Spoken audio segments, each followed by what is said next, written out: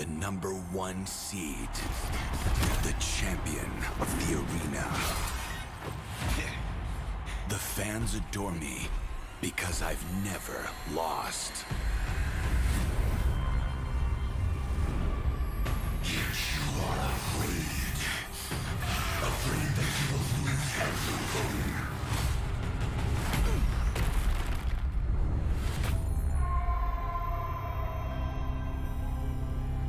Do you ever get scared of losing, Kimmy? Well, big girl, I think we should cherish the joy and excitement of each game. Not who won or lost. That's right. I'll strive for victory, but I won't lose myself in its pursuit.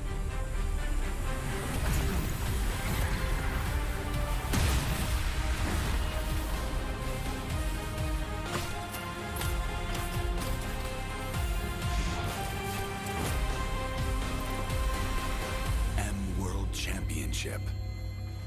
I'm back.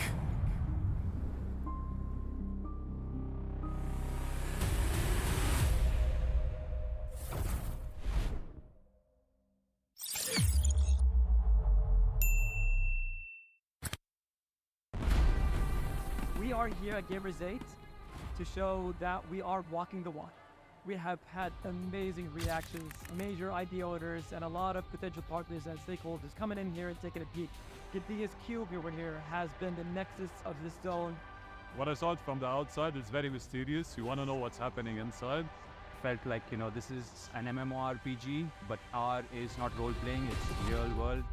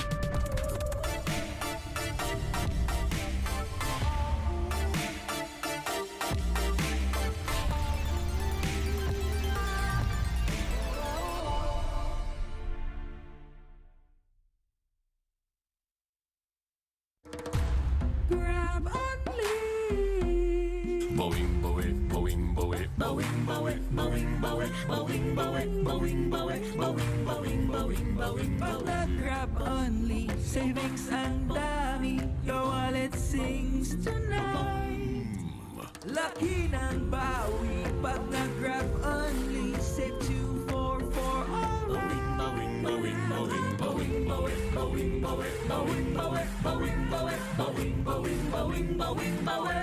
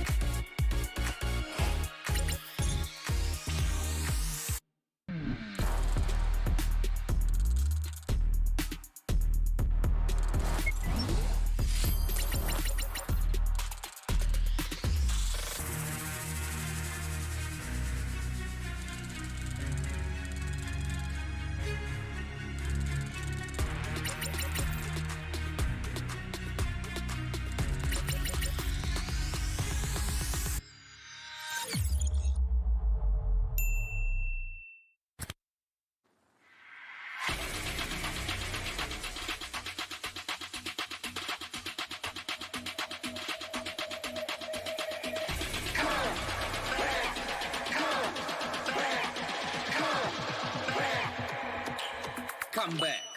Что мы друг другу скажи мне, мы вместе на пути к вершине. Наши глаза горят, и воздух накален невыносимо. Нет, мы не заплачем, потому что здесь мы что-то значим. Ногами высекаем искры за спиной наша удача. Устали мы вечно ждать, сидеть с трибун, все наблюдать. Гладиаторы мы в этот раз. Наконец настал наш час. Мы вернулись вновь, чтобы побеждать. Трофей над головой своей поднять. Эта арена вызывает в голове флешбэк, и мы готовы к бою. Это наш камбэк. Кто ты, воин, как твое имя? Взмываешь небеса, как Чонг. Воля твоя нерушима, снова слышен битвы гон. Но только в соло ты не сможешь таланты все свои раскрыть. Команда верная поможет твои слабые места закрыть. Устали мы вечно ждать, сидеть с трибун, все наблюдать.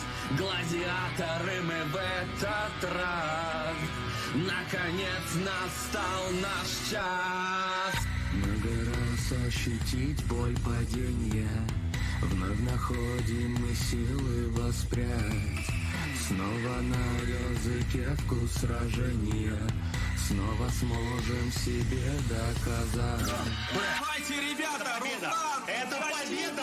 Мужчина стоит рядом, ее не вытаскивает. Сейчас Саня, может быть, стоит продолжить? Получится ли ульта от Лолиты? Есть ульта от Лолиты! Красавчик! И должны доигрывать! Какая уверенность! Все вместе в системе дойдем мы к победе. Мы встретим проблемы, но это путь верный. Против всех заочно, но я знаю точно, что на пьедестале стоять мы будем с вами. Мы вернулись вновь, чтобы побеждать. Трофей над головой своей поднять. Эта арена вызывает в голове флешбэк, и мы готовы к бою. Это наш камбэк.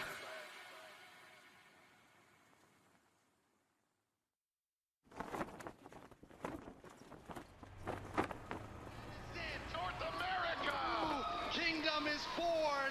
The Ohio brothers stand above. The throne is taken. The crown is theirs. T.O.B. claiming what they thought was theirs. What is greatness in MLBB esports?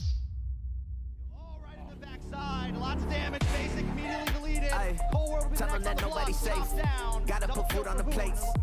Right now I'm taking the safe. Whoa, wait, I just been doing the race. I just been catching the cases, and it's already too late. People say he diabolical. Right now I'm feeling unstoppable. Learn to avoid all the obstacles. Black can get hotter than tropical. Ay, do what it takes. We taking it too. Yeah, breaking the bank, breaking the rules. If my people starving, then I gotta steal. I get on the meals. Yeah, you know the deal. I'm keeping it real. What is greatness in MLBB esports?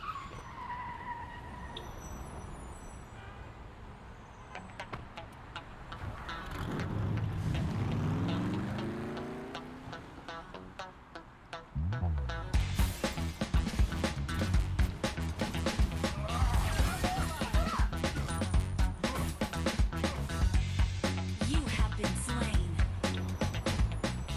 Is it saying no to distractions?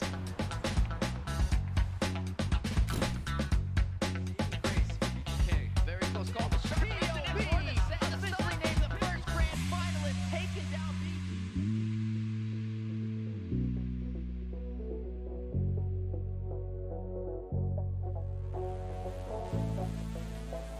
Is it unwavering amount of focus?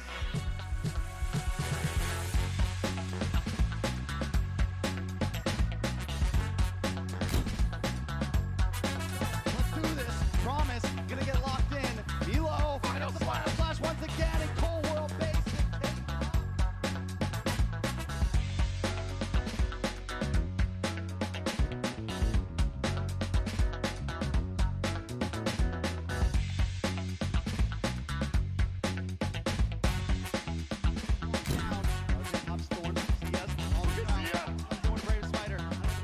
Is it just pure passion that's more important than the food?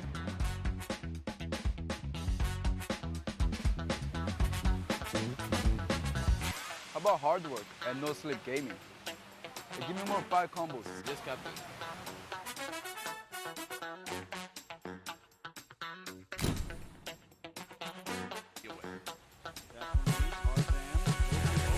Territory. Coldwell comes in, gets a suppression. Superstar still to get away. Hoon uses the red rider with IMU, basically gets stunned up, taken out. 3 members down already. Coldwell, Tarzan also in trouble. Coldwell chased down, a double kill and a double kill. Up on top. Oh, my pop up. A lot of damage on the CM, but it comes Phantom Execution. Takes the counter back. Superstar though, Tarzan finding it, now he's in the best bucket. Terrified, taken out from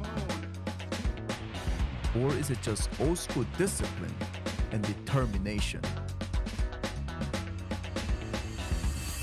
This is what you get for face checking.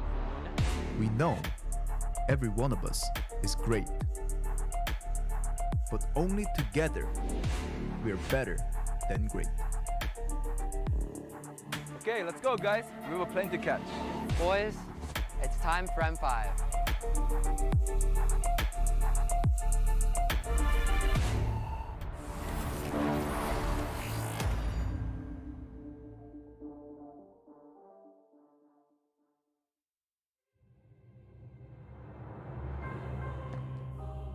The Shadow Dragon was once my biggest weakness, but now it's my most potent weapon.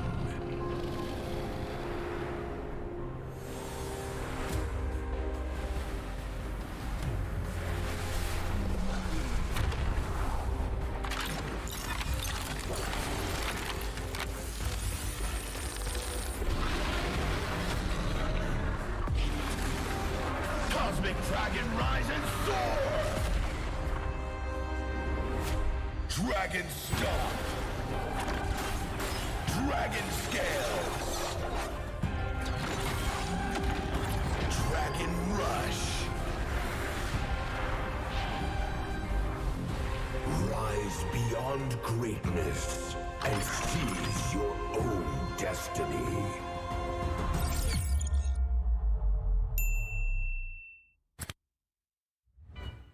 Tonight, we celebrate MLBB Esport. Do the kaldak! Do the kaldak! This is the Suman Challenge. Go! Oh, oh, oh, oh, oh, oh. Just it.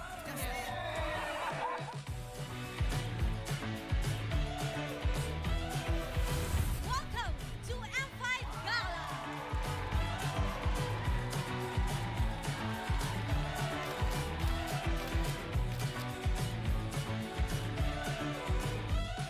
Guess the hero challenge. Lapu-lapu. Iritel. Franco. Nana. Nana. Nana, go! Best dressed team. Ole! Best dressed Super Marco.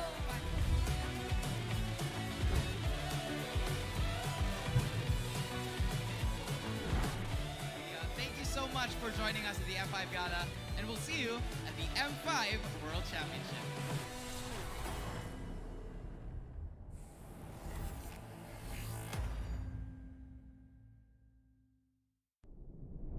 Have you ever wondered what is our identity? Our identity isn't limited to just esport players. Our style. Sweat. Our passion. And vibe. Feel our energy. When we dominate the stage.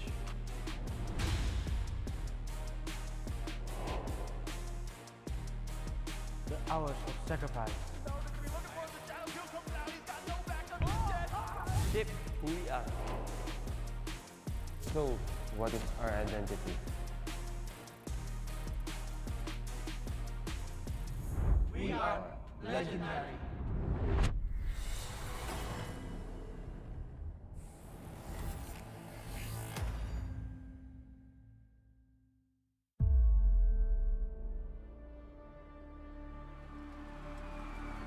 in the history of M Series. No host country has ever won the championship title.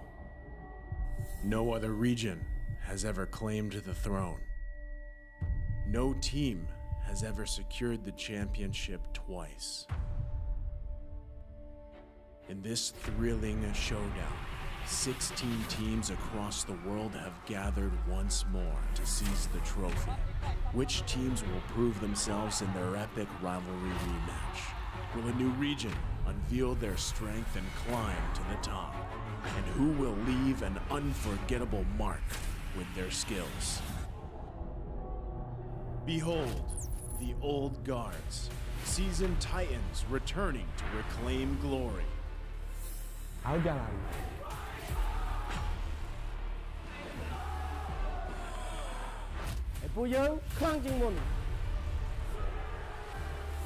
Судьба будет в наших руках. The newcomers, eager to forge their legacy.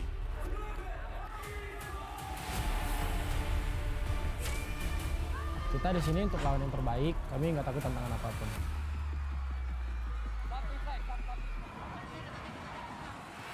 Emerging from the ashes, the rising stars are vying for the spotlight.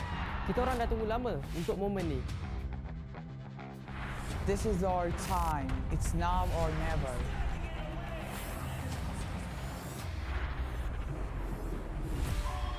Enter the contenders, here to defy the status quo and rewrite the narrative. We've weathered the storm. This is where we break through. Nós somos brasileiros e a gente não desiste nunca.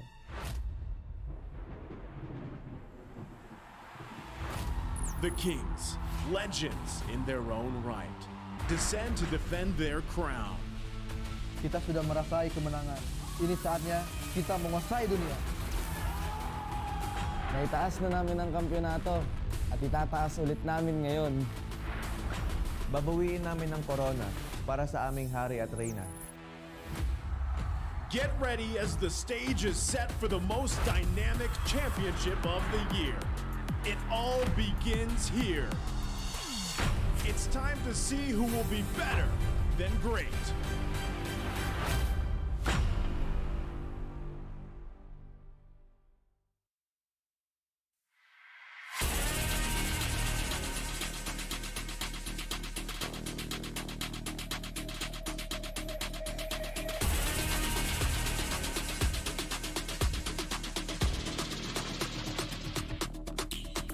Hit me like I might get over, but you could give me in no corner. I know I can make a comeback.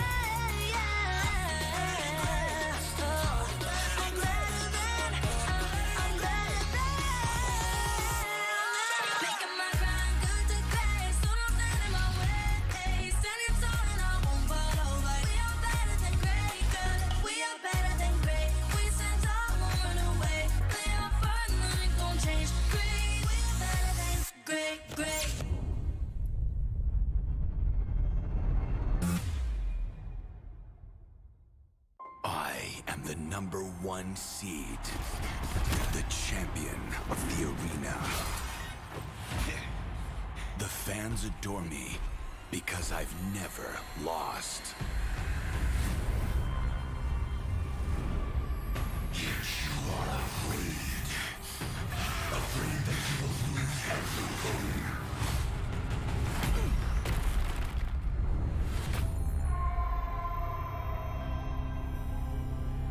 Do you ever get scared of losing, Kimmy? Well, big bro, I think we should cherish the joy and excitement of each game. Not who won or lost. That's right. I'll strive for victory, but I won't lose myself in its pursuit.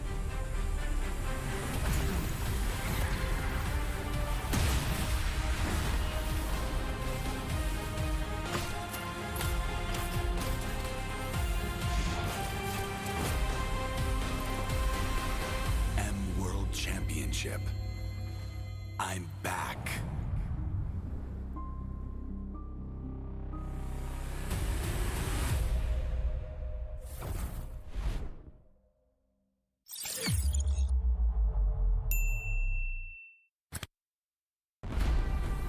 We are here at Gamers 8 to show that we are walking the walk. We have had amazing reactions, major idea owners, and a lot of potential partners and stakeholders coming in here and taking a peek. The DS Cube over here has been the nexus of this zone. What I saw from the outside is very mysterious. You want to know what's happening inside. Felt like, this is an MMORPG, but R is not role-playing, it's real world.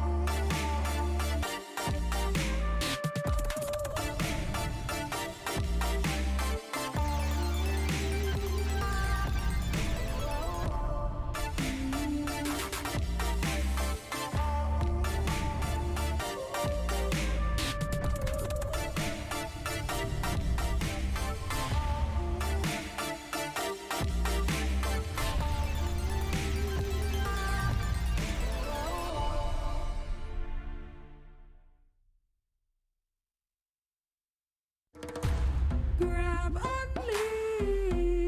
Boing, boing, boing, boing, boing, boing, boing, boing, boing, boing, boing, boing, boing, boing, boing, boing. Pag nag-grab only, savings ang dami. Your wallet sings tonight.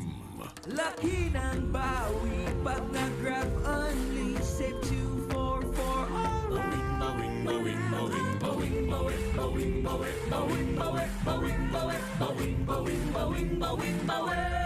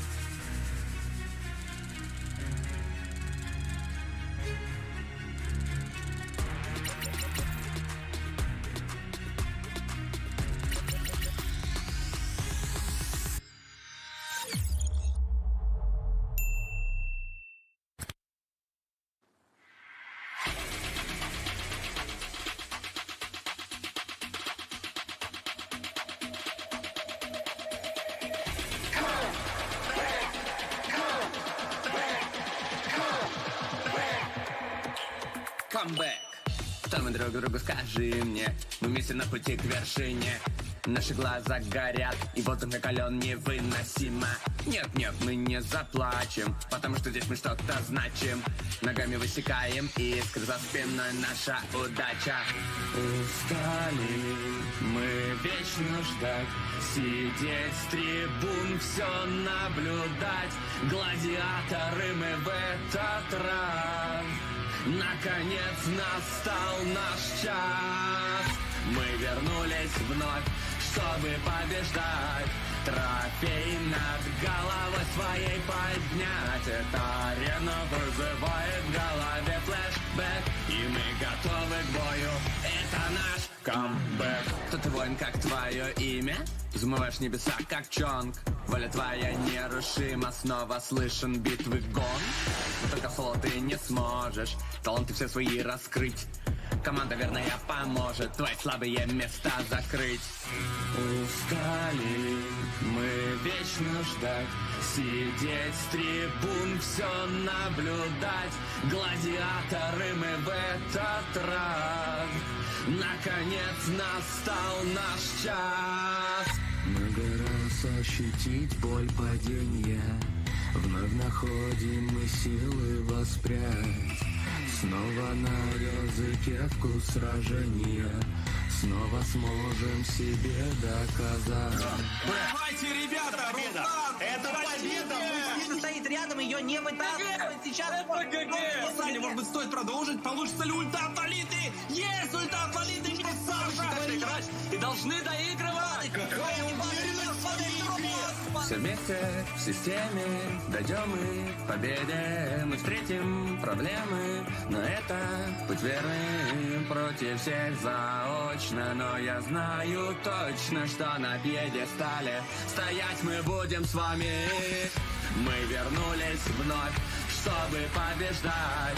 Трофей над головой своей поднять. Эта арена вызывает в голове флешбэк, и мы готовы к бою. Это наш камбэк.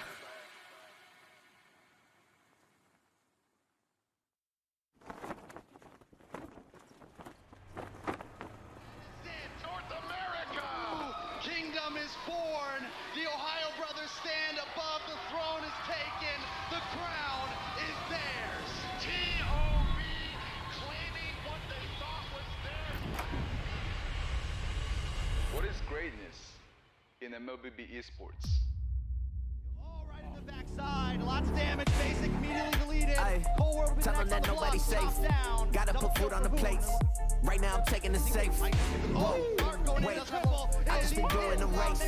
I just been catching the cases, and it's already too late. People say he diabolical.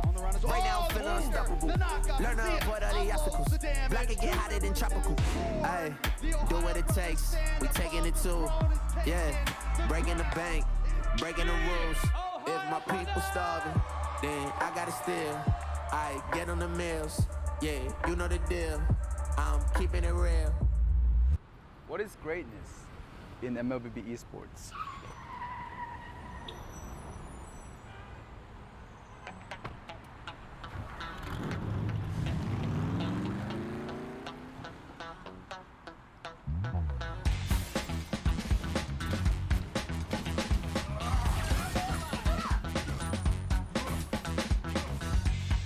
You have been slain.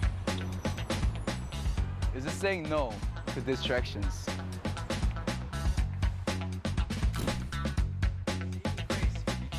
Very close call. T.O.B. officially named the first grand finalist, taking down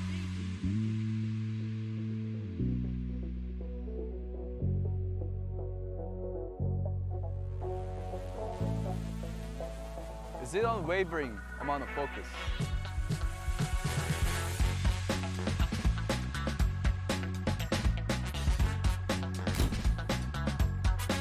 Let's do this. Promise. Gonna get locked in. Elo finds the final flash once again, and Cold World base.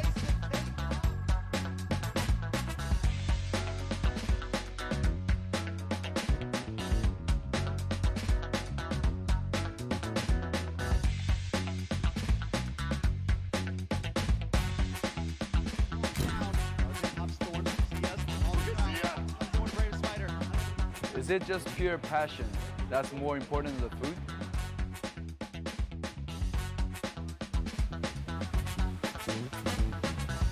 How about hard work and no sleep gaming? Give me more 5 combos. Yes, Captain.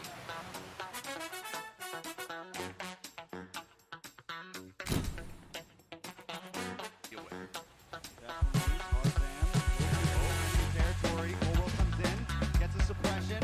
Superstar Builders get away. Hoon uses the red rider with IMU, basically gets stunned up, taken out. 3 members down already. Coldwell, Tarzan also in trouble.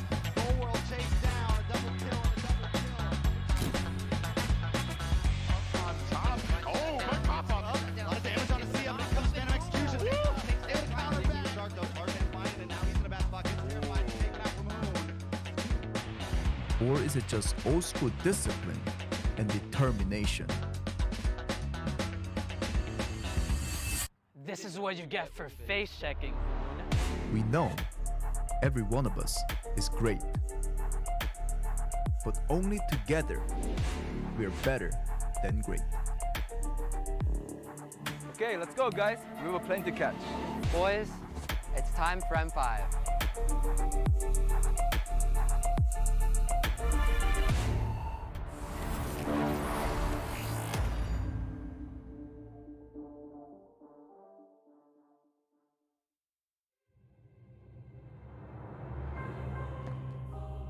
The Shadow Dragon was once my biggest weakness, but now it's my most potent weapon.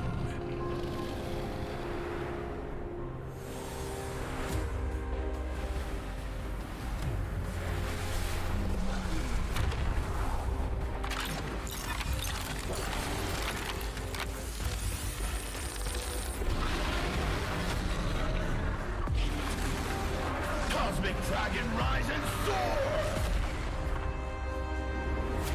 Dragon Stomp! Dragon Scales! Dragon Rush!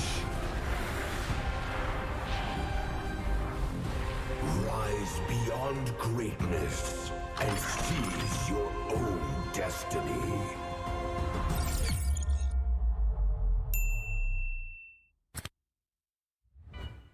Tonight, we celebrate MLBB Esport. Do the kaldak! Do the kaldak! This is the Suman Challenge. Go!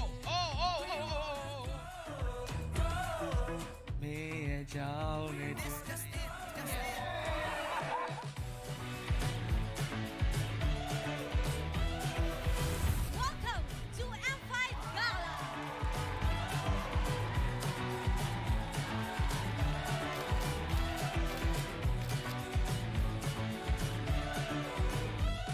Guess the Hero Challenge! Lapu-Lapu, Iritel, Franco, Nana. Nana! Best dressed team! Best dressed Super Marco!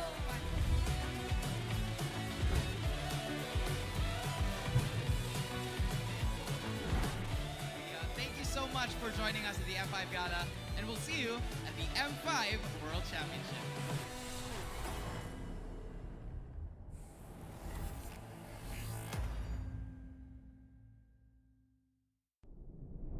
Have you ever wondered what is our identity? Our identity isn't limited to just esport players. Our style. Sweat. Our passion. And vibe.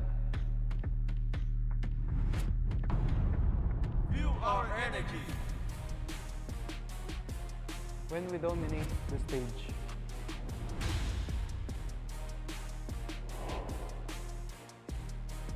The hours of sacrifice. Shape who we are. So, what is our identity? We are legendary.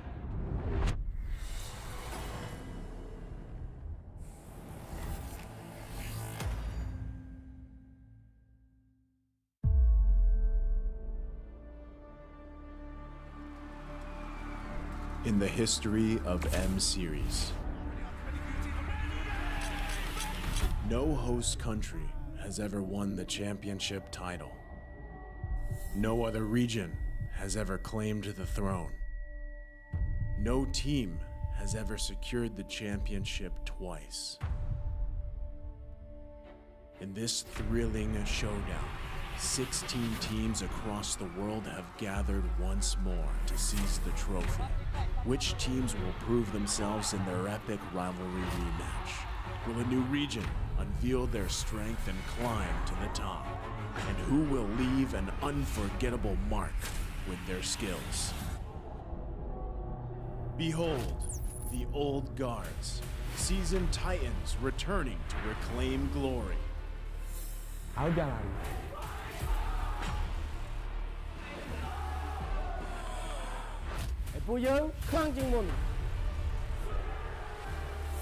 Судьба будет в наших руках. The newcomers, eager to forge their legacy.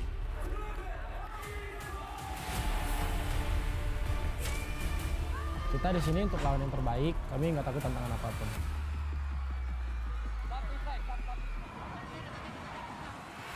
Emerging from the ashes, the rising stars are vying for the spotlight. Kita orang dah tunggu lama untuk momen ni. This is our time. It's now or never.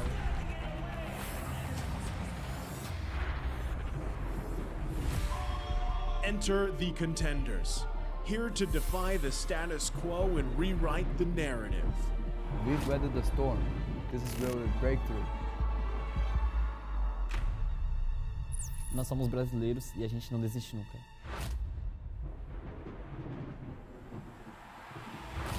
The Kings, legends in their own right, descend to defend their crown. Kita sudah merasai kemenangan. Ini saatnya kita menguasai dunia. Naitaas na namin ang kampyonato at itataas ulit namin ngayon. Babawiin namin ang corona para sa aming hari at reyna. Get ready as the stage is set for the most dynamic championship of the year. It all begins here. It's time to see who will be better than great.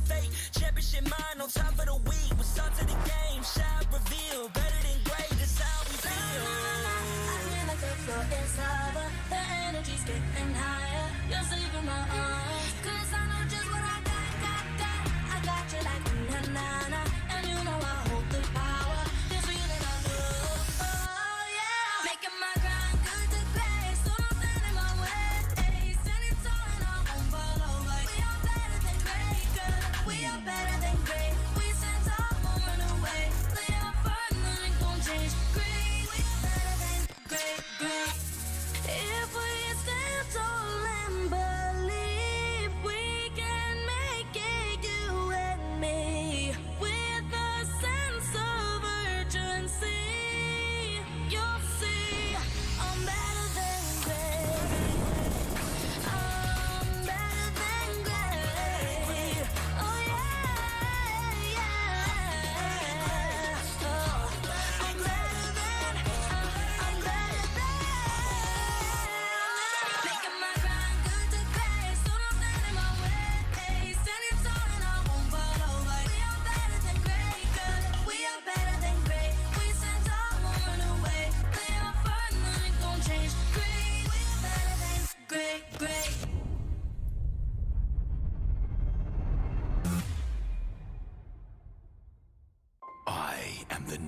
1 seed, the champion of the arena. The fans adore me because I've never lost. Yet you are afraid that you will lose everything.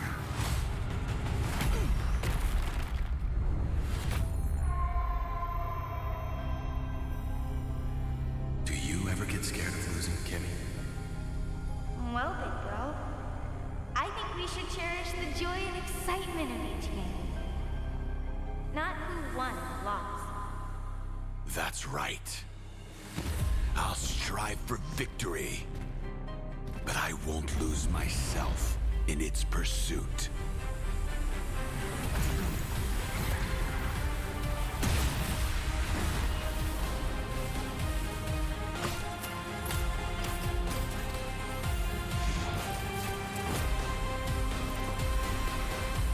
World Championship.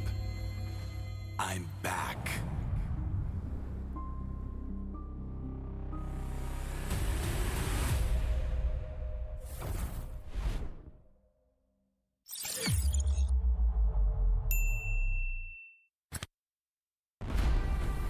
We are here at Gamers 8 to show that we are walking the walk.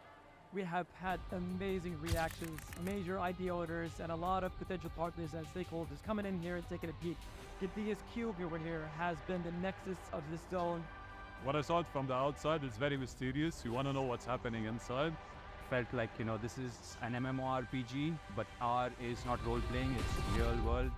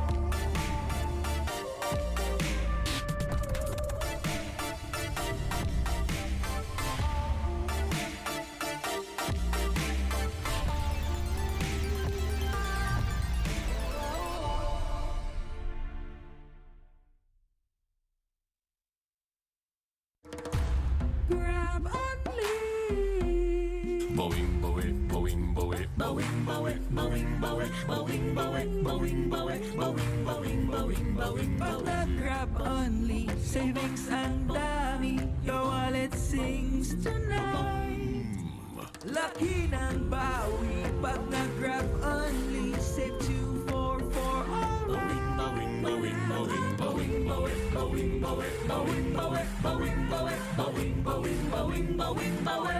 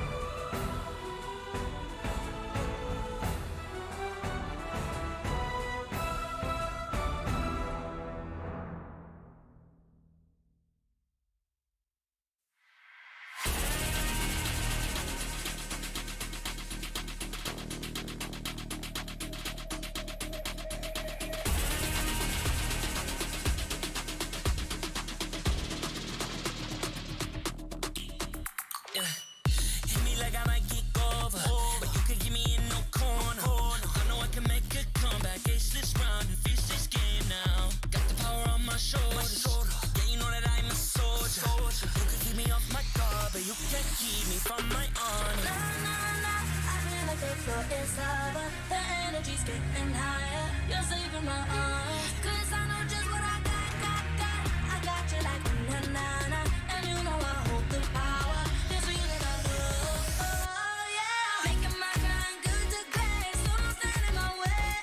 Standing tall and I won't fall over. We are better than great, good. We are better than great. We stand tall, won't run away. We are fun, nothing gon' change. Great, we are better than great. Can't get it great, I'm better than great. I play my own role, I've been kinda greatest. Transcend myself into this game, yeah. I build a power to dominate fate. Championship mind, no time for the weak. We're start to the game, shout, reveal. Better than great, that's how we feel. I feel like the floor is lava. The energy's getting higher. You're saving my arms. 'Cause I know just what I got. I got you like na-na-na. And you know I hold the power. This feeling I love. Oh, yeah. Making my grind good to great. So don't stand in my way. Standing tall and I won't fall over. We are better than great, good. We are better than great. We stand tall, won't run away. We are fun, nothing gon' change. Great, we are better than great. If we stand tall and believe we can make it, you and me, with a sense of urgency, you'll see I'm better than great. I'm better than great. Oh yeah. Oh, I'm better than. Making my grind good to great. So don't stand in my way. Standing tall and I won't fall over. We are better than great, good. We are better than great. We stand tall, won't run away. We are fun, nothing gon' change. Great, we are better than great.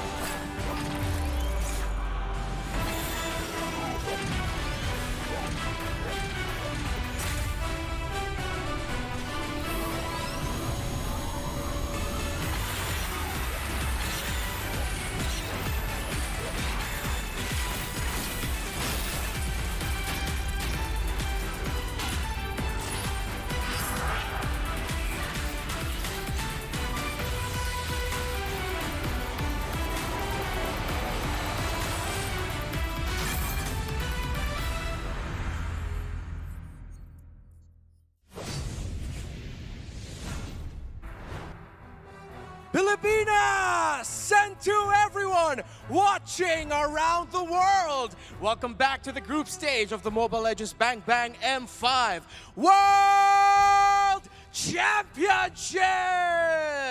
The quadruple header that we got yesterday that opened the biggest and grandest mobile esports tournament of the year seemed to have got you guys craving for more MLBB action straight from the world's best teams. I mean, I can't blame you though, especially after seeing those clutch buy and sell shenanigans from Kyle TZ and Few, game-changing retribution plays from TNZ, that's my attempt at copying the recall effect. I'll think of something else. And well, Kiboy being Kiboy from Onyx, don't worry, because we hear you. And nay, we got you. If it's more MLBB you want, then it's more MLBB that we're all going to get. Another quadruple header is coming to you today. So let's continue to witness the world's greatest MLBB teams in action and them trying to become better than great. Casters from all over the world, let's go.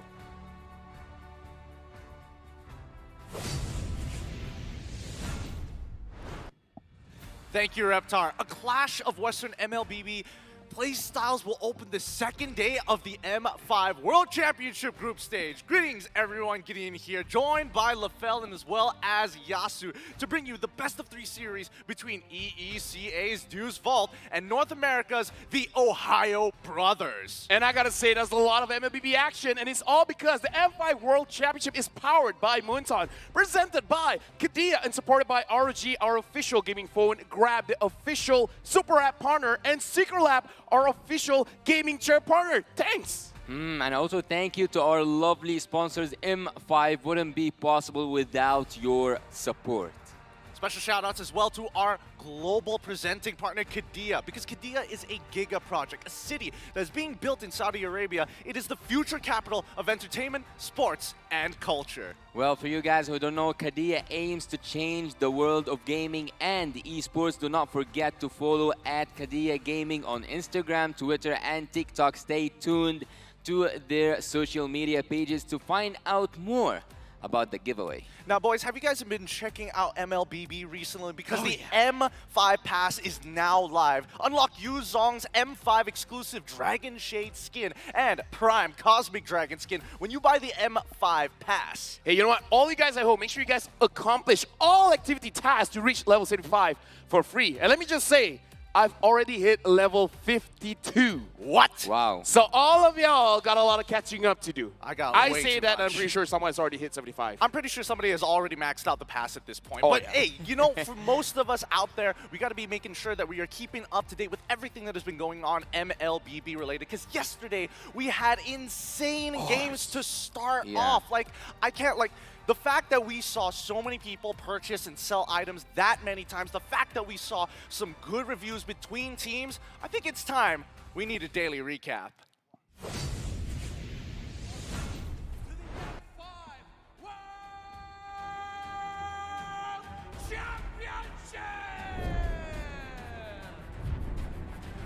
M5 Group Stage Day 1 was a showcase for the carries. Where we are entering a new era, it is finally time for the junglers to shine again. AP Brand, the Filipino champions, are determined to rile up the home fans with a win against their old rival, Burmese Schools. The dreadful Nolan was left open by Burmese Schools in both games for Kyle Teasy to take advantage. It's stressful to see. Oh! AP Brand coming in with the Lord, and they are going to take this series in a 2-0 sweep. The home team achieved the opener that they'd hoped. Next, Team SMG tapped on family buffs in a quest to take down the Turkish champions. Fireflux rallied on with a great display from TNZ in both games. The base, Fireflux takes game 1. With that, the rulers from Turkey are off to a great start in the group of death. Led by 2 veteran roamers, to take that Lord down. He's now dancing with Nail. The match then turned into a back-and-forth contest between Nile and Chibi. Ultimately, it was the Malaysian carry that stood on top. The last match of the day, it was all Onyx from the get-go. Onyx, they just have that Tiger. Even luck was on their side. He died! Will he die? Oh! No way! No way! No way! The Sky Kings were way too dominant for the Brazilian robots to overcome. We saw plenty of spectacular jungler plays during day 1 of the M5 group stage. For day 2, what else would you like to witness that is better than great? Let's find out.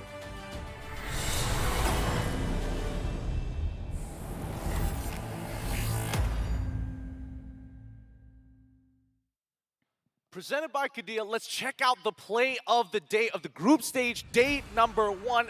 Kicking things off, I mean, Zorn's recall leading to some devastating Minotaur stomps. Boys, I know you guys had a quick look at this during that game, but man, were you expecting this? Okay, coming from Malaysia, a little bit, because Zorn has to do Zorn things, and I'm glad that he did Zorn things. I mean, I'm glad he was able to do Zorn things as well, but in case you guys don't know, here is today's schedule for the group stage, day number 2. We have Daewoo versus TOB in the West versus West, BG versus Team Flash, the new SG reps versus the new Myanmar reps, See You Soon versus BTR, M3 Grudge Match, and Blacklist International versus RRQ Akira, RRQ's Redemption versus Blacklist International. Yesterday I have witnessed only full sweeps, a strong message for from all the teams winning, for all the winning teams, and a lot to fix from the teams that lost yesterday. Now, looking at the group standings, because of these sweeps, a lot of these teams are, well, not in the danger zone just yet. A good start for some, others looking for some redemption points. Keep in mind that the top 2 are moving on to the knockout stages. Yeah, and honestly, it's something that we have discussed as well, because losing one match, it feels devastating, but it's not over. You have opportunities to still climb up to the second one. So honestly, I kind of feel like maybe after the 3rd day, then maybe we have a better understanding, especially if it's going to be 2 O's and 0 2s. I mean, very much so. I think today is going to be pretty important for teams like, well, Burmese Ghouls, for an example. They got swept yesterday, and now is their opportunity to claim some points back. Well, today, if Team Burmese Ghouls didn't do as the fans require them to do, they will be in a really bad situation. Yes, there is a possibility, even if they lost 2-0, there might be a tiebreaker somewhere in the schedule, but that's a long shot. But tell us what's the that's a good match headline. Yes, West versus West, redefining greatness. The EECA has come to play, but this time they're going against North America. Now, this is going to be pretty interesting, right? Because we've seen both of these teams before. A lot of veterans from either side. I gotta say, after 1 year of absence, I can't wait to see Sao and Sunset Lover again, because again, they have 4 M-Series appearances. 2 of the most M-Series appearances in history. And I mean, look at this. Like, I want to see more of Sunset Lover, but Shark as well as Zia have appearances in M-Series as well.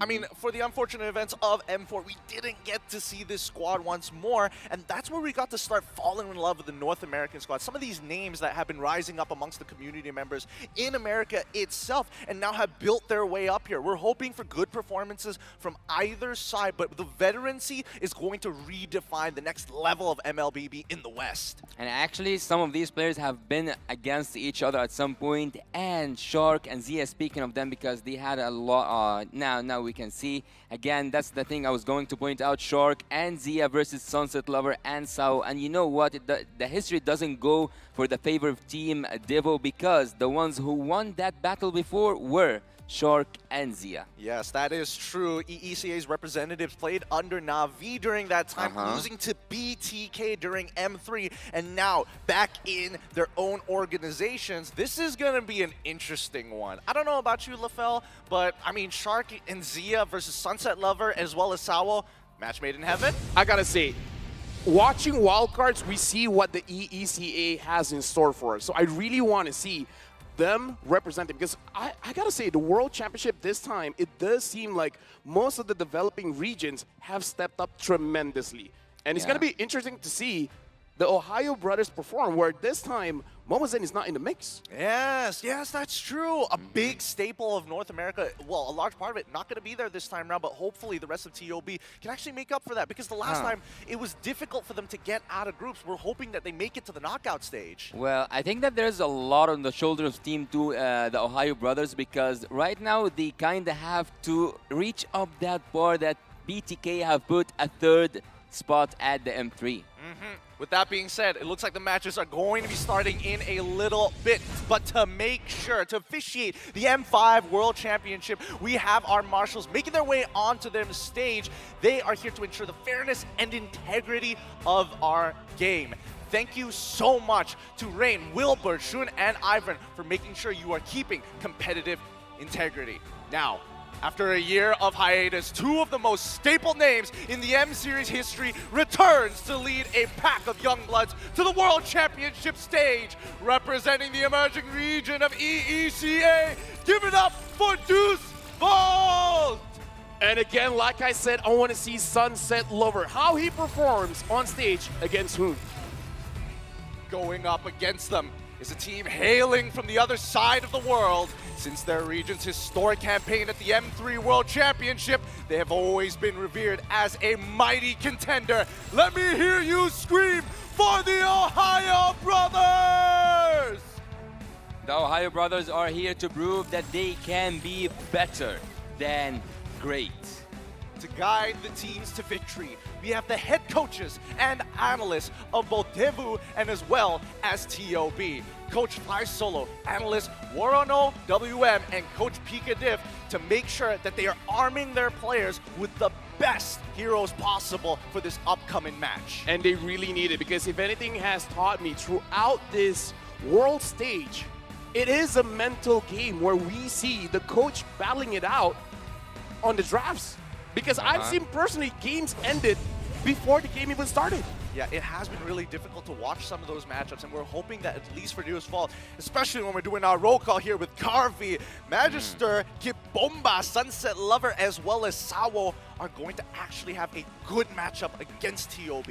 Well, hearing some, I'm not gonna say confirmed information, but it seems like Team Devo has been warming up until this moment. They have been doing really good in the scrims, but it doesn't look as good for Team the Ohio Brothers. I don't know, because when I look at Carvey, I'm looking at a Norwegian Filipino going up against another Filipino on the opposite side in the name of Zia. And he's not the only one. He's paired up with Best Player 1, Mielo, Hoon, and as well as Shark, representing the Ohio Brothers. I gotta say, the last time I saw Best Player play, he had one major weakness. The fact that if he gets invaded early, it seems like he's out of the game. He doesn't know what to do. So I hope this time, after experiencing what happened before against international teams, that the Ohio Brothers have fastened their seatbelt, they're ready, and they're charging forward. Well, speaking of best player, and also let's say when he gets invaded, he cannot control his gameplay. I can tell you for sure that one of Devo's best strengths is that they have a high early pressure, so he has to take care of that. A high invade. Okay. Being able to kind of, it could be a game of rock, paper, scissors, but this is a nerve-wracking battle because this is the first time these two teams are going to be battling out here in M5 itself. So with that being said, let's have a couple of words from the players themselves on how they feel. Okay, so how I feel about being a Filipino and discovering ML after a few years and then discovering that my own country is the top one. Well, at first, I was surprised, like, whoa, my own country is top one in this game. I was like, and then my cousins, they were the one who introduced me to the game because I came to visit my family again in the European region about being one of the Europeans. Instead, I want to be one of the Filipinos who actually are really good at this game. I'm telling you, it feels like everybody, especially if you are related to the Philippines, your cousin is gonna get you into Mobile Legends Bang Bang one way or another. It just feels almost natural to fall into the game. Yeah. At this point, we have seen a lot of great players coming here from the Philippines. Here, actually, we are at the Philippines witnessing the first edition of the M Series being held at the place that held the M Series title for how many long? 3 M Series?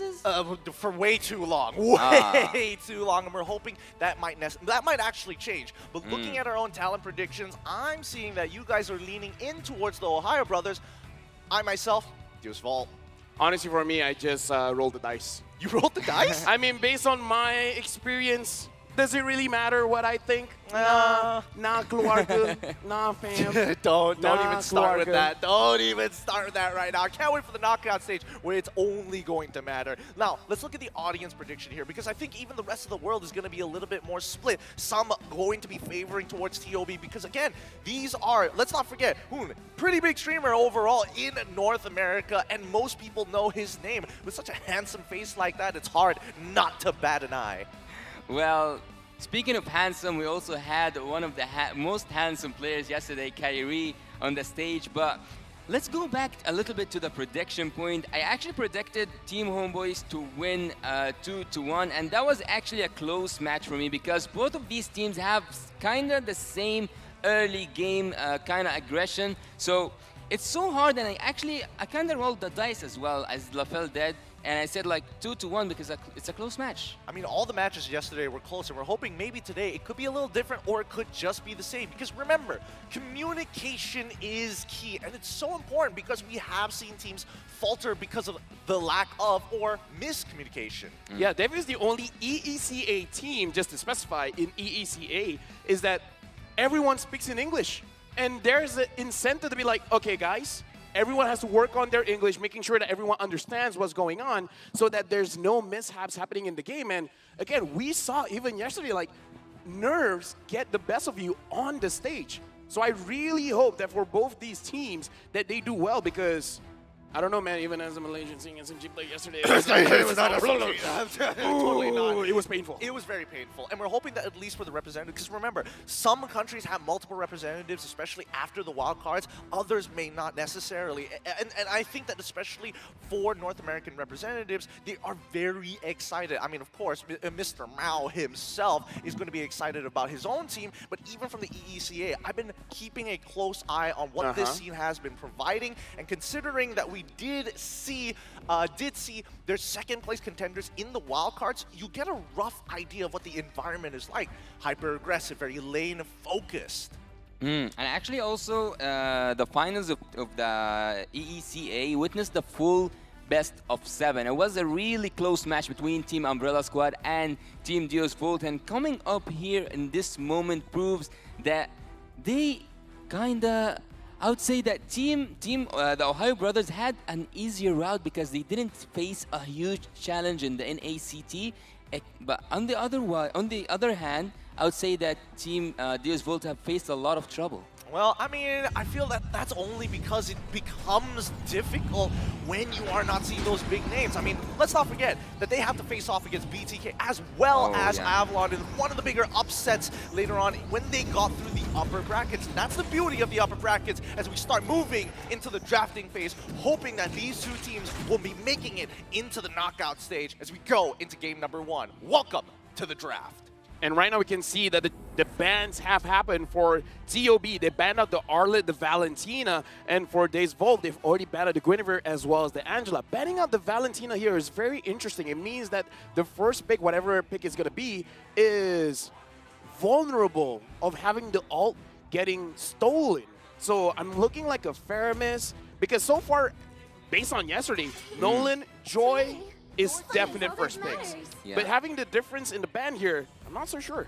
I feel like it could be kind of disgusting if TOB were able to get these big power picks, but they are on blue side. They will only get one, while the rest of Duo's Fault will be able to pick up those two to try and deny them in the first phase. Well, based on my researches about both teams, none of them have actually banned one of these key heroes for each other. So speaking of that, Guinevere, of course, like everyone knows at this moment, that this is one of the most, if not the most dangerous pick to take in the jungle. And also, speaking of the jungle, you have also Nolan, and the Angela will be like a force of nature at this point. But speaking of the Valentina, actually, this is a really good point.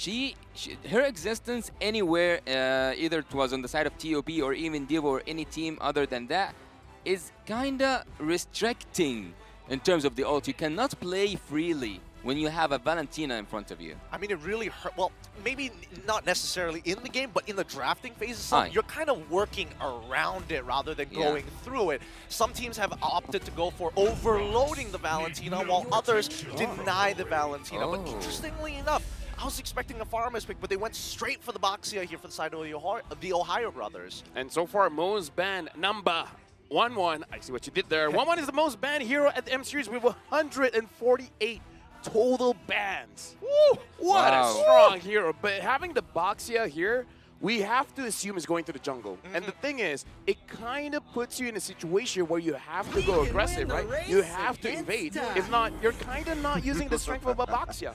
To live is to I think it's rather interesting, right? Because especially we don't get to see Boxia openers from blue side that often. I think, you know, at least for the side of TOB, they're feeling very confident in Best Player 1, but then we cut back over to Duo's Fault, right? Instantly, they get their own power picks. No Valentina? Okay, we're going to take a free Farmist, and on top of that, we're going to get a strong gold laner in that Bruno. But actually what's really interesting for me is that Best Player is not playing his most comfortable hero, because he's more comfortable into the Lancelot, Ling, and also the Martis. So actually I don't know if that's kind of restricting Team Devo from taking the Baxia because he is one of the best picks that Magister can play. But again, I agree with you. I thought that the Primus will be taken from the side of Team the Ohio Brothers, but again, we go back to the hospital meta to see a Matilda coming with that Claude. Gideon, do you like surprise birthday parties? Sometimes. What if they surprise us and put the Baxia in EXP? No, please, no, anything but that. Anything but the Baxia and the EXP. But what would be the counter matchup here? This is under the assumption that they're going to play something along the lines of like, oh yeah, Esme, Yuzo, I mean, if I'm not mistaken, Kid Bomba likes those very tanky heroes, so perhaps just having a Baxia early to make sure that the spell them doesn't really matter so that you can gank and you can get a kill. I'm just saying, Kid Bomba loves Terizla. He won 11 out of 13 games. Well, actually speaking of surprises, I would definitely tell you that Team the Ohio Brothers are able to do such thing because Fredrin have been switched to Melo in the XP lane multiple times from the best player one. But looking here, we see that Minotaur comes once again, and I think that this is a really good setup composition from the side of Team Devo. They have a really good solid draft at the first phase. If I'm Claude, I don't like this. I don't like getting hit by De Bruno. I mean, it's good against the Firmus, but not good against the Minotaur. I think it's one of those conditional situations of like having your BMI up at the right time, at the right place. But I think at least with an insurance policy of the Matilda, it kind of gives you another layer of depth to your composition, right? And even for Devu, they're getting rid of the Lilia. I think it's smart. They want to make sure that even if the Claude is not able to break our temp HP from the Nether Realm, at least your mid laner can't either. Well, expecting that Team Devo is now looking for a jungler, I would actually see a Fredrin coming through or even a Lancelot at this moment. I would actually highly recommend the Lancelot kinda because I think he will have a lot of space underneath that rage from coming from the Minotaur. But on the side of Team the Ohio Brothers are actually they need an XP if Baxia will not be the surprise as LaFell wants it to be, actually. Kinda, I think that you want it to be an XP lane. I want it, but it will be interesting. Yeah, it would be kind of interesting. But let's look at the hero duels so far, because here in the M5 win rates, 100% whenever you see, and this is a theoretical win rate so far based on the 4 games they played, Bruno as well as that farm is a really nice combination between the two, supplementary support with high damage crits. Bruno miss? I was trying to think of one as well. It doesn't fit nicely. Bruno miss? Farano? Farano is as close as we're going to get. Farano. Bro miss, you can take it, bro. Oh, no, you Bruno can't. miss. Yeah, you can't. Yeah. Bruno doesn't miss either. Yeah, Bruno doesn't miss. So with Diggy Ban, this does give an idea that at least Dusma are going to be playing very heavily around the Minotaur. We see the Tyroth and as well as the Joyblad. Meaning one other hero is going to be pretty tanky. There's quite a lot of heroes that doesn't like the Dyroth. There's a hero that you really like that doesn't like Dyroth. I know, but it's like... Uranus. Don't, come on. Kid Bomba knows better, right? Kid Bomba knows better. He wants to make the play. He wants to be that guy. He wants to be the playmaker, right? So just keep it simple. Lock in that Terizla.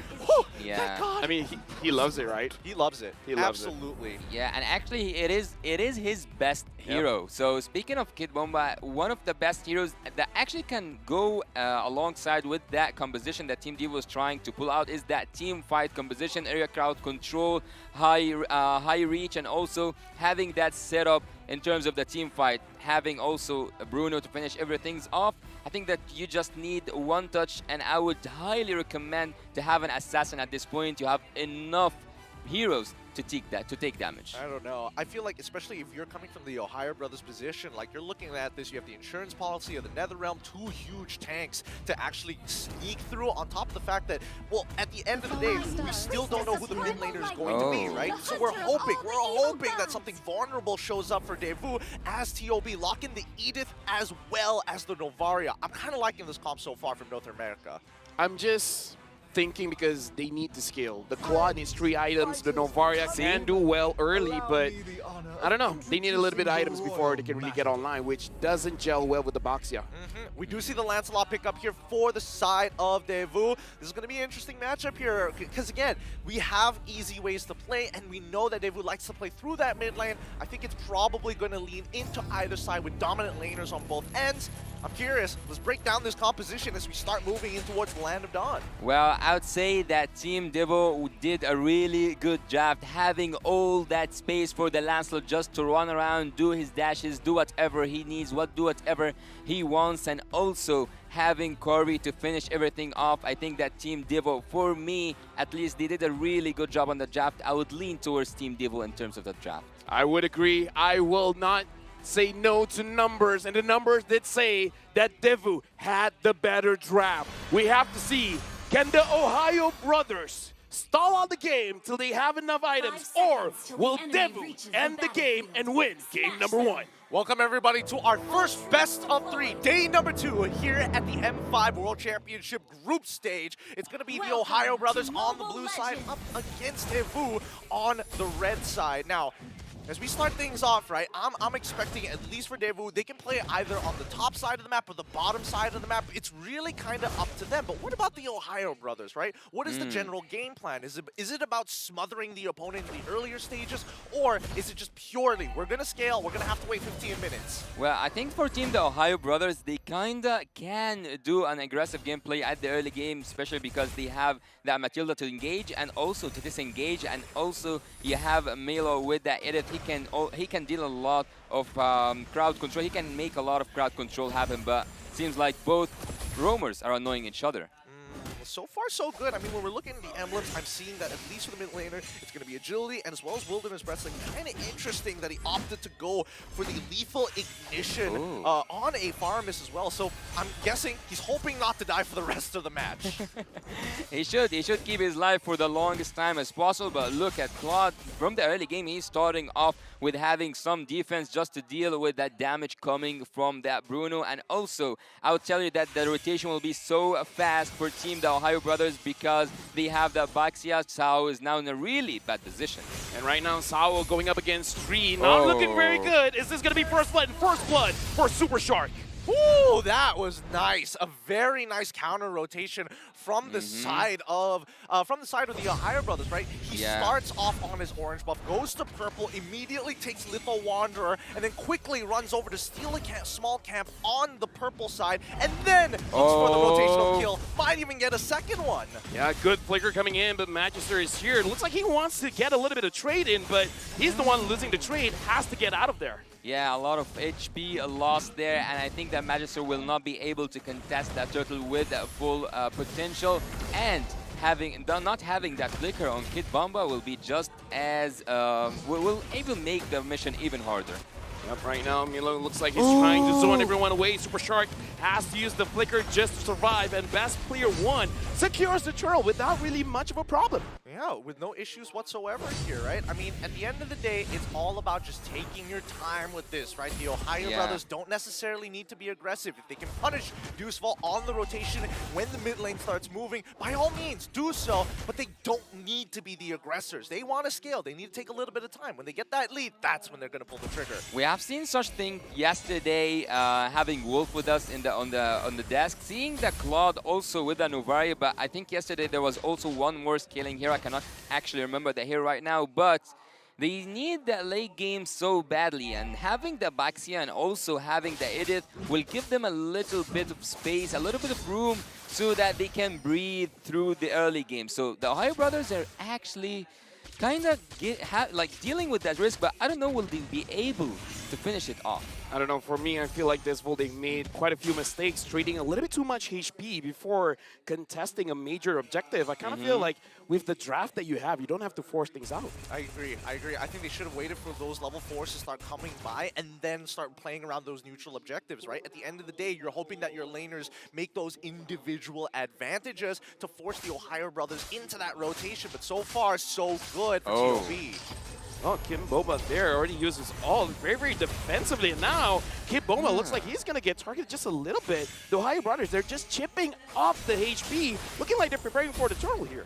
Yeah, I think that Zia at this moment needs to farm as much as possible because there's a lot on his shoulder, but look what's happening right now. Yep, looks like Milo is going to target onto Sao, and Sao is able to get 3, but is that really going to be enough? It looks like the team is not on the same page. Magister wants to go away, and Sao gets taken down. Best player gets pulled back into the turret range, and now Kid Bomba looks like he wants Milo, but it's 1v3. Is that a really good fight? You want to go for it? He wants to go for it. Kid Bomba goes on to Milo. Magister secures the kill. Best player 1 and Magister. Magister, you still have a way to get out of that bad situation, and he does. Okay, really nicely done so far from either side, right? At least for Deo's fault. Like, Kid Bomba probably would have wanted to have his ult a little bit earlier, but he lost it early on before the interaction even begun.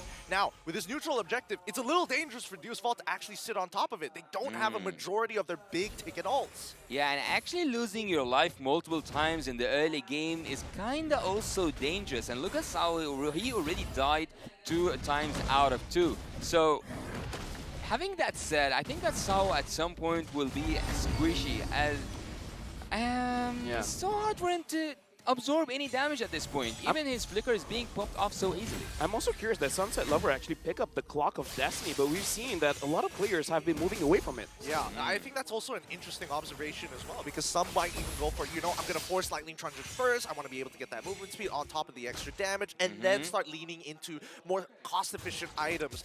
Things like Necklace of Durance, for an example. But here, it's about scaling. Yep, looks like Carvy's going to get targeted down. It looks like, he is able to survive for now. Sao goes back in, trying to take down best player 1. Basically no HP just yet. Sunset Lover was able to protect Carvy. Really great stuff. Well, that being said, Zia with that Purify, it's the basic spell to have in this match. But having that being said, you saw how Zia was dealing a lot of damage to Carvy, and that's because he got the Demon Hunter Sword, the core item that Claude needs. So, 6 minutes into the game, I would say pretty much good that he has Claude by now. This is pretty standard for the side of the Ohio brothers, right? If you look at the gold earned, everybody is scaling up at a good pace. Right now, Hun and even Milo are doing much better than Sunset Lover as well as Kid Bomba. Magister, on the other hand, has actually caught up because of all the interactions. His best player has been instigating these wars in the middle of these fights, trying to punish Sawo in the meantime. So I think as of right now, especially for Deo's Vault, as long as they smother Ohio brothers, they are going to get ready for the next upcoming turtle in about 26 seconds, and hopefully that's where they find the advantage. Well, look at Novaria, right? So far, she will not have any damage whatsoever. Having the only Book of Man, she cannot deal any damage, just like the continuous vision that she can only provide through all her skills. But I think that's quite much it. I think that also vision is a key, as long as some of the gameplays are a key. And now having also the new item, the support item, she can actually be so helpful to the team right now. Definitely you can see the Ohio brothers prioritizing on those utility items. Milo able to find Sao. Sao here is in danger, and he's gonna die before he's able to get his ult off. And now even the Netherrealm is not there. Kid Bomba goes back in onto Zia. Zia's getting targeted, but he is fine. He is safe. Milo goes back in onto Carby. Carby kiting out of there. Even Magister has to get out of range. And now the Ohio brothers, they're controlling the river. That's some beautiful stuff coming out from the Ohio brothers, right? A lot of the interactions, they're not wasting their abilities. It's about zoning, but can they get this? No steal so far. Nicely done by best player. But yeah, the Ohio brothers, I was expecting them to take a full-on fight, but it was all about the zoning.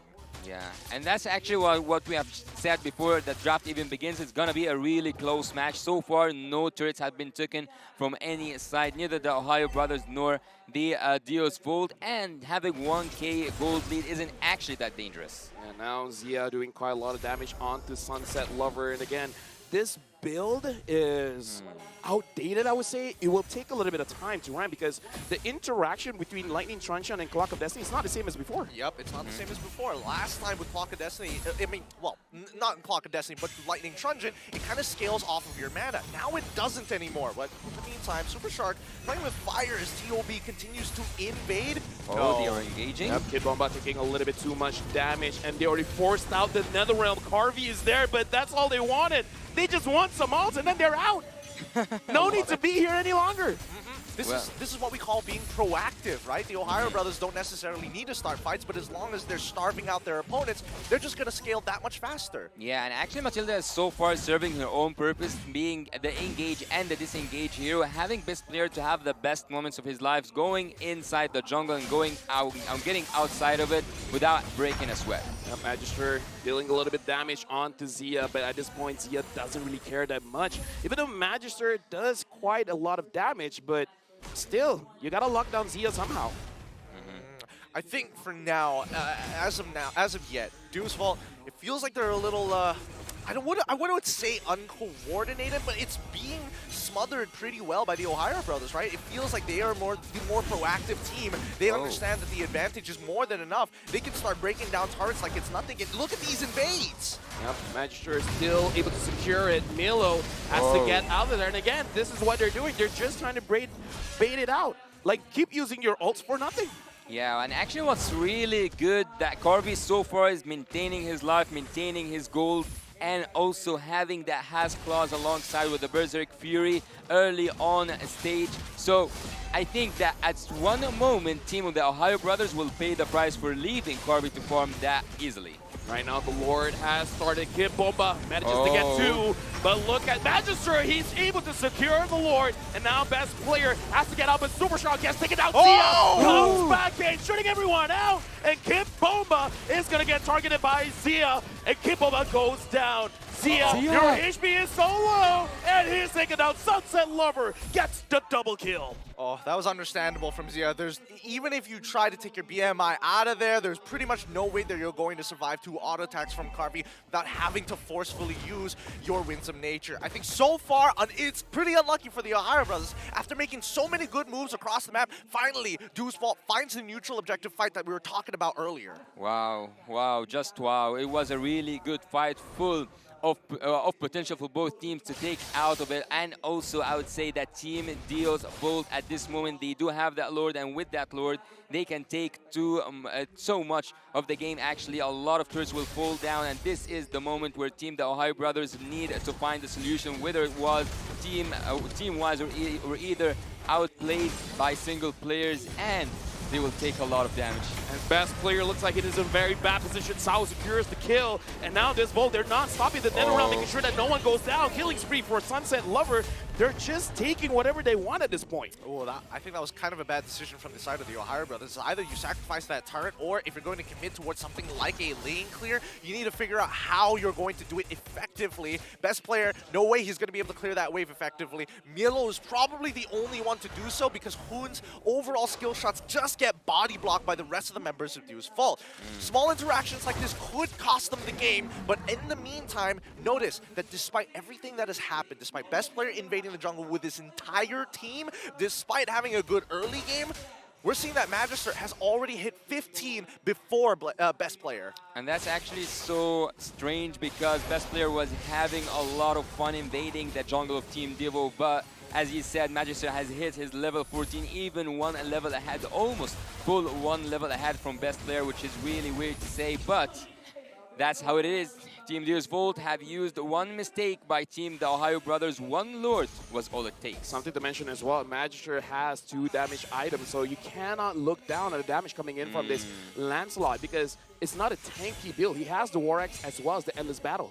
Yeah, let's not forget, if we're talking about damage, right, Sunset Lover's build as well is starting to stack up pretty high, right? He's got the Holy Crystal already purchased, he's got Lethal Ignition, he hasn't died and has been stacking up on this Farmus for a good amount of time. I'm thinking that he's looking to just one-shot Zia, especially if they're too close together.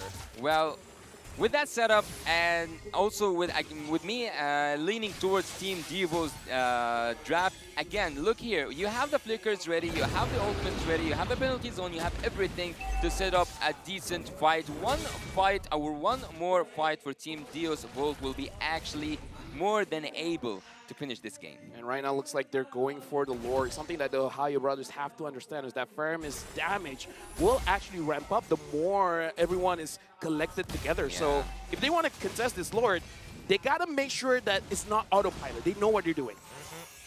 I mean, certainly Eagle has already been expanded for the side of Super Shark. Deus Vault, I think they're just going to slow down on this Lord. They want the Ohio brothers. As you say that, they go in onto best player, but looks like only Milo is the one getting caught. But a lot has been used by Desvault. Best player looks like, again, surviving Zia. Are they having to use him? A shutdown from Milo. Double kill for Milo. He gets taken down. Super Shark goes back in. He wants Kid Bomba. He got Kid Bomba, but Super Shark is actually the one taking the most damage, and Carvey gets the kill. Oh, he's looking for blood. He's just smelled blood in the war, and right now they don't have the retribution. The Ohio brothers can actually go in, but what was really bad, that Team Deus Vault ignored the existence of Edith at this moment. Yeah, it's one of those things where it's like, you know, Mielo, he's so far out. He's in the Tri-Brush. He's already used the Primal Wrath. He's too far away to actually participate, and then it's too late. You already start losing members, and especially since Sawo expanded absolutely everything, it was Ohio Brothers' only opportunity to actually bite back. They do find a couple of trades, but still lose out on both the Lord and as well as number of kills. So now, Ohio Brothers are going to be on the defensive.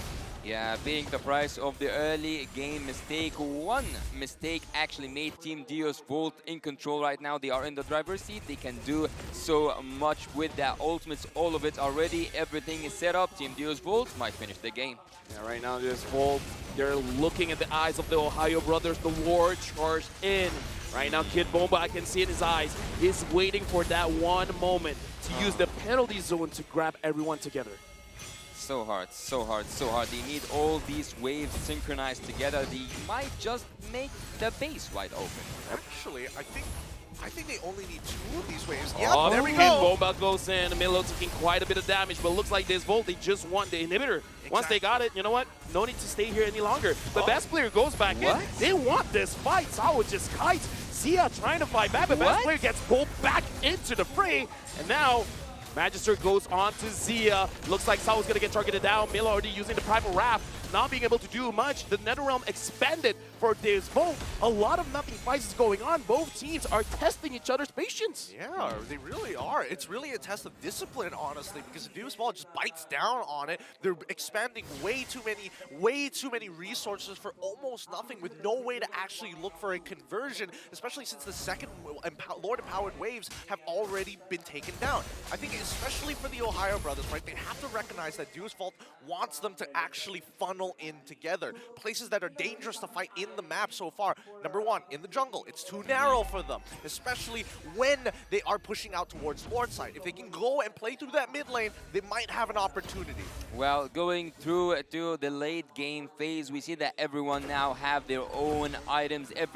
Almost everyone, like especially we always look at the marksmen, and they are settled down with all the items that can deal the damage needed. But actually, best player at the last moment, or like at the last fight, the engage he did had no sense to me whatsoever. He didn't need to risk it that high, but seems he liked to take the risk. You know, for use by Sao, but not really hitting anyone. Best player gets pulled back in, but Magister, he's just split pushing. He doesn't care. Zia wants to get for those kills, and they're still surviving.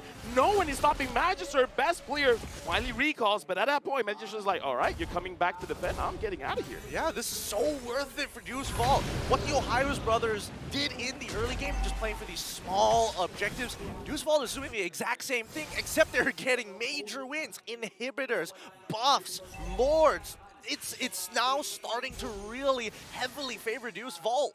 In terms actually for heroes, and speaking of scaling, Team the Ohio brothers are now in their, let's say, this is the time they needed to reach. So if they didn't do the plays they intended to do with that draft, they will just lose against the perfect draft I see over there at Team Deus Vault. They have the team fight, and on the other side you have the scaling heroes. Which one will win? That's a really hard question to actually answer. We will see the answer together. 38,000 HP left on the Lord. Magister finds best player taking a little bit of damage. Zia goes in, but Magister is going to heal up just a little bit. This is a Lord dance.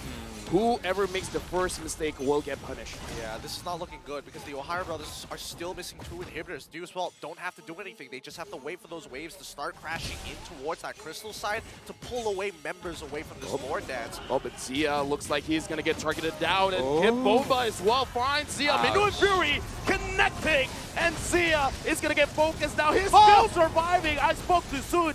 Bomba secures the kill, and now Milo gets Sao. Magister has to get out Carvey as well. They're fighting back. The Ohio brothers are doing it. They get Bomba as well, and Magister with that level of HP, I don't think he can go for the Lord. No, not at all. It does percentage max HP nowadays, so it hurts a lot more than it should. More importantly, he needs to be landing these skill shots. Too many Deuce Vault members are walking away with just a sliver left, just so little HP. Yeah, man. Yeah, man. I think that's the point of having Sunset Lover on that Paramis. Look at the Paramis. Without him, that fight was totally gonna be for the favorite team, the Ohio brothers. We can see the damage, we can see the scaling heroes, we can see their strategy work, but it's just it did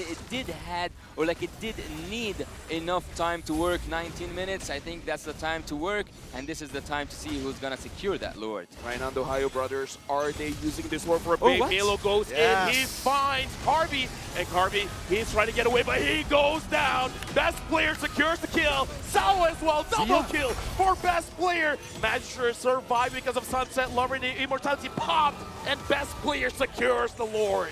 Good game sense coming in from Yellow. Really great play coming from the Ohio brothers to secure this Lord, take two big ticket players from the side of Deuce Vault, and maybe turn this around and even out on the structure center. The Ohio brothers, they need to get at least one of these inhibitors down with this Luminous Lord at the very least. If not, then it's going to be the exact same situation as we saw before, where they're always playing at a disadvantage. Having the first Lord for Team the Ohio brothers, and it is an evolved Lord, is actually one of those things that Team Devo needs to take care of. I think that Super Shark wants to hunt for kills. He wants to go in and take as much as possible without even that Lord reaching any inhibitor turrets. So far, Team the Ohio brothers have a really good opportunity at the top lane, but the defense is possible. The only thing that makes me afraid is that Bruno cannot clear well. If everything falls into place, I would imagine that Carvey is going to learn his lesson. He can't walk up that far. He's going to let Sawon as well as Kid Bomba do their work. Let Magister instigate these fights. But the thing is, will the Ohio brothers fight as the Primal Wrath comes out? Yeah, Primal Wrath already used by Milo, trying to force out this inhibitor. They managed to get one. So far, that's the only one that they get, and doesn't look like the Ohio brothers have a good way to engage the fight. This Bolt, they're just positioning in a way that it's very punishable if they force things out. Personally, for me, I think that the fact that Mielo is using this Primal Wrath in this particular manner is interesting, right? Okay, all right, brothers, let's calm down here for a second. You just want the inhibitor, but it's like, oh my god! Yeah, when the Astral Echo used, all those skill shots become much more easier. Now Kibomba as well as Carvey are doing their very best to clear the lanes. Magister as well is able to do so. Sunset Lover, look at that damage onto Zia. He has to be careful, and Purify used. Dude, real talk, I gotta see how much damage Hoon is pumping out. I nearly threw up in my throat back there for a moment with how much damage, especially when they're stuck so close together. And now Astral Echo again used to see the members of Days Vault. Even though it looks like Magister wanted to go a little bit aggressive there, but the team was not ready just yet. Sao is not using Minotaur as he should. I think that there's so much of that Minotaur book that Devo team can utilize, but Super Shark, he needs to use his ultimate, but will he survive? Oh, right now the question really is for Magister, and for now, yes, he's going behind Sao. Where is going to be the Minu and Fury? Kid Bomba taking down Hoon, is able to take down the Immortality, and now the Minu and Fury is able to connect on the tree.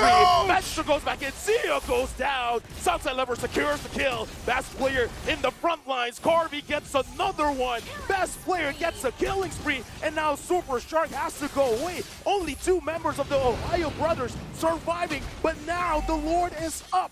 The Lord is up. I think they might go and look for a finish. I think that Super Shark at this moment wanted to hold the lane, but you cannot hold the lane.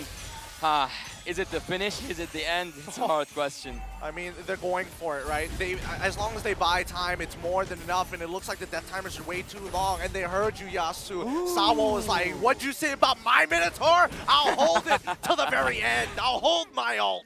Yeah, right now the minions are going in. Hoon is trying his very best, but looks like it's game over. Days Vault gets game number 1.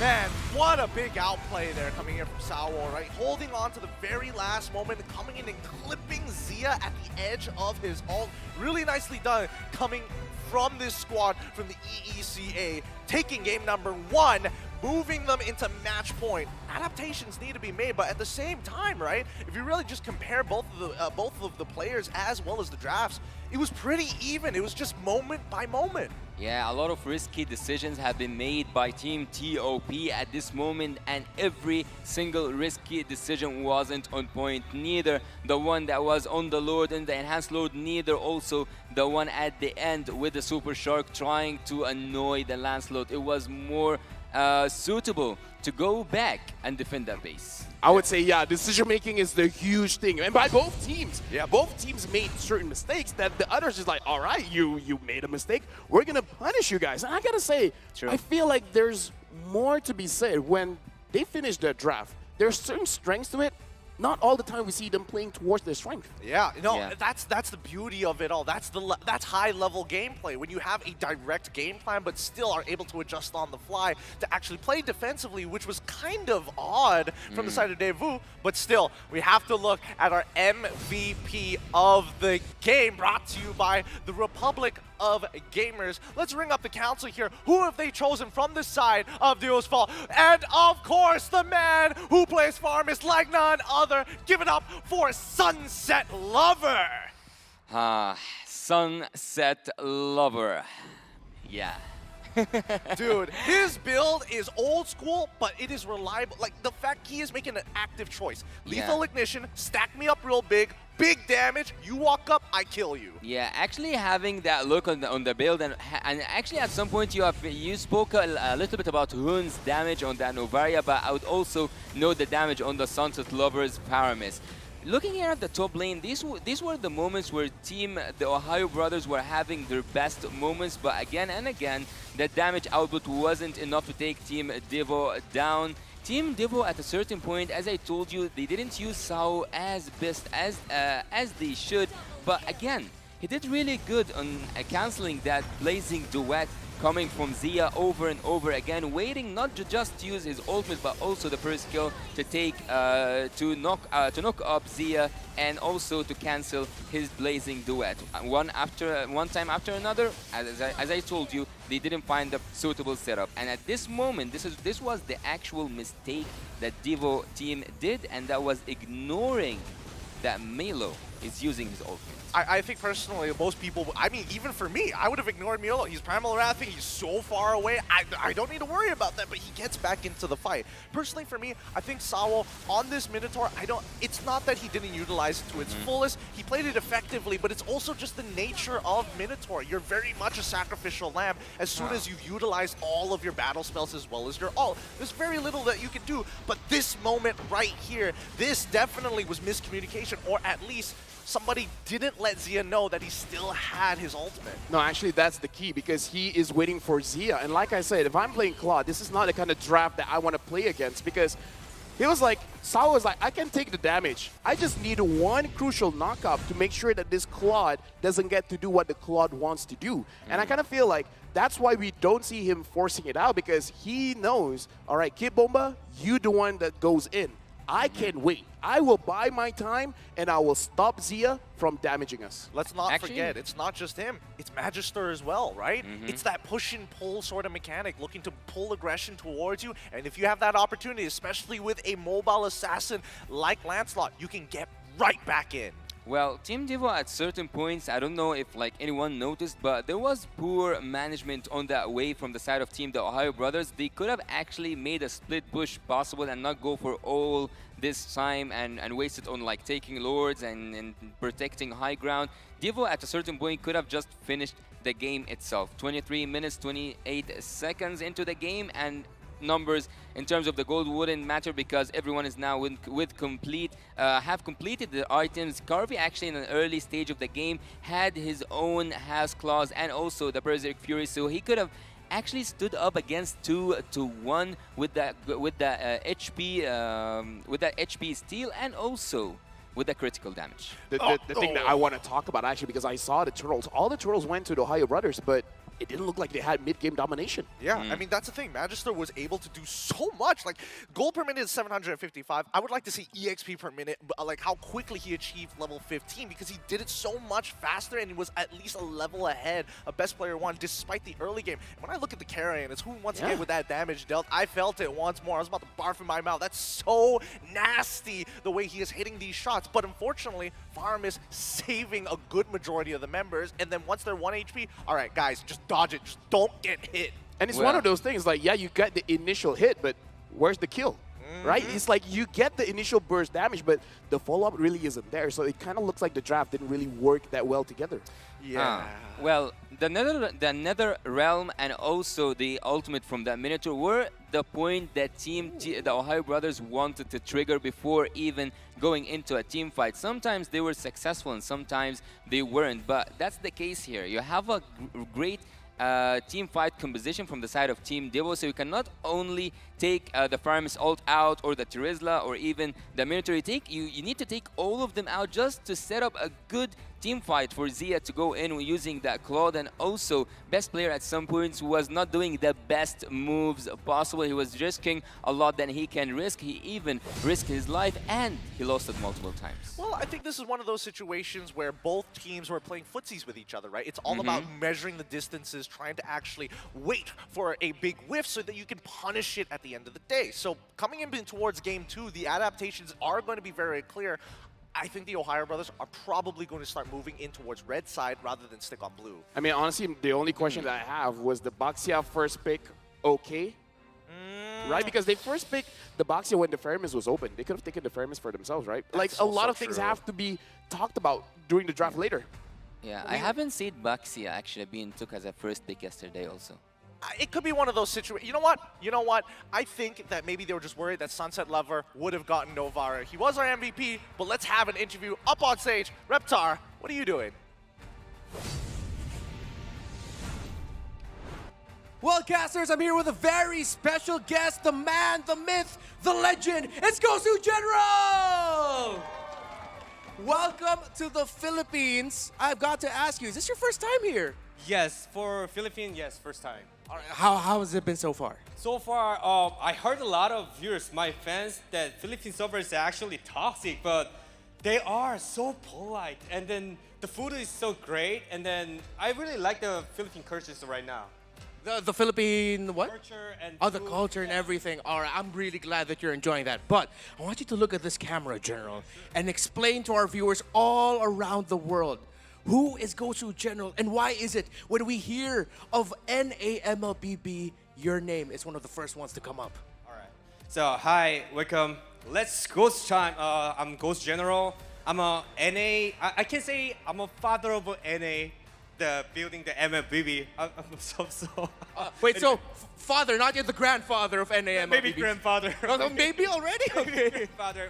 I mean, yes, and Ghost General. I'm just a YouTuber, streamer, and then I'm here as representing the NA server. Yes. All right. So, so the viewers know, you were actually here during, not here, but you were in M1. You were competing then. So what were some of the differences, or I'm pretty sure there's a lot, but what were the main differences between then and now here in M5?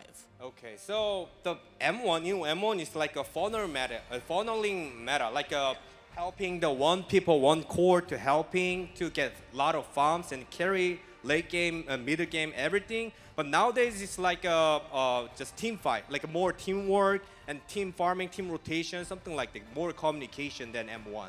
Yeah, so before, yeah, that's really true. There, it's like, all right, we got this one guy, we're gonna put everything there, and then now it's a lot of macro play style. Yes. So from M series, let's look now at the North American MLBB community. How has that changed from during that time to now? How has the North American scene grown?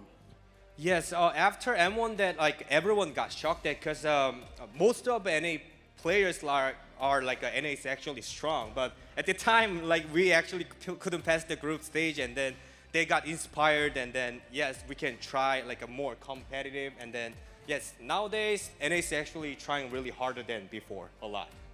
And yeah, it's really great to see that our North American friends and the North American community has grown.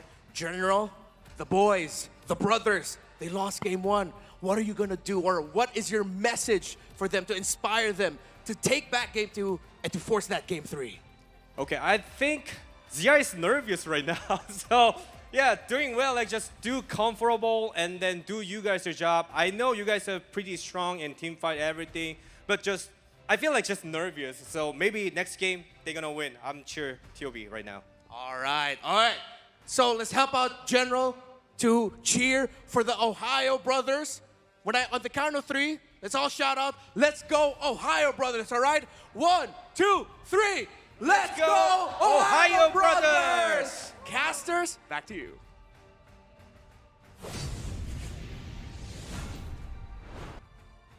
Thanks, Reptar. Oh my goodness, the history of MLBB comes and greets us once again. The father of NA MLBB, the General himself.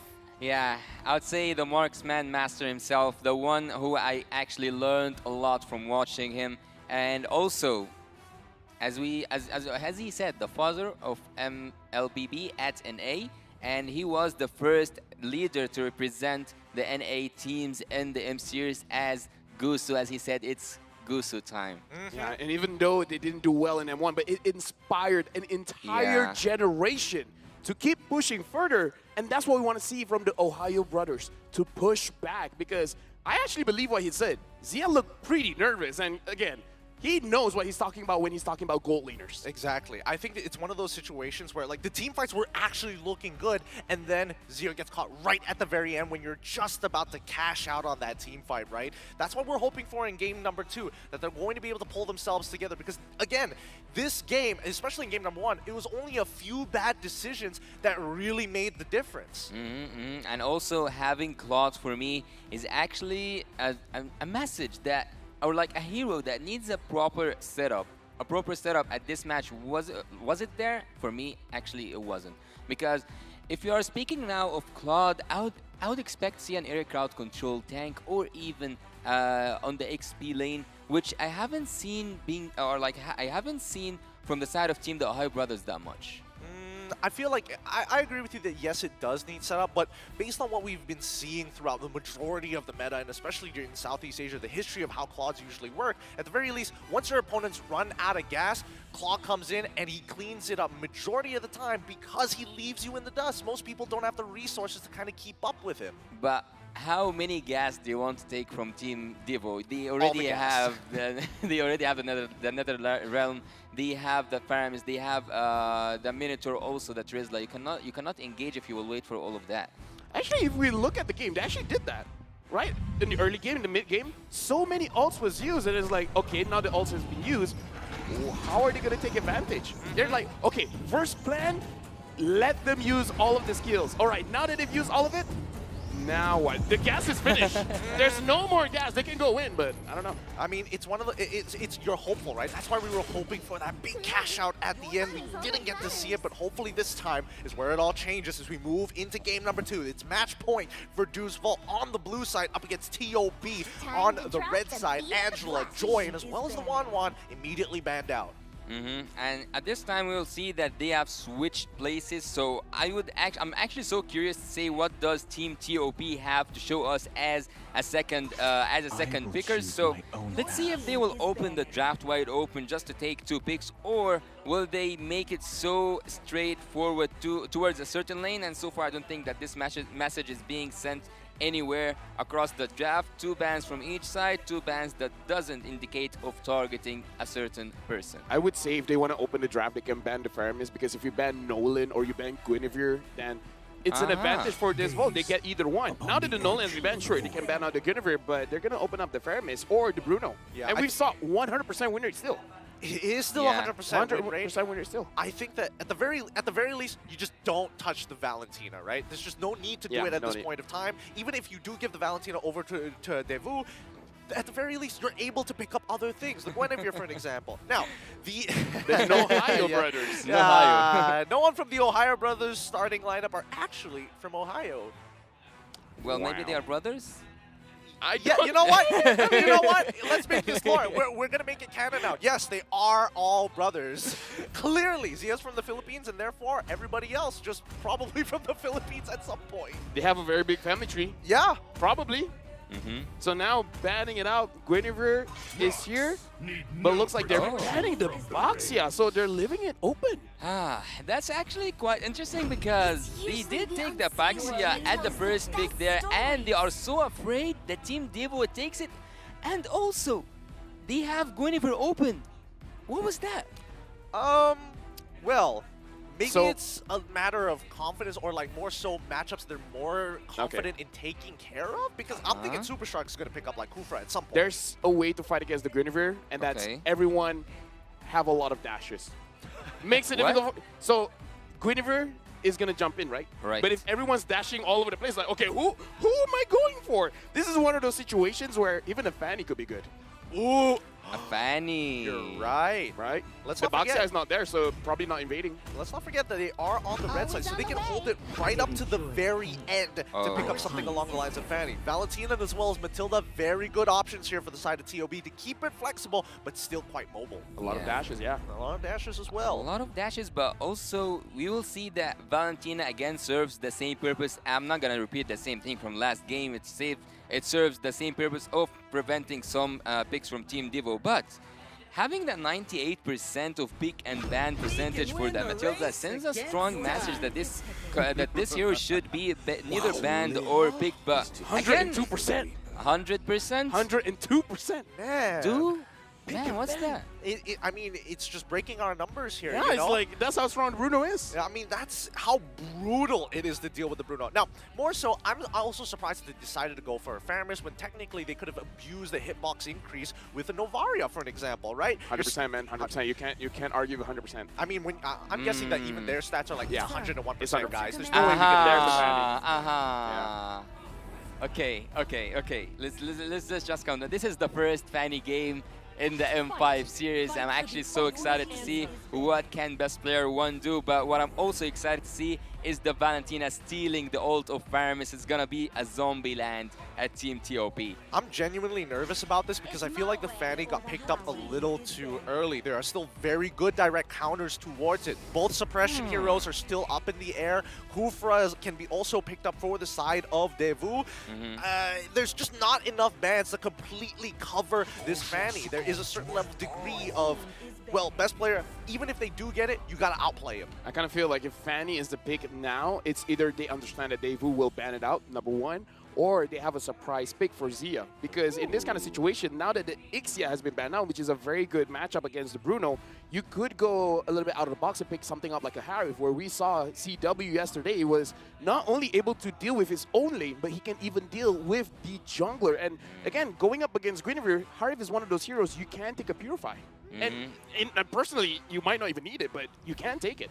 Well, they are more interested in banning the invading heroes, I would say, because they have already right now banned the Hilda, and you've expected to see a Kufra, but I think that from your angle, Gideon, you wanted to see it on the side of Team TOP, but it seems like they want to open the way for Fanny. Let's see now.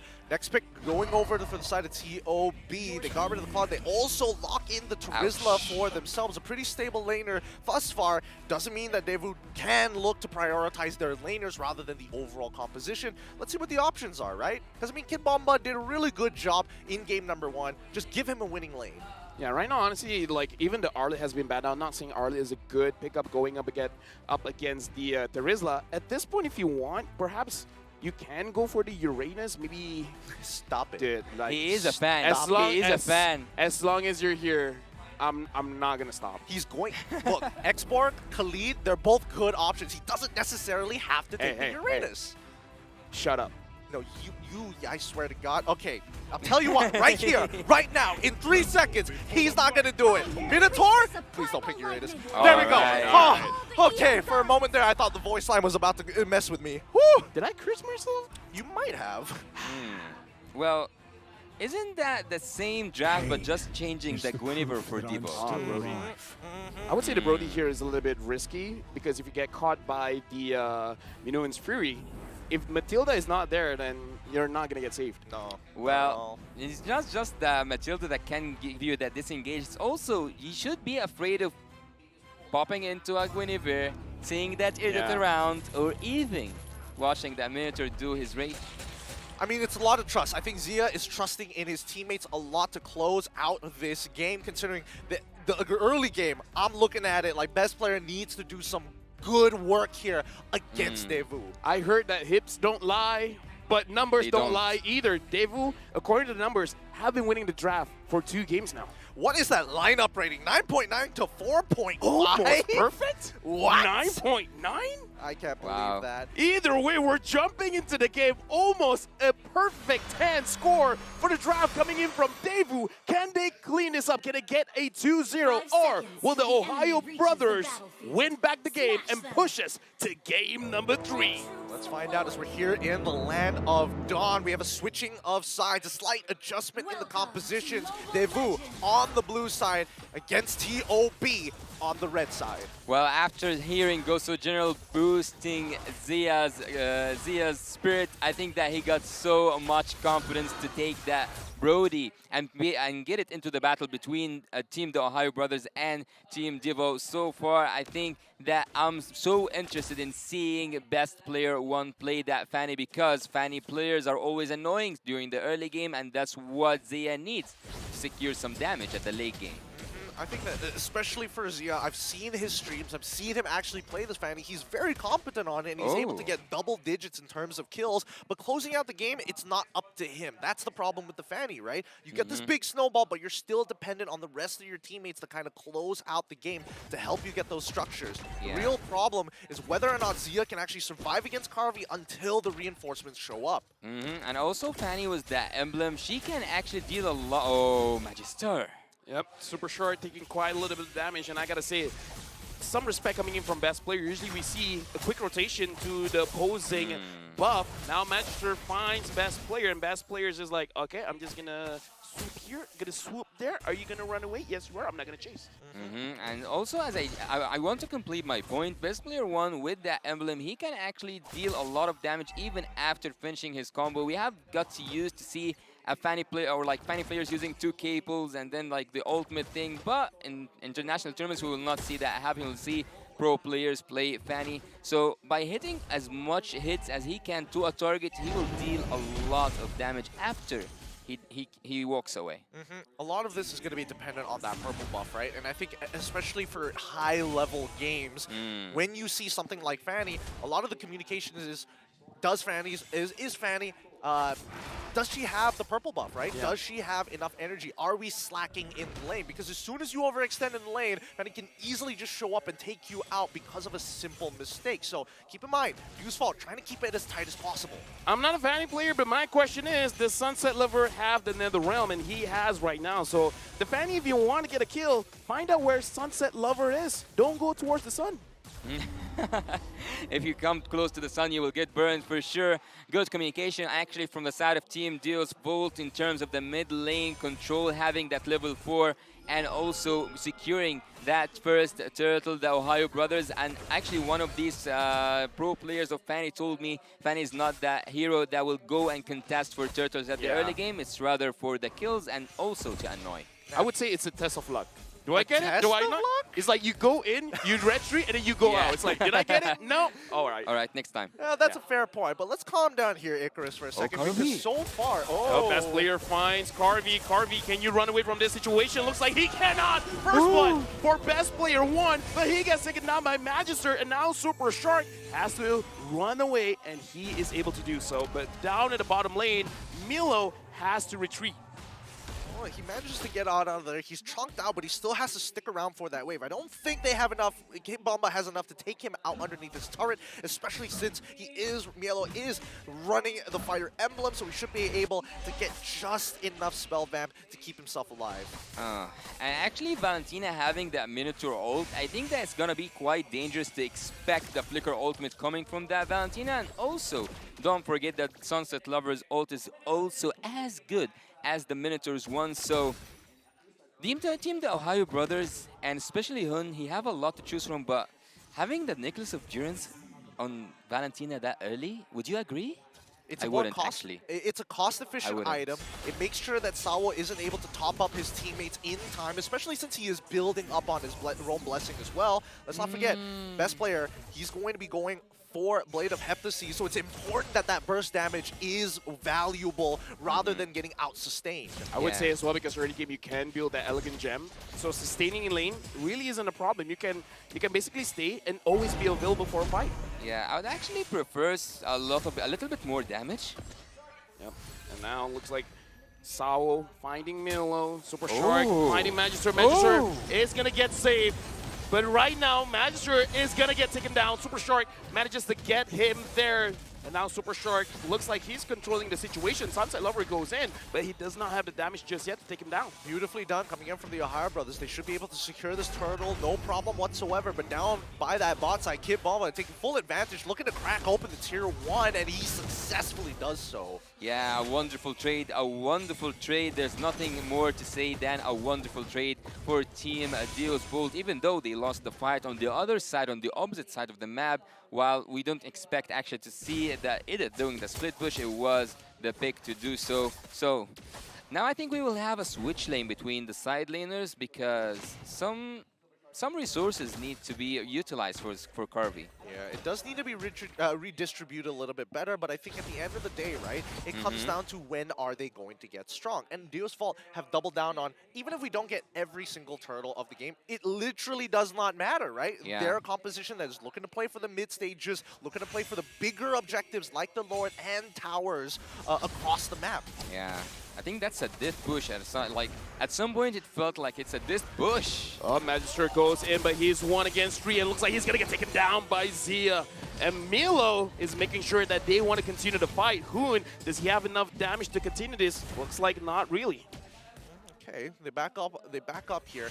Unfortunately, I mean, the Ohio brothers really want to snowball harder than they are right now, and so far, Dusol is doing a very good job at just smothering it as much as they can, right? Yeah. 37 more seconds until the next upcoming turtle. They know the Ohio brothers are running out of time, will eventually have to be there. Yeah, it's actually quite open. It's actually quite clear that Team the Ohio Brothers need or claim that top lane turret, and they do get it. So for Team the Ohio Brothers so far, things didn't look that good, even though they took the turtle or like the 3 turtles last game. This game is actually quite equivalent to the previous one in terms of the Ohio Brothers having a really good early game, but they couldn't maintain it. I like the fact that Deus Vault, the way that the draft works is that you want to engage a lot, and the Ohio brothers kind of understand is like, well, your team wants to engage, so if we engage, we're kind of doing what you want to do, so we're not going to do that. And as I said, that Super Shark just goes in, but so far, he's not distracted. He got out of there pretty safely. Now the turtle is going to get started by the Ohio brothers. I mean, the assignment has been set for Super Shark, right? He's looking to instigate and try to get as many resources out of Deus Vault as possible. And if he does get an ultimate, that's a really big win for the Ohio brothers. At the end of the day, right, Deus Vault, they're like, okay, you want to sit on top of Turtle, kind of whatever. We want to go for the big counter engages. We got the Minotaur as well. We don't necessarily have to do much unless the Ohio brothers instigate it. Yeah, the Ohio brothers with that zoning, it's a really beautiful job to do actually down there at the bot lane. And also, I would say that Zia at this moment have his best time ever. Oh, Milo goes in on the tree. Now Hoon is able to dish out the damage, and Primal Wrap by Hoon finds Kid Bomba, but Sawo goes back in with the Minu and free, manages to catch out Milo, and now Super Shark as well as Hoon has to go away. Zia came a little bit too late. The best player won. Does he want anything? He used the control onto Sawo, but that's not the right target you want. Oh man, Deus Vault, they're so good at sticking together. It's got to be a little frustrating for the Ohio brothers because every single time they find that opportunity, they're like, yes, they're finally out of gas. We can finally cash out. Deus Vault, they hunker down real good and make sure that their fortress is impenetrable. And even though actually you have that Fanny, I was actually about to criticize the Fanny or the best player 1 because he haven't been showing us a lot of split bush, which is one of the most valuable things that Fanny players can offer, and he does answer me, and he does go to that top lane and manages to split Team Deus Vault apart. Well, actually, they are now down in numbers, but nothing's gonna happen. They need a spark.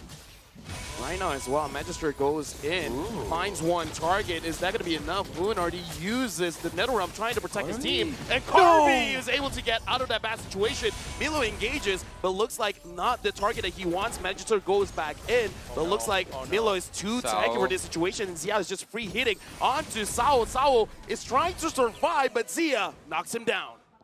Okay, I thought maybe the execution coming in for the Ohio Brothers was almost lacking there because Harvey probably should have died, but I think it was a better option for Zia to not use his flicker considering what happened in game number 1. They looked for the punish, they isolated Sawo, and now we have a problem with Super Shark who ends up dying and Zia's got to run. Yeah, now Zia, Milo as well as Hoon is there. Are they going to help out? Are they going to be enough? Milo goes back in, Kid Bomba has to dash away and Zia survives. Sunset Lover is going to flank from the side. Will he be there? Milo gets taken down. The Ohio Brothers losing members. The Ohio Brothers are losing members, but they are winning turrets. Best player one on the other side of the map managed to take that second tier and also managed to steal that blue buff. So Team the Ohio Brothers, even though they lost that fight on bot lane, they have got a really fair trade in my opinion, but the Lord might go down without even contesting. Yep, this is the most important objective here, right? This is what Dude's Vault plays for. You can have as many turtles as you want. Doesn't matter us as long as we get this Lord.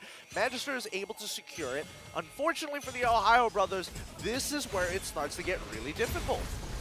I would say it was a bit of a mistake as well because best player one saw Sunset Lover and Sunset Lover just attacked him and was able to drop his energy low. If he had energy, I kind of feel like the Ohio Brothers could contest, but spatial migration from Magister hitting Hoon, but purifies out of it. And now Super Shark.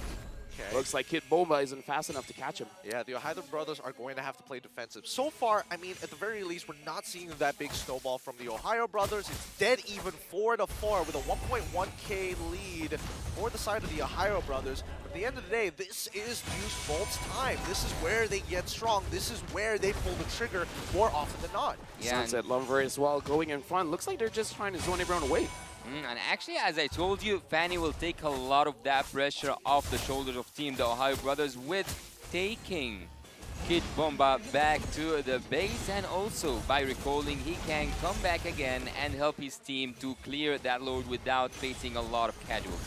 Yep, and now Magister goes in, spatial migration onto Milo. Milo is very, very low, but looking at Super Shark going back, and Milo goes back in, and the Minotaur tries to help his teammate out, but Harvey gets taken down. Who gets a double kill onto Sunset Lover, and now Magister has to run away. Zia gets the killing spree. Zia flickers forward. He finds Magister. He gets a double. That's what we wanted to see from the Ohio Brothers. Split them up, and I was about to question, can they actually win a fight 4v4? And as Deuce Vault use all their resources, the Ohio Brothers clap back. Oh, Super Shark. Yep.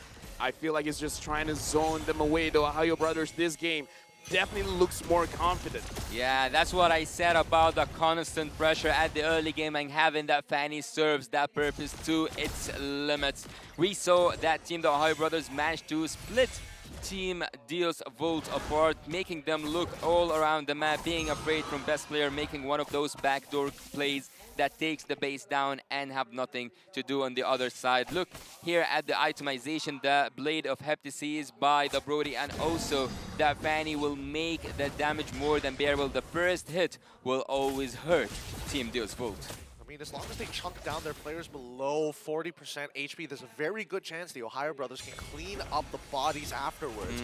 But in the meantime, right, the big difference is starting to show in terms of gold.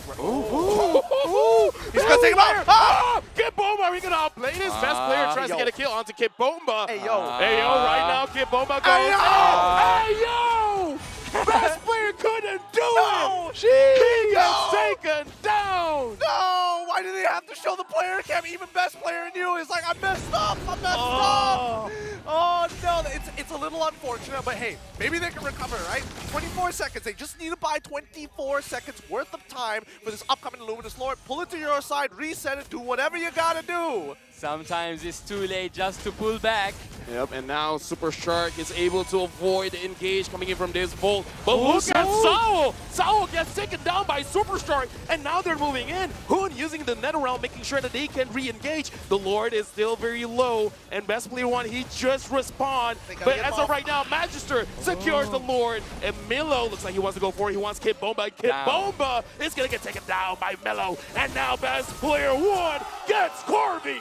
All right. Good recovery. They did lose the Lord, but at least the Ohio Brothers, they're like, don't worry, Best Player. We got this. We're going to make something happen for you. And they were able to make it happen. And even Best Player is like, I'm going to return the favor. Give me a purple buff. Let's start defending this upcoming Lord-empowered minions. And also cleaning things off by Best Player was kind of his thing from the early game. What was that damage from the Bonaparte memory? Look, it hurts. That's some big damage. Oh, yeah. So much. But even though Deus Volt were the ones who got that very first Lord, it feels like the Ohio Brothers have the empowered minions here as they're pushing in these lanes pretty quick. Yeah. I just got to say, Zia did a lot of damage without the Demon Hunter Sword just now. Now he has it. Sao, you can't tank that much. Yeah, he cannot take a lot of damage. As I told you, in case a tank dies a lot at the early stages, he will not be able to bear with the damage coming from the marksman, coming from any damage dealers, let's say, from the other opponent team. Team Deus Volt right now, I think it's really hard for them to bounce back, even though they have a really good draft. All the numbers were in their favors, but again, this is not a game about numbers only. This is also a strategy game. So far, so good for Team The Ohio Brothers. They are the ones who managed to play their strategy quite well. I mean, they got to find a way around it, right? Deus Volt, they're now starting to realize that, okay, Zia is quite a problem here. It's going to be a little difficult to get on top of it considering there's so much counter-engage, and more so that Super Shark can bail them out of tough situations. I think as of yet, because Zia is playing with that flicker, Magister might have to change his focus now to look for Zia and maybe get a follow-up from Sawo. Maybe even Kid Bomba might actually have to go for the onward flicker play. And this is why I say, you know, using a Guinevere against a draft that has a lot of dashes is going to be very, very difficult. And honestly, this is one of those interactions that it's always a question. But if the Guinevere goes in with a spatial migration, if Zia is fast enough, he can stun it up and then just goes away. Yeah, but look at this. If you said that he will make that stun, look at also you have Sao. He can knock up Zia and put him upon the ultimate of Magister. So there's a lot of possibilities where Zia is actually, or like Brody is actually a really bad pick here, but he managed to pull that off. 4-0-4. That's a really good KDA so far in terms of the draft against him. He's doing more than fine, but the maestro behind everything, the mastermind, and the one in control of the strings is actually Hun. I don't know. I don't know. I think the Brody is completely okay considering what their draft is aiming to do. But I do agree with Hoon here. It's really important that he's able to kind of gel this team together. Wherever there are holes, he has an ultimate to see. Oh! Yep, Purify used by Super Shark. Magister, a very good catch there. But looking at Best Player 1, he's flanking, and this they might not know what's going on. This is kind of looking good.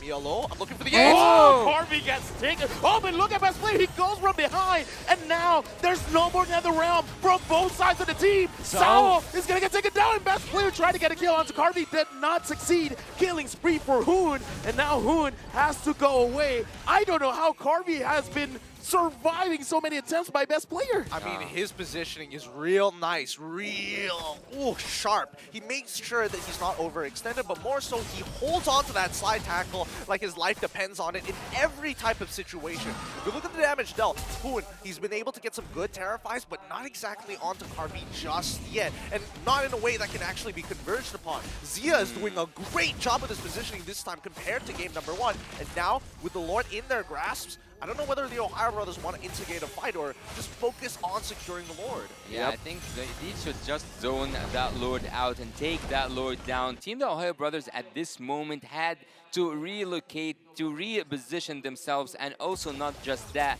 Actually, Hun, in all of these things happening on the screen right now, he managed to get that freeze, so we might see an outplay. We might see Hun actually taking a risk and then playing with the minds of Team Deus Volt. I would say right now the pressure is definitely on the gold laners as well as the mid laners, because it looks like both teams, they're really aiming for those damage dealers. And I gotta say, if Days Volt, they made sure that Carvey stays alive long enough, I feel like they can defend this. But the moment Carvey is out, and even Sunset, if Sunset Lover gets taken out as well, then it might be game over. Yeah, it could be really tough here, especially with the Luminous Lord walking down towards the inhibitor sides, right? I mean, so far, Magister has been trying to be punish Super Shark at the very least, trying to get at least the Purifies down from the side of the Ohio brothers to maybe set up for something bigger.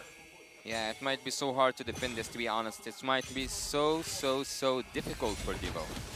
And right now, looks like the Ohio brothers, they're going inside the base. The Lord managed to get one inhibitor. The Ohio brothers are trying to focus on the mid. The minion is not there, but Zia wants to force it out. Just a few more hits left. Even best players trying his best, but this is it doesn't want to go down. No. I forgot the English word for it. Stubborn. Yes. Stubborn. So stubborn. Very stubborn indeed, but I think it's the Ohio brothers showing respect. If they go for this engage, they know that Minoan Fury is going to come. And now I'm looking at Milo. Milo goes in. He finds Carvey. Carvey instantly gets taken out. No Netherrealm there. And now Magister manages to find best player, but the Netherrealm helps him survive. Now the immortality has been used by best player, and best player gets taken down by Kid Boba. And now Zia is still alive. Sunset Lover pulls in tree. Hoon is still alive. Unstoppable for Zia. And now Magister, he's still tanky. He tries to go away, but Zia has the damage. Kid Boba and Magister now. No more immortality for the Boba. Milo goes back in. And now monster kill for Zia. This is the Ohio brothers game. They can end this, and they do. We're going to game number 3. Great game coming up from the Ohio brothers. Similar to game number 1, but they fixed up all the problems. And more importantly, Zia this time not getting caught out as easily as he did. Couple of blunders, but at the end of the day, it's about the recovery more than the blunder itself. The confidence is the key for team the Ohio brothers. Right now, they have found their own rhythm. Right now, they are on the right way.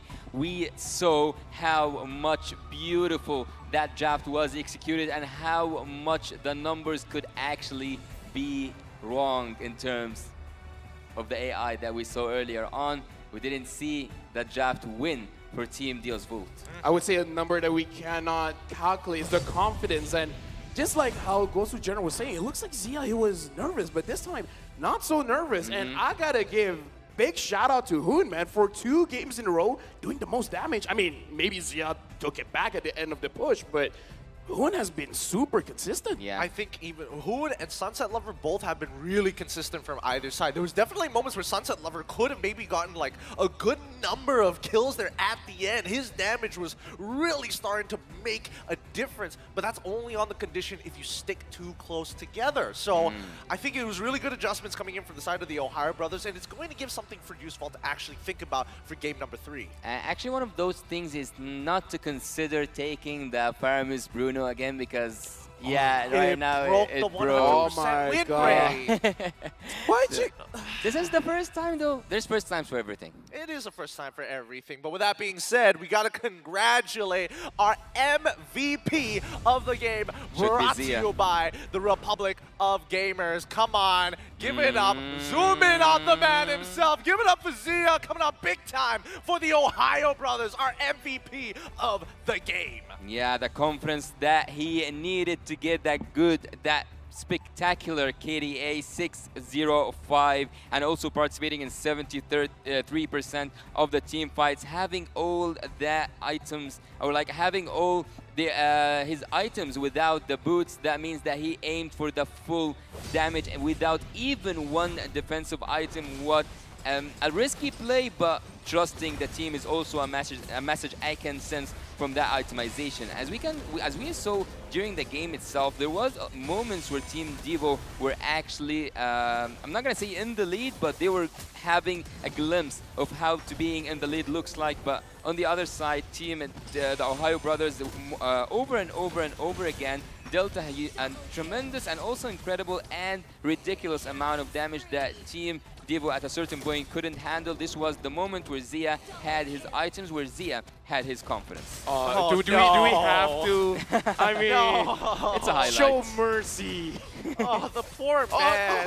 At least they didn't. At least they didn't show the player cam at that time, because I think even for best player, he knew it was like, oh, dude. But the recovery, it was the most important part, right? The recovery coming in from TOB really inspired confidence, and that's when you see that instantly best player from what used to be in previous competitions as a mental breakdown now becomes another step in his own career. And they've already taken a game off of debut, so I'm expecting in game number 3. I don't know if it's going to look like this, you know? Zia and as well as Harvey playing huge parts for the teams in the later stages of the game. They could look for other potential win cons. Well, go ahead, Lefel. Let me just say, I know when a person is confident, when you're a marksman, when you're a goal laner, and you flicker forward. There's nothing that screams, I got this, than seeing a goal laner flicker forward. Well, for me, actually, the trick for Team Devo is that they couldn't handle the split pushing strategy, because every time best player 1 was going on that side lane, especially the top lane, he was able to make them distracted from the main point. And in the like if Team Devo was actually focusing on that team fight, they have a really good composition, crowd control, good damage output, also a lot of sustain. So Team Devo, if they focused all their heroes for the team fight especially and focus on taking Zia out, I think that things would have took a different turn for Team Devo. But things have happened and we are now at match point. Team the Ohio Brothers with the 1-1 tie. And as I told you, having all your items as damage items without having one single defensive item on that Brody, that shows confidence. Let me say, I think the Ohio Brothers having the anti-heal early on really helped them out, making sure that one of the strengths of the Minotaur, the motivational roar, doesn't really help them out when they're trying to kite away. Because, again, we saw the early item, the Necklace of Durance coming in. Yeah. I don't know, I kind of feel like the impact was there. You can definitely see that whenever Minotaur goes into one of those side lanes and all of a sudden, oh, Hoon shows up, you can't really top up your laner at that point of time. You're kind of just stuck in that same position. Now, when we're looking at the damage dealt overall, it's great to see Zia is catching up quick, 73% of the overall team participation, but in terms of numbers, 87.2 in comparison to 72.6. It's why he is the carry. But let's not forget, Mielo's engages here. He's really rallied these teams, especially when he communicates well with best player in that final moment to take out Cardi. The flicker into the penalty zone instantly with the steel cables and cut through from best player really sets the tone for the upcoming match. Yeah, game-changing. Game-changing indeed. And also Super Shark was one of the best statistics on the screen, or was on the screen moments ago, is that he participated in 100% of the kills for that team. So 15 kills, 15 assists, or at least like he got some kills here or there by that Matilda. So I'm actually saying, I would actually say that Team the Ohio Brothers executed that draft perfectly, and if they put their hand on another split push hero, they might do it again. I gotta say, Hoon and Milo, Gila. Gila? They were insane. They were really Gila crazy Hoon. in that game. I think that, you know, we're getting to see a lot more of TOB, and the way that they play the game and being able to express themselves mechanically is going to be great. But let's keep in mind that this isn't the end just yet. One of these teams are walking away with a win, and do you still believe in your predictions, Yasu? Do I still believe in my prediction? Actually, yeah. After seeing that performance from the Ohio Brothers, if they made a split, yeah. What about you? Still don't know? Of course. Watashi wa don't know. That being said, we're going to go on a short break, and when we come back, more MLBB action.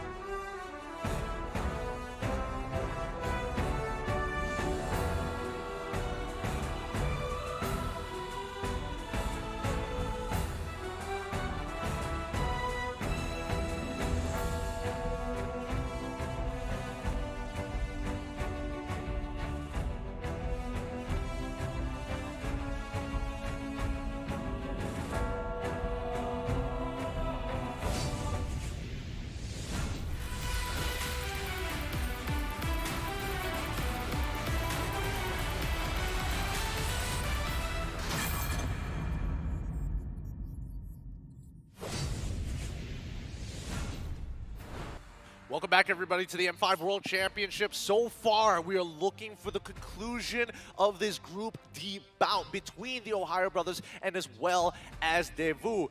So far, so good. Very similar games in game number 1 and game number 2, but adaptations have been made and have really taken into consideration, especially for those gold laners. Let me just say, the confidence and the heart. The heart has to be there because the moment the Ohio brothers, they feel confident, it's a different kind of game. Yeah, indeed. When they are playing in their comfort zone, when they are playing the way they used to play, and also let's say they found the way to crack into the Dio's Volt formation. Yeah, no, I think they definitely found a little bit of rhythm in this game as well, and especially with the communication looking good. Obviously, 1 or 2 blunders here and there, but they moved past it very, very quickly, which is very different compared to the last time they have been, playing during an international tournament. It's good to see that there is evolution. And looking at this game, again, I have to say, because for both teams, we see them making some very critical mistakes. And I feel like for this third one, they really can't afford it as much. And the way that the Ohio brothers played just now was that they understood what was happening with the draft from Deus Volt, and they just avoided their win condition. So I kind of feel like for Deus Volt, the moment they should understand, like, okay, the Ohio brothers understand the way that we want to play the game. Either they got to force it out, or trying to change it up a little bit in the game to make sure that they catch the Ohio brothers off guard. I feel like it's going to be like taking one step ahead, right? I feel like they're going to start switching out that Minotaur for something along the lines of maybe Grok or even Kaja, both of which Sawo has access to. In both of those games, decided not to go for it. That could change up the overall style coming in from Daewoo to look and lock down Zia, especially if they try to go for a composition similar to that once again. Because they lock in the Matilda 2 times already for Super Shark. Yeah, and actually for me, from the side of Team TOP, maybe it's the effect of the first game, and they haven't found the rhythm. As Gusto General actually said, he said, Zia, I can sense that he is nervous. When he found that his team can cover him up and that his team is doing their best to just have that Brody succeed, he managed to pull off something really good KDA, MVP of the game. Now, fun fact in the M-Series fact, the role swappers. We're talking about Sunset Lover, who was a gold laner in M1 as well as M2, a jungler in M3, and is now in the mid lane, while Zia was a mid laner in M3 and is now a gold laner. This is giving Tola vibes. Don't even say Tola vibes. This sounds like a Chico thing to do, but you know what? I understand. The game changed, the patches changed. As players, sometimes they have to change. More so, some roles are just way more fun than the others. Definitely, yeah. It was a different time then, all right? M2, M3, and M4. But now here at M5, I feel that especially with the importance of being able to kind of scale up while still maintaining that early game, it's a very fine balance that needs to be read, especially when we get into the draft. Yeah, when we get into the draft, I'm actually wondering, will we see the same draft from the side of Team Daewoo and just changing the jungler? Because so far they have just changed the Guinevere and kept the whole draft all the way through for the second game. And on the other side, for Team TOB, they have changed quite a lot. And also, they have used that Valentina that I think it might be actually banned once again. Is it fair to say best player just stick with the Assassins? Ooh. I mean, like, to be fair, his Lancelot has a 100% win rate. That's also true, but getting the Boxia, no win. Getting the Fanny, win.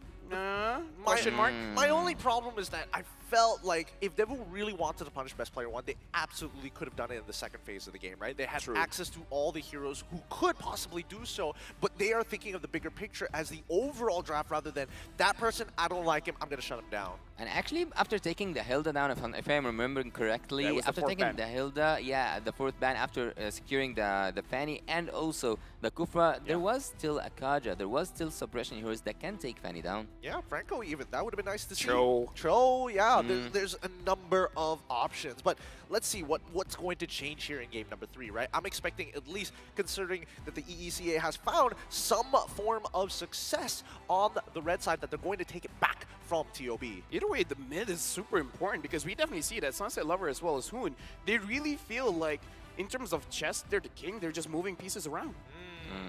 That's actually a really good way of seeing it, because considering that the way that they actually approach the game is very similar to chess, I would imagine that the next adaptation here is going to be we're not sacrificing pawns anymore. We're bringing in the kings, we're bringing in the bishops, we're bringing in our knights. Yeah, now we're jumping into the draft, going into the game, and again, this is going to be a very interesting one. Will best player get an assassin, or will they go back to the strategy of game number 1 and giving him a utility jungler?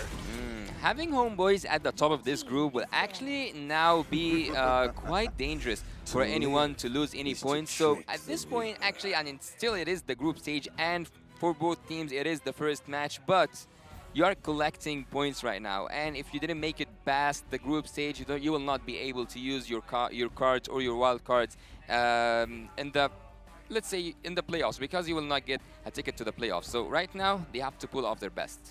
Let's see, Deuceful going to be on the blue side, TOB on the red side. Looks like this is going to be interesting, right? They didn't want to change it up in terms of first pick, but at the very least, respect coming in from TOB.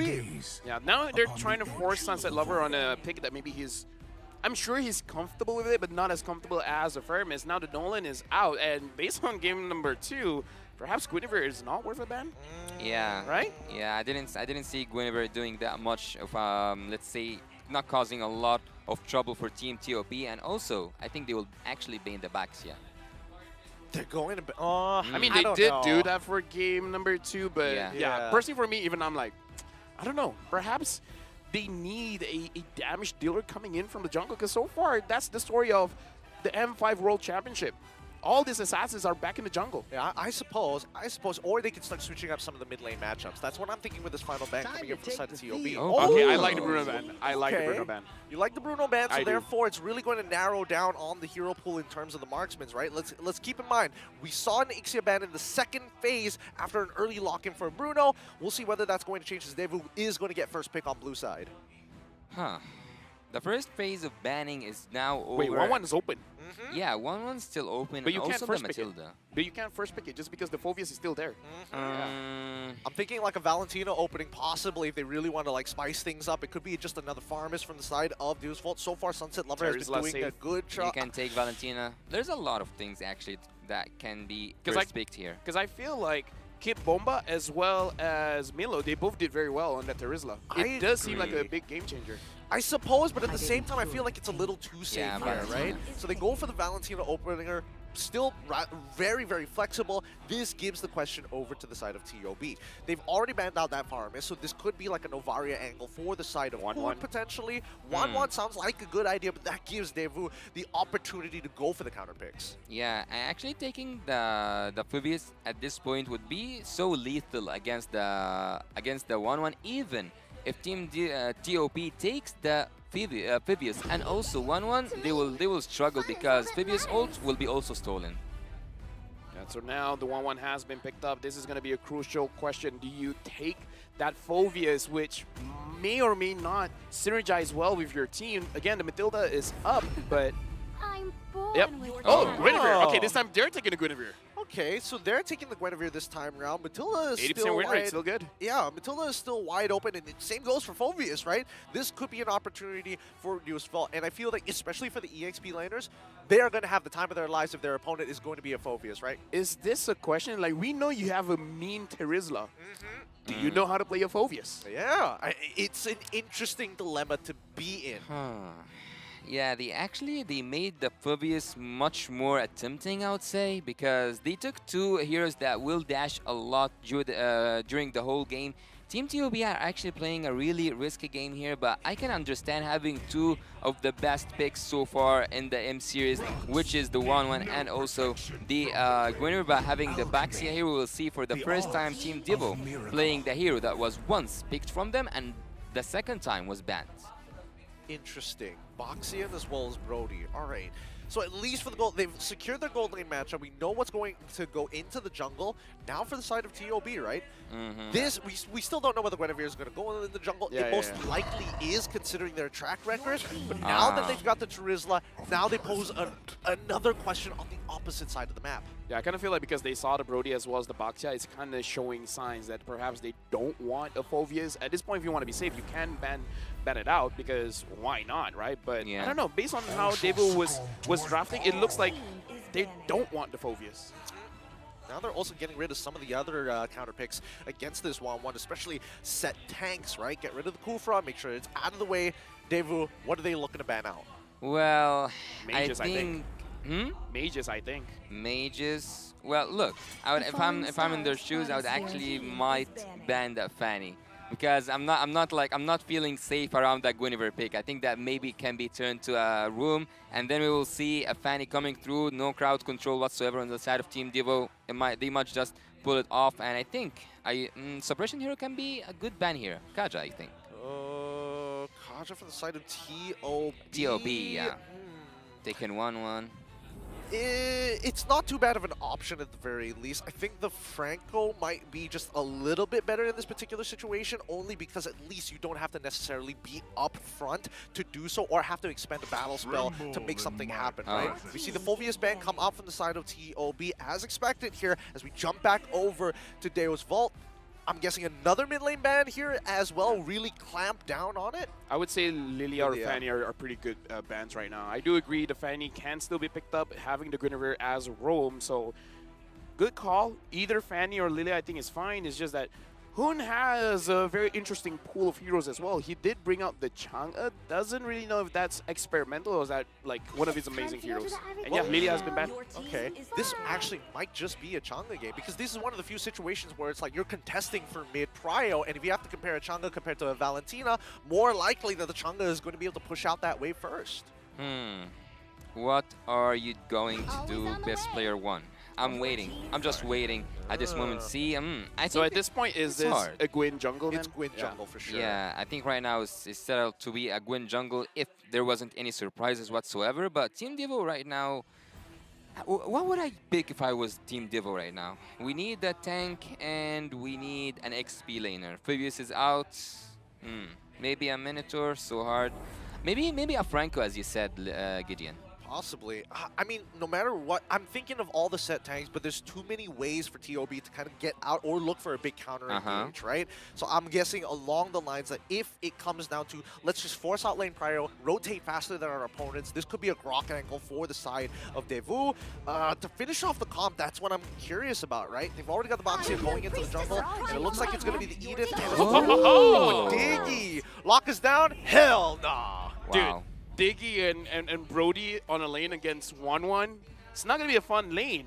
That's pretty obnoxious, I'm not going to lie. That's a lot of damage. There's a lot of damage here. Actually, they can force things out because the Boxy can invade, and if Brody wins the lane, Brody as well as Diggy can help invade as well. Actually, you're right about that. Well, let's see on which side of the jungle they're going to start on. I'm guessing it's going to be towards the gold lane that they're going to start first. But they lock in the gourd for the side of TOB. They're like, okay, don't need no CC. We're just going to shoo you away with big damage. Where's Naisu? Shoutouts to Naisu. Top global gourd Top global gourd. Yeah, he would have been proud. He would have been proud at this moment, but I think that Team Devo actually have a really good draft. Having that Diggy in their arsenal is kind of annoying. It is absolutely annoying for all the crowd control heroes on the side of Team TOP. Best player will not have the best time of his life. I would say that the second skill of Diggy will limit him from doing a lot of dangerous setups. And also, Trisla's kind of not gonna go so well. Either ways, we're jumping into the third game of this best of 3. Who will win it out? Will the Ohio brothers bring fame and glory to NA? Or will Deo's Vault show EACA is here to play? Let's find out as we go into the match point, our final match here between these two teams. It's 1-1. Who's gonna take it to 2 as we get into the game? It's Devu on the blue side up against TOB on the red side, both starting on their orange buffs. Which is actually quite justified because I don't think that we will see a lot of invade here in this game, particularly because I think that Diggy at this moment is supposed to help Brody as much as possible to win his lane actually against the 1-1, and he kind of have a lot of damage to deal against the 1-1 even without having the help of the Diggy. Imagine with the help of the Diggy. Yeah, as they start walking up towards the Little One or the Ohio brothers, right? Super Shark, he's super far away from that bottom side. Oh, best player got it. Okay, so small objectives getting to the win. Look at the EXP difference between Magister and as well as best player. Hopefully that doesn't change like it did in game number 1. Best player actually right now having that much XP, he will do really great. He will actually do better than great in the in terms of the what was it? The rotation, yeah, farm speed and also rotation wise, he kinda now a step ahead from Magister. Well, I think that looking at the emblems here, I think that all of the teams are actually looking forward to go a little bit into the depth of this game towards the mid lane, maybe even the late game at some point. Sao is trying to annoy Zia as much as possible, but Super Shark comes to help. Yeah, that's what we were expecting here, especially down by the gold side, right? I mean, Carvey, it does take Weapon Master as his emblem. He's not looking to hard win this lane because he knows that if he walks up too far and without the help of that Diggy, then evening up that score isn't going to be as easy. But naturally, these River Crabs will all fall into Carvey's hands, and Super Shark, unfortunately, is forced to kind of stay around the bottom side. Well, Super Shark really respecting the damage, already using the Purify. And I gotta say, Best Player 1 has been pretty proactive around the map, and Deals Volt, they're focusing on this lane, but Best Player 1 got a very free turtle. I didn't see Boxia anywhere close. Yeah, he was busy taking the orange buff, if I'm not mistaken. Yeah, he doesn't want to participate as of yet. Again, this is very much in line with the brand of Deus Vault. But looking at that top side, right, that matchup between the two EXP laners, it's not going to go anywhere for the time being. Top lane. Top lane so far is a really quiet place, actually. It's a really lonely place where either Trizla or even the Edith are not having so much fun. There's nothing happening on the top lane, and also it's actually all around the map. It's 0-0. No one so far has made any risks. Nothing so dangerous that took place in terms of the 3 minutes that happened during the game so far. I would say the question now is when is the time to strike? And the Ohio brothers, now they're looking a little bit proactive, looking at the bottom side, meaning like, oh, somehow this looks a little bit yummy. Oh, Hoon. I mean, they might actually... No, they don't have enough damage just yet. They do get the flicker out of Carvey, which is already... Okay, that's not too bad, right? Because at the very least, by the time the turtle actually spawns, Carvey's not going to have his flicker. In the meantime, I think the Ohio brothers, as well as Deus Vault, are just waiting for a mistake to happen. We aren't seeing the most proactive plays just yet, because even the Ohio brothers recognize that their mid-game is where they're going to have their first initial spike. Yeah, the best way for Team Devo actually to utilize their own picks is to focus with the Carvey even more, even with having Sao at the bot lane. I think that they can reinforce Carvey and take the turret and switch lane. So there is so much potential they are not using. Right now, I do have to say that Hoon, after he clears his mid lane, it doesn't seem like he has a very decisive decision on which lane he wants to go to, and Sao was able to avoid that. And Super Shark, again, using the Purify to make sure that he doesn't get caught.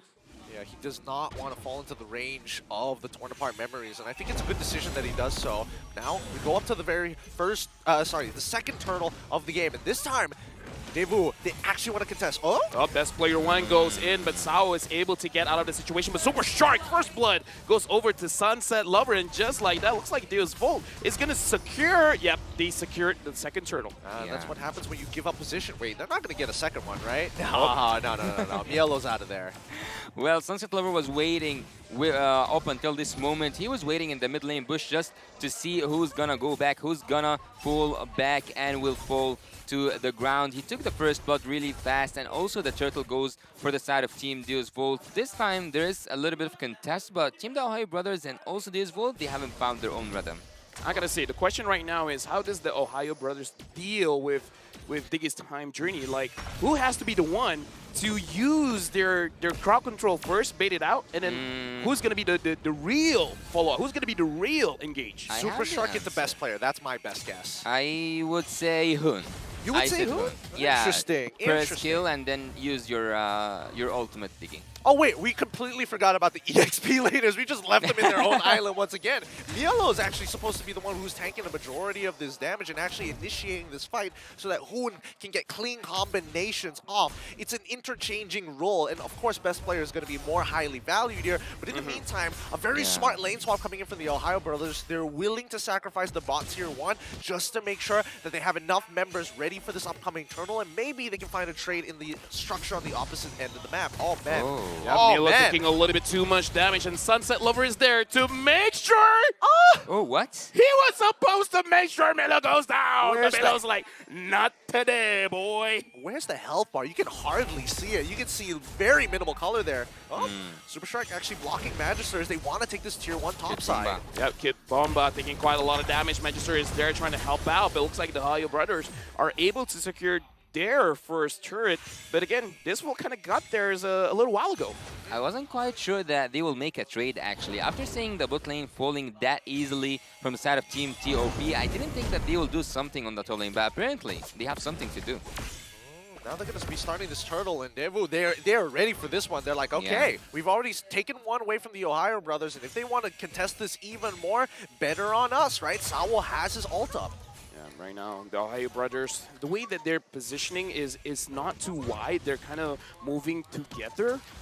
Zia is there as well. Okay, so here's the thing. Kid Bomba wants to engage. Milo wants to engage. Best player 1 already using the spatial migration.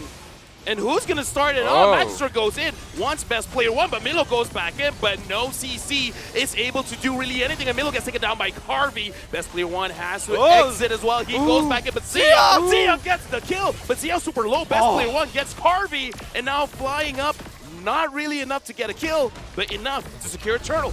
Ooh, some dangerous stuff. Zia was playing on the very end. He had the initial proc to use his ultimate, but his target ends up dying, and he had to look for somebody else to trigger it, and luckily, he got it just in time before the auto alarm bombs put him out of his misery. Nicely done from the side of the Ohio brothers, and now they're looking for a big conversion. Tier 2s are on the table. Yeah, the crossbow of Tang, you don't want to mess with that. Zia managed to find his way through to take 2 kills, or like to participate in 2 kills for the side of Team TOB, taking also a turtle to increase the goal difference, but so far 2-2 in terms of the kills. Also, when you look at the items, there's no big difference between the both marksman, and also in terms of the overall gold lead, 1k is not enough to say that you have a gold lead 8 minutes into the game.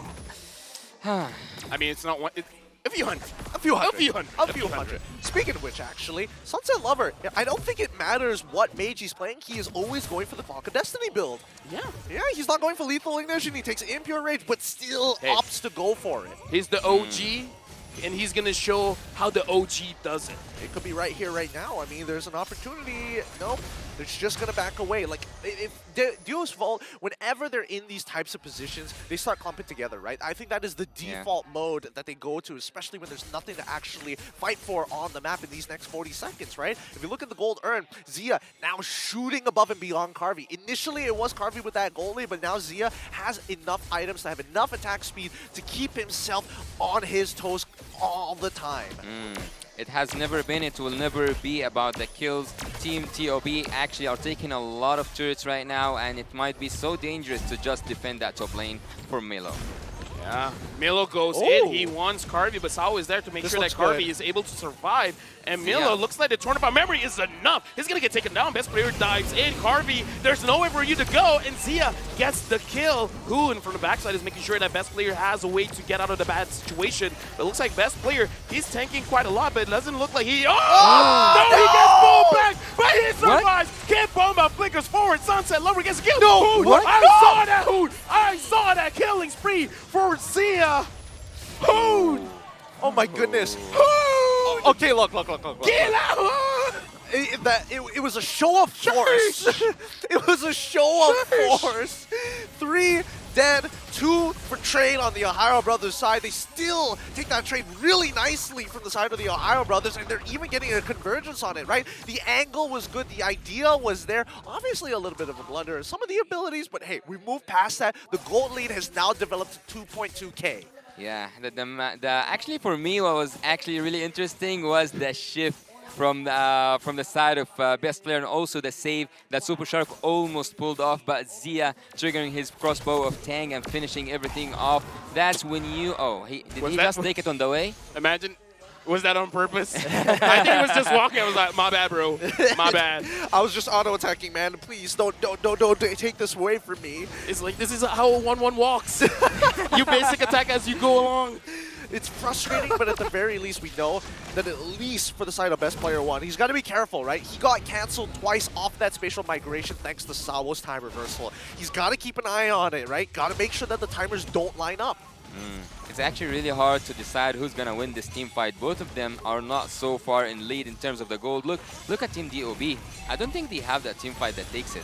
Hold on, right now Super Shark is looking at Sao and looks Oh! like Milo goes in. He already forces out the time journey, but it looks like he's gonna get taken down. Carvey gets the kill. Sunset Lover, nowhere for you to go. Zia gets the kill. The Ohio brothers, they're attacking at two different angles. Two different angles!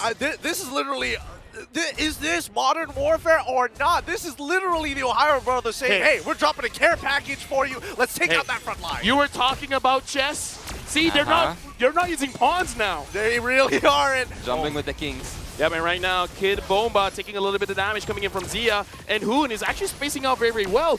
Magister is there. Kid Bomba goes in. Best player one respecting the damage. Hoon. Magister! Magister gets it, but now best player one, he cannot punish them just because Sawa was there. Unfortunate. Zia was so close to getting the crossbow of tank proc off, but Sawa was able to get out of there just in time. I mean, the Ohio brothers, they are losing out on this Lord. That's such a big swing for Deo's Vault to actually try and turn this around and even up this score. It's a very small lead for the Ohio brothers, but at the end of the day, that Lord is pushing on their side. The hesitation was indeed what Zia was feeling right there. He hesitated in going in front and taking the risk in opening his crossbow of Tang, and now he is and his team as well will pay the price. Team Devo have the Lord, and they might go in for taking those inhibitor turrets. I know what Milo wanted to do, but because of the auto alarm bombs, the position was found out. If not,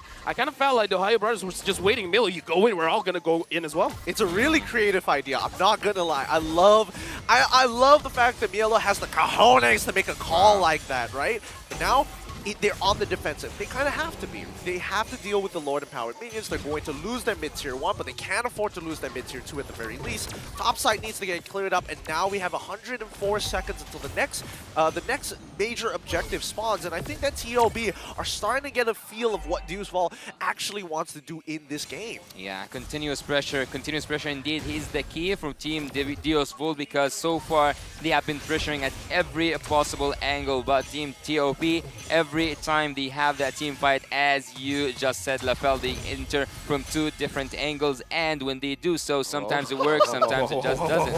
What happened? What did I miss? What is that damage from Sao? He's almost keeping up with Zia and Carvey. Look, Diggy has a cute face, but believe you me, he's evil. He is ratchet. Yeah. Ratchet is what we call it. Oh my goodness. He's one of those characters in game you don't want on your team, but at the same time, you don't want it on the enemy side. And neither do you want to have to force a ban for it. Yeah. So you just hate him either way. You just hate him either way. And now best player gets two, and then Milo follows up. Sao was there, but was it too late? Home from the backside, and Milo gets pulled back into the fray. Carvey gets the kill. Super Shark finds Magister, best player one. You didn't get a target. Best player one gets pulled back as well. Zia gets a kill onto Carvey. Now Sunset Lover gets a kill onto best player one. And Zia, you're taking a little bit too much damage. You have to be careful. Oh my goodness. Honestly, great awareness from Magister. He realized he was the target of the Circling Eagle. He quickly starts going into the opposite direction, following along with the rotation of the Circling Eagle to pull the boy away. And unfortunately, best player decided to drop in the middle of the team. Now that his support is way off the mark, instantly goes down. Zia's playing the safe game so far. He could have made a lot of risks right there. He could have gained a lot out of them. He might have actually activated a crossbow of Tang and take everyone out, but again, he goes for the safer route and think that the Lord is going down. Yeah, but it's going down very, very fast, and Magister is able to secure it, and Sao preemptively using the time journey to make sure that no shenanigans happen. Yep, and he doesn't even have the fleeting time, right? This is literally Enchanted Talisman, and he's also got the Holy Glaive as well, just to make sure, sorry, the Divine Glaive, just to be really, really annoying. It's like, oh, Radiant Armor? No big deal. Hey, damage, offense is the best defense. It makes me so mad. Yeah. He's 6.4k and he's dealing almost just as much damage as the gold laners. It's got to be infuriating for some of the players of the Ohio brothers. And he only died once, so there's no reset for his stacks. Jump. But look at this. Kid Bomba taking quite a lot of damage, and best player 1 looks like he's going to get taken down. Carvey secures the kill. Zia is a little bit too forward. Sunset Lover could deal the damage. Mystic Gush coming in from Hoon just to try to push them away, just to make sure that they don't want to move forward. But Magister is like, yeah, fam, I want to go in. Maybe not. Yep. Yeah, I'm not. It's now a buddy system for the side of the Ohio brothers, right? Super Shark has to make sure that he's body blocking. He's body blocking for his boy Zia. Mielo has to cover Hoon on his side. Now that best player is down, they have no real means of following up upon engages, even if the time reversal has been expanded early. So now it's about how many inhibitors can you actually save? Actually, I would say that so far Team TOP, they managed to defend 2 Lords in a row without even hitting 1 inhibitor to it, which is a remarkable thing. The game so far is so equal in terms of every statistic in the map, every statistic here on the board with us. Gold-wise, turret-wise, kills-wise, everything looks actually... I have a... No, I'm gonna save it. I'm gonna save it. No. I'm just saying. I feel like at this point the Ohio brothers are getting sick of hearing hood. Yep. Yep. Every single time. It's so, especially with the auto a lot. Wait, whoa. Bomba taking the brunt of the damage, and Magister looks like he doesn't want to go in first. I feel like that's a good decision. I think they're just playing around Sao. Sao, do you have your ult? You do, then we're gonna do something about it. If not, I mean, he had it, right? But I feel like they're just waiting for the Ohio brothers to do something first. Let the Ohio brothers make the mistake. I don't know. It felt like a peace conference. The Ohio brothers walking up into no man's land. Neo's Vault lining up, saying hi. You know, discussions did not go well, unfortunately. Hoot once again, and the Ohio brothers said okay, no. Look, Sao 56, Come Zia on! 57, Harvey 58. Oh shit! This is Sunset Lover is 32.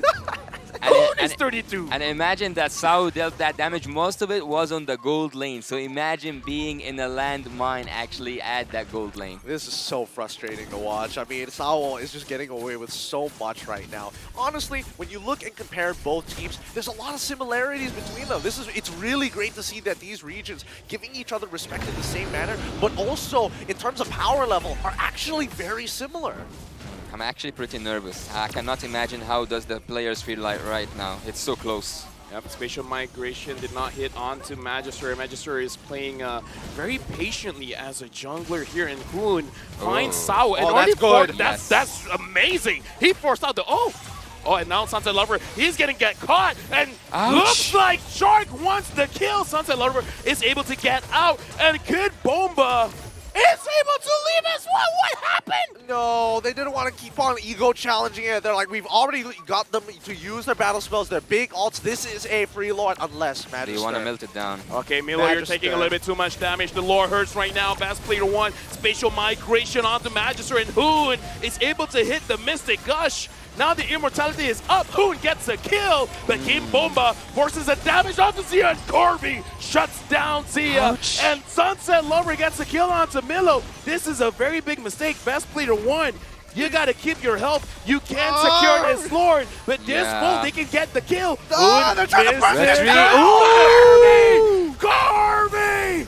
He died, he survived, he got the Lord, and Super Shark's gonna go down. Sunset Lover taking the ult, taking the kill. How can you miss that treachery? Oh, no.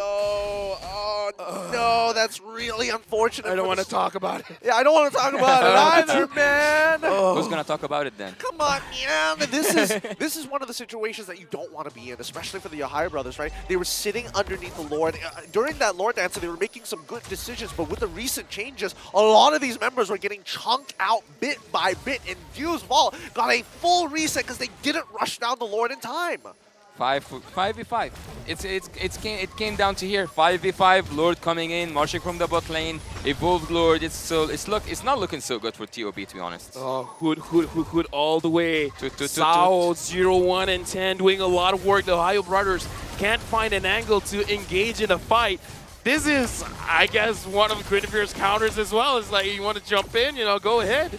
And look at all the traps he's putting on the board. Oh, he's just farming damage, and Shark is doing his best to absorb as many of these as possible. Oh no, best player one. Even using, oh no, what? A lot of mistakes here. Yeah, a lot of mistakes. It's fine, it's fine. They've only lost one inhibitor. The other two are basically going to die in one hit from Garvey, maybe two. But the most important part is that the Ohio brothers are still in it. Their Crystal's still alive. Let me just say before the game starts, I said I wanted to see Sunset Lover. I'm not disappointed. He doesn't disappoint. He is amazing in all 3 games. Yeah, I would actually say that. Oh, what was that? Well, what was Divine Glaive and Lightning Truncheon, baby. It hurts. And Holy Crystal, he's going full damage. He's going just all in with these bombs. He's looking at Sunset Lover. I'm the mid laner now. Oh boy, this is pretty scary. This is really, really scary considering the amount of damage that they have. Even if you do have that Radiant Armor, it's still a substantial amount, especially when they're all packed in together. The stacks might not necessarily work as well as you think it would, but the Ohio brothers now opening up the map is starting to become quite a pain in the butt, and Magister so far has been doing a really good job at maintaining that front line. Let's go, He rised up that board. Hoot, hoot. Toot, toot. Wow. It shouldn't be like this. Yeah, this is not how we do it in MENA. I'm the carry now. Look at me, Sunset. I am the carry. Remember the days of feeding Diggy? This is a different era of Diggy. Truly. Damage taking coming in from Yellow. Oh, okay. Maybe just give him a retribution at this point. Oh my god. Right now, the Lord is going to get leashed by both teams, but so far, this Volt has been winning those trades, and just the took damage. So much damage from Sunset Lover. Wow, wow, wow, wow. Now everyone have to be so careful. Team TOB need to find that opening. The Lord, I don't think at this moment, the Lord is what matters. It matters the fight around that Lord. Kimboba flickers forward, but looks like Milo tries to re-engage, but Sour Hood denies it. Milo gets taken down. Immortality used. Looks like he's going to survive, but at this point, does it matter? This Volt, it might be a free Lord. I think it is. I mean, the top side is building up really, really with a huge wave, and even bottom side needs to be answered. The Ohio brothers have maintenance to do on their lanes before they even think about this. But even for Fredo's Vault, they're like, you know what? We might be able to actually get a fight out of this. Let's reset and do this all over again. Diggy is a predator. Here. Diggy is a predator. He's a bird of he's a bird of prey. In the food chain, Diggy's on top. Is it 1 second 0.5 something? Because he's just throwing like stars. I mean, he's got the enchanted. Oh, look. Yeah, with the enchanted talisman, you can put a lot. He's still going. He's still going. Like Shark. Like if Shark doesn't have the guiding wind shield, how much can he spam this first kill? He can keep on spamming it all. I mean, again, this is enchanted talisman benefits, right? This is why this build is annoying. Yeah, while they're doing this Lord dance, this Volt is pushing without pushing. The minions doing work. Best player 1 gets 2, but Sawa again denies the crowd control. Bahoon gets a kill onto Carvey, and now looks like a mistake coming in from this Volt. They're playing a little bit too much, and now looks like Kid Bomba is gonna get taken down, but the minions is pushing. They managed to get the inhibitor at top. The Ohio brothers, it's a good thing for them to actually win that fight. Yep. If not, it could have been over. Yep, and now this could be some hope for the NA representatives, right? With this upcoming Empowered Lord, like, it's so important. These death timers are so long. Every single one of these picks are going to be important. Every one of these resources is going to be more valuable. So the Ohio brothers, this just might be an opportunity to even the playing field, if not to crack the crystal open. I would actually feel so bad for Diggy. I would actually feel so bad for Saul if they lost that game. TOB, that damage is just insane, man. That's just insane. Yeah, but right now the Ohio brothers They have the Lord. They cannot make a mistake. It's 25 minutes into the game. Hoon don't get caught. Zia don't get caught. They're pushing the mid lane inhibitor. They got it. Best player one gets Magister, and Hoon right now gets targeted. Sunset Lover is not going to commit. Yep.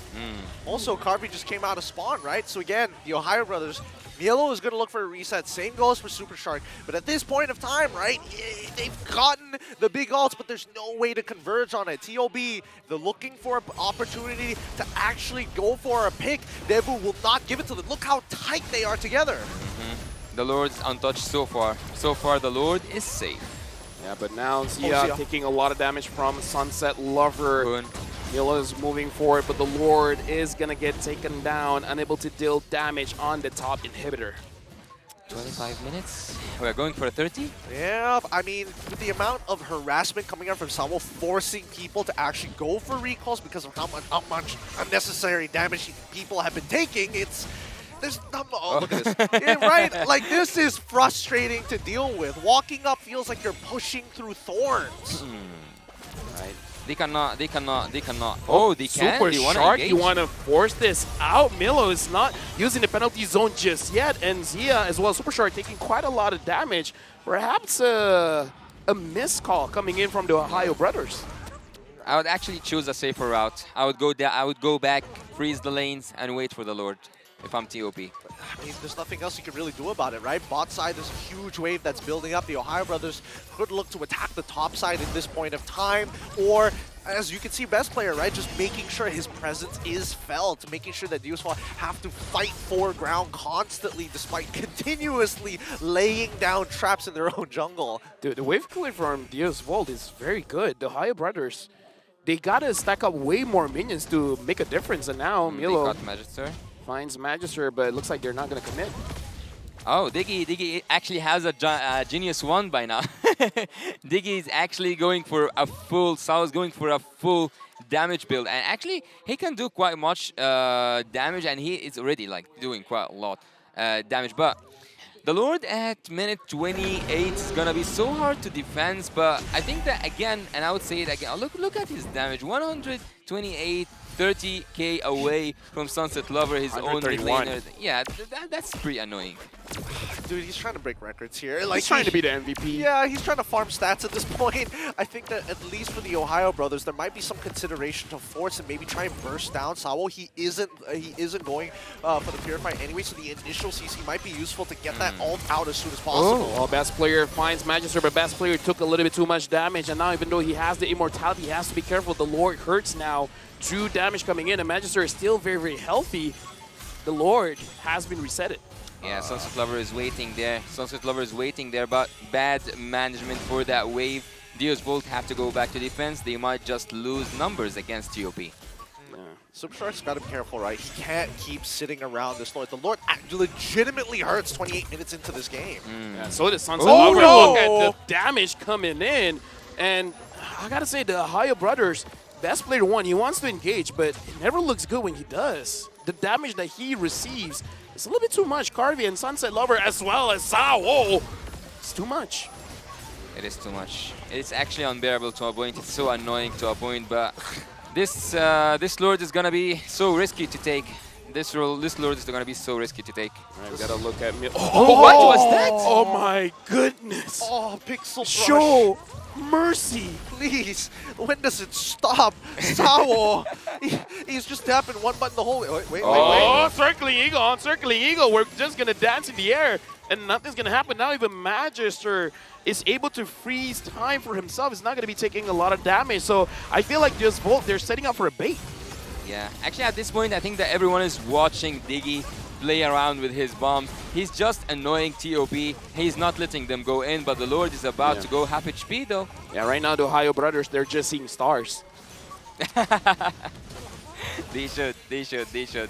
Kid Bomba goes in. He wants Blast Player 1, but Milo is there trying to re-engage. But both of them are taking a little bit too much damage. Zia is trying to kite all the way through. Milo is able to freeze. Sunset Lover looks like he's able to run away. Kid Bomba gets a kill. And look at Kid Bomba. Immortality U. Sao again just dealing damage. Someone take this Diggy down. No, no, no. Sabo's not going to let himself die like that. I've never seen him flicker at all. Throughout this entire game, he hasn't really been needing to use his flicker. And now that they've managed to wave down by that bottom side, they have to clear up that mid, clear up top side, and do this all over again. 1, 2, 3, 4, 5 bombs. Are you like counting chips? At this point, yeah, you kind of have to, right? It's not like you can ignore the damage coming out from Sao. Like, even Hoon is struggling to walk up now. Yep. Yeah. Best player one jumps in. He's trying his best, but he may have went in way too soon. Gets taken down. Magister secures the Lord, and Super Shark is going to get taken down. Same as Hoon. Carvey secures the kill, and now Zia trying to 1v5. Oh! He gets Sao, but that's all he's going to get. Sao! He died, but he secures the kill, and it's a wipeout! Oh my goodness. What a game this has been. Mielo is coming back up in about 6 more seconds, but all the rest of his teammates, more than a minute worth of their timer. And Dios Vault, yeah, they're going to start walking in towards that crystal side finally. And even no matter what, Sabo's like, I've done my job. Sao Look MVP. at me. Sao MVP. Right now, Magister is going to get taken down. Milo's going to try his best. He got Carvey, but looks like Dios Vault got that crystal. This best of 3. What a series! What a series. What an interesting. Initially, game 1 and game 2 were looking like a mirror matchup, but here in game number 3, we have Deo's Ball taking it away. 30 minutes, pushing it for one of the longest matches we have seen thus far. My God, have you seen a Diggy do that much damage? Sao better be MVP, man. I mean, he better be MVP. Oh, that is such a depressing game. Getting poked out in that particular manner. Oh my goodness. Yeah, that was a really intense game. I would actually give the MVP with pleasure to Sao this game. He did deserve that win with that Diggy that I didn't even imagine will go with full damage. Oh boy, what a matchup between very grueling, very endurance heavy. It really depends how much patience and stamina you have, and this time it's going to be EECA's representatives that comes out on top. But do not worry, there's still more matches to be played here in Group D, and especially for the Ohio brothers, it doesn't mean that they're out of the tournament just yet. They have redemption games. Dude, he is potentially, he can have a specified stat as roamer of doing the most damage. Roamer DPM amongst all of the roamers? Sure, Zorn has TP per minute. The damage per minute from Sao. Oh, Lord. Oh. Ouch. That was Sao painful. Yeah.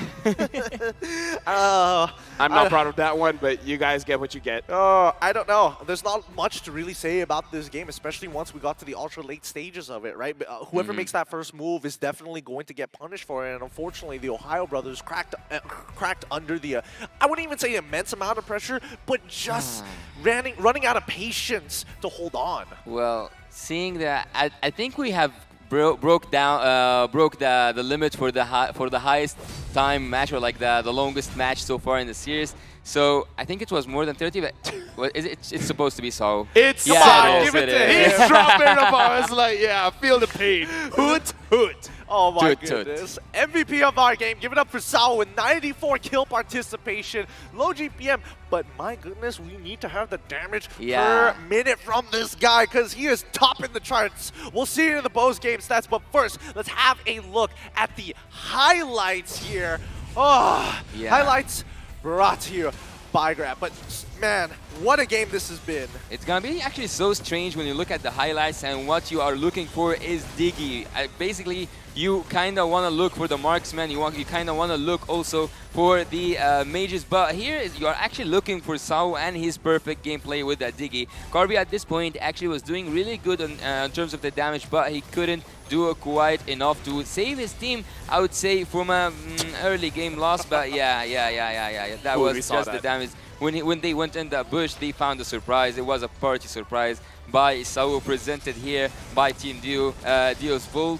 Hoon at some points, actually, I would have said that Gord could have been executed much more better. Wouldn't you guys agree?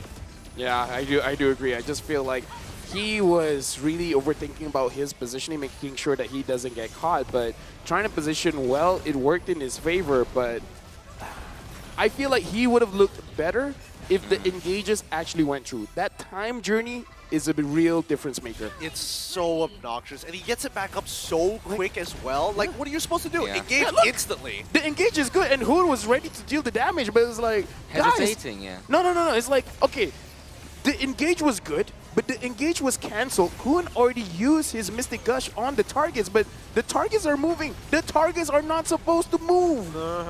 Yeah, I would definitely agree. We need a stable target when you have that gourd, and this point was the last moment TOP had to live and to live through 31 minutes. Yeah, it is 31 minutes game. TOP fall down to the momentum that Team Duo's Volt have applied upon them. It was a really intense match. It was a really mind-breaking match.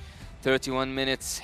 Oh my god. You want to know what would be a difference maker? What would be the difference maker? If this Guinevere was an assassin. If it was a Lancelot, that Diggy would have had no chance.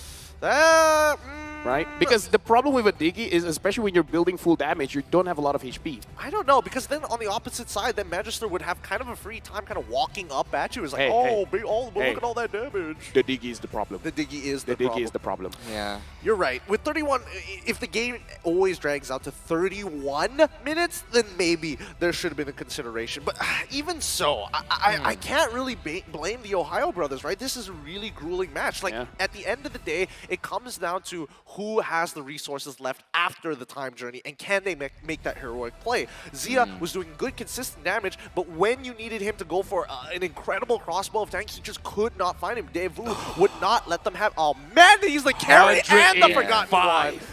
God, 185k. Well, actually, if you're on the side of Team TOP, would you actually care that much about the bombs from the Diggy? Would you care that much to not enter a bush? Would you be that scared? Yes, if I was Hoon, if you that's the die game, at 5 bombs. Look at the difference in damage. Look at the difference. Ridiculous. Ridiculous. That's the word. What can you really say about it, right? He's got double the damage of Hoon. Wait, He's got wait. double the damage of Yellow. Carvey and Sunset Lover. Yeah, they need to combine the damage to beat Sao. And Sao took the least damage. Even Carvey and Sunset Lover took more damage. I'm actually legitimately curious how many times Sawa actually had to use his flicker, because I felt like he barely saw touched one. his battle spell. I saw one. At the defense, at their side, he had to flicker, use his ultimate. That was the only one I saw flicker. That's fair. That's fair. But with that being said, congratulations once again for EECA's representative, Neos Vault. They played well. We saw a good side of them, but we also saw quite the interesting mirror matchup here with NA representatives, the Ohio brothers, right? In terms of like power level, in terms of the way that they play, they were on par with each other. That lived up to expectations. Let me just say that. That was an amazing series.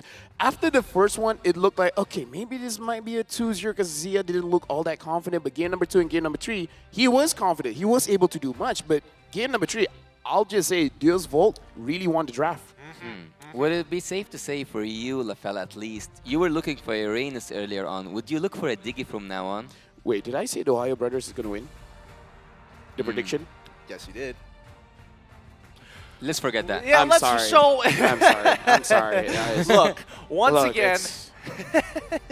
So, these things are out of my hands. The production team went on to keep asking. I said I didn't want to give my prediction, but That's what he always says. Once again, M5 is powered by Munto and presented by Kadia, our global presenting partner, supported by ROG, our official gaming phone, Grab, our official super app partner, and Secret Lab, our official chair partner.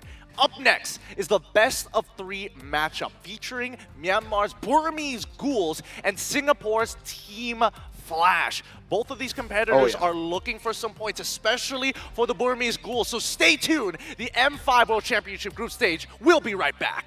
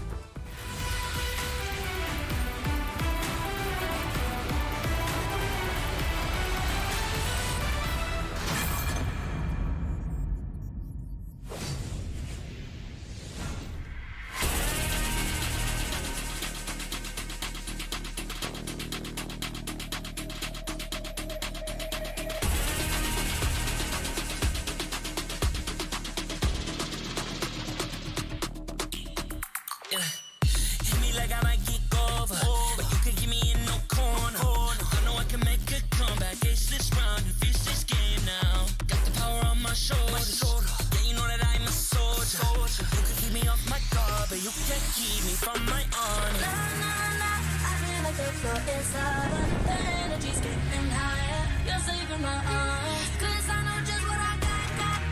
I got you like na-na-na. And you know I hold the power. This feeling I do. Oh yeah. Making my grind good to great. So don't stand in my way.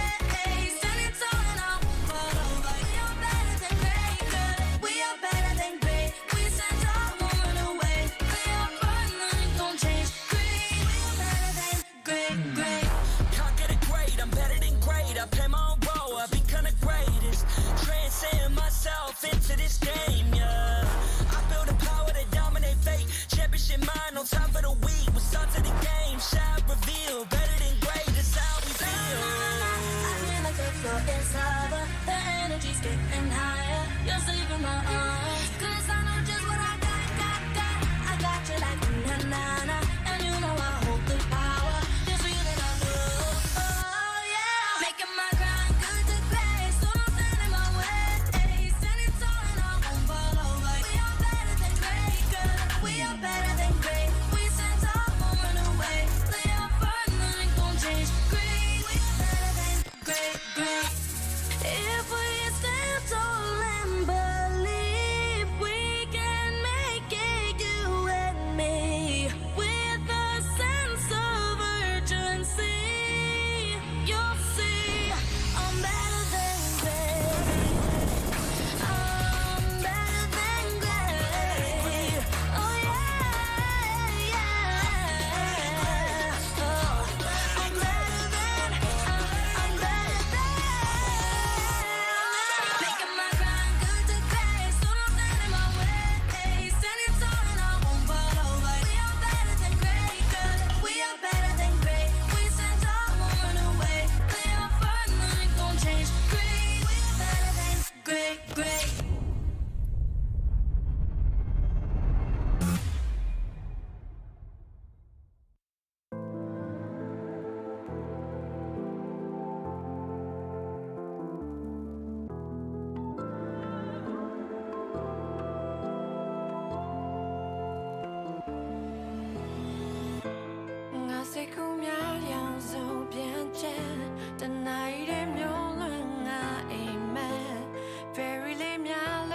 I am the #1 seed, the champion of the arena. The fans adore me because I've never lost. Yet you are afraid. Afraid that you will lose everything.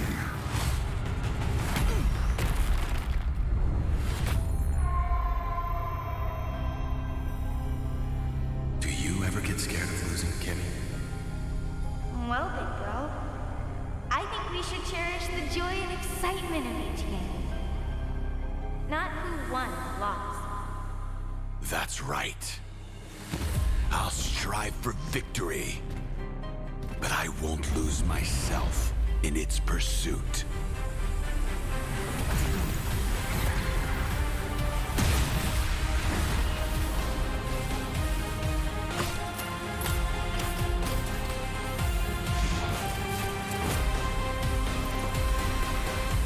World Championship.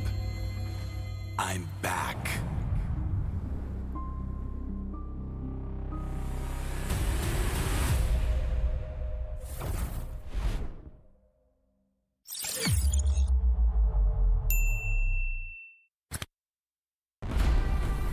We are here at Gamers 8 to show that we are walking the walk. We have had amazing reactions, major idea owners, and a lot of potential partners and stakeholders coming in here and taking a peek. Gidea's cube over here has been the nexus of the stone. What I saw it from the outside, it's very mysterious. You want to know what's happening inside. Felt like, this is an MMORPG, but R is not role-playing, it's real world.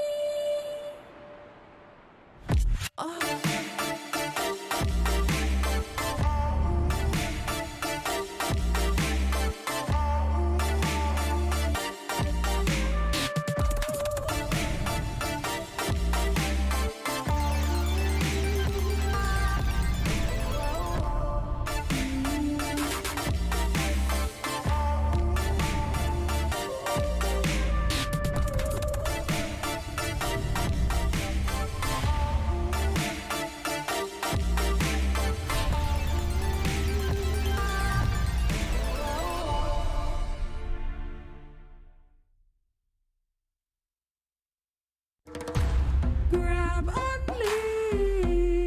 Boing, boing, boing, boing, boing, boing, boing, boing, boing, boing, boing, boing, boing, boing, boing, boing, Pag nag-grab only, savings ang dami, your wallet sings tonight. Laki ng bawi, pag nag-grab only, save 2 4 for alright. boing, boing, boing, boing, boing, boing, boing, boing, boing, boing, boing, boing, boing, boing, boing, boing.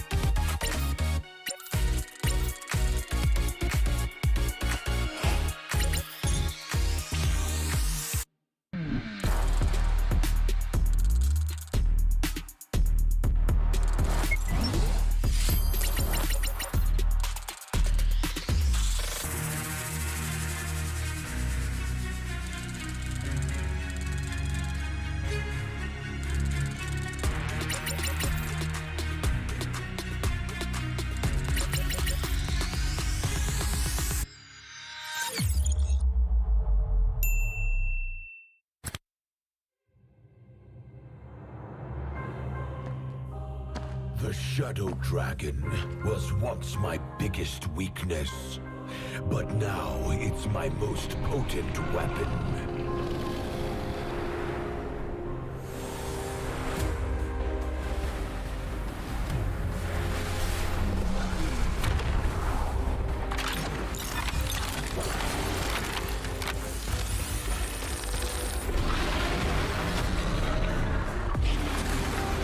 Cosmic Dragon, rise and soar! Dragon Stomp! Dragon Scales! Dragon Rush! Rise beyond greatness and seize your own destiny.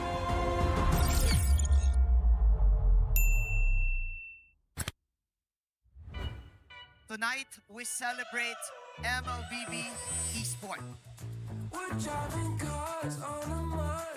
Do the kaldak! Do the kaldak! This is the Suman Challenge. Go! Oh, oh, oh, oh, oh, oh.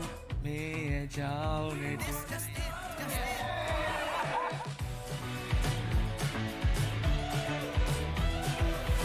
Welcome to M5 Gala!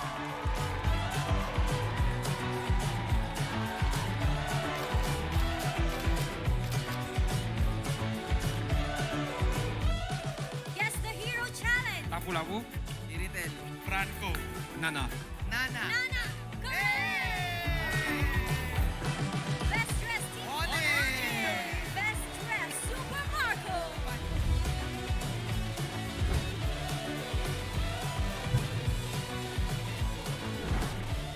Thank you so much for joining us at the M5 Gala, and we'll see you at the M5 World Championship.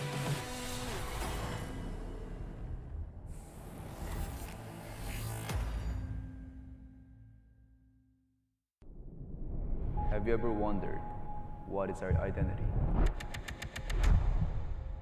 Our identity isn't limited to just esport players. Our style. Sweat. Our passion. And vibe.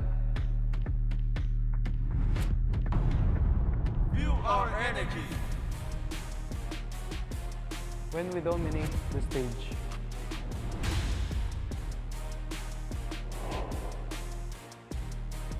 The hours of sacrifice. shape who we are. So, what is our identity? We are legendary.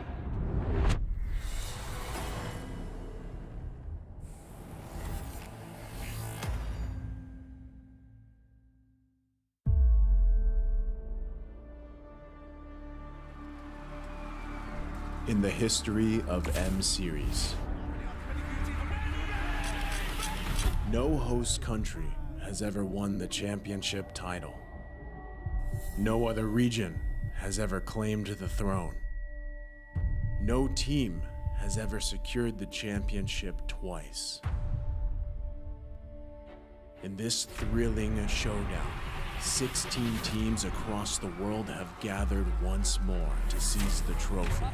Which teams will prove themselves in their epic rivalry rematch? Will a new region unveil their strength and climb to the top? And who will leave an unforgettable mark with their skills?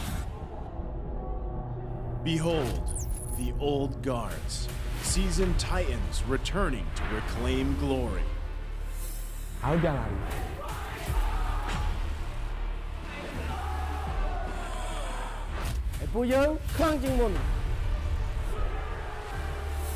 Судьба будет в наших руках.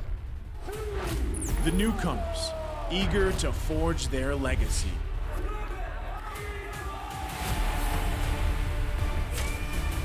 Kita di sini untuk lawan yang terbaik. Kami nggak takut tantangan apapun.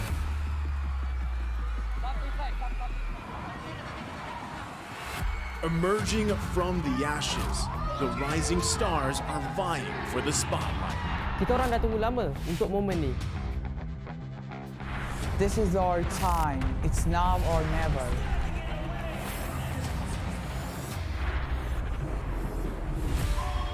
Enter the contenders, here to defy the status quo and rewrite the narrative. We've weathered the storm. This is where we break through. Nós somos brasileiros e a gente não desiste nunca.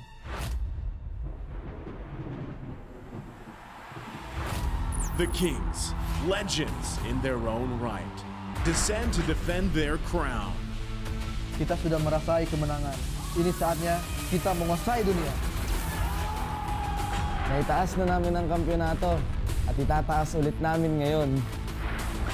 Babawiin namin ang corona para sa aming hari at reyna.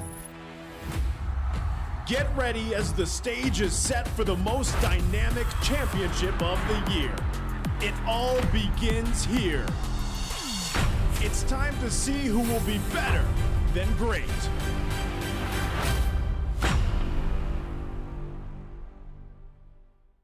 I welcome you to the M5 World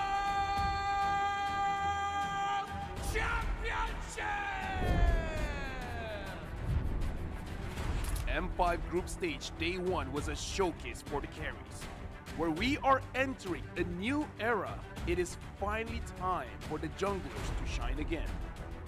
AP Brand, the Filipino champions, are determined to rile up the home fans with a win against their old rival, Burmese Schools. The dreadful Nolan was left open by Burmese Schools in both games for Kyle Teasy to take advantage.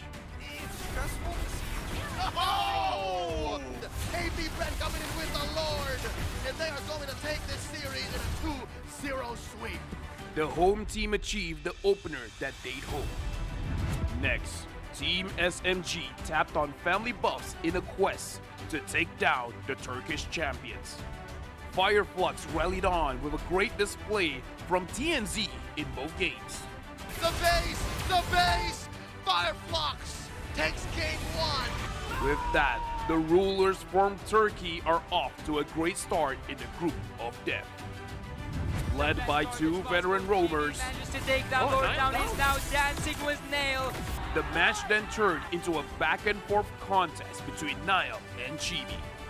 Ultimately, it was the Malaysian carry that stood on top.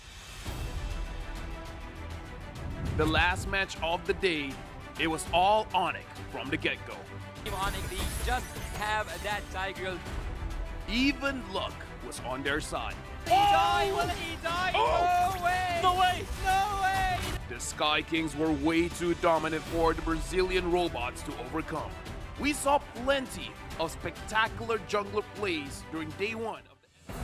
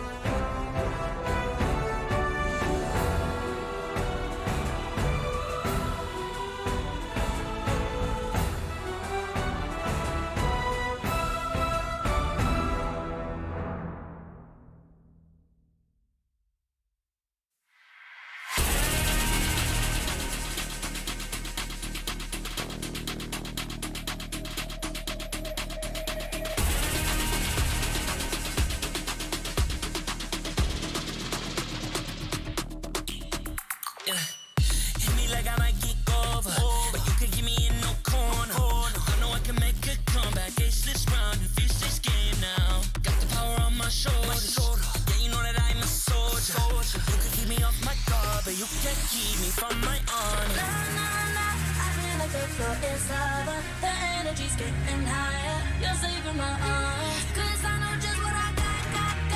I got you like na-na-na. And you know I hold the power. This feeling I love. Oh, yeah. Making my grind good to great. So don't stand in my way. Standing tall and I won't fall over. We are better than great, good. We are better than great. We stand tall, won't run away. We are fun, nothing gon' change. Great, we are better than great. Can't get it great, I'm better than great. I play my own role, I've been kinda greatest. Transcend myself into this game, yeah. I build a power to dominate fate. Championship mind, no time for the weak. What's up to the game? Shout, reveal. Better than great, that's how we feel. I feel like the floor is lava. The energy's getting higher. You're saving my arms. 'Cause I know just what I got. I got you like na-na-na. And you know I hold the power. This feeling I love. Oh, yeah. Making my grind good to great. So don't stand in my way. Standing tall and I won't fall over. We are better than great, good. We are better than great. We stand tall, won't run away. We are fun, nothing gon' change. Great, we are better than great. If we stand tall and believe we can make it, you and me, with a sense of urgency, you'll see I'm better than great. I'm better than great. Oh yeah. Oh, I'm better than. Making my grind good to great. So don't stand in my way. Standing tall and I won't fall over. We are better than great, good. We are better than great. We stand tall, won't run away. We are fun, nothing gon' change. Great, we are better than great.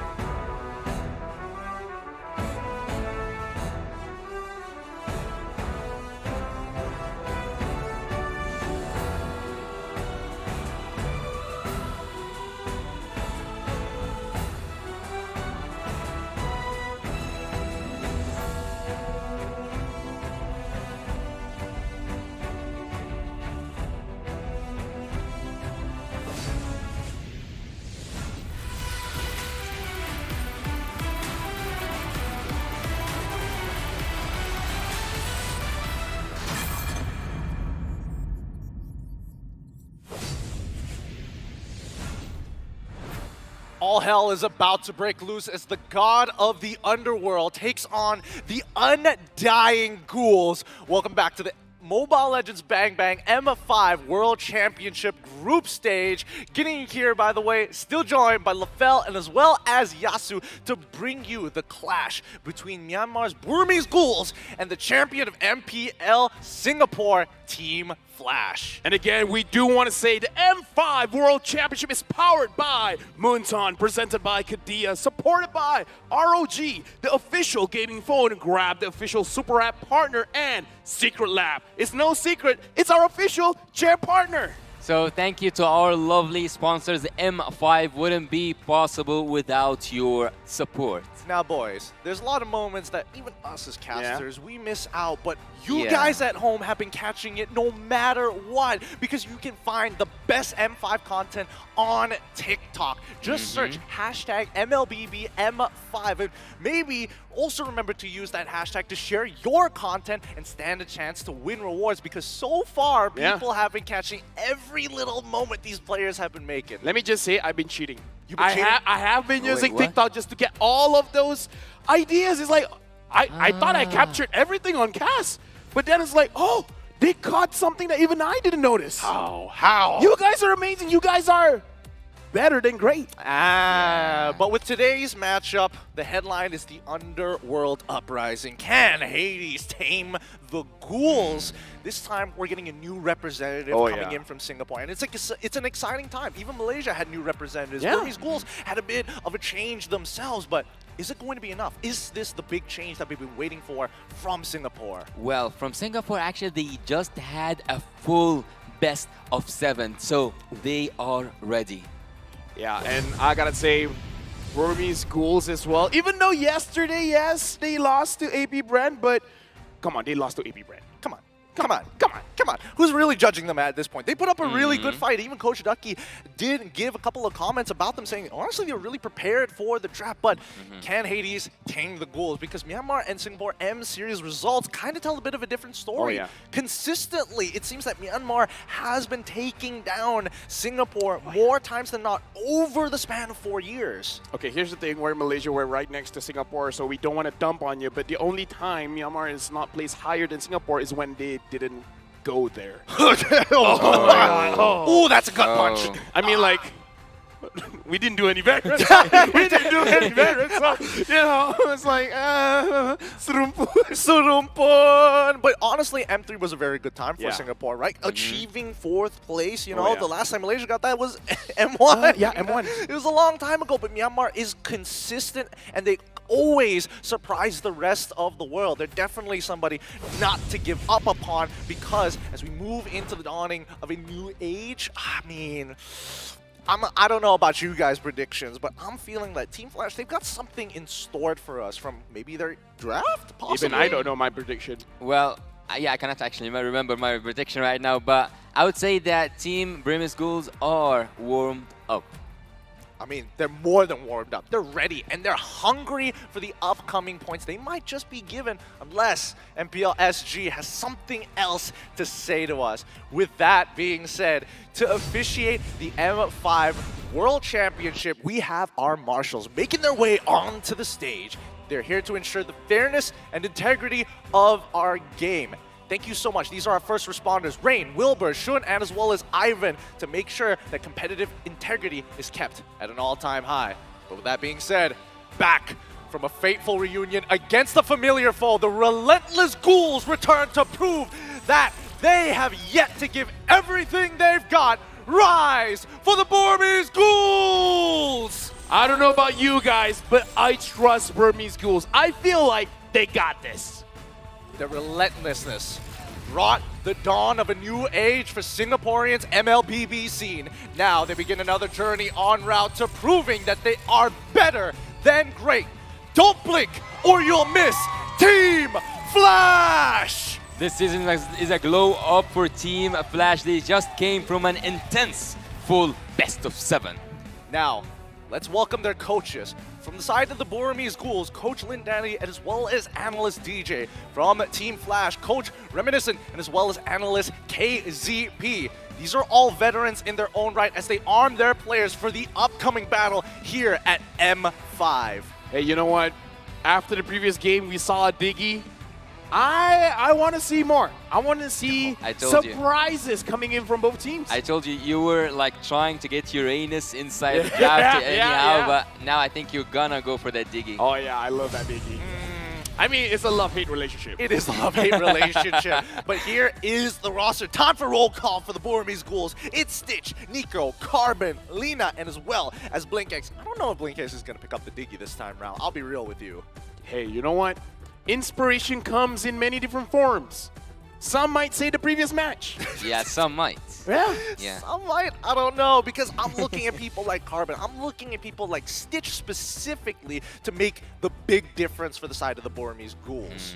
And also, we gotta see Nico, because so far Nico has been tunneling on those utility junglers. We gotta see if he has gone to the point where he will use a carry jungle. I mean, especially when his matchup is against Hades, and not just him. Let's not forget about Vanix, Adamir, Jay, and as well as Lolzy. Lolzy being one of the few players, as well as Adamir, who have competed in an M series before. They are the veterans that help the team through. And actually, Adamir is one of those players that can help you through the drafting phase. He can adjust to a tremendous amount of heroes like Baxi. I can take us on the XP. Yeah. He wanted a Baxi earlier on the XP. Also the Fredrin. So he leaves a room to his team to play as they want in the draft phase. Well, I mean, if there's one lane that usually has to take the short end of the stick, it's the EXP. Yeah. I mean, to be fair, like EXP at this point is like not so much heroes. It's like if Terizla is open, Terizla. They got a 1-1, Phobius. Yuzong's been great, and this is our prediction. Who did I choose? Oh, I chose Burmese Ghoul. Oh, it's wait. a Burmese Look, Ghoul it's a table. streak. No, it's a 2-1 streak. All of us 2-1. Yeah. Why do we want to stay here for long? Look, I think that there's a good chance, especially with the way that Team Flash plays, they've caught teams off guard, and that's how they honestly got to this stage in the first place, right? They are interesting, they are innovative, and now that they have stable laners to kind of back up that playstyle, they might be able to take a game from the Burmese Ghouls. I do have to say, because 100% win rate on Hades using that Nolan, I do want to see if he's going to get banned. If it's banned out, it's a Nolan. If it doesn't, Yeslin. Well, Primus Ghosts at this point, they cannot afford to lose even a single point. Even though we expected to see a full series, I don't think that Primus Ghosts wants to take any other outcome other than the 2-0, a full sweep, to help them through that group stage. Oh my goodness, even the audience prediction, it's leaning more towards the Burmese Ghouls. The Singaporeans are too realistic. Oh, even they believe in Burmese Ghouls. What? Come Come on. Where's the SG pride? Be, patriotism, like patriotic. Exactly. Support your countrymen. You guys support go, Hades. Yeah, you guys go through national service together as well. So why aren't you as connected with the teams up on these stages? Maybe this could be the time that, well, especially for the Singaporean representatives, to change the hearts and minds of a country or of a nation. You know what? Maybe I'm just gonna channel Singapore, because that's one thing that I like, Gideon. What? I like being wrong. And that's why my predictions act like that. So maybe they want to be wrong as well.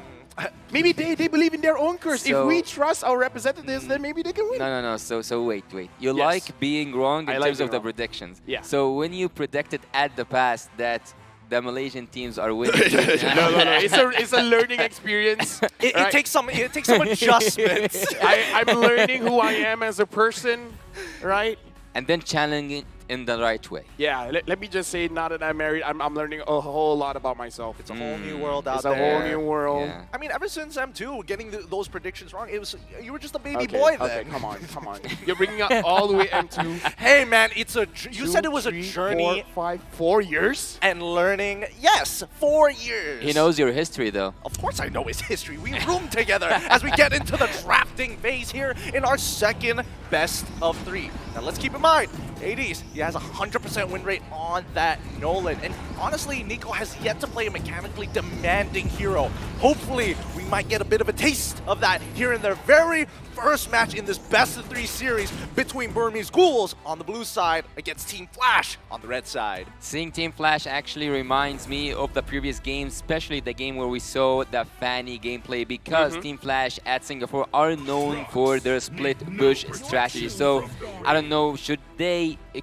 we expect to see a split bush composition from the early stage, from the first phase of draft? Well, personally for me, I feel like it's one of those situations where they're hoping that Burmese Ghouls will have one more auto attack to crack the crystal, but don't do have it, to bring that and they up. turn it around. Like, that'd be crazy, right? You know what? I'd rather be lucky than good, so I'll take that.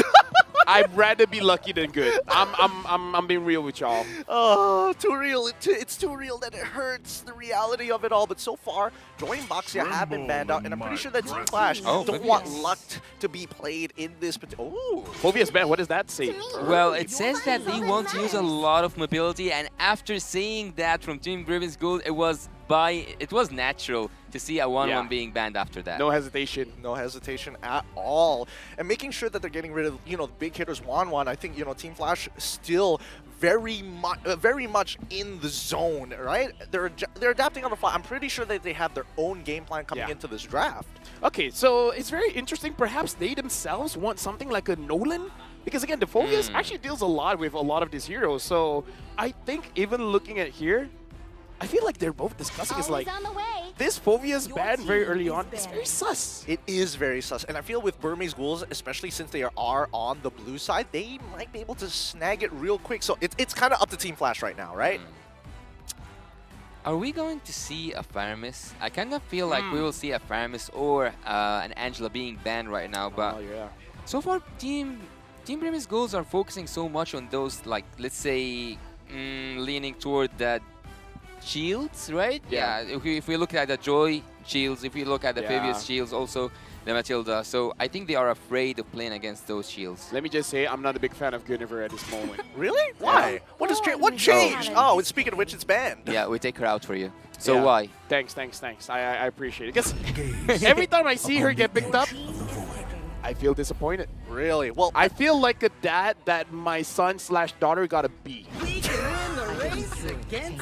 Well, don't worry, A-star student. It's an Asian thing. It's an Asian thing. Don't worry. A-star student Nolan locked in for the side for the first pick of the Burmese Ghouls as we jump on over to Team Flash. Of course, they gotta take the Bruno naturally, but they're also pairing it up with the Valentina. Now, experience is the best teacher if we're talking about A's, because once a gold laner back in M3 with experience, Adamir is now an EXP laner, and I've heard a lot about this, right? During their time, during his time with EVOS, was talking to the manager, and they were mentioning he's actually a pretty good gold laner, but he's even more deadly as an EXP laner. Actually, we have seen the similar situation the last game where I think Zia and also one more player changed their own Sunset Lover, Sunset Lover. But yeah, now I can tell you that was a 100% premise for the side of Team Burmese Ghouls. But what was I more sure about was the Nolan after you brought it up, because Furious is one of those annoying picks that you cannot just play against with the Nolan, and you have the Arlott, so everything is justified.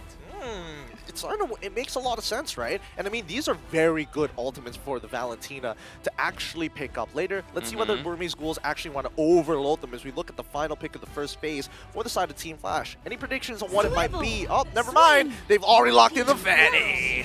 You know what? It's a Fanny Day. International Fanny Day. We've been having Fannies all throughout. So at this point... Okay, Brody, I was thinking of like something like a Hilda. I was thinking something like a Hilda. I don't mind, because at the end of the day, Brody is one of those heroes who's really, really good. Well, I wouldn't say really good, pretty decent against assassins. Lockdown stun, able to kite decently well overall, even against dive-style compositions. Yeah, I think that Team Burmese Ghouls at this moment, they should take more care of their turret, because as I said earlier on, Team Flash are known in Singapore with their split pushing ability. Having that Fanny and also Bruno with his bowls, he can just go through all the turrets without breaking a sweat. We gotta talk about Lolzi as well. He's a catcher. Is it a good situation for him to use a catch kind of hero here? Something like a Kaja, something like a Cho? There's a good possibility for those types of heroes, because again, you have a way to get dispel my CC, cleanse that CC. No, suppression tells you no, absolutely not. And I think in this particular case, to be able to drag your opponent away might not be a bad idea, right? They get rid of the Hilda. I'm thinking Kaja, even Franco on the table, not too bad to pull them away from the Nether Realm. It also works. A question. Yes. Even though I'm supposed to be the one answering. No, it's all good. It's all good. I'll ask the question. Why would you ban a Kufra and the Fanny is in front of you? Like, are you clearing the way for it? I can actually answer this one, because Lolzi plays Kufra pretty often, and also because they're on red side on the second phase, they get first pick, which they're more afraid of them picking it up early on, because they're not going to have access to it if they yoink it. What if this Arla is going to the roam? That's why they don't mind betting out all these roamers. Right? No, it Could wouldn't happen. be. Yeah, it would actually work. Oh, like what, magic. you want a Diggy? You know Do what? you want a Diggy? Actually, against the Fanny, I don't think it's that great. I mean, it'd be interesting to see. Cutthroat pump. Kill one Diggy with one slash. Hey, at least we know that Diggy is forced to go with the tank build and not just build magic damage throughout that match. So, now Teruzla gets locked in for the side of Team Flash. Again, this is one of the Adamir specials, right? A stable laner. It's going to be good for him. Let's see whether Burmese Ghouls have an interesting approach to this. That's what I'm hoping for. Well, you have said it earlier, Rafael. You said when Trizla is open, I think Ixia should be it here, is by a the way. Trizla. What? I think Ixia should be here. Ixia? It's gonna be difficult going up against this Fanny, but laning phase you're gonna do well against the Bruno. Yeah, but stable. So, like Ixia cannot deal with Fanny at all. She needs to always use the flicker or Wind of Nature. Wait, I mean, Angela is up as well. That's the thing, right? But I don't know, because their lineup doesn't exactly doesn't scream like, oh yeah, traditional front to back, right? Oh. I actually like this quite a bit. You do? Yeah, because again, you have the mobility to kind of try and outplay the Fanny, and more importantly so, if those steel cables happen to be passing by, potentially, I don't want to give too much here. I don't know if the Ruby is going into the EXP lane to try and even up and sandbag against the Charizla, but at the very least, you have answers to it. What was the last pick? I couldn't actually recognize the way. We will see in a bit. Seeing that Charizla is here and knowing that the fact that he will play against the Arlet if there was no changes in terms of the Ruby Arlet situation, and also knowing that there's a lot of damage that can be dealt upon the turrets, I think that Team Burmese Ghouls are actually risking so hard towards that late game on Claude, and also, in the world of Kung Fu, yeah, the speed is all that matters. Yeah, true. And looking at my notes, apparently Ruby is one of Blink X's one of more comfort heroes. So perhaps that's what they're hoping for. It's like just use a hero that you're comfortable on. All right. With that being said, that concludes the draft. I want to get some thoughts on this. What are you boys feeling about both sides? We'll break down the compositions a little bit, but let's see. Where do your preferences lie? Are you thinking Team Flash? Are you thinking BG? Who cares? What? Don't worry, he wants to see the action, but looking at the stats, I mean, I have to admit, it's interesting to see this coming out from the side of the Burmese Ghouls, but I think that I'm more of a standard, more straight and narrow guy. I'm leaning towards Team Flash. You say straight and narrow, but you try to put me into a trap. I'm not falling for it. I'm not going to give any team an advantage. It seems you've caught me in my tracks here. Either way, we're going back. Will the Singaporean representative show up against the Burmese Ghouls, this time showing that M5 is the time for Singaporeans to rise up. Welcome back to the land of Dawn here at the M5 World Championships. We are going to see this bout begin as Burmese Ghoul is going to be on the blue side up against Team Flash on the red side. It looks like it's going to be a purple start for both sides, and naturally for these assassins. Ooh, using the aspirant skin coming in from Hades. This is going to be a good one. Yeah, I would say actually Burmese Ghouls have to win this game 2-0, if not maybe 2-0, 2-1, because this is the only opportunity they have to at least be assured for a bit into this early, let's say, group stage, because they are the only team that played 2 games so far. Am I right? Yeah, and shout out to Carbon using the Starlight skin. If you guys haven't grabbed it, grabbed it for yourself. You're welcome, You're welcome. Shout out to them. Let's look at the emblems to see if there's anything too interesting. It looks like it's going to be, a majority going for agility here. Now, what are your thoughts on this, right? Like, Wilderness Blessing has been, well, nerfed a little bit, right, from 15 to 10, but now I'm seeing that a lot of these professional players actually don't mind taking up the agility rather than going for traditional Rupture. I would say, Rolsey taking quite a little bit of damage, but, that's the thing about a Nolan. Yeah. Nolan does maybe a little bit too much damage in the early game. Yeah, they actually need to absorb a little bit more damage than, in the early game stage especially, and I think that this is where the emblems interfere in the early stages more than the late game ones. But Hades, I think that he's looking for someone to just get off the composition or get off formation. But I would actually recommend him to go for the gold lane, not the XP. No, I agree. But now looking at their positioning, it looks like they want the turtle. Yeah, they do want the turtle. And you can see by the timers, the clear speed is so different. With 2 seconds left on the clock before that purple spawns for Hades. Nico, he's going to get his purple pretty soon. Lolzy trying to smother him, trying to slow it down. What is Adamir doing at the mid lane again? He's taking that wave. He wants to look for a quick, perhaps. Swapping lane with, he swapped lane with Jay so that Jay can get the extra EXP. I think that both of them could have actually got their level 4 even before that turtle, but they do what they have to do. I think it's about priority as well, right? Adamir is able to get that initial pull to buy enough time for Hades to actually get his second buff before participating in this upcoming fight. But does Team Flash want to be a part of this? Fanny. Right now, Hades goes in. The turtle is going over to Nico. Adamir jumps forward, finds one member of Team Burmese Gold, but First Blood goes over to Hades. And now Nico is in the middle of all of it, trying to get a return kill onto Jay.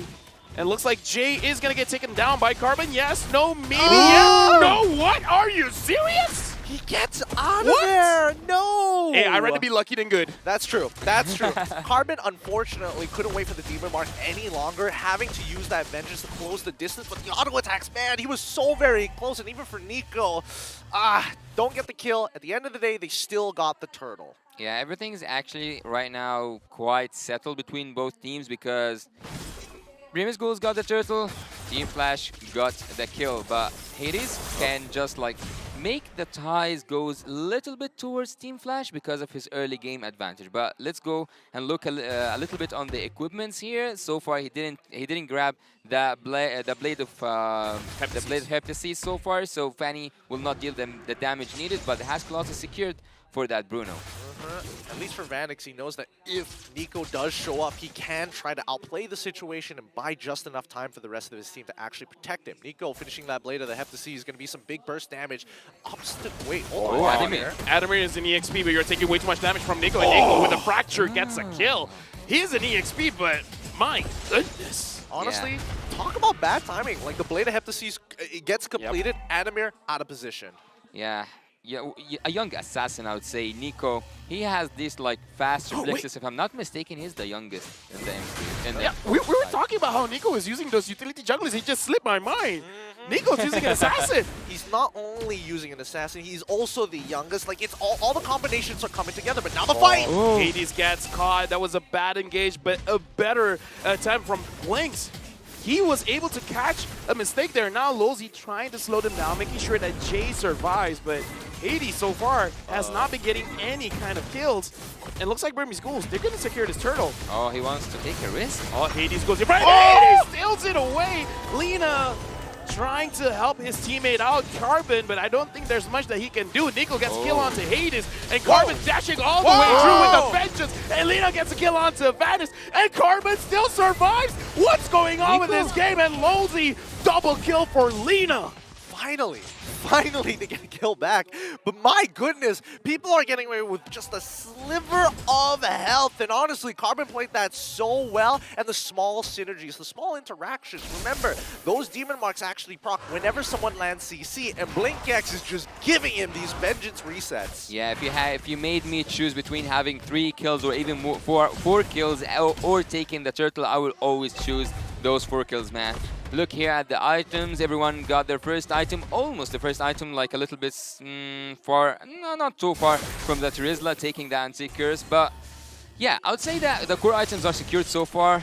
Adamir using that flicker. Yeah, flicker forced out, and I think a conversation we need to have. It looks like the Clock of Destiny is still quite meta because we've seen quite a few mid laners still prioritizing that item. Yeah, I mean, it feels nice when you have that like scaling, well, quote-unquote scaling damage, the extra mana as well is always nice. HP, like you feel extra confident, especially when you go for the Blood Wings later on in the game. At the very least, it's like that shield is going to be big. Wait, hold up. Yeah, Blinks catches Adamir and Nico taking that advantage, doing quite a lot of damage onto Adamir now. He has to use his penalty zones defensively.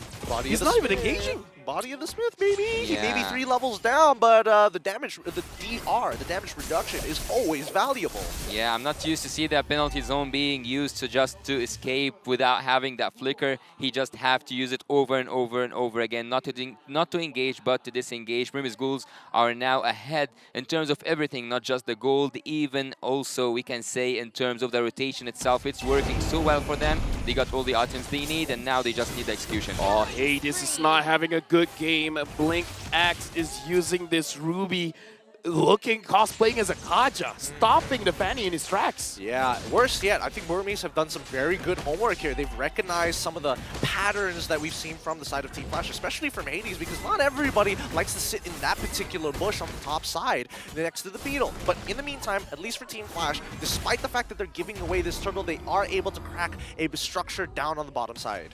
I like actually how Carbon is able to clear his lane and always be that crowd control force with his teammates. I think that we might see a fight at the mid lane, but everyone just chooses to fall back. Team Burmese Ghouls, they have a lot of crowd control, which is something to really take care of if you are Team Flash.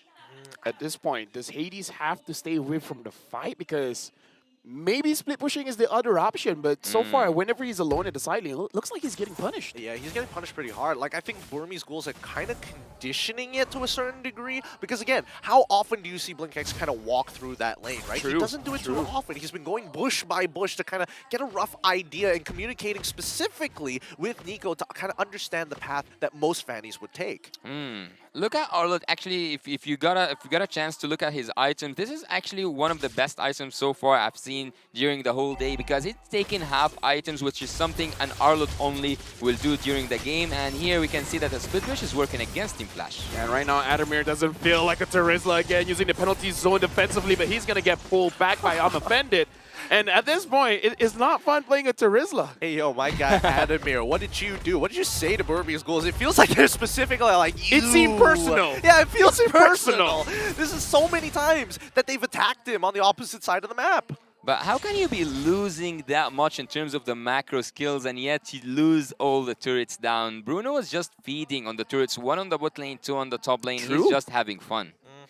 He's literally sucking the marrow from the bones here. And for Burmese Ghouls, the question really comes to, if you are going to escalate the situation, since you have a 2.7k lead, respectable lead at 9 minutes, they want to double that. They need that 2x. Where do they find this 2x? And maybe it's through the Lord in 10 seconds.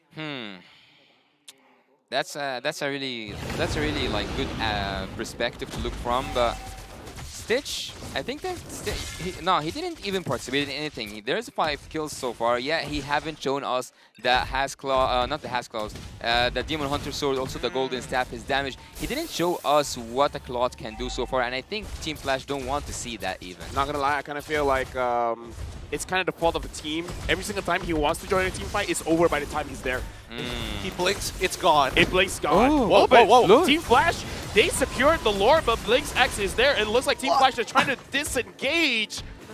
And they're able to do so, but Adamir in the back line looks like he's going to get targeted down. Not again.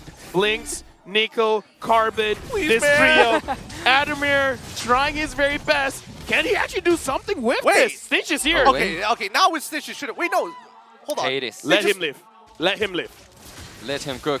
Let him live. Carbon. Okay. Are you serious? They just let Adamir go like that? They've already invested so many resources. They feel bad. They're human. They're human. Well, I think that Hades at this moment could have took Stitch out because he was in a really good position. Also, he had the energy enough to go inside, but they go for the safer route. And also, by taking all those turrets down, why not just take a fast Lord? Kind of, yeah. Honestly, that was a very good call. Like, I would not make that call. Like, losing, and then it's like, hey, Lord is up. Let's just let's just back off. No, it's like they actually got the Lord. That's very brave. That actually reminds me of a game, KBG at the wildcard. All the numbers are going for the other side, but yet the other team is the one who's winning. Yeah. Oh, yeah, I know. Against Keep Best Gaming, yeah. Yeah, that was an interesting match as well. But I feel like comparatively, when we're looking at both of these teams, honestly, it kind of feels like a very standard game. Like, both sides have strong fundamentals. Ooh. Hades again gets targeted down. 1-3, no, not a very good start for the Fanny here, and Adamir gets pulled back. It's a nice ult, but all just to give a kill to Nico. At this point, Adamir he's channeling Roamer energy. Roamer energy?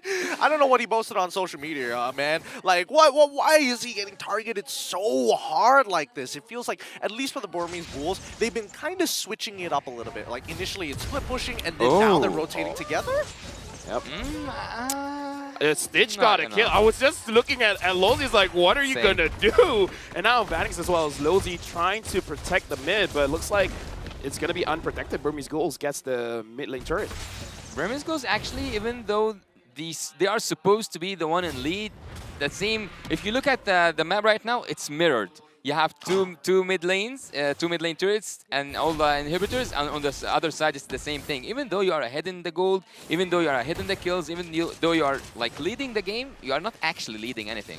Yeah, I mean, we're waiting for that big cash out at the end of the day, right? Ooh, BlinkX almost landing the I'm Offended here. And now, the denial of the purple buff. Finally, we're getting to see some moves. I kind of feel like Hades seen this coming. It's like, guys, It's okay. I don't think I'm gonna get the purple buff. I can live with it. You guys try your best. The house is on fire, and he's like, "It's all good. It's fine. It's fine. Don't worry about it." The casual Fanny experience. The casual Fanny experience. But here's where it's all going to come down to. This next upcoming Lord is going to predetermine whether or not an inhibitor turret is going to stay alive. And Burmese Ghouls not going to make this easy. I think that's an inhibitor turret, actually. I think that's Yep. an inhibitor turret. Yep, right now Hades is just pushing, and Lozzy's trying to slow them down. They're trying to catch Fanny, but even without a purple buff, it's going to be enough. Those steel cables just cover a lot of distance, and Team Flash more than happy to trade an inhibitor turret for basically nothing because Burmese Ghouls had to reset the Lord. I hate to say that I am right. I am right. I told you that Team Flash will bring up something around that split bush strategy, and so far they haven't been doing literally anything but split bushing. You know what? Adamir is the reason why they could do it. He grabbed so much attention. The silence MVP. It's like, look at me. Like, this is a true EXP laner where you're sacrificing yourself just to get everyone and hey, he's doing his job, all right? 77,000. His new moniker, Adamir, the Sponge, known for soaking, and a one-shot from Hades. Holy! You know he's been waiting for so long to do that. He must feel so good. This is like a sigh of relief of like, yes, I'm still relevant in this game. He can still do assassin works though. Like, he's not only about the bushing. He can take someone out. Yep, and now the Lord, 22,000 HP left. I kind of feel like what Team Flash is hesitating on is because where's Nico? Where's Lina? And now it could still be used by Blink X, and they are unable to catch Vanix. Lolzy! Oh! It goes in! But Blink X was able to use Don't Run Away Wolf King to disengage. Nicely done, nicely done. But now Jay is getting attacked, right? And now Carbon has an angle. Oh, Vanix is getting a free hit from behind, and Lina already having to use the Netherrealm. But look at the Lord. Can Hades secure it? Yes, he can. And now Carbon's taken down, and Team Flash in a flash grabs the game for themselves. Yeah, I mean... and a pause comes in. And a pause And a comes pause through. comes in. Well, this is a good time to talk the fact that Adamir was manhandling like 3 to 4 people down by the enemy jungle. I think that this was the only time Adamir did use the penalty zone, and it Offensively. was relevant to his teammates. Dude, it's like, Adamir just like, guys, just wait. All right, just wait. Just be patient. I'm just, you know. Let him cook. I'm buying time, yeah, let him cook. He's cooking right now. Oh, man. Looks like there is some technical issues going on with Lolzy's phone. Don't worry, our marshals have got it under lock. And luckily, it wasn't at a big moment, like in the middle of a fight or something like that. Lolzy, even though he's having troubles, he's still having fun. He's smiling and everything's like, did you guys see what I did? Guys. 4-man G Kundo. Yeah. Come on. Compliments all around. And then the marshal's like, oh, Leo, Naisu is there. Oh, they're showing their cats. Wait, is Midnight showing Is that Manjin? That's his pet? That's his pet? Sana all. Sana all indeed. As we see the fans up by the stage side, they are ready to see this match under its way. But man, it's great to see that at least here in the Philippines, people are coming down to support, even though it's not their own country members playing up on stage. You know my personal fear? What? I'm worried they're holding up the signs. And I said what they wrote, and I'm not supposed to say what they wrote.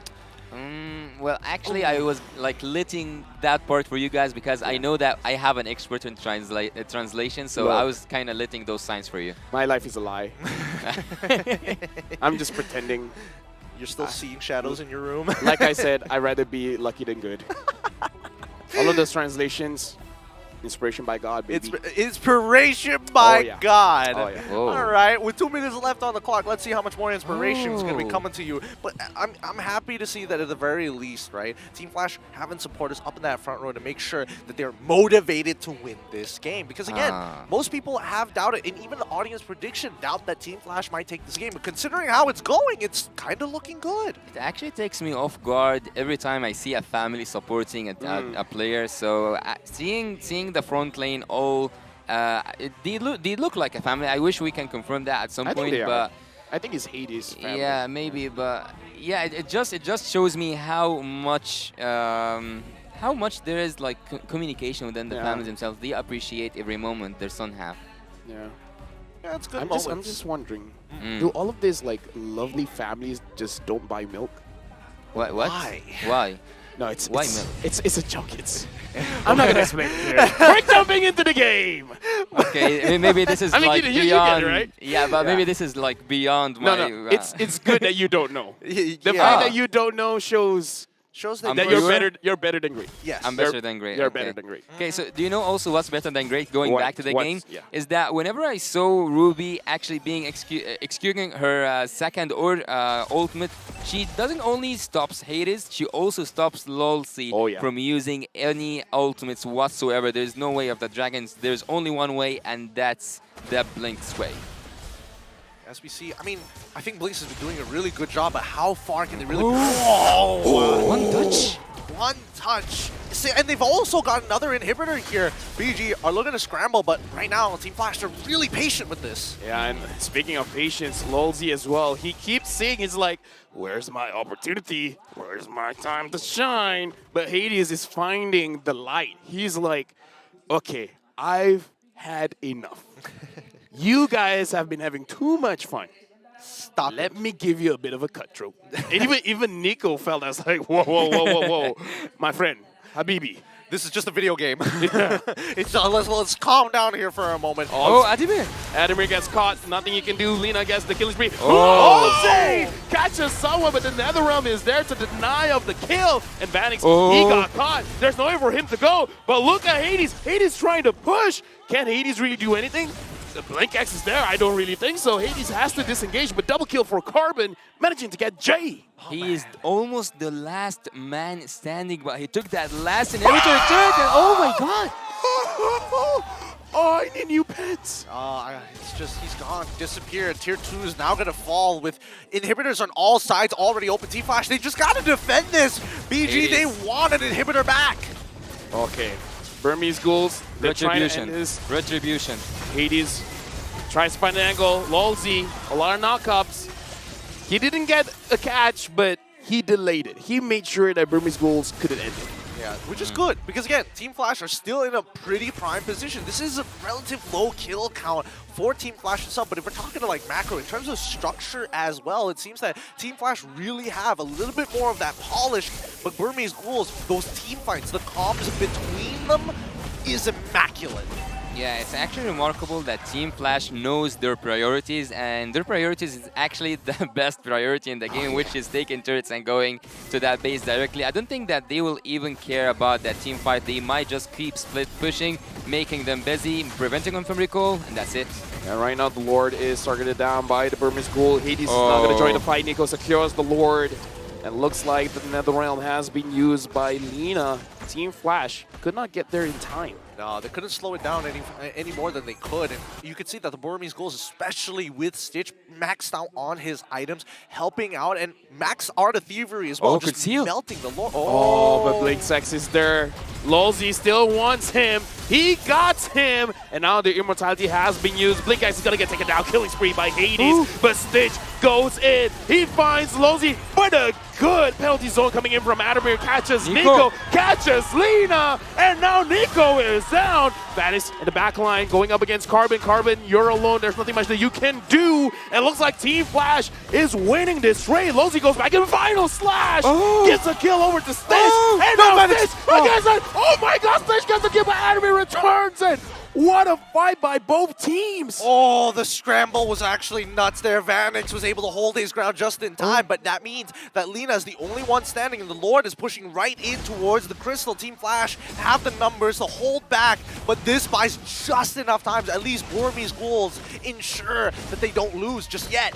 Yeah, they get the opportunity to make that defense possible. Team Flash get a taste from what Primus Ghouls are just hiding. The damage output from Team Primus Ghouls is just ridiculous, to a point that Stitch almost got a maniac there. He had a lot of damage. All of them, almost all of them were 0 HP, running and playing on the edge, going to the instant replay to see what happened in the Land of Dawn in that top lane. It was messy. Brought to you by Kadia. We will see here that Carbon was in a really bad position. Everyone was gambling with their lives. Look at the 0 HP. Carbon managed to get that kill, but Hades just continues and gets also the kill. Hades goes down, but Ademir comes with one hit, takes that Stitch. We need down. a montage of how many times Fanny's tried to get that kill on that like very low HP guy, but not do it. You're giving social department too many Yo, ideas. socials.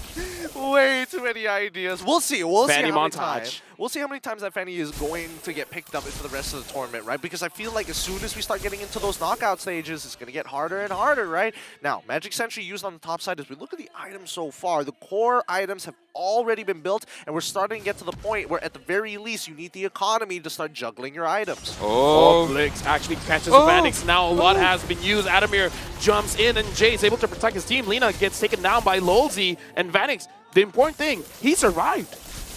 Well, not not in the way that Team Brimsgul would have wanted this to happen. What I saw Adamir does right there, it was almost a maniac for me. I don't know what happened to prevent it. I need like to watch that again, but it was a maniac for me. It happened so quick, and Lina being targeted despite all the chaos that was going on, just well done from the side of Team Flash, right? If we look at the damage now, Jay has been doing a phenomenal job. And right now, the Lord has been started, is leashed by Team Flash. Lolzy finds the target, finds Blink's X, but is that a good target? The final slash used by Carbon. Now Carbon taking a lot of damage from Vanix. As long as Vanix is not touched, the damage coming in from this Bruno, it hurts. Bad wave management. Team Brimsguls are now buried in minions. Can't do much here, and I think that Team Flash might just be looking for another fight, right? Hades, he's below 50%, he's just going to top back up, and Team Flash, they don't have to do much, right? They just have to whittle down the Burmese ghouls time and time again, because there's no inhibitors on their side. They can take their sweet time with it. Yeah, and like Yasu said, look at the minions. The minions are just pushing. Burmese ghouls, they have to make a decision. Yeah, just need Hades to make one cutthroat, and he will cut his way through that base. And now the Lord again, started by Vanix, Adamir, as well as Jay. Hades is there with the Retribution. Stitch goes in, finds Adamir doing a little bit of chip damage. It looks like Burmese ghouls, they don't want to show their face, and Team Flash, they're really playing around with the Lord. As I told you, it's not the Lord at this point is not important. It's the split bush for Team Flash. Let's see if I can get it down, because right now Burmese ghouls are on high alert, right? They're maintaining. Oh, so close coming out from the side. Oh yeah, I was holding my breath. You almost got it there. Wait, they saw that, right? They saw Hades going to try. Yeah, they did. They definitely did. Okay, they push him out once again, and the dance continues. Yeah, and look at Carbon. Carbon is not in the fight because he has to manage the lanes, and I don't know, I kind of feel like Team Flash can take that advantage knowing that Carbon isn't around to be a little bit more aggressive. Yeah, and Arlet isn't exactly the greatest wave clearer in the world. I mean, he has a short cooldown on his ult, but that only goes for so long, right? What actually comes to my mind right now is the Fanny showing on map, and Vanix is the one split bushing, and that would be a clever move. Oh, Stitch doesn't feel good to go up against a Valentina that has the damage. I'm surprised that he took the BMI in the first place. Like, what? He could have died there. I mean, he's on a tightrope already. I don't know how many times he can play like that before he's going to get punished once again. We're already past 60K in terms of gold, and Team Flash is still waiting for Burmese ghouls to crack under the pressure. Speaking of pressure, I think Nico and Hades is very stressed right now. Like two assassin players thinking about using the Retribution. I mean, if this was a Fredrin or a Boxer, it's like, yeah, I can do this all day. I could sit under. I mean, like now that the Lord has changed, yeah. Now that it's changed, it's a little bit awkward to do so, but here we go. Here we go. Let's see whether Blink X can actually find this. He sees Hades. Conceal. Conceal. Oh, he finds Nico, but Nico is able to dash out of there. Again. But look at this. Blink X catches Hades, and now Vanix still doing free damage. Nico from behind Vanix gets taken down. Jay gets taken down. Nico gets a double kill. Can Nico get a triple here? Lina gets a kill onto Vanix. This is a disaster for Team Flash, and looks like it's a complete wipeout. Oh, after everything that has happened, at least with the Burmese ghouls, minutes on their death timers, it's time to proxy this wave and walk it down to the crystal. Imagine how it feels right now for Team Flash fans waiting those seconds. They know it's inevitable. It's just a matter of seconds until the game goes to Burmese ghouls. Oh, this is going to be so frustrating after everything. Team Flash just a little passive on it, allowing Burmese ghouls to weasel their way back into the game. Ouch. Well, either way, good game by both teams, but Burmese Ghouls takes game number 1, and looks like it's back to the drawing board for Team Flash. Yep. I mean, we really got to see the identities of both of these teams. It's clear that the macro is a big focus for the side of Team Flash. But then if we cut on over to the Burmese Ghouls, the way that they team fight, the communication, especially during these scrambles, is a lot better so far. But we'll see whether that changes in game number 2. Well, I can say that Team Burmese Ghouls right now are one step into the right direction, because if they made it not right now to the match point, if they took this next game, it will look really good for them in the group stage. We were talking about if they lost 2-0, they still have a chance. If they lost 2-1, there might be also a chance. But right now, they are having the better odds. Let me just say, this is one of the moments where I'm very happy I'm a caster and not like a manager, coach, or analyst. Because that was a fun match, but probably not so fun for the supporting staff there, because woo, that was a close game. Yeah, some of them might be pulling out their hair. Some people are just going to be so stressed. I know I would have been really stressed out. I'm stressed. It ain't easy being a part of a team, but more importantly, it ain't easy, especially when you got Assassins not wanting to lose the most important objective on the map. Do you know, we have spoken a little bit about the players, maybe the staff, and also here as casters, we might get nervous, but imagine how the viewer feels like, because he just came from a 31-minute game to a 25-minute game. It's devastating. Well, it's time. Let's have a look at our MVP. Coming in from the Burmese Ghouls and brought to you by the Republic of Gamers. Give it up for BlinkX. Dude, I gotta say, I gotta learn from this guy how to stop a Fanny. Yeah, well, look, I will tell you how to stop Fanny. Sure. He always waits for that cut through. He always waits until, and actually he sticks with Stitch. Yeah. Right. He waits until he goes in and with a cut through. Also, all his flickers were on point, because at sometimes it wasn't only about stopping the fan. It was also about suppressing. Actually, it isn't suppression hero, but he suppressed every attempt that Lolsi had to do. He made it look easy. Well, I don't know how easy it actually was, because it's one of those things where even his flickers are kind of like, it feels questionable, and then you realize he's actually found a choke point in the middle of these neutral fights, right? Which is not easy to do. He has the foresight to put himself in these types of situations. Yeah, they were falling down. Team Burmese Ghouls were falling down to the strategy that Team Flash had to bring up, the split pushing strategy with the Bruno and also with the Fanny. But here we see the chaos that happened and took place in the land of Dawn. Here it happened, and here it finished for Team Burmese Ghouls. Was that the wiped out one? No, it wasn't the wiped out one. But it was just one step into the right direction. Hades with their shutdowns over and over again. It was so hard for Team Flash to come back from that.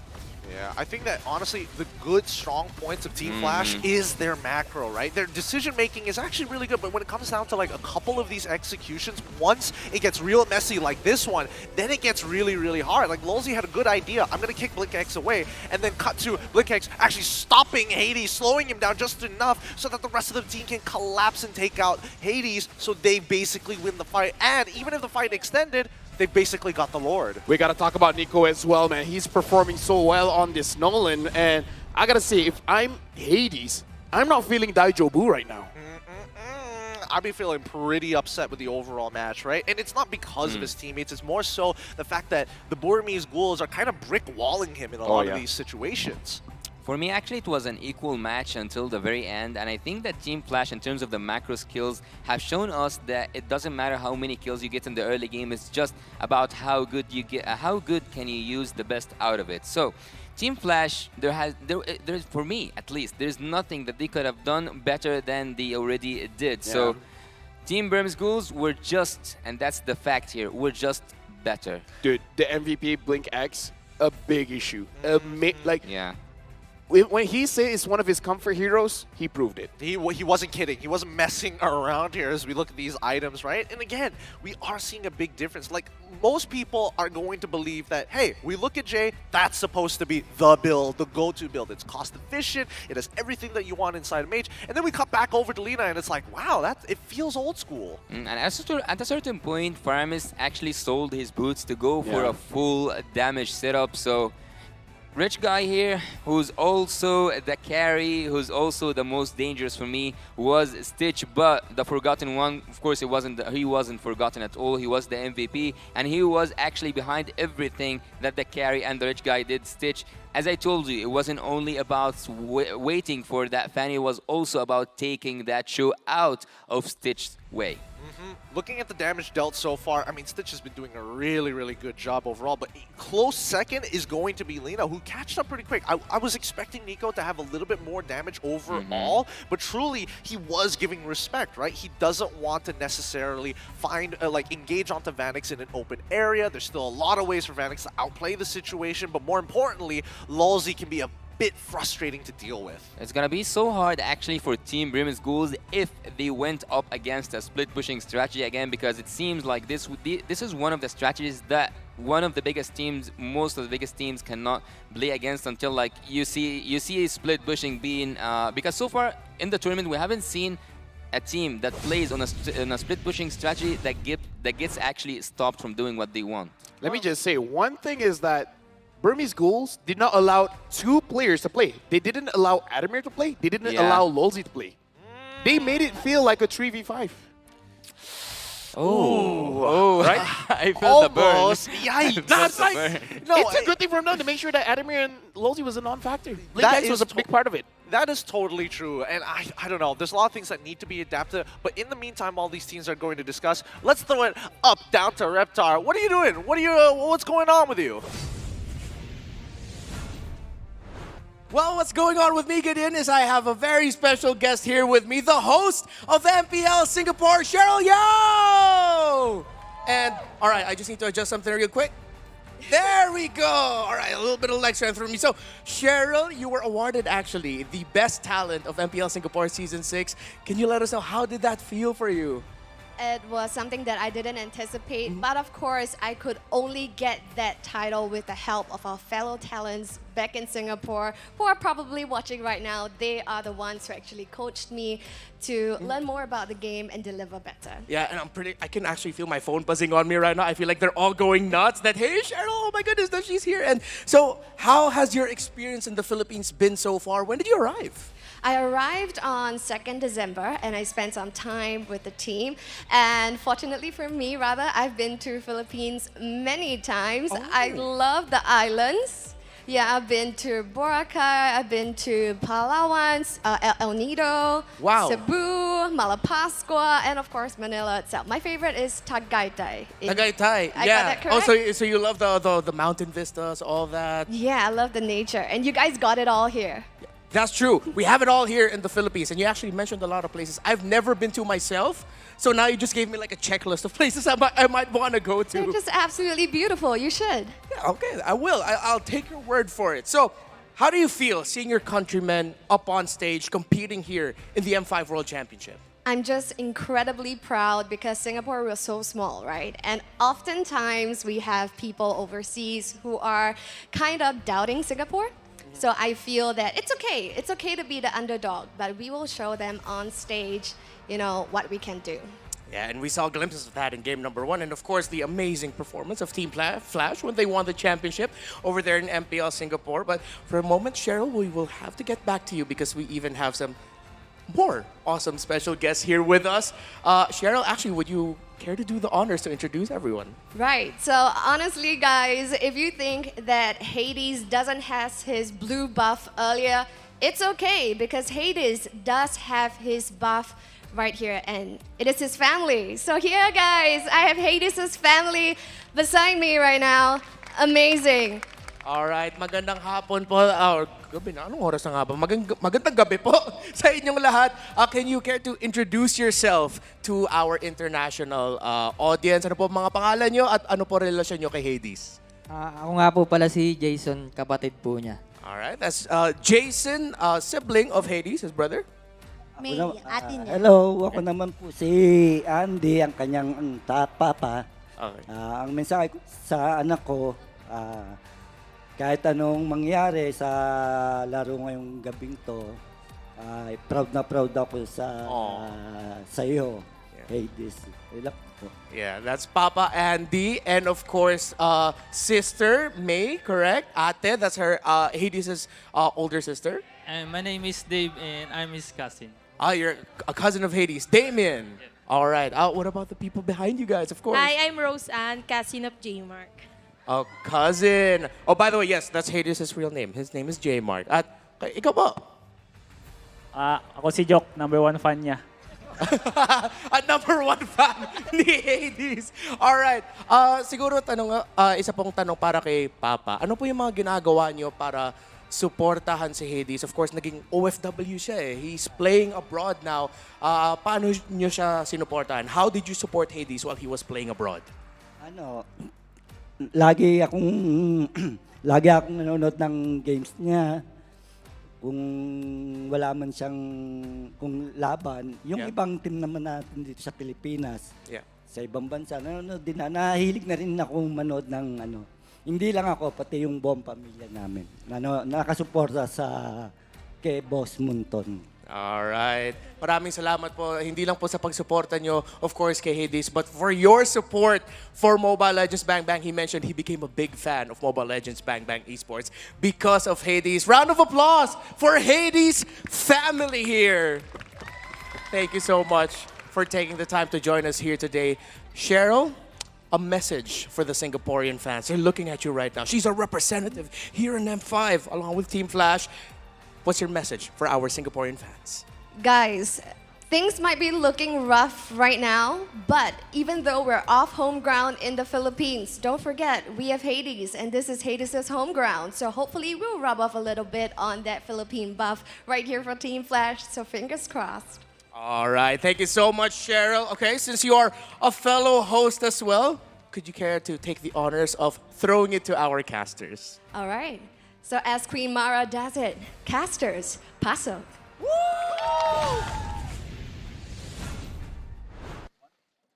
Well, I would like to thank all the families supporting their sons, daughters to chase their dreams. I would also like to thank my own family as well, especially my mom for being my #1 supporter since day one. So it fills me with a lot of emotions, and it makes me overwhelmed actually to see the families supporting their own kids there up on stage. They are now grown-ups. They are now young men chasing their own dreams, and they might just take it. They might just. This is their I didn't prepare moment. something that wholesome. Me neither. But I was just about to say it. Like Remar was taller than I thought. He was. Cheryl is about my height. Is she? Is she? I mean, with the heels, and then I'm like, oh, Remar's not that far off. Hey, congrats, man. Congrats indeed. But it's time to get back into these games here because this is going to be an important match, especially with family on home soil as well. Team Flash are looking to even up the score against the Burmese Ghouls, who had their own journey, struggles to get here. Every one of these competitors have struggled to get on that stage, and now it's to make people proud. The question is, if the Ruby isn't picked up in the first 3 picks, will it get banned? Because that was dirty. I would rather actually ask the question, will the Fanny be picked again? Nandimonai. I don't think so. I think they're going to revert to something a little bit more standard. I think they might even revert to, well, maybe even tank. But then again, who knows with KZP at the helm there with his Okay, now I'm missing experience? Lancelot. Come on. That's the thing. I'm missing Lancelot. Where's the tank-salot, right? Something that's a good hybrid, a good in-betweener. And also, do not forget that Nico, the one that we knew for utility heroes so far, was the one playing the Nolan. So you might see a lot more surprises that you can expect. Exactly. So we don't know the entire arsenal just yet. That's why these drafts are so important for a lot of these teams before we even get into the game. But with that being said, it looks like Game 2 is about to kick off here. Let's jump into the drafting phase. And again, looking at the drafting phase, we have to see because both teams with the bans are kind of showing a lot about what they want. Will the Phobias get banned out again? And if it does, Nolan and 1-1 are very favorite picks. Yep, let's see here. Let's see if there's going to be some really big tells amongst these picks and bans. And once again, we are seeing Baxia, we are seeing the 1-1 get banned out for the side of Team Flash on the blue side, up against the Burmese Ghouls, have immediately banned out the Joy on the red side. So far, I think that there's nothing that catches my eyes because we have been, at least today, we are used to see Joy at the ban phase, especially at the first phase. And 1-1 as well has proven with was it Zia? I think Yeah, Zia, Zia. played it really good, and he almost flipped the game multiple times. So having that Nolan bans mean that Grimace Ghouls are afraid to see Flash play Nolan, and not just that, Nolan is one of the best assassin heroes in the current meta. Want to know one of the things that I might do crazy enough? What? Ban out something like a Faramis and then first picking that Bruno. Because Bruno has been so good this entire tournament. I mean, sure, no longer 100%, but still, Bruno's pretty good. Very dominant indeed. Yep, And I mean, Faramis banned. it looks like you were If they take reminiscent. One Bruno, of the then same. I'm buying you coffee. Is to trick If they take Bruno first. Boys, but quick, select the Bruno first pick, Team Flash. I need the coffee right now, man. You're doing game 4? I'm doing game 4. All right, Yeah, you he need a needs coffee. coffee. You need a coffee, yeah. Burmese Ghouls, on the other hand, this is going to be their last man for the very first phase here. They could Gwyn ban? anticipate this, right? They could go for the Gwyn ban, but there's a good chance that Team Flash is going to pick it up if it gets let through. It's one of those either do if you don't, but let's just not deal with it at all. Okay, so at this point, they're really taking the time, probably really considering, do they want to go for the Gwyn ban? They banned out the Matilda, so the Gwyn is open, but again, not a big fan of a Gwyn first pick at the moment. Gwyn damage, let's go Hades. Yeah, you know what? Damage, yes. Gwyn damage. Damage, yes. Come on. Come on. Or just first pick Bruno. Come on. Yeah, maybe Bruno coffee. Come on, I want it so bad. 32 And then they just pick up a Valentine. They just go for the standard I think stuff. it's a Valentina though. It might just Wait, Arlet is open as well if they want to go for that. I think it's... Oh, no, okay, maybe not. As a first pick? It's fine, but I don't know if it's something that Adamir really wants or maybe even Lozi really wants. I think Adamir is more than capable of playing it. Lolzy, I'm not so sure, because then it has been a while.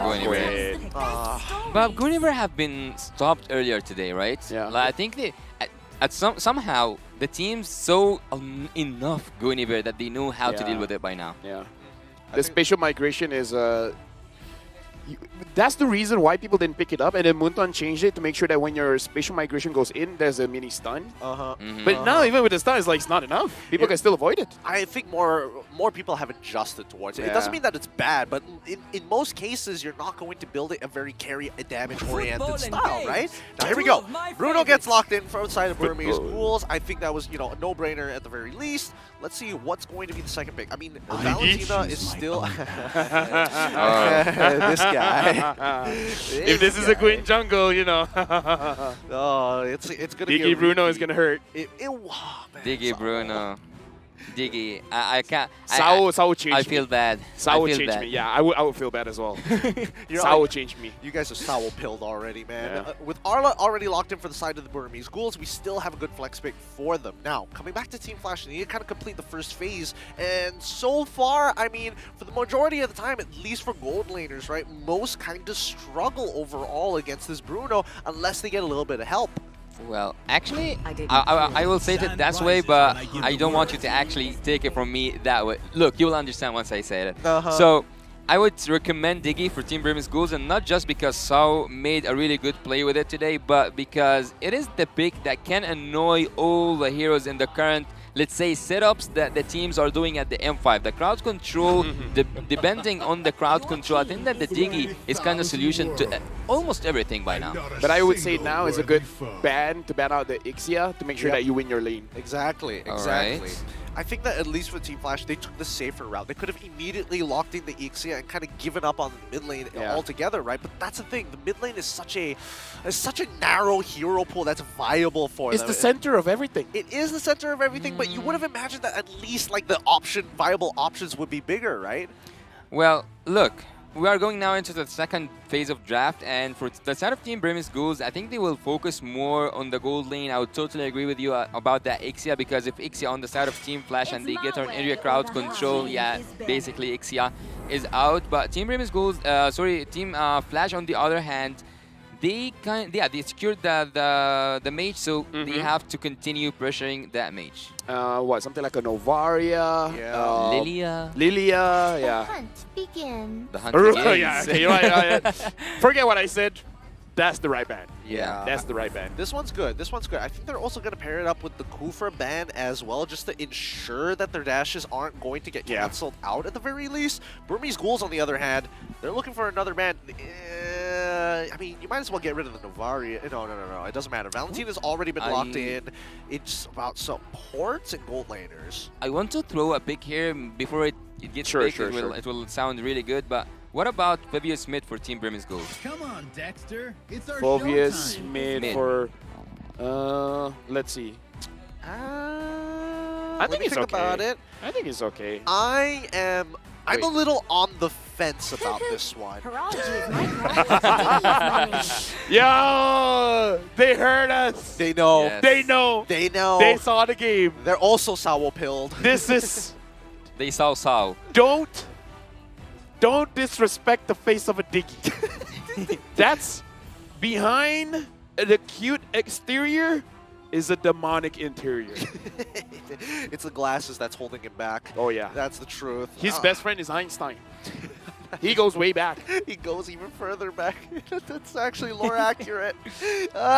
Burmese Ghouls now going in for the second phase, looking for that very first pick on the red side. Let's see what they want here, because so far, I mean, in terms of CC, they got some pretty decent CC with the Arlet. I don't think they want the Arlet to go match up against the Khalid in the first place. Oh, they're going to get the Minotaur, rather. Interesting. They have a lot of front laners. They have really good damage output coming, like, let's say, physical damage-wise, but they need someone to balance that damage. You need a Lilia, I would say. They need a burst damage hero in the mid lane. I would rather say a Lilia or a Gort. Kadita. Nah. At least you're not really giving a decent ult, because at the very least, it's like you could steal a bunch of different ults, right? But at the very least, you're not giving over, giving over the rough waves, kind of meh. A pick I'm missing in the tournament. Eve. I want an Eve here. Haven't seen an E for a very long time. But speaking of which, the marksman role is getting a little bit low. So they're going for the good old Beatrix here. Okay. Ultra late game is going to be pretty strong, but you got to get to that point, and the Novaria gets picked up. Yeah, true, but also they can play like very much like a pick-off composition from the side of Team Flash at the very least, right? They've got combo components to work well with the Beatrix to be the catalyst for the team, but at the end of the day, I'm looking at Burmese Ghouls. I'm liking their draft just a little bit more. But think of it that way. You have area crowd control, you have the space, you have the crowd control itself from the Martis and also from Arlet, Minotaur. And also you have a good damage output. Why not just make the space much more... You cannot escape from it by using that Eve. I think that Eve perfectly fits into the Primus Ghouls combination. I mean, personally, for me, I've been hit by a meteor before. It hurts. So maybe that's what Lina wants to do. I think it's also a safer option, right? Because Eve has to sit still, and there's a lot of abilities that would like you to just stand still for just a couple of seconds to punish as we go into the game here. It's match point for the Burmese Ghouls. Is it going to even up to a third match here at the M5 World Championship? It's going to be Team Flash on the blue side up against the Burmese Ghouls on the red side. Looking forward for it. Looking forward to see if Team Primus Ghouls with a draft that, I don't know if you guys all agree with me, is a winning draft against Team Flash. Team Flash right now at match point as well as Team Primus Ghouls. It might be Primus Ghouls match point, but Blinks is trying to annoy. Did he take it? Nope. Nope. Well, he tried. Luckily he didn't. He's not gonna live. I mean, when we say that, he eventually lives, but okay, not this one. Hades gets first blood. Okay, go full damage. Let's go. Yes, I really hope Hades goes full damage. It'd be so fun to watch. And he's immediately going for the invade for the Little Wanderer as well. Okay, at this point, Carbon is not having a good time going up against Adamir, but I guess it's that's your experience pre-level 4. Yeah. No, it's pretty dog water. It's pretty dog water for unfortunately for Carbon at this stage of the game. Man, Blink X is just taking so much damage here. It looks like Team Flash are, taking revenge for Adamir last game. But he should actually take a lot of damage. He should be punished for using that flicker earlier on. Yes, he did an invade, but a solo invade with a Minotaur, this is something to be punished for.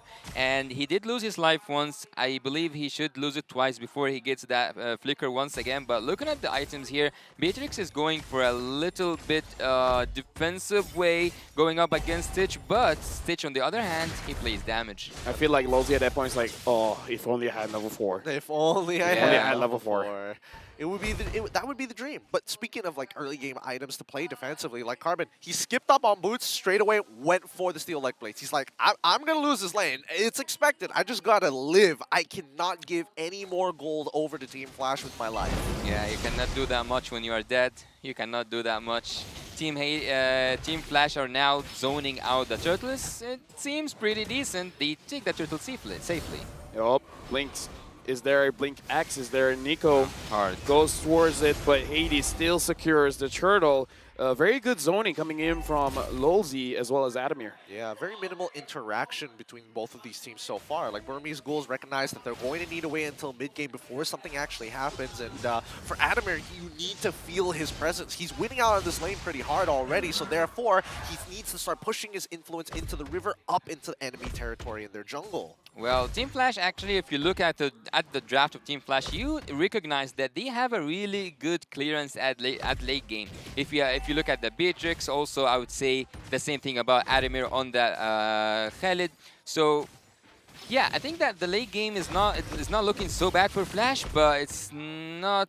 Yeah, and it looks good for Team Burmese Ghouls. I would say I would choose a Bruno over a Beatrix every time.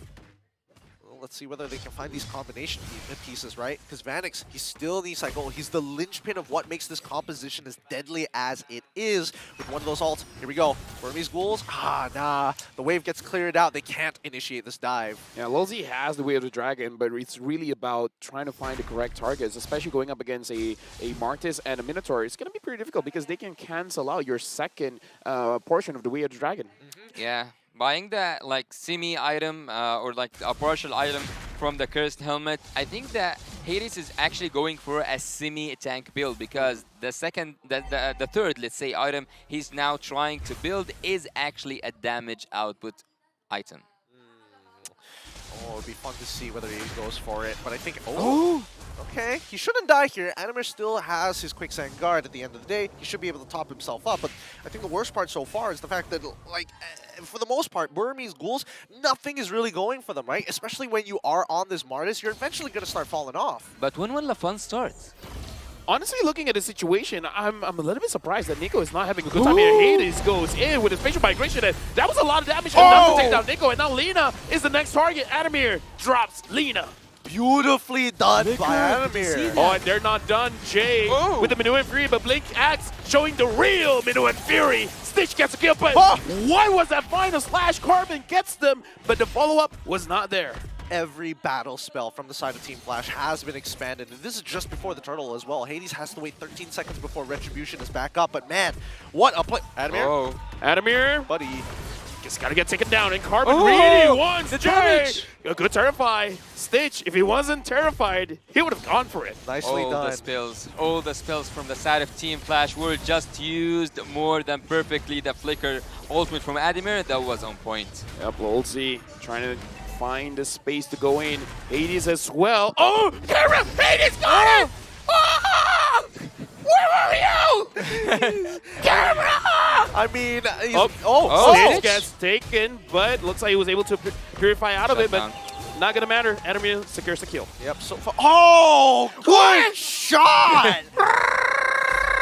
Good shot coming in from Lina. I mean, both sides, like the macro decision making is kind of on par, but now it's about outplaying your opponent. It's like really good stuff. Usage of the flickers at the same time. The Burmese Ghouls, as much as they want to kind of escalate situations, which is kind of what their comp wants to do, Team Flash, they find these trades back so quickly. I really had to ask for it. I just said, when will the fun start, Lafel? And everything has been really good ever since. But ironically enough, after seeing a Guinevere playing against... Damn it.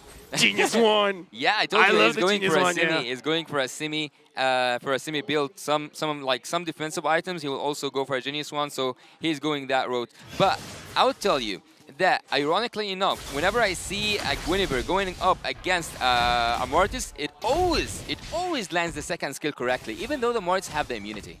Yeah, the Mortal Coil really needs good timing, but I'm a Hades fan right now. Yeah, I mean, let's see whether he keeps up with the damage build, right? I'm expecting Yasu to be correct about the semi build so far. Oh, okay. Hades goes on to Blink X. blink and you'll miss it, and he's gone. Let's go, Damage Guinevere. Okay, all right. I mean, he should have known, right? Camera, please, please. I'm telling you, this Oh, entire combination. Jay goes on to Lina, and Jay gets the kill.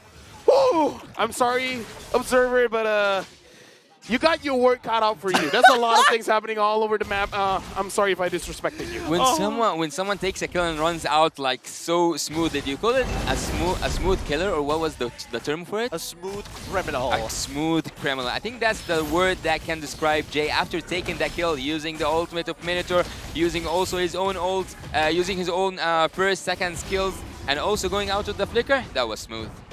At this point, it's just like a 1v1 5-man style. It basically is, right? At least for the side of Team Flash, they've been making some really incredible individual plays against the Burmese Ghouls, and now trying to play outside of what standard protocol is supposed to be, and it's working out well because this is the biggest lead we've seen from the side of Team Flash in a while. 4K underneath their belts. Team Flash. Team Flash. Actually, thinking of it right now, I'm looking at the statistics. Team Burmese Ghouls are looking for a match point, but it seems like Team Flash once. And I think this is the only time so far that we see Team Flash actually in the lead in terms of the gold. I would like to see what will they do with it. I think they're going to start increasing the tempo, right? Team Flash, whenever they have their ults up, and especially if they have Flicker up, expect them to find and look for a play.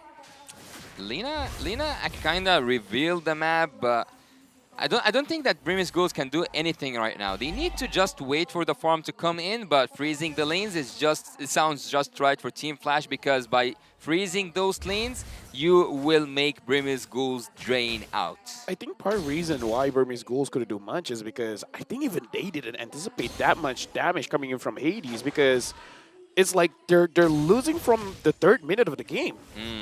And looking at Stitch, his gold actually looks promising.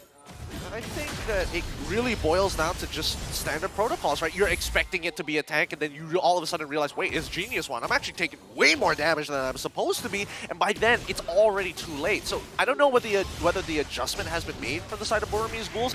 Oh, Hades jumping in, unable to find the spatial migration. They are asking, actually they are kind of demanding Team Burmese Ghouls to deliver or like to leave that second final phase. slash from Carbon finds Vanix, and now Jay has to use the Minu and Fury, but Vanix gets targeted out, but Nico is going to get taken down, same as Carbon. They started the match, but Team Flash, they're ending it. Blinks goes down as well, triple kill for Vanix.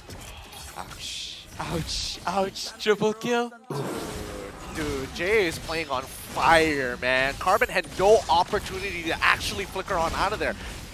Jay ensured that he was terrified and then committed with the stolen Minoan Fury to make sure that Carbon had zero opportunity to flicker out of the way. Yeah, for me, it's always not worth defending a full or like an almost fallen turret, and that second turret especially was not a turret to defend. So looking here, I'm looking forward to see where's the Guinevere. Yeah, it's going for a semi-tanky build. Look, I think that you get the best of both worlds. You get your damage, we get our tanky hero. I gotta say, with this kind of build, now I'm a fan of Guinevere again. This is the Guinevere I expected to see, and I've been missing it. I mean, let's see how long. Oh, yeah. Hades goes in, finds Nico. Blinks X tries to turn the tables around. And look at Vanix gets taken down, shut down. Stitch gets the kill, but Adamir gets the double kill. And now Carbon tries to run away. He manages to flicker out of Hades' path. Dude, this damage is just disgusting right now. Even though Vanix is going down, he's just like, all right, I'll give the shutdown over. Doesn't matter. The rest of my team have just stronger counter engagement. Well, 3-1, I would take that on any day. And 6K gold lead right now. It will just we will see Team Burmese Ghouls be having that red line drawn for them. On the borders, on the lines of the inhibitor turrets. They cannot pass through that until they get the chance to get any minions in, and that's gonna be so hard because Team Flash are not gonna let them breathe. Excuse me, is this Cheryl Yao's buff? Apparently. I mean, if that's the case, I need her to cheer me on. Oh boy, I mean, with the way, going in, Carbon able to dodge out of it. I'm sure that was not intended, but it looked cool nonetheless. It did look cool. Yeah. I mean, great movement coming in from the side of Team Flash, but it can only go so far. Eventually, Burmese Ghouls are going to get to the point where they're going to get outscaled, but for Stitch, he needs to be able to get a little bit more space. And Team Flash continuously, like now from pickoff comp, it's now pure dive. Let's get into that backline as soon as possible. I need a chat to spam Cheryl Yao buff because it's real. It feels real. Family buffs are real. Look at the damage received actually by all 3 damage-taking heroes from side of Team Brim's Gold. They are just getting tortured at this point. They are taking a lot of damage, and there is nothing that they can do about it. They need to wait patiently until the far late game for Stitch to have items, for Lina to deal damage, as Hun did earlier today. Yeah. DeMarcus not having a good game, is he? No, not at all. He's already been outscaled, and even if he does get his items, it's really not going to matter too much other than the Decimate. So he's just building full tank. He doesn't even want to finish the Hunter Strike at all. Tina's shield already completed, already with the Dreadnought armor, and I think at this point we're keeping our eyes on specifically Lina, right? I can't help but to wonder why Cho is not completing items. Who? Cho. Look at Cho. Yeah, I feel like this is a cost-effective way to build as a roamer because you're generally not going to have a lot of items. So just having the stats is enough. Like the unique passives is great, but honestly at this point, especially as a catching hero, yeah, just straight up stats is enough. But I wouldn't go for a partial item as just the HP. I would go for a defensive one. Yeah, That's what I was wondering about. Well, I think he knows what his Maybe job he just is doesn't have enough gold. Yeah, he's just poor, guys. Yeah. He needs money, all right? He needs money, and the only way he's going to do that is through finding these big plays. At the end of the day, I think that at least for the Burmese Ghouls, they're going to have to start tightening it up, right? They need Lina to be able to kind of poke it down Team Flash members and have some relevant damage, because keep in mind, every single time they fought so far, even if it looks good, Animir comes in towards the later side, Lolzy gets a really good kick in the back line, and then it turns around for the side of BG. Honestly, right now, even the difference in level is a bit too much. Nico is level 12, Hades is level 15, Hades jumps back in, and Blink X gets 2, and the final Flash catches 3, Carbon gets J, but Adamir somehow finds Lina on the backside, and now Nico tries to get a kill for himself, but Vanix gets Carbon, and it looks like Lolzy trying to help his teammate out, but now the Lord is the focus. Where's Hades jumps in. Hades secures it. Almost stolen by Nico. Oh, that was so close. So very close. Luckily, there's a 3-level difference between the two junglers, so Hades was more than confident to be able to take that Lord and secure it for themselves. But at least we're seeing at least some hope in the Burmese Ghouls as we jump into this instant replay to see how it all happens. And let me tell you, Jay, keep your eyes on him because he messed up. He was really far up here. He didn't have any opportunity to get the stolen Minoan Fury off. That was a perfect wombo combo there, and Team Flash accepted to play with fire. That was a really risky play, and actually it would have turned a little bit, actually more than great for Team Brim's Ghouls, because they had that perfect wombo combo. They might have just finished that team fight. And right now the Lord marched in, managing to get the mid inhibitor for Team Flash. Looks like they want to try, ideally get all 3, but the defense coming in from Brim's Ghouls is good. Vanix has to be very, very careful not to get caught. One last inhibitor to it? Oh, no, two. 2 are still standing. Yeah, I mean, they're still going on strong. The next wave is about to start collapsing in. The mid one is already there. Top and bottom are about to collapse, and I think that Team Flash have to pick which one they actually want to break down. Ideally, it will be on the top side because they know that the Lord is spawning down bottom. They might just take both. Yep. Oh, do they? Right now, Team Flash is able to take the bottom one. The top one apparently is a little bit difficult, but 7.5k goal lead. Yeah, Team Flash does not have to force it out. Yesterday we had a 2-0 day. Today looks like potentially a 2-1 day. A 2-1 day. Yeah, we gotta have both sides of the story. Am I right? We need to balance it out. We need to balance it out. Well, look at Team Premise Ghouls. They already bought two room items. One of them is the conceal on the Arlot, and also the other one is the healing one with the Minotaur. So they get to use both of them. I think that time already served that both these rooms are activated, but look at the odds real-time win rate. It's 67% for the favorite Team Flash. I would actually increase that to an 80%. 80%? I mean, it's an 8k gold lead, but we're breaking into the 42k mark. Like Burmese Ghouls, their cores already have their core items. Like Stitch, for an example, in terms of damage dealt, he's keeping up with people like Jay and as well as Vanix, even though both Jay and Vanix have setup. Look at Stitch damage. He's doing really good, even though he's on the losing side. But it's not only about damage. Look at the turrets. Actually, only one turret is down for Team Flash, which doesn't really indicate that even with a blunder or like a really huge mistake from Team Flash, Team Brim's Ghouls can win. I think it's really hard to flip this with one mistake. Well, Needs more than one. I mean, I think it always starts with the Lord. Every single time we expect these situations to go one way, a single Lord steal could break. Oh my god! I think if Adamir is like, okay, relax, breathe, calm down, it's okay, I'm fine. That was a lot of damage. That was too much. Yeah, that man Bowles was on fire. Oh, yeah. Oh, can't do much about it. Nico is standing nearby towards Vanix's side, but they're pulling it kind of early here. I think they're still, at least for Team Flash, they're looking for a pick. Vanix looks like he can leash the Lord just because he can't heal back with the House Claw. And Hades is trying to find an angle, trying to punish Nico, but it's getting to the point where even Nico is getting level 15, so the level discrepancy isn't really going to be there anymore. Actually, considering that we are now at the late game, I don't think that any levels will matter, and also no goal difference will matter. It's just about the execution. So Brim's Ghouls, if they did the same thing they did at that top lane Lord, they might take that team fight. I mean, they're just back there holding it strong, right? This Lord dance is going to take a little bit of time, and I think that Team Flash, with the way that they actually play the game, yep, they're going to send Adamir back up to that top side to force another member, and he knows that he rotates faster because of his passive. Jay so far haven't stolen any ultimates, which is actually quite something to admire right here, because Blink X knew that every time he's out of the bush, every time he's... Oh yeah, that's the that's the last touch. But every time he's out of the bush, his ultimate gets stolen and his team suffers from it. Yeah, right now the Lord again getting leashed, playing with his feelings.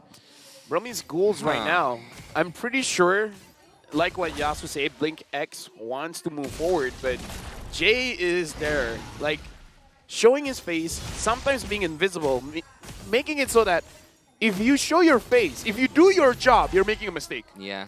It feels bad when you're doing your job, it is a mistake.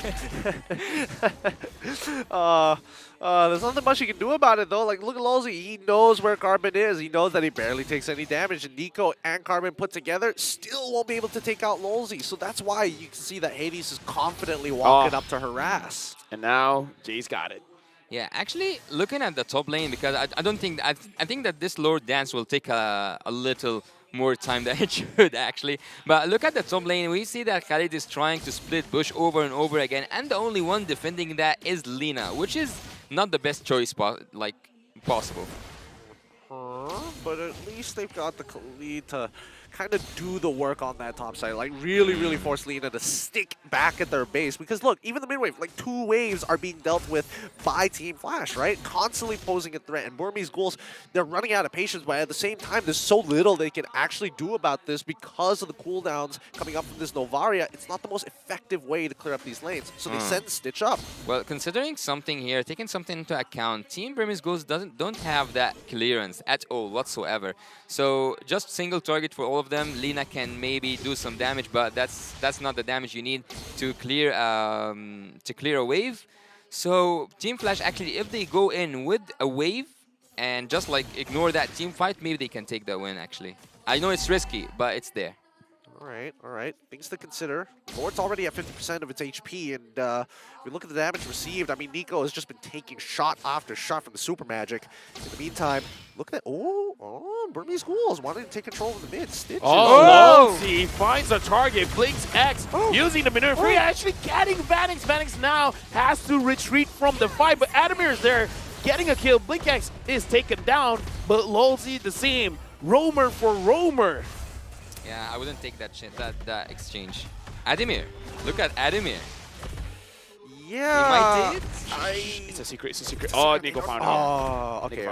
He got sniffed out at the end of the day, but it's rather interesting considering everything that has happened so far. Burmese Ghouls were able to find a pretty good opportunity, and I think that at least one component has been taken out. But I think that they got Nico. Nico's gonna get taken down. Oh, why? Oh, really? Why?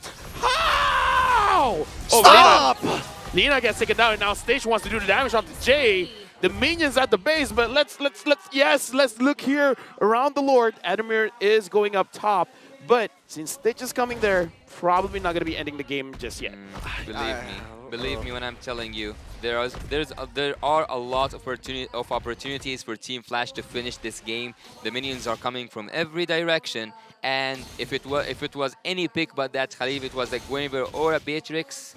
Yeah, look. Now they want to do what I'm talking about. They want to have that Khalid in front and to finish with the Beatrix. I'm telling you from now. Right, let's see whether that's going to be the case as they start moving back down towards the Lord to restart this Lord Tango once again. Despite, finding these picks, and Lina, in this 4v4, it is very, very Team Flash orientated, right? They still have their combo pieces. Unless Vanix is down, then I think the Burmese Ghouls are just going to keep on struggling. I don't know, this Lord Dance is starting to feel like a fight for custody. No, he's my kid, I swear. Yeah. Like, he's getting pulled around quite a lot here, and now Nico has a little bit more confidence to go for this Lord, but just got to make sure that Hades can knock you up and wait. Initiate. Carbon's in good position. No one knows he's there. Initiate team fight. Have Vanix on the opposite side. Finish that game. 3 people force end. 3 people force end. They're doing it. I'm telling you from now. They will finish it from top. He's going to do it. I mean, like, Team Flash are going to try and go for, like, an engage or something of the sorts, unless we see Lina use the Astral Echoes to reveal everybody on the top side of the map, right? Yeah. That's the only way. Yeah, and there's no reason to do so. They've given no indicators. Oh, look. Yeah, found out. They found out. Go. Man, this has been disappointing, huh? Is this what it's like? Oh man, is this what it's like, man? You're getting Christmas cards and you're just like, oh boy, wow, exciting, whatever. Hey, you know what? Team Flash does not want to make a mistake. Cheryl Yao is watching. Please. Look at Carbon's position. Yeah. Carbon's been waiting for quite a while, and again, Blink X finds Vanix. Hades secures the Lord. Adamir tries to end the game. Lina is there to make sure that does not happen. Carbon now has to exit from the fight. Hades finds Blink X, and Jay takes him down. Now Lolzy making sure that Carbon doesn't move. Final Slash not able to stop it, and now Lina is able to stop Adamir. Stitch is here, and Hades cleaning it up. Good snipe. Okay. Adamir taken down, but can Burmese Ghouls defend this? They need to close. I mean, Team Flash, they should be able to close this out. They got a Luminous Lord coming out on their side, and the majority of the members from Burmese Ghouls have almost a minute timers before they come on back. 2 versus 4 doesn't seem likely. Oh, Lolzy finds Stitch. Stitch gets taken down. Boom, boom, boom. And now we're going for game number 3. Oh, boy. Oh boy, what a Lord Dance that was. Really took their times with it, looking for the right conditions to make that happen. Singapore representatives find a game against the Burmese Ghouls to even the score up 1-1. Shoutouts to Cheryl Yao. The buff is real. The buff is real. The buff is actually real. Team Flash, that was a really good performance. And as I told you guys, they could have done what I said earlier on in the game, but again, it's actually the same perspective. Continue on that team fight. They pressured the top lane. They kept Lina back, and Khalid lost his immortality. But for V5, without having any damage, only the Bruno. Yeah, it was quite obvious. It was a multiple choice question with most of the answers being correct. Yeah. You want to end it there? It's probably correct. You want to win the fight? That's probably correct. You want to contest the Lord? Probably correct. Exactly, right? And again, the entire composition was very much leaning on the linchpin on Vanix, right? As long as you're able to find that initial pick and you have one of the relevant ults from Beatrix, whether it be Bennett's Rage or Nibiru's Passion, you have more than enough damage to one-shot somebody. So it's like, it's a 4v4. It's still very much in Team Flash's favor. Do you know, actually, there's something that I really, I don't know if it's gonna happen or not, but I don't want to have a break, to be honest. I want the players, and like with the momentum that they have right now, to continue performing as they are right now. Nah, I don't think that's going to be the case, especially since we have to look at our MVP, brought to you by ROG. Let's give it up for Adamir here. Really huge plays, strong in lane, but still, that mid game really kind of set the tone for Team Flash. He sacrificed himself in the first game, and he redeemed himself in the second one. Yeah, he indeed did. But actually, looking at Adamir, you cannot do anything but to admire his early game. He was doing a lot of flicker ultimates, hitting the right targets every single time, and not just we are used to see like flicker ultimates to the front. You remember the mid lane? Maybe it's gonna happen in the highlights. He took like a slash to the left, which was really good. He took also Lina down at the early game. Yeah, I think this is the moment I was talking about. Yeah, It's look like, at Adamir. I want it. Boom, Nope. left. It's like, I want Nico, but no, I'm going to double up on these skills and take out Nico as well, Lina as well. But again, it felt like the Burmese goals, especially in that early stage of the game, with how much influence Adamir had on the bottom side of the map, really staggered them for fighting this momentum. And even for the side of Team Flash, right, it was all about finding these picks. Every single one of these lanes were finding good opportunities to really set themselves up and slow the game down on purpose. And Jay actually at some points was doing a two-man's job, dealing with some people 2-1 by himself, using the ultimates coming from Blank X. And here we seen actually the gift that Beatrix has gave to the to Team Flash before she goes away. And here Carbon was just like fighting with time. Actually, at some point, yeah, this was the point where if the gold was in the favor of Team Previous Goals, they would have finished the game, they would have finished the fight, but here the gold difference speaks, and here Team Flash took the retribution. And actually one of those things that if I was Team Previous Goals, I will be worried about. The retribution execution was really bad from the side of Nico. Well, I mean, I can't really blame him, right? He has to worry about Lozzi's Jukadode, Way of the Dragon, Adamir stands picks on guard as well. Oh wait, no, sorry. With his ultimate as well. There's just, the more I think about it, there's just so many things that actually forces out, and especially even when you do have those mortal coils, right? Keep in mind that the spatial migration coming in from Hades specifically to cut right in between it made it even harder for him to hold both charges of the mortal coil. We saw how the game ended, but we got to talk about how the game started. Team Flash, they really had a very good momentum coming in because Hades did a very good job basically manhandling Nico, making sure that Nico as a jungler, he couldn't do much. And as a Martis, you want a bit of a snowball going on. You want at least 2 kills getting into your second turtle, but he didn't even get 1 kill. So the build coming in from Hades and the aggression was really good. Yeah, I agree, especially with the There has been a change though, right? He had a Genius Wand earlier on, so now he switched to a freeze, but looking at Nico, because you pointed out the early game, he was at some point 0-3-0, so at some point he wasn't even inside the game itself. Stitch, although his team was losing, he was doing a really good damage, and also he did the most amount of damage at a certain but the sandbag, unfortunately, is Nico, and the carry and the rich guy is Stitch. And he did deserve that rich guy and also the carry, but he didn't carry his team all the way through. Forgotten one is Jay. I don't think that anyone will actually forget Jay's performance. Who had the most team participation? I wonder. Team. Oh, it's Jay. Yeah. It should be Jay by stealing these ultimates from the Minotaur. Even though we saw that Adamir is the MVP, but Jay was actually the one who did the most amount of damage in his team and also the most participation. But who was most effective and most annoying was definitely Adamir.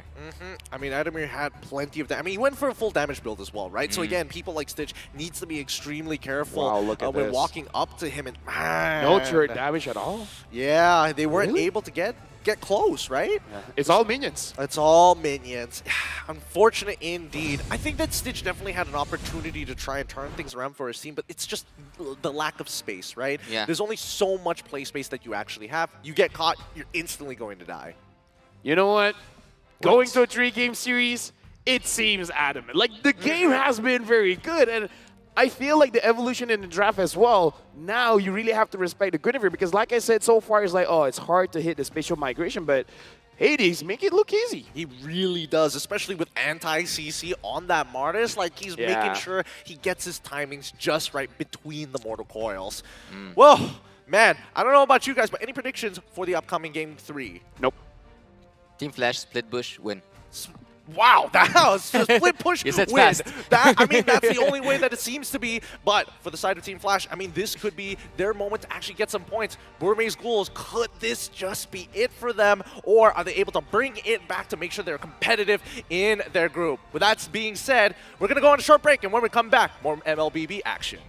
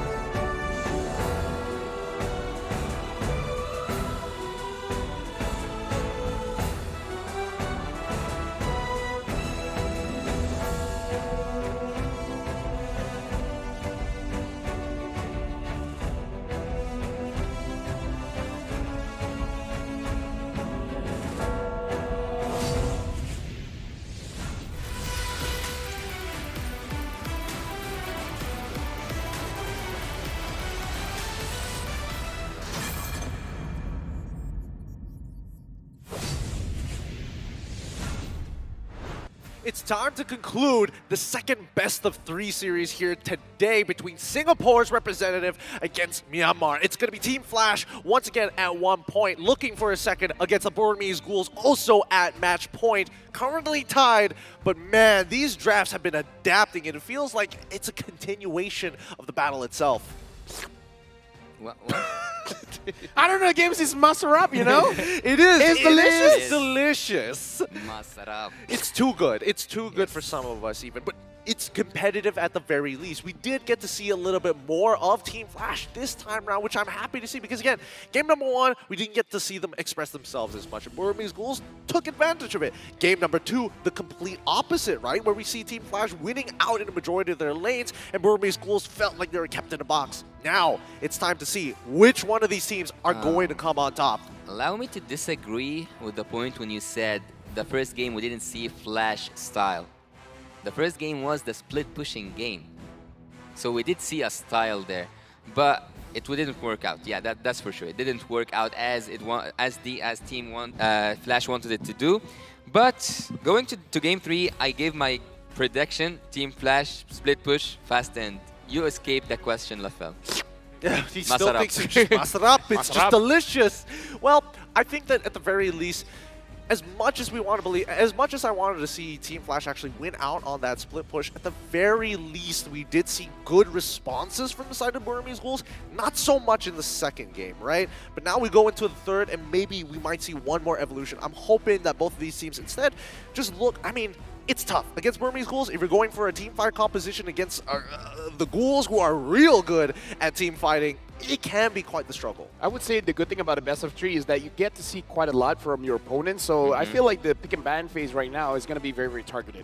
They have a rough idea of what the opposing side can do. So I do want to see if Burmese Ghouls in game number 1, they went for comfort, they did well. So I want to see if the first 3 picks, they pick up the Ruby for themselves, because it was a big factor of how they won. Oh, is that really how it's going to boil down to? Whether this Ruby gets through or not as we start moving in towards the drafting phase between both of these teams? Or maybe there's another pick that we may have not been considering. Yeah, maybe they're hiding it. They could be. Koopa Jungle. Don't knock it till you try it. I mean, I've heard... I've never tried it. I mean, I've heard tried it. back at home, well, there are some people who have really pushed to the limits of what the meta could be. There's obviously some flaws in it, but maybe they have a way to build a composition around it. Do you know what would Koopa in the jungle taste like? What? Masarap. I don't think that's okay. I'm not sure how many people are going to be on board with that one, to be fair. It's going to be tough to believe it. Oh, yeah. We've traveled a lot, Gideon. We've traveled. We've traveled a lot. Been around. Look, we've been around to places. Sometimes it's just not okay. But now, as we think about it even deeper, right, I'm hoping to see whether Adamir is going to have a good time or a bad time. Game 1, bad time. Game 2, good time. I see Leo, I'm happy. Yeah. It's always like a happy place I go to when I see Leo, Myanmar.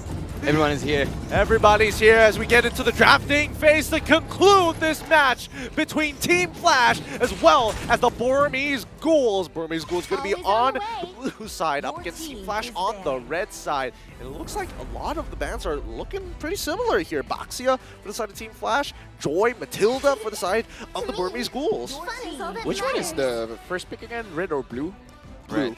Blue? You're colorblind in a way. Yeah, I am right? colorblind. So far, the blue side has been winning. Yep. At least for this series. The previous series, if I'm not mistaken, it was the red side. Yes, it was. I mean, it was, and they're winning in a very convincing fashion as well, right?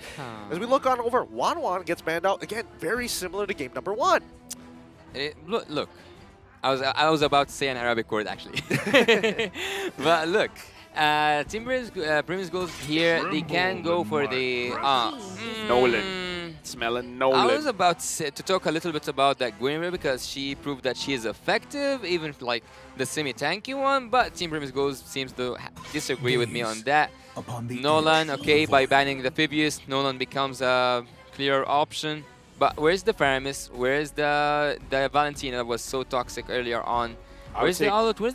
A lot of picks are still open. Take the Guinevere away. You don't want to give it over to Hades unless you have a very clear idea of how to fight against it.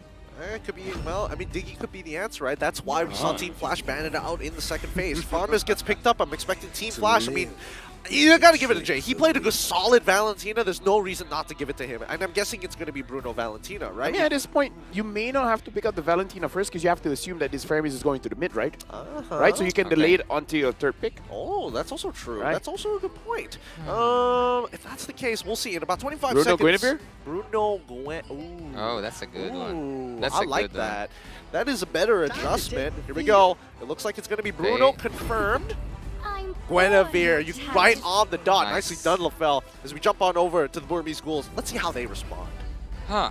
The Burmese Ghouls actually, they can go for that crowd control. They can go for some heroes to prevent Guinevere and also Bruno from their own movements. But actually, there's a pick that have been neglected a bit so far, which is the Yuzong. I think the Yuzong here can take the Bruno on a 1v1 and on on a rainy day even. Yeah, show off the skin. And at this point, picking up the Claude is... Oh, this is interesting. Yeah. Nico Didn't perform that well last game. Yeah, right? Nico is going for that. Maybe he was like, guys, I just didn't thought he would have that much damage. this time, I know. I'm coming in prepared. I swear it'll be different this time, I swear. Coach. Please, Lin Daddy. I need to redeem myself. Team Flash now looking for a final pick of the very first phase. So far, considering that everything that has been done, I mean, Diggy super early? No, Valentina. Valentina. Thank God. They're still following through with the game plan, right? 62% overall pick and ban rate, Ruby. 56 win rate. Ban out that Ruby, ban out that Diggy, call it a day. Yeah, for me actually taking, and Jay especially taking the Valentina is quite reasonable after seeing what he did last game. He made Team Burmese Ghouls experience hell. And also, you have a lot of good ultimates there. You have the... I would say mainly we'll go with the Faramis one and then the Nether Realm, but that prevents Team Burmese Ghouls from making good setup heroes or like taking good setup heroes as the Minotaur or even any others. But as you said, LaFell, by nature, Ruby out. Yeah. Honestly, at this point, if Flash wants, because Lozi has been using the Cho quite a bit. Okay. I was about to say Minotaur would be a pretty good pick as well because going up against a Faramis wants to clump up. Minotaur kind of counters that. So it's a good ban.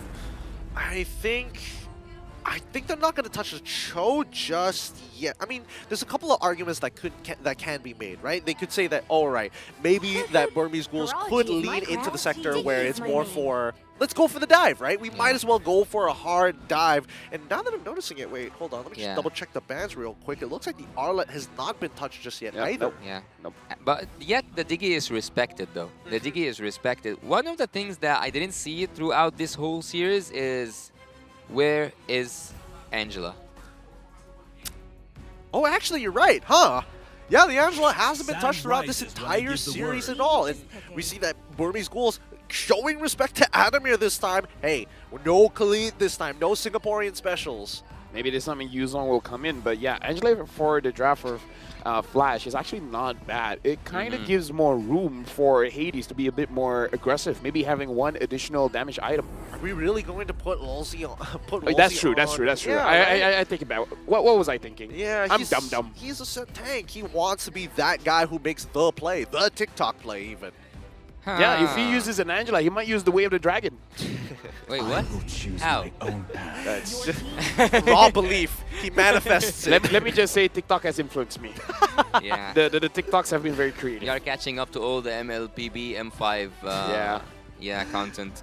So, Burmese Ghouls right now, what is the best option for them? Yeah, I don't think... Look, on regular basis, I would have said like area crowd control tank hero, like someone who takes damage and also gets to like make those spaces. But looking at the Valentina on the other end and seeing all that crowd control, it will just be ridiculous if you add one more crowd control to BG. Yes, that's Terizla. The Terizla, yes. Oh. Terizla, but it's gonna choke. Ah, okay. Oh. I quite like this. Wow, a lot more flank opportunities. I agree, but I think that this should be, what, a Terizla pick and they're going to put the Arla into the support section? Or is there a jungler that's going to make a difference here, just in case they flex it about? Running through it in my head, don't think so.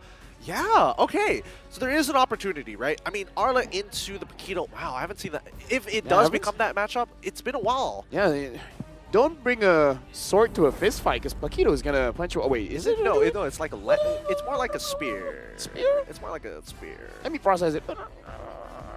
Is it like a... No, it's not a wooden stick, right? It's like... It's a brew. I don't know. That should be the next skin. Oh, Kufra. That's interesting.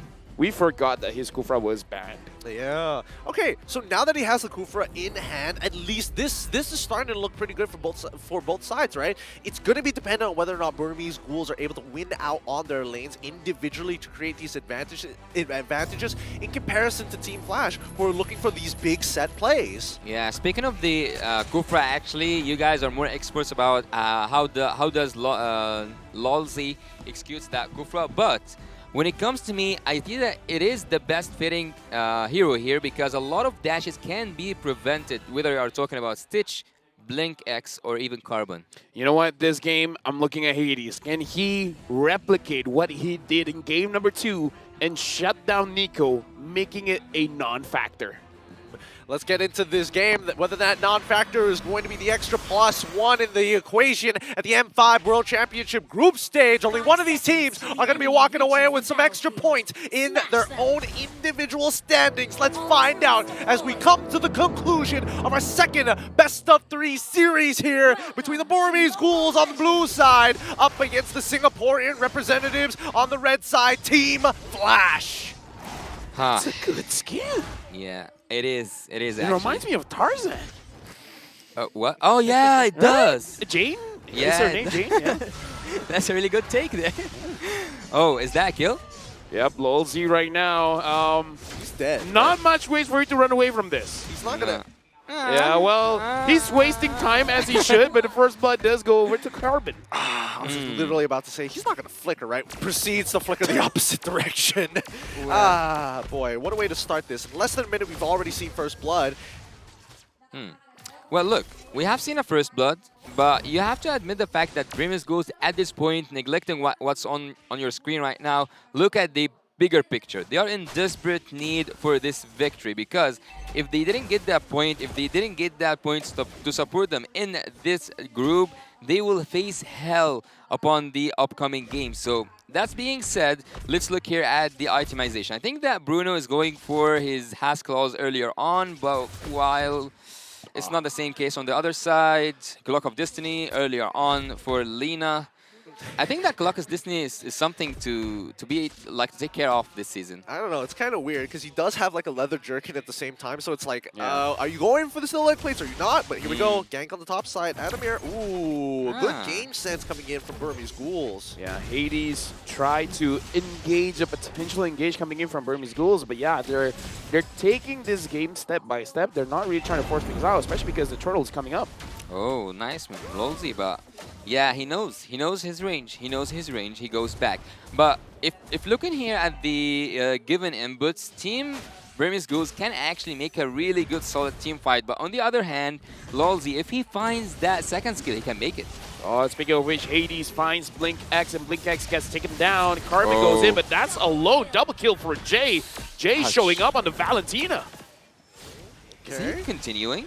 No, they're going to start pressing their advantage down in towards purple. Like, oh, what? Well, Lina tried to protect Nico. Nico didn't really need it, but it would have been a disaster if Team Flash just continued to engage because Nico was out of range. Yeah. He was not in the nether realm. He really was. And I mean, now like Team Flash are finding some significant momentum over the Burmese Ghouls. Maybe, I mean, I don't know when it comes down to stamina, but they're really grinding them down. Yeah, and speaking of grinding, Vanix is grinding that gold down in the bot lane.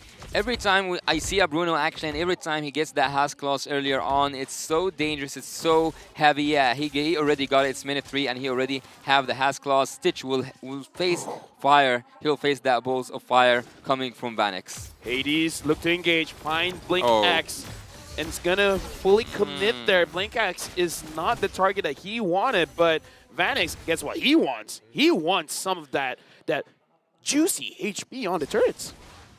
Gold plating is just so nice, especially when once you start cracking it. Oh no, Hades finds Lina, but the flicker does save Lina.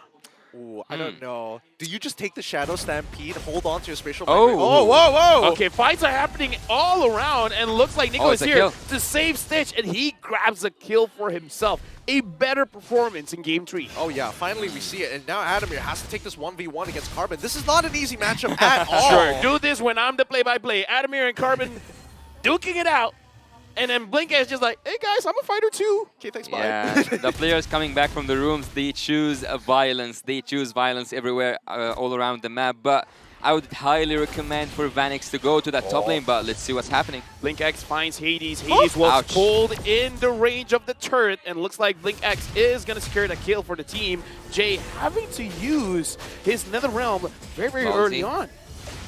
Yeah, they disengage once again. But again, I would recommend for the Bruno, for Vanix to go top lane after taking all the gold from the bot lane side. Oh, I think he also wants to take that Lord. He wants to finish what he started. Yep, he definitely wants to crack it open, but let's see the finish. finish. BlinkX finds Vanix, but again, Vanix using the worldie, able to get away from that situation. And Lolzy with the flicker, I wonder if he's going to get taken down. Nico unable to get his target, but now his target is the turtle. Adamir did use that final slash as well, so they're not going to have it for the upcoming turtle fight, but in the meantime, let's see how this... Whoa, okay. Well, you know what? As long as they're damaged, he will give vengeance. Hades is here now, so it's not going to be a very clean turtle take, especially now that Nico is half HP. Adamir doing quite a lot onto Nico. Hades as well as Jay are on the turtle right now, and Adamir is not taking damage. The man smurfing. I'm not going to lie. Look at that movement. Lolzy? Is he going to actually find somebody here? Nah. Yeah, the Tyrant's Revenge not going to hit Down. onto Nico, but it's enough just to waste time. Hades secures the turtle, and Adamir, you did your job well. Now let's see if your team can help you out. They can help him out. It's a really good thing from Adamir there, and I'm so excited to see his itemization. Yep, and now Hades as well as Adamir finds a target, and their target is Carbon. And a pause. I think something needed to be done there. It felt too good to be true with everything that Adamir was getting away with at some point. That was, okay, an interesting set of events, especially around the turtle of the game. And man, it really did feel like Adamir was smurfing there for a second. Manhandling 2 people at once, even 3, still getting to walk away and regroup with his team after the turtle take. Like, I feel like doing those dashes, he probably winked at opponents like, ting. So you see what I did? Ka-ching. I mean, he was playing well. He was dodging some really good stuff. And like you said, Masarap. Masarap indeed. Oh, man. This has got to be... Honestly, this has to be a little taxing for all the players, right? Because at the end of the day, this has been going on for literally 20 minutes, 30 minutes for each one of these games. And now that we're coming to a game 3, I feel like, you know, the patience is running thin. And that's why they're getting more aggressive, wanting to find these big motions across the map. Well, Valentina, actually looking at the statistics, she has 2 kills. I think it was a double kill. They didn't like happen separately. And Valentina is one of those heroes. If she got a good early game, it's so hard to stand against her in the lane. Yeah. So far, I think Jay is kind of the strength point, or maybe the center of all the events. I would say Claude will have a difficult time going into the fray because the damage from Bruno is already a lot. You can use your Wind of Nature to kind of like survive that kind of damage, but you can't really use the Wind of Nature against Valentina. Oh, wait, hold on. It looks like I'm seeing thumbs up coming from the side of the Burmese Ghouls. Let's see what the Marshals have to say about this, going for their double checks before we start sending it back off in towards the game. Also, to know, interesting that the Burmese Ghouls like to sit towards the right side. Well, it's reversed for us. Right side, all in one train, rather than having their elbows right up onto the table. I don't know if that makes a difference for them, but the only person who does so is sitting right at the end. Let me just say it doesn't matter to me. I don't know my left and right. Do you play elbows on table? Not on table.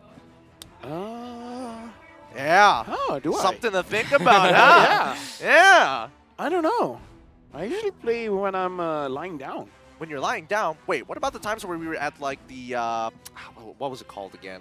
Small little competitions we have after the tournament. I put my heels on the table. You put your heels on the table? That doesn't sound right. Yeah, that does not sound right at all. You play with your feet? That sounds arrogant, bro. Even though I don't know what are you guys talking about, I also think that it's not sound right. All right, let's get back into this. Thank you to our Marshals for handling it. We didn't even need the full 2 minutes as we jump right back into the action. Huh. Vanix, yeah, it is reasonable that he has the most amount of gold because he took that bot lane totally on himself without needing any help from Team Flash whatsoever. But Team Grimace goes on the opposite side. They haven't took anything in return. Turtles, it's for Flash. Turrets, is for Flash. So far, I think Team Flash are in the lead, right? Yep. Yeah, they are. Yep, 3.4. Biggest lead we've seen so far, 6 minutes into the game, and hopefully we get to see this start to snowball out of control with Vanix being able to do so much for the team. Like, oh wait, he's still moving down bot side. Yep, Blinks is there looking for a possible opportunity to get onto Vanix, but Lolzy making sure that Vanix is pretty safe. Yeah, almost all the way through, he made it. Before even the items are gone, the Berserk Fury comes here, and on the other side, Code hasn't even got close to get his golden staff. So in terms of lane phasing, Vanix is smashing it. I mean, it's not just him, right? Hades 2 levels ahead against Nico. We're seeing that Jay even is developing a 2-level lead against Lina. So it looks like it's across the board for the side of Team Flash, winning out in their lanes. Now Hades unable to get Blink X, but so far I would say Hades isn't as aggressive as the last game. Yeah, as the last game, but I kind of feel like it's because you don't have a Khalid to really win out your lane, so that's why it's kind of taking it a bit slow. Look, I'm not gonna like follow up on that take. I actually want to speak about something else right now, which is if you get the defensive items for the physical attack, it should be more than enough for a team Flash to win that game. Lolzy finds Nico, but Nico able to Mortal Coil out of there, and now Carbon. Hades jumps back in with a Violet Requiem. Vanix gets a double kill, getting Blinks as well as Lina. Lina's gonna respawn very soon.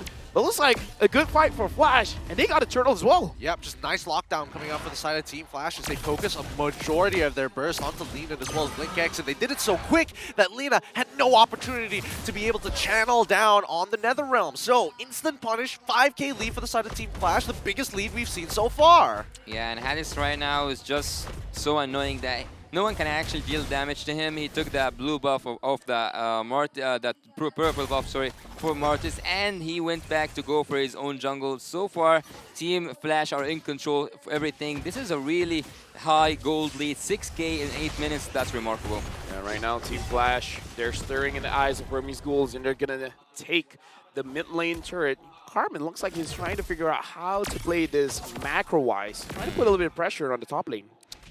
Hard, so hard. I mean, let's look at the items, right? Let's see how far they truly are. I'm seeing that at least for the time being, Hades is still going for the semi-damage build, right? He's got the Genius Wand, he's got the Guardian's Helm already completed, but more importantly, look at Vanix's third item. He's already got the Malefic Roar. It's tough. He does so much damage at this point. Yeah, I would say also if you looked at Nico, he's 4k gold, while there are people with 8k gold on the other side. So Nico odds are not looking quite well. So I want to see a first flicker. Am I greedy from Kupra? Oh, Hades already jumping in, finds Blink X, and now Hades onto Stitch. It looks like Stitch got the kill onto Hades. I was like, I'm speechless. But why? Yeah, but why? Why did he have to go back in like that? There's no need to. Lolzy finds Nico, but Mortal Coil able to immune himself with the crowd control. Carpet goes in, and Lolzy tries to secure someone close to the wall. But looks like Lolzy is able to survive this engaged killing spree for Vanix. Vanix gets a kill, and Lolzy with the flicker gives a double kill onto Vanix, and now Adamir! Ooh, clutch flicker. Ask and you shall receive. Oh my Lolzy with the flicker first. I can't. Adamir, he's really smurfing right now. Look at him! The man is really showing the depths of his mechanics. He's dodged everything. He's making sure that Stitch doesn't get in on these fights. He is doing it single-handedly, while the rest of Team Flash are just cutting down his teammates. Do you think that he made it up for that first game frustration? Oh yeah, I feel like he accumulated all of his emotions into Game 2 and Game 3. He's the kind of guy that takes it all. It's like, you know how you don't challenge nice guys? Nice guys has a limit on their patience. You don't push them far enough, all right? You push them enough that they're like, okay, I'm upset, but it's okay.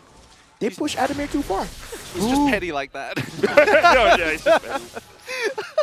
But now with the Lord pushing in, right, this is starting to look like a really good checkmate position for the side of Team Flash, right? 8K lead, 36-27. No item, third item power spike for the side of Burmese Ghouls.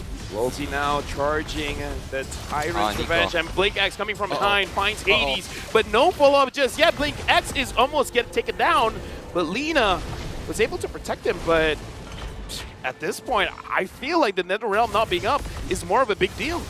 I actually like Carbon's way to move in the map. He wants to cut the lanes really smooth.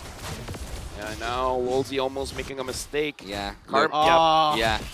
He's so clever. So you can't smart. push with no minions. Yep, can't push with no minions, but they still be able to get one more inhibitor. It's a small save, but let's see how much of an impact. Oh, it's going to have. Oh, Nico. Yep, they find Nico, but Nico is still, nope, never mind. Unstoppable for Vanix. Vanix is on fire for this guy. No way! Oh. Okay, he died. Thank goodness. If he survived. Carbon now comes from behind. He's going to get taken down. Killing spree by Jay. Is it done? That needs an instant replay. I can't. I'm so lost for words. He's smurfing so hard right now as they're looking to close this out, and they try backdoor protection of minions, and that's Team Flash taking the win. 2-1 against the Burmese Ghouls. What was that? The story is between Singapore and Myanmar. Myanmar has been taking them down over and over again in internationals, and this time new representatives from Singapore is like, we got your number. We got your number indeed. Lolzy is happy. Adamir has a slight smile, and you know what that means. He's like, I smurfed this game, boys. He played out of his mind. Yeah, ladies and gentlemen, having that second deserved victory. Team Flash do deserve that victory, coming all the way from Singapore just to take the Premier Schools on their first challenge down. Team Premier Schools odds are bad at this moment. Yeah, it's not looking good, right? They need every single one of these wins in the upcoming matches if they want to at least try and qualify or force a tiebreaker against another team in the same group. It's good stuff coming in for Team Flash. Fountain. He's still, and he nearly survived. He was pulled back into the fountain. What? I mean, I can't wait to see the highlights coming up in a little bit, but man, considering how Game 1 and Game 2, how long they dragged out, the fact that Team Flash was able to snowball that out of control, it's good to see that they're able to play every aspect of the game. Let me just say he did die, but that's a cool way to die. That is a cool way to die. Yeah, it is. It is. It's almost as the Kyrie escape yesterday if he managed to pull that off. Oh, that would have been close. That would have been very, very close. With that being said, I think it's time. We got to have a look at our MVP. Brought to you by Republic of Gamers. Adamir, right? I mean, come on. Let's give it over to Jay. Big time Valentina, making sure that no matter what mistake you make, he's got you covered. Oh, wait, it's not Adamir? Nah. Jay has a perfect score. Adamir died, If he did not die, yeah. If he did not die, yeah. I'm talking about the person who's been consistent throughout all three of these games. I'm talking about the man who plays in the mid lane and is dangerous. Look at that jawline. He's going to be cutting diamonds with that. 3-0-6. It's Jay on this Valentina. Yeah, KDA speaks. And speaking of KDA, he had a lot of damage applied. We want to see that in the upcoming statistics, but let's look at the highlights. The highlights shows us that Team Flash, since the first second were in control with that double kill. Also, every team fight and every turret, every objective, they were nailing it one by one. Nico was just trying to prevent the inevitable, and at some point Carbon as well wanted to do some clever moves. But look at the execution here from Lolzy. He managed one time after another to do really good ultimates, and not just that. We'll look at this. Yeah, I was just about to mention it. A first flicker over and over again, dealing really, I would say not dealing, but making. Yeah, that was the. I will leave it to you, Lafel. I will leave it to you. I don't know. Throughout this highlight, all I can say is Jay is dangerous. Yes, he truly is. The disruption that he brings with these terrifies, and at the same time, in Jairus we trust. It's just a dangerous game coming in from Team Flash. Then Jairus. Then Jairus. Yeah. Dangerous. Dangerous. I actually like. I want to look at someday and find the one that fits so much. Like when you put a name that's for someone and also like let's leave it let's leave it that way. Sure. Dangerous, right? Let's make it like that. Dangerous. Dangerous. 5-11 is the final score of game number 3. 12 minutes 28. So drastically different for game 1 as well as game 2. And we're looking at the items like Vanix at the time of his life. Not only did he win out his lane, broke that turret, he was able to snowball that lead out of control with the coverage of the rest of his team. What actually is quite devastating for Nico is that he was almost doubled by in terms of the form on the other side on Team Flash, because if you look at Vanix 11k, if you look also at Hades, he was far ahead from Nico, so he didn't have the best time at jungling. He didn't have the best time for sure at the early game itself. Rich guy, also the carry. Vanix, he should be look at actually the gold per minute. I think this is one of the highest, if not the highest by far. 931 gold per minute, taking turrets down, taking their gold before they even leave before the 5th minute. Yeah, Vanix was all around and was all about the objectives. Absolutely. He was taking jungle camps just for fun at that point, you know, as he's moving across the map. And yes, I would say that the rotations from Team Flash, I would have expected him to instantly move to the top side as soon as they broke bot tier 1. But no, he decided to put a bigger brass tax on the Burmese ghouls, taking away beetles, taking away river crabs, taking away lethal wanderers, even absorbing mid waves before he got to that top side. Honestly, in this game, all the Singaporeans that didn't believe in Team Flash, in your face. In your face! I mean, most people would have believed that the Burmese ghouls were going to take it away. I got it wrong again? Oh, how convenient. What? I voted for Burmese ghouls and they lost? Oh, no. You'd rather to be what than what? Right, but I'd rather be lucky than right. No, I'd rather be lucky than good. Than good. Okay. It makes me so mad that he gets away with it every single time. Fun fact, my name means lucky. Yeah, that I know at the very least. But man, it has been quite a battle between these two times. Once again, M5 is powered by Monton, presented by Kadia, our global presenting partner, supported by ROG, our official gaming phone, Grab, our official super app partner, and Secret Lab, our official chair partner. Thank you to all of our sponsors for making this happen, because guys, the next best of 3 is going to be just as exciting, if not even better, because we are seeing teams try and scrape up as many points as possible to qualify. I just thought of something. What you think? My name is Lucky, but it didn't specify good luck. Look, why haven't we seen this all this time? Don't ask me to predict. The proof is out there. It's been 4 years. It's been 4 years and we've never noticed it this entire time. But that being said, coming up next is the champions of MPL Cambodia. See you soon, going up against the runner-ups, Liga Latam, Bigatron Sun. So don't go anywhere. M5 World Championship group stage. We'll be right back.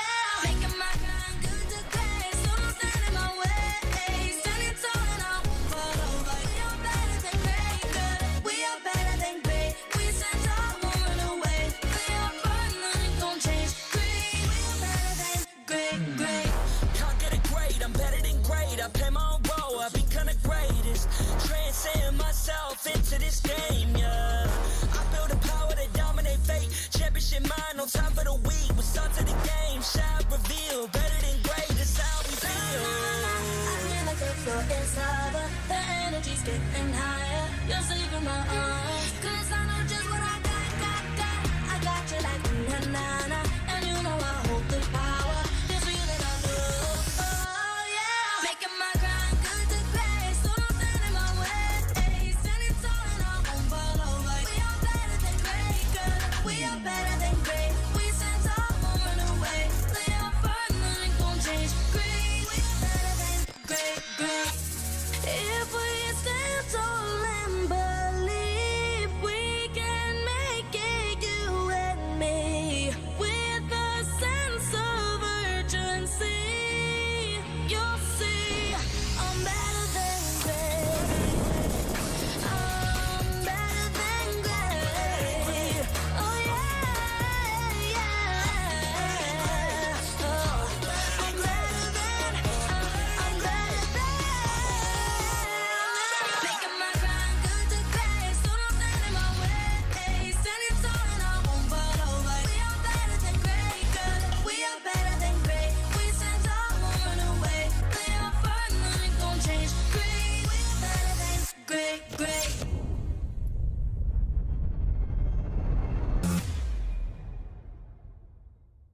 I am the #1 seed, the champion of the arena. The fans adore me because I've never lost. Yet you are afraid. Afraid that you will lose everything.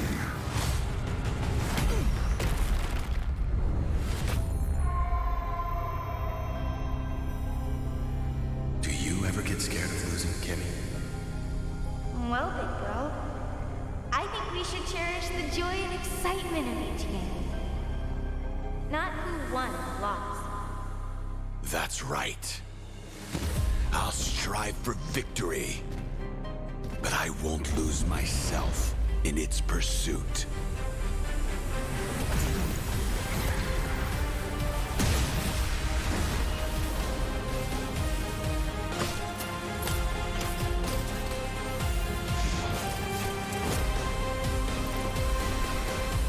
World Championship. I'm back.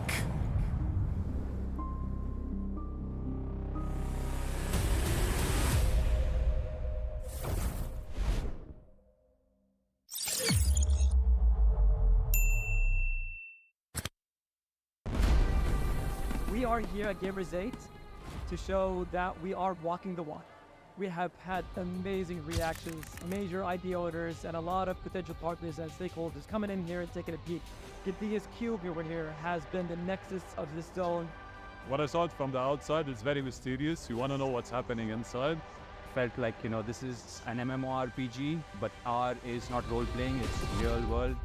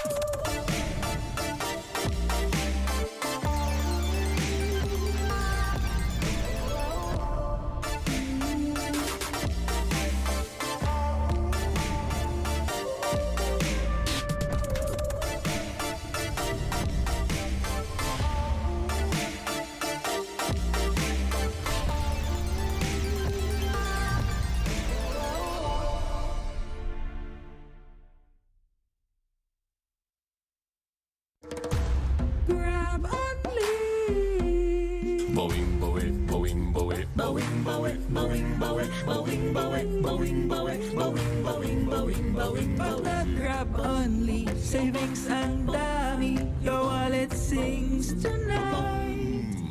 Laki ng bawi pag nag-grab only. Save 2 for all. Bawing, bawing, bawing, bawing, bawing, bawing, bawing, bawing, bawing, bawing, bawing, bawing, bawing, bawing, bawing, bawing, bawing.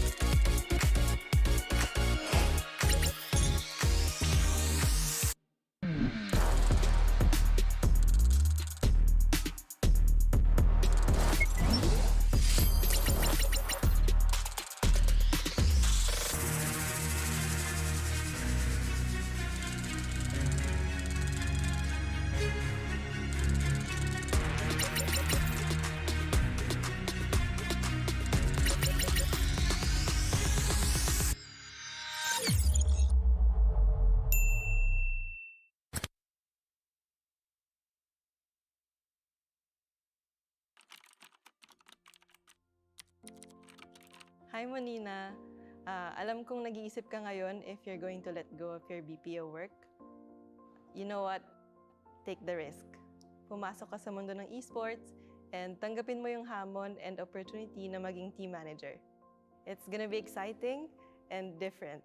Iba to sa dati mong naging trabaho. Hindi siya mas madali because you're gonna be dealing with kids and people with different personalities.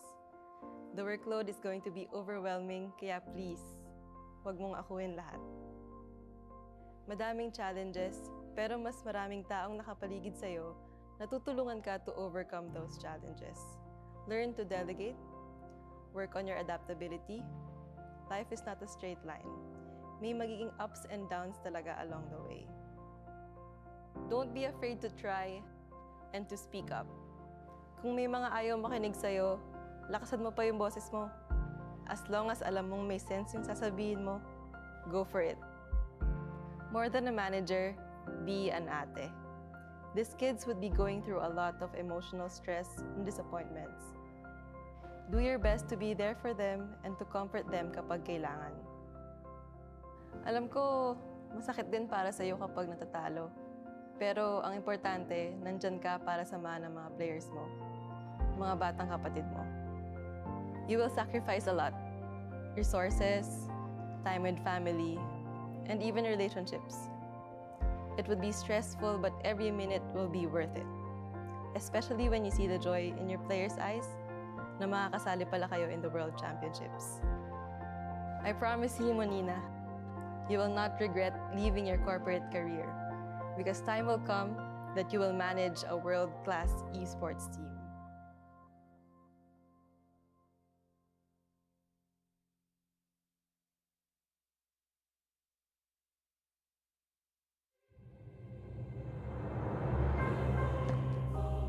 The Shadow Dragon was once my biggest weakness, but now it's my most potent weapon.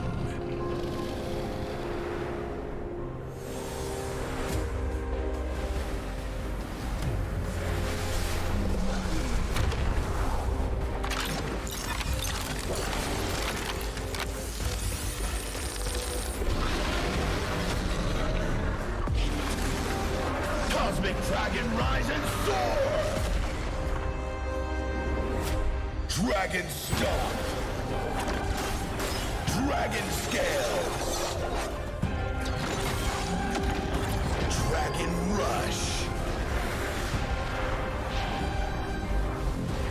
Rise beyond greatness and seize your own destiny.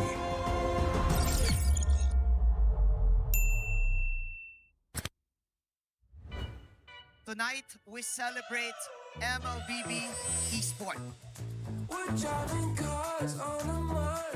Do the kaldak! Do the kaldak! This is the Suman Challenge. Go! Oh!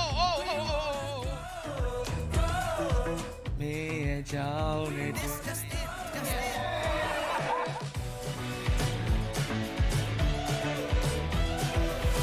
Welcome to M5 Gala.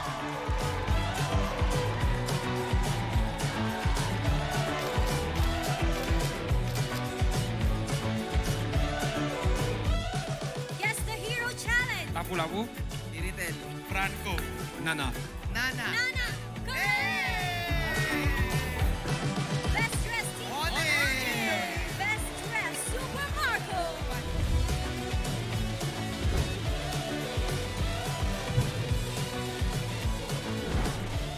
Thank you so much for joining us at the M5 Gala, and we'll see you at the M5 World Championship.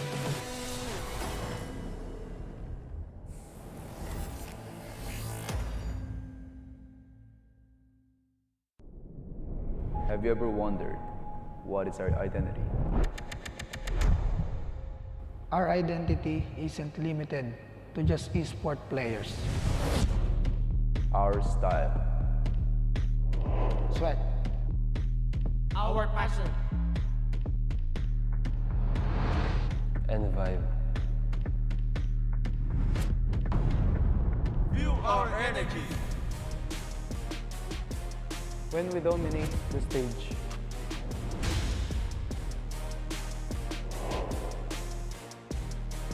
The hours of sacrifice. Shape who we are. So, what is our identity? We are legendary.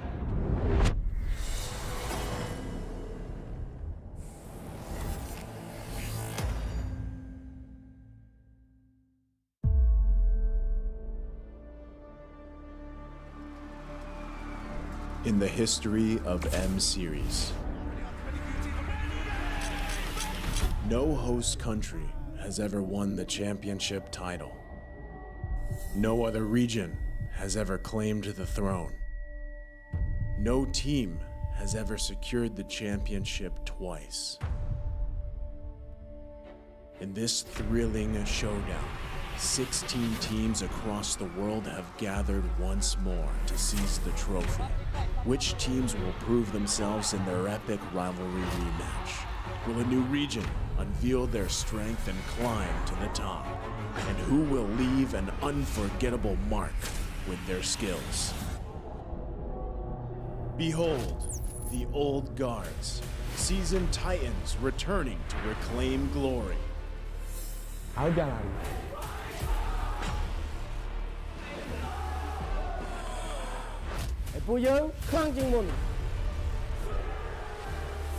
Судьба будет в наших руках. The newcomers, eager to forge their legacy.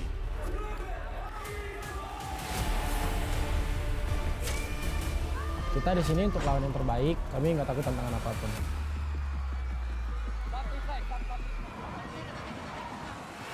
Emerging from the ashes, the rising stars are vying for the spotlight. Kita orang dah tunggu lama untuk momen ni. This is our time. It's now or never.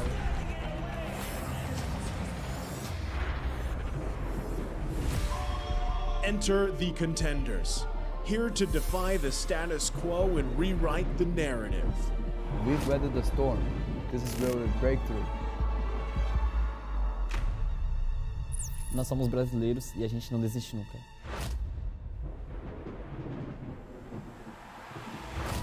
The Kings, legends in their own right, descend to defend their crown. Kita sudah merasai kemenangan. Ini saatnya kita menguasai dunia. Naitaas na namin ang kampyonato at itataas ulit namin ngayon. Babawiin namin ang corona para sa aming hari at reyna. Get ready as the stage is set for the most dynamic championship of the year. It all begins here. It's time to see who will be better than great.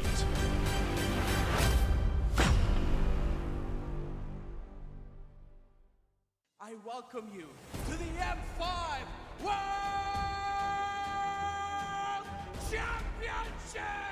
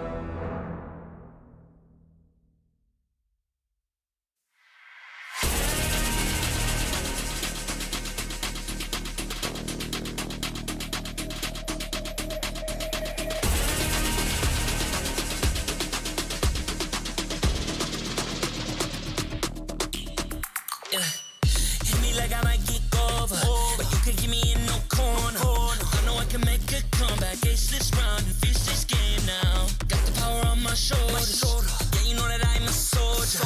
You can keep me off my guard, but you can't keep me from my honor. Nah, nah, nah, I feel like the floor is lava. The energy's getting higher. You're saving my arms. 'Cause I know just what I got. I got you like na na na. And you know I hold the power. This feeling I love. Oh yeah. Making my grind good to great. So don't stand in my way. Standing tall and I won't fall over. We are better than great. Good. We are better than great. We stand tall, won't run away. We are fun, nothing gon' change. Great. We are better than great. Can't get it great, I'm better than great. I play my own role, I become the greatest. Transcend myself into this game, yeah. I build a power to dominate fate. Championship mind, no time for the weak. We start to the game, shine, reveal. Better than great, that's how we feel. I feel like the floor is lava. The energy's getting higher. You're saving my arms. 'Cause I know just what I got. I got you like na na na. And you know I hold the power. This feeling I love. Oh yeah. Making my grind good to great. So don't stand in my way. Standing tall and I won't fall over. We are better than great. Good. We are better than great. We stand tall, won't run away. We are fun, nothing gon' change. Great. We are better than great. If we stand tall and believe we can make it, you and me, with a sense of urgency, you'll see I'm better than great. I'm better than great. Oh yeah, yeah. Oh, I'm better than. Making my grind good to great. So don't stand in my way.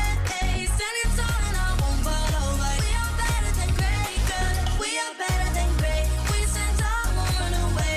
We are fun, nothing gon' change. Great. We are better than great.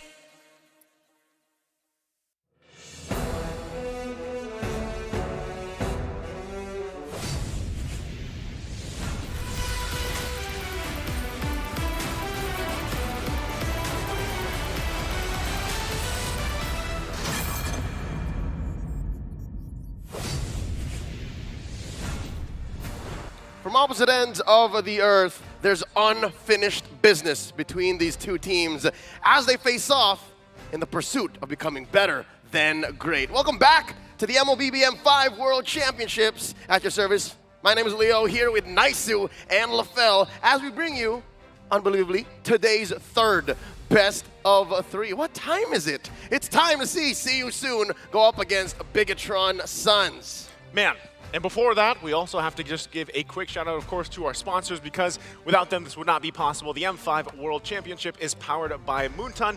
It's presented by Kadea and supported by ROG, the official gaming phone, Grab, the official super app partner, and of course, Secret Lab, our official chair partner. Yeah.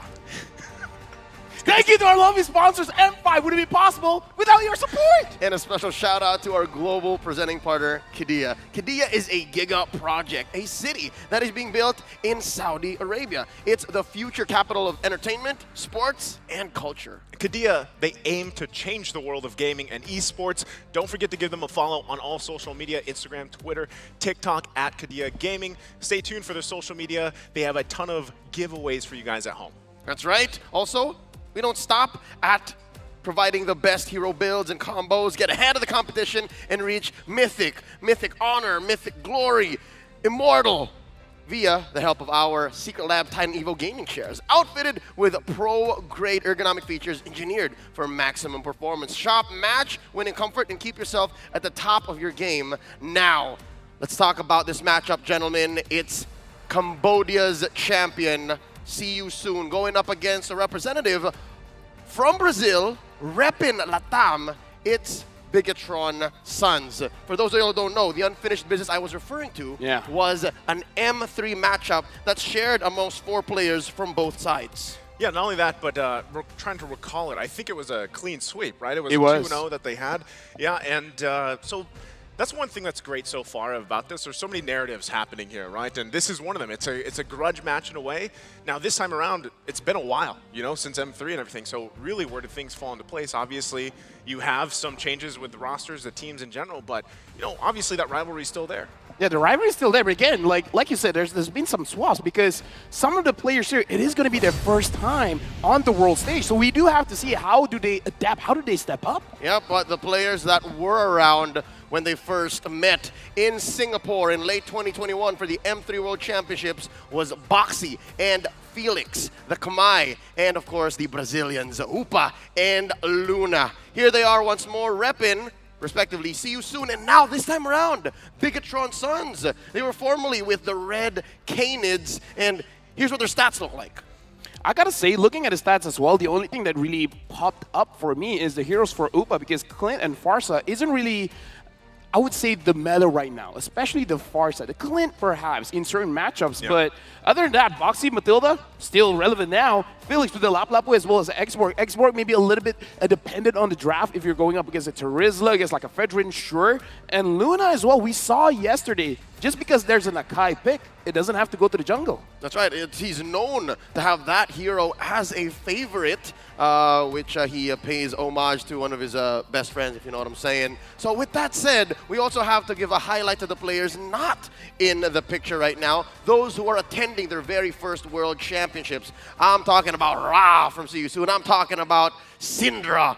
I almost said Syndra, but you know what I'm saying? Like, it works. They're both star players in mid. Yeah, and not only that, but you know, just even seeing some of these members from See You Soon over the course of the last year, now even before we're talking about the M Series and everything else, their performance has been great, right? And they've just kind of refined it now over these months, over even the year, if you will. Now, that matchup alone, there's so much to compare here, right? The roam, the mid lane, even the gold lane. And I think now that we're, I guess the current meta is currently, I like how much flexibility there is. You guys already mentioned the roams, right? Even for Luna, the fact that you see the Lolita there, the Ruby, those could technically still work currently in M5. It's just, yeah, a lot of the times there are some teams that like to opt for, you know, the healing kind of options there. We even see a lot of the Matilda. You see, I heard you guys ask this earlier, where's the Angela been? You know, this is another hero that pops up time and time again. So really, when you match both these teams up, regardless of what happened even in M3, there's so much here that they've obviously adjusted from. And then the question is, again, how do they apply it here starting on day number 2 of M5? I definitely want to see some adaptations because yesterday, Bigatron Suns going up against Onyx, it was a very tough matchup. So going up against See You Soon, I'm hoping whatever happened yesterday, you can apply going up against See You Soon because that's not an easy opponent. That's right. No, you went into the deep end. Why not? That's the tournament favorite, looking at the internal rankings, looking at the grapevine, looking at just the timeline, what the media's saying. Onyx is set up for success, and that's Bigatron Sun's first opponents last night. But here, now, they're facing off against See You Soon, and let's get the action afoot. Introducing our marshals to officiate the M5 World Championships. We have them here, making sure that there is fairness and integrity in all of our games.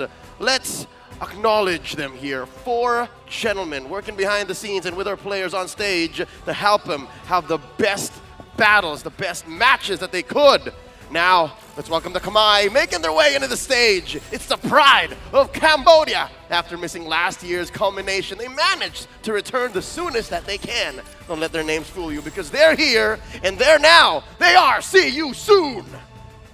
Again, a team that has a lot to prove once again, and they have done so much already leading up to this. Can't wait to see what they bring to the table this time, finally, and against a team like this. Going up against them are the Brazilian bots. With a tough challenge out of the way, they return with a rebooted mindset, and they are programmed to win. Give it up for Bigatron Sons! I have to say they have a lot to prove in this match series because, again, yesterday's performance, I would say, should build a fire underneath them. And now making their way on stage, their leaders, their brains, their coaches. It's Coach CatGod and Jin, and Coach Darkness, and their analyst, Valeria. Interesting to see. I'm wondering if we're going to see some spicy picks. Now a show of showmanship between the Cambodians and the Brazilians. Yeah, not only that, but I know we'll talk more in depth about this later on, but the play styles here, right? The play styles of both these regions kind of clashing out. That's what's so great about the M series, right? And that's what we've been comparing even so. So with this, let's take a look at the roster here for See You Soon. We've got Kusei, MP the King, Siren Felix, or Felix Ra, and also Boxy the King, or Boxy. Where are my manners? It's not just the Cambodians. We have some Filipinos here repping the Kingdom of Cambodia, repping the Khmer. We also have Kusei and MP. Yeah, honestly, MP the King, a lot of pressure will be on him because so far we've seen the entire world stage. It's all about those junglers. And he's owning the map. Again, they're very aggressive and they're leaning hard, and that's going to be key to them defeating Bigatron Sons. They reset, and it's looking like Super Upa, Buzizio, Black, Syndra, and Luna are ready to go. What do you think, LaFell? Honestly, what I think right now is they have to find a decisive playstyle, because yesterday it does seem like they're trying out a little bit too much. I feel like in this game, figure out what target do you want. Do you want to control the side lanes? Do you want to control the river? Do you want to make sure that all the neutral objectives is on your side? And then just go for it. Well, we're mere minutes away from the draft starting up. And let's go down a trip onto memory lane. Joseph, you'll remember you were watching very, very closely. LaFell, you and I were on the ground right then and there in lovely Singapore City. Suntec, you know what happened between the Red Canids and everyone they faced. Luna, Upa, the rest of that lineup. You said just now they have to be decisive. They have to have conviction, confidence. If you remember their performance then, they did not know how to attack certain things. They were very hesitant. And here tonight, is this deja vu? Are they going to not reset as well as we thought they would from last night? Maybe even have ghosts of the performances in late 2021, because we're all for the Khmer. What's wrong with your predictions, man? I've been following you, and I've been incorrect. Muhammad Amirul Ayman, don't do this to me. Hey, Mr. Daniel, please. Joseph, help me out here, because right now, I feel like I'm a Malaysian side dish. You guys are too masarap. We're too masarap. Hey, that's fine. Sedap in your language. Oh, yeah. Well, you know what? Even as taking a look at the audience predictions here, I feel like everybody has had their own predictions even today. And surprisingly, we've gone the distance so far. And I wouldn't be surprised if we actually go the 3 games here and we're all wrong on the desk. It's not going to be a sweep. To have 3 games. You want it. Why are you saying this out loud? I want it.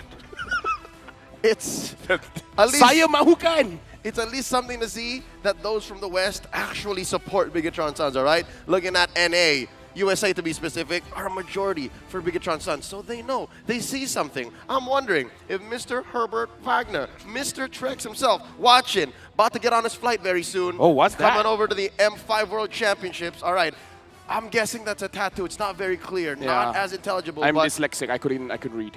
I'm assuming, we can confirm later, that this match is dedicated to his daughter, Luna's family. Oh, yeah. Driving force for this young man, this former footballer from Brazil, now leading his team once more in the World Championships. And I think that's something to point out here as we wait for the draft, right, is what lanes or roles do we really want to focus on for both of these teams? I feel like even when you look at See You Soon, and if you've been watching them, you know, throughout their time, and especially this year, there isn't actually a single lane you can really focus on for See You Soon for the most part, right? Because it's one of those teams where every single one of their games, they usually have someone shining in a different way, right? Now, for BTR, on the other hand, I feel like a lot of eyes are on Luna. Well, number 1, he's a huge guy. Number 2, he's the roamer. He's the shot caller. So that's how it should be. I would say, based on what happened yesterday, he was good at protecting his teammates. But at one point, you got to engage. You got to start something. You got to make sure that you catch someone and go in for the kill. In the second game of the series, Luna was able to do that. In the first one, it looked like he needed a little bit more time. Well, he had about 24 hours to get things set straight, as now we go into the draft. It's game 1. See You Soon on the play. BTR answering back. Cat God and Darkness playing a chess game of their own. 1-1 banned out. The swing back from the Brazilians is the Angela. We were looking for the Angela. There it is. Well, here's the thing. So far, Nolan, Brody, Faramis, as well as Guinevere has been the face of M5 so far. Bruno. Yeah, Bruno.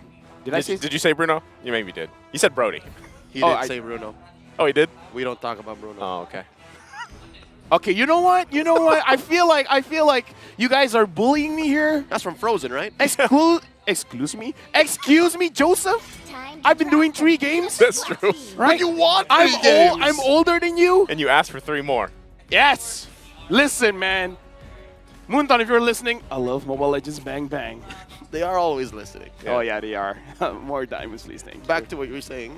What was I saying? You were talking about yeah, the face. faces of M5. Yeah. So I was talking about Nolan, Guinevere, Bruno. Yeah, there you go.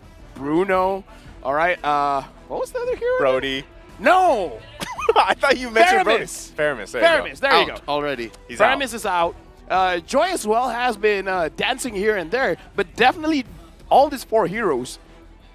Bruno just dropped his 100% win rate, but it's still a very strong hero. With the sample size, yeah, no, that's still impressive.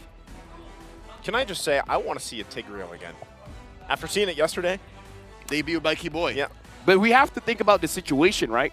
You're trying to bait out a Hilda, trying to stop your jungler, your assassin jungler from doing something, then the Tigreal looks amazing. Remember how many times we saw it in the wild card? Yeah. Right? And No. it had an abysmal win rate. And then it just comes out tomorrow, day 1. Boom, win. It's like the win rate isn't great, but the plays were good. Yeah. The implosions was impressive. On point.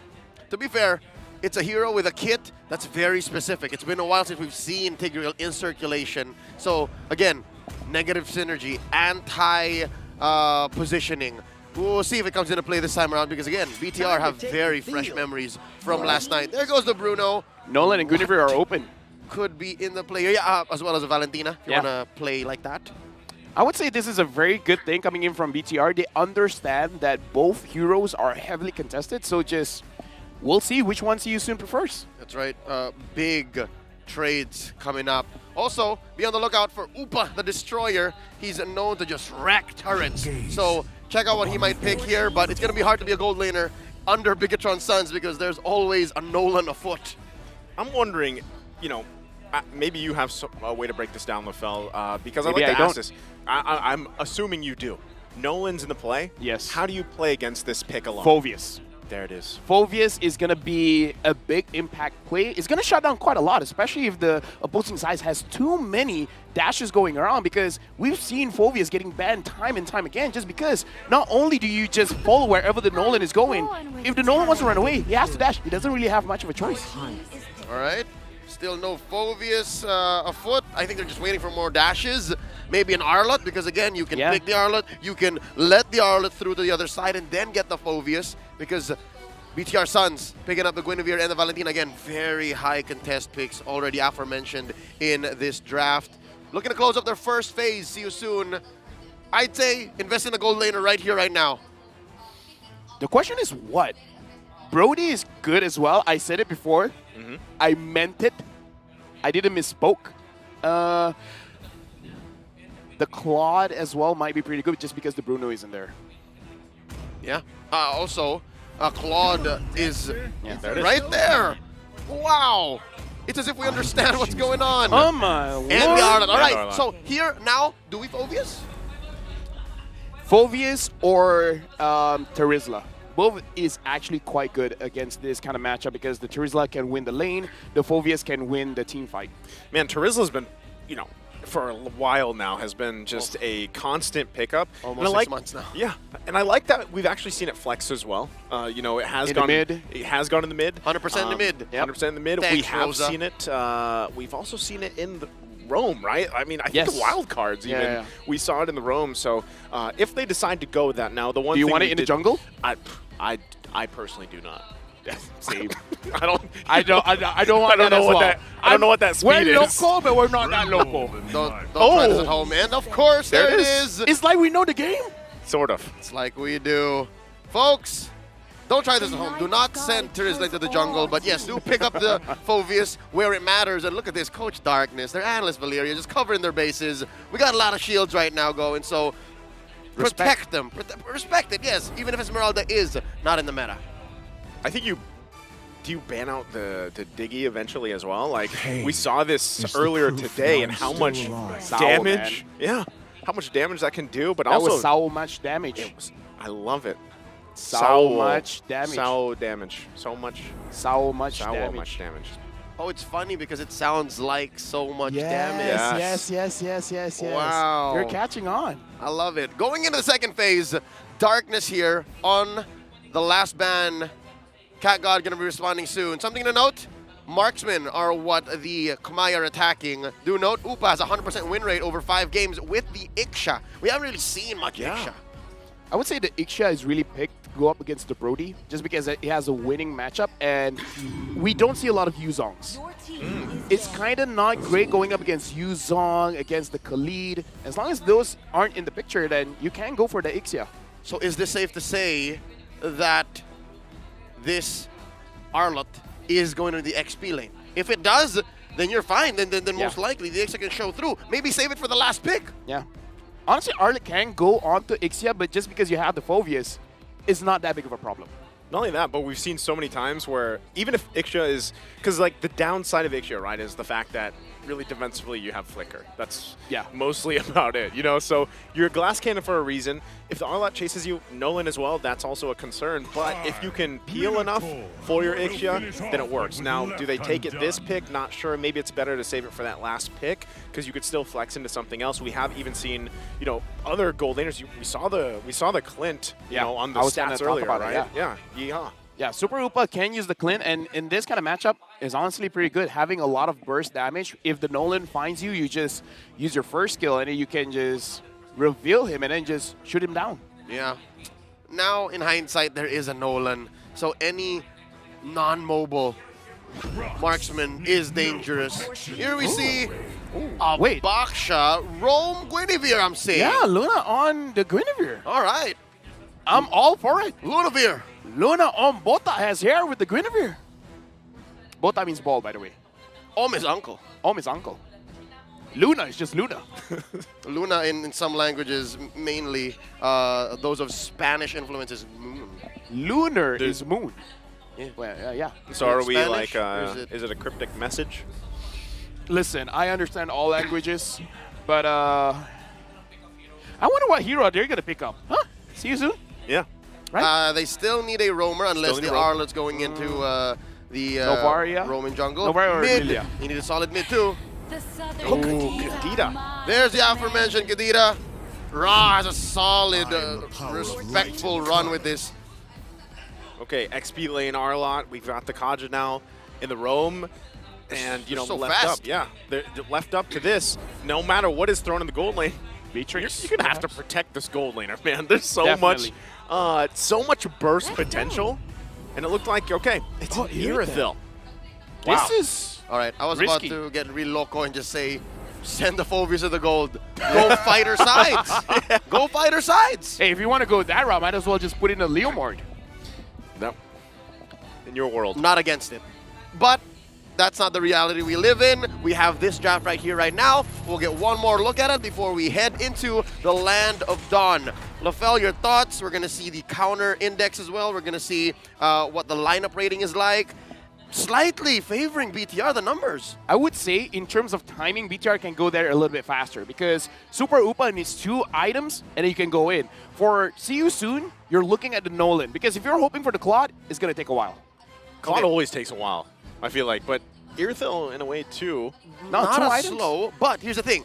Everyone else from See You Soon goes as fast, right? So it's an extreme complemented by another. As we go into the game, we'll see how fast these two teams want to go, how they plan to expedite their core's power spikes. This is game 1 between See You Soon and Bigatron Suns. Let's check out these early rotations. Yeah, right now, looking at how the teams are playing, I feel like going in for jungle invades is going to be very risky, but it's something that both junglers have the capability of doing because the ability of Abaxia is that you can bully people out of their jungle, but Nolan just clears the jungle so fast, so you can steal it before they even notice it's gone. Yeah, clearing the jungle, I mean, speed-wise early on is you know, important, especially leading to that first turtle. And even exchanges like this, right? Early skirmishes can sometimes already get that snowball, that momentum going for what a lot of these teams look for. Yep, and uncharacteristically, it looks like See You Soon is actually just waiting to get their kit. And the Bigatron Suns, they making the most of this time that they're actually winning. Looking at the emblem set, See You Soon, wow. a relative lack of Wilderness Blessing. Yeah, honestly, see you soon having 2 Rupture Shears, meaning that they want to find ways to get kills very early, but Bigatron Suns here having a lot of vitality, making sure that they understand that they are prone to getting killed in the early game, so don't. Just have more HP. They respect the fundamentals. Yeah. All right, here in mid, MP the King already at 4. Boxy and Luna playing footsies. Up top, what's this matchup like? The Phoveus and the Arlet. I would say Black can have a very good laning phase going up against the Arlet, especially post level 4. Uh-oh. And now Boxy the King there is just trying to give a bad time to Black because, again, I kind of feel like Phoveus has a pretty good laning phase against the Arlet. Oh, this could go in the favor of MP the King, but good thing Buzizio was there. Super Upa really low. He's going to have to back off, but Turtle now spawns. The Enforcer protecting their gold laner. That could have been close. That could have been a clear win for Kosei when you're talking about that gold lane race. Oh, Felix almost stopped the recall on to Luna. It's see you soon. First to the scene. Syndra. Actually going to use that final slash already. Syndra backs off there. Turtle, once again, is the priority for both of these teams. So we'll see Syndra go back, heal up. Will he be here for this fight? Maybe. Maybe so if they can stall it out. It is going to be that turtle dance that goes through, but also Boxy having his Divine Judgment available. They could actually win this fight if they decide to pick the right target.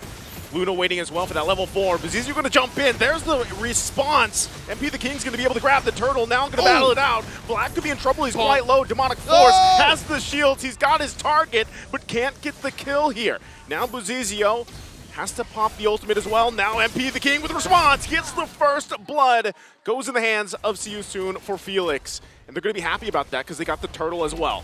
That's a trademark double lane Claude. Already I can say, despite the win coming in from the turtle lane into mid, See You Soon way ahead.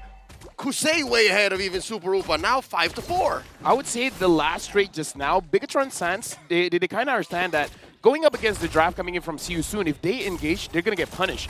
But I like how Black handled that entire situation. He understands that if they want to engage, a lot of dashes are coming in. So the Demonic Force gave them a lot of time, gave them a lot of space, making sure that no one really went down. So it looks like Bigatron Suns, they know it's a disadvantage, but they just bite the bullet. Well, I guess there is the bottom lane as their alternative. If you lose the first turtle, that's fine. We already accepted the fact that See You Soon should be going faster. The rest of the lineup has that going for them. Item game, check it out. Oh, 600 gold between Kosei and Upa. How's he going to start destroying things? Right now, it looks like Super Upa is not taking the boots first because, like I said, for an Immortal, once you have the House Claw as well as the Berserker Fury, you're all good. Luna could jump in with that spatial migration. Boxy getting taken out right away. Now MP the King with a response. Luna could be in trouble, has to flicker out. Still on the hunt though. MP the King with a fracture. Won't be able to clean up the kill. Still want to go for Syndra. Blazing to it from Kosei, but nothing more they can get. See You Soon trying to bite back. All right, that was a close call. Obviously, See You Soon had the XP, had the gold advantage. But the fact that Bigatron Suns were able to play themselves out of that losing situation. Yeah, I would say based on the draft that they have, I kind of feel like for both teams, they always have options. So which option you want to go for? They can always have the option to fight, but they also have a very good situation where they can kite it out. It looks like See You Soon, they want to kite it out. Bigatron Suns, they want to go in. Oh, flicker used. Luna going to jump in, but Turtle already going to be secured by MP the King. Now the fight going to break out. Final slash going to be used. Luna's going to fall. There's another body as well. Still going. Syndra, though, falls. It's the response. Now the 1-for-2, still looking for more. See You Soon on the hunt, but they're quite tanky here. They won't be able to continue, but they got themselves the second turtle. Still in the mid lane. They're going to back off. 100% total take rate for See You Soon. This time around, 2,000 gold ahead, just above 5 minutes. Of course, the Destroyer doing his thing. LaFell, I got a question for you. What's going on with Bigatron Suns? When you're down this much in the early game, don't you just decide to not fight? Why are they still forcing? Why are they still contesting? I would say it's because their draft allows it for you to happen like that, but the damage is just not there. That's the problem. Oh, is that okay? The damage looks like it's there for See You Soon as they continue on.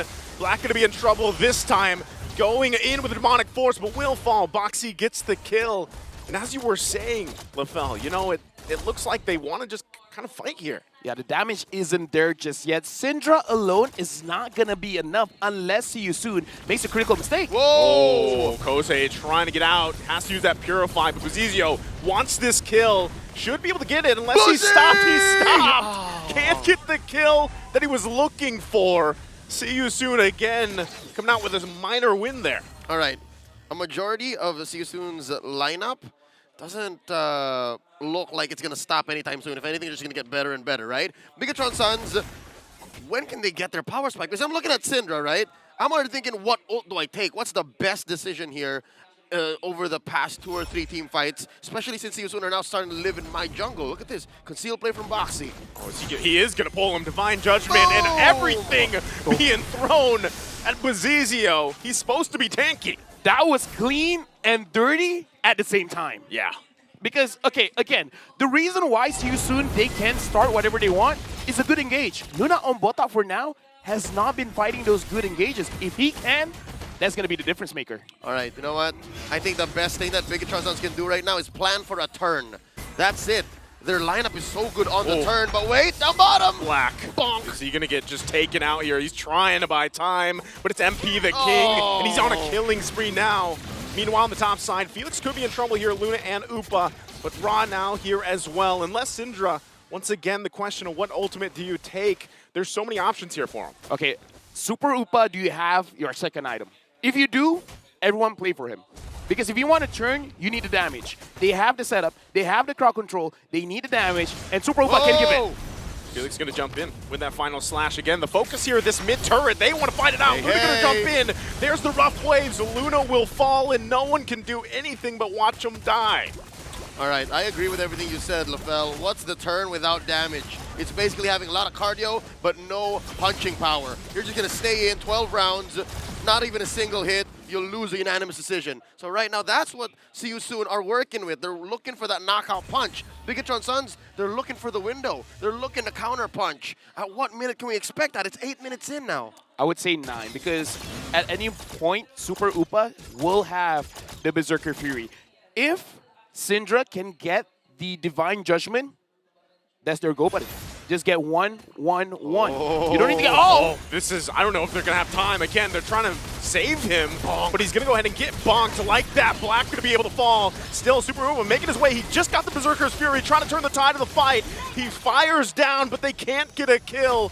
Boxy did fall, but it's 2 down for Bigatron Suns and this mid-turret. All falling before that first Lord. MP the King will find Luna on top of it. Now still looking for more. Final slash could be used.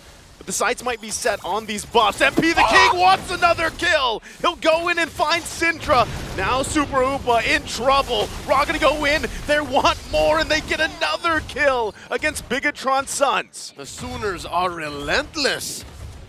Nolan is the face of M5, man. 6-0 and 3. He went in, and he's like a magician. He makes you disappear. Prestige. Excuse me? That's the sound that he makes? Yeah! Okay, I gotta check on that. I really haven't really been playing much Nolan, but look at this.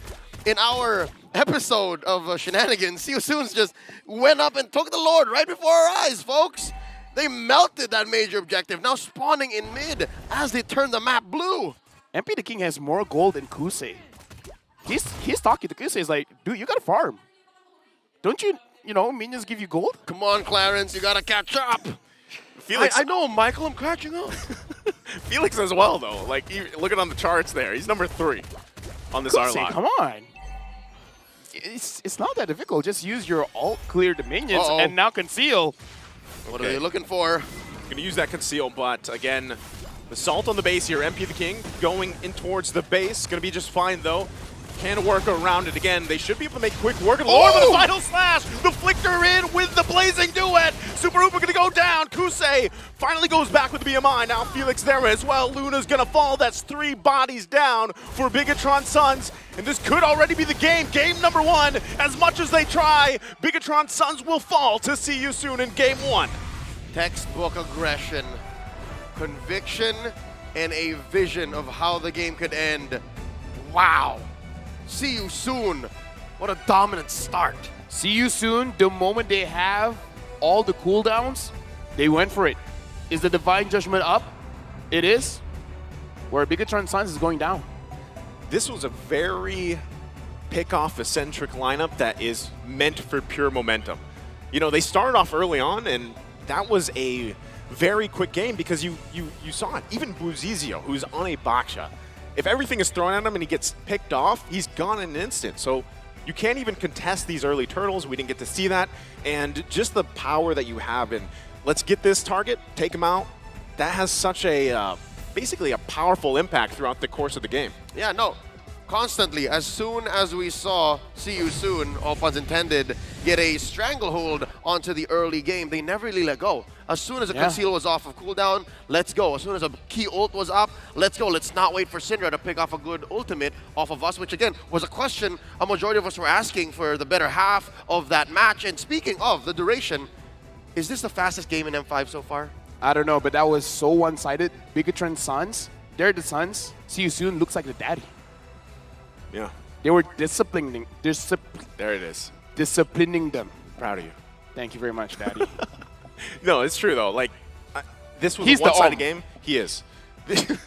Bota. Yeah. It works. But again, this is you said it well. You know, the fact that you're able to just kind of give it a go, and it gets very one-sided early on. But we're gonna have to take a look at the game MVP here. Hey, of course. It's the homecoming of Michael Indino. MP the King with his 705 Nolan. This young man never stopped. As soon as he got hold of his buffs, he was looking at either Heroes or Buzizio's buffs. And again, he was already stating this is going to be a 2-0. But we got to talk about how he played the game. Because Nolan clears the jungle very fast. And like you said, the jungle is gone. He's like, I have 2 jobs. Yeah. Clear jungle, get kills. And my jungle is empty. And that looks like a lot of kills. And that was a lot of kills. And again, looking at how they play their draft, just like you said, it is pick-off-centric. It's like, the moment you see anyone, even Buzizio, you're a Boxia. In the game, you're categorized as a tank. Not in our eyes. He gets bursted down. And what's scary is now in hindsight, we really didn't see much of this while it was happening because, again, it happened in the blink of an eye. They were pulling their own version of a Cambodian ube. You see that? Yeah. Oh, they yeah. were always together. They were so aggressive. The only times that they were ever really split up was they were trying to find the flanks like this. But it's just sheer dominance. It's just we know how strong we are. We know how ahead we are. And oh, Lord, 4-man final slash. You know, I'm trying to think of a better ultimate that looks so flashy than Final Slash. Or is it probably one of the flashiest, coolest looking ultimates? Final Flash. No, right? No. Is that an ability? Anime lovers will know the reference there, the Final Flash. But either way, looking at this game, it really does seem like See You Soon in terms of their plan. What do we need? Do we need level 4? Do we need our first item? Because whatever the go button was, whatever the go sign was, once they achieved it, it really does seem like farm is an afterthought. I mean, even Kusei wasn't the highest farm. He's just like, wait, do we have enough damage? Then what are we doing? Let's end the game. It's 10 minutes and 40 seconds. Yeah. It really might be the fastest game. There you go. Again, I don't have the exact numbers because, again, yesterday We can lie, it's fine. All the well then. Yesterday went by so fast. Today is going at a snail's pace. Every single series has been 3 games straight. So this being a breath of fresh air today shows that the metagame is still yet to evolve. But it did not evolve to BTR's direction, not to their identity. It's been tough being BTR from yesterday to today. And what happened here, LaFell? Because again, you mentioned the Phoveus pick against the Nolan because that was priority. That wasn't enough here. Was it also because the Irithyll takes too much time? There was too many pick-off potential? He What's takes going time. on? To be honest, the Phoveus actually takes time. Yeah. Phoveus does take time, but I will have to say, one person can do it all. Everyone has to do well. Yep. But the thing is, it's not Bigatron Sun's fault. It's like, what can you do in the face of a divine judgment, a fracture coming in from the Nolan? So this is one of those situations where See You Soon, they just understand, you guys need time. We're not going to give you guys time. We're going to pick you guys off one by one. Yeah. And the problem with having a lineup that has a good front line, if the front line can't do his job, no one can do their job. That's the most analytical I've heard LaFell today. Oh, sorry.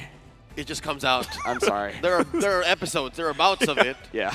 We can Yep, we can expect it again in a couple of days. But here we are, looking at the damage, looking at the team fights, which is again a stickling point for me. I'd say if you're going up against a team like See You Soon, history would show, try your best to hide. That's why early on, about 4 or 5 minutes in, was it not better for BTR to just say, you know what, we're not fighting, we're gonna hide, we're gonna plant ourselves behind our turrets, you come get us. Could they not have done that? They couldn't, because 60% of the map was controlled by See You Soon. And at that point, there's no way for you to hide, because we saw Buzizio trying to run away from the Kaja. But again, it was not enough. There was not enough ground for him to run away to. I'd say you're right, because starting the 7-8 minute mark, they were going way behind tier 2. Yes. They were going in flickering under turrets still standing. They were concealing, and yeah, no, Big Trust were just put in a position wherein any response was suboptimal, because See You Soon was willing to go the extra mile. Yeah, it just didn't seem like there was an option for them, you know, at one point, because, and that's where you kind of have to really look on the early game here, because once things got scaled out of control, it was much harder, because when you have so many ultimates like that, Divine Judgment, Rough Waves, anything like that, even the Nolan, right, with the Fracture, if you try to just hug the turret, even with, you know, the reduction of damage and everything, you can't. Listen, right? You're in the turret. If the Divine Judgment is on cooldown, final slash out of the turret. Yeah. There's so many ways for them to start the fight.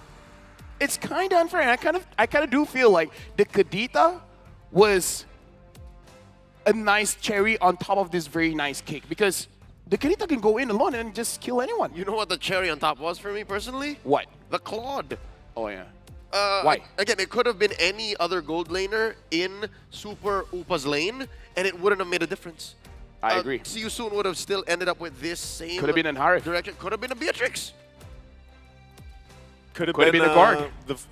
You say Gord? Yes, I say the guard. I was going to say the Phoveus. He'll allow it. Earlier, you know? Yeah, no, allow it. what if it was a 1-3-1? What if it was a fighter setup? But that's neither here nor there. Hindsight is 2020, and now all we can do is wish that BTR the best. Hope that they have something in their back pocket, a reset protocol, if you will, because now they are at the threat of losing their second series once more. See you soon at match point. Gentlemen, what do we suggest the Brazilian robots do? Yes. A simple draft. Because I feel like in that draft, you need a lot of things to go right. And if you look at the draft coming from See You Soon, it's almost like a one-button team. It's just tunnel vision, kill, convert, kill, convert. Just find one. That's all they had to do. You could autopilot and be fine. Yeah. Right? So I kind of feel like they have... This is the first time I'm on the analyst side. Maybe that's why this time I'm smarter. Yeah, that's what I was saying. You know, you were doing the play-by-play. I feel weird saying smart things.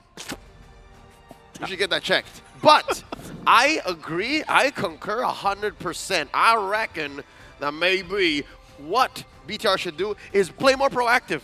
Because again, we saw that Luna Ombotak is capable of leading his team to great heights. But when he's down to protecting them, or again, playing a lineup or a team comp that is based on the turn, especially against a team that's so aggressive like See You Soon, might be a losing strategy altogether. Yeah, it's not only that, but also the fact that you had, well, I'm assuming they're going to be on the blue side, right? Let's say they get the priority this time. You can start with the draft there. You kind of have things fall into place that way. But even if you put the Guinevere in the hands of Luna there to, you know, find those pickoffs, that's a downside of a roam Guinevere, because a lot of these teams kind of, we even highlighted Luna going to the game, you know, finding these picks for the team, finding the setups. If you don't land the spatial migrations, though, you know, on the targets that you want to or anything like that, and then you're kind of just a sitting duck. You know, you can't really follow up if you miss it out, and your team is kind of left in the whims as well.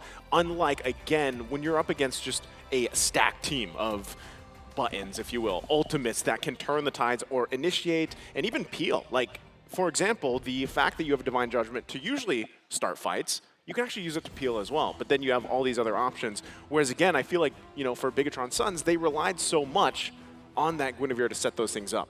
Well, this is something else that See You Soon has in their back pocket hidden, is Boxy's 100% win rate as a Kufra. 6 games across MPL, KH's autumn 2023 season. He had options, man. He had so much left in the tank. And this is what Bigatron Sons are looking at. They're looking at the barrel of a very loaded gun, cocked and loaded, and what Foxy is looks going proud. on? Of course, no, he knows. He knows he did a good job as that Kaja. He set up Michael and, MP the King for an MVP performance. So now my question, what's going on in Coach Darkness and their analyst Valeria's minds? Because they actually took maybe a minute longer to discuss. There were some last-minute discussions before they went into their seats just now. If they're going to get the Guinevere again, Hades just convinced me that you need a Genius Wand on this Guinevere. Whoa. Are we talking about the magic damage Gwyn? Exactly, because looking at the potential of the Guinevere is that you can get a good catch, but at some point you're going to be alone. Yeah. You want to be able to get someone down by yourself. And I feel like even just a Genius Wand is going to be enough. So having a Guinevere in the roam position, I completely understand the logic behind it, but at the same time, it feels limiting. We've seen it debuted in the MPLI just recently, about a couple weeks ago. It worked in the hands of other teams, but here, you're right. I have to agree. The knockups and the CCs really did not Damage is king. Convert to much. Hey, let's not jump the gun. I will jump the gun. Don't tell me what to do. Ayman. Oh, sorry. No. Sorry, to the first name basis. Damage Guinevere, especially in the jungle, is maybe a Hades-specific thing. We cannot confirm that this is what people should do. People watching at home. No, do it. For all of you watching, you're playing rank, do it. Just go straight for their marksmen, for their mages. Don't trust your team. What can they do? It's so simple, right? It's all about you. You want those points? You want the star? You got to carry your team, man. All right. Now I know what kind of player LaFell is. Hey, I play Grok Execute. It's been a while since I played with LaFell, and we won our own fair share of MCLs. But tonight, it's all about See You Soon. It's all about Bigatron Sons. They're looking to make a comeback as we go into the draft. It's game 2. And here we see You Soon still on the play. Interesting. They ban out the 1-1 and the Faramis, while the Brazilian bots go up, taking out the Joy and the Nolan. Those are MP the King specials. Good that they... Okay, I like the fact that...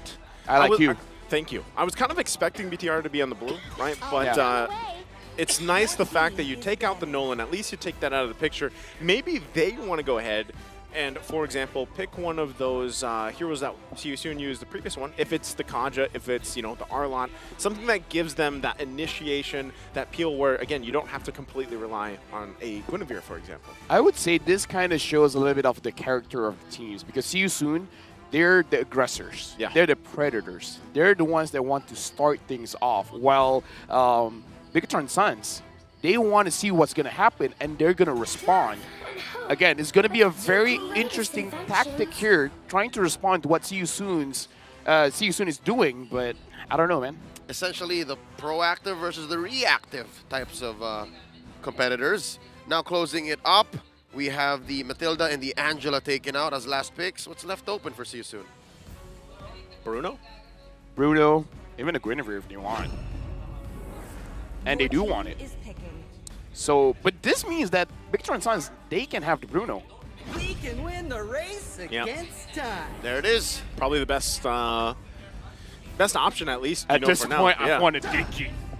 But no, they're picking out the Martis. And we've seen this matchup quite a few times. Yeah. Like, people prefer the Martis to go up against the Guinevere. Yeah, it's a solid pickup because, again, the Martis has a lot of mobility, has iframes, can snowball. So, yeah, I'm guessing once the Suns find that one window where they counterpunch hard enough, they can go just as fast.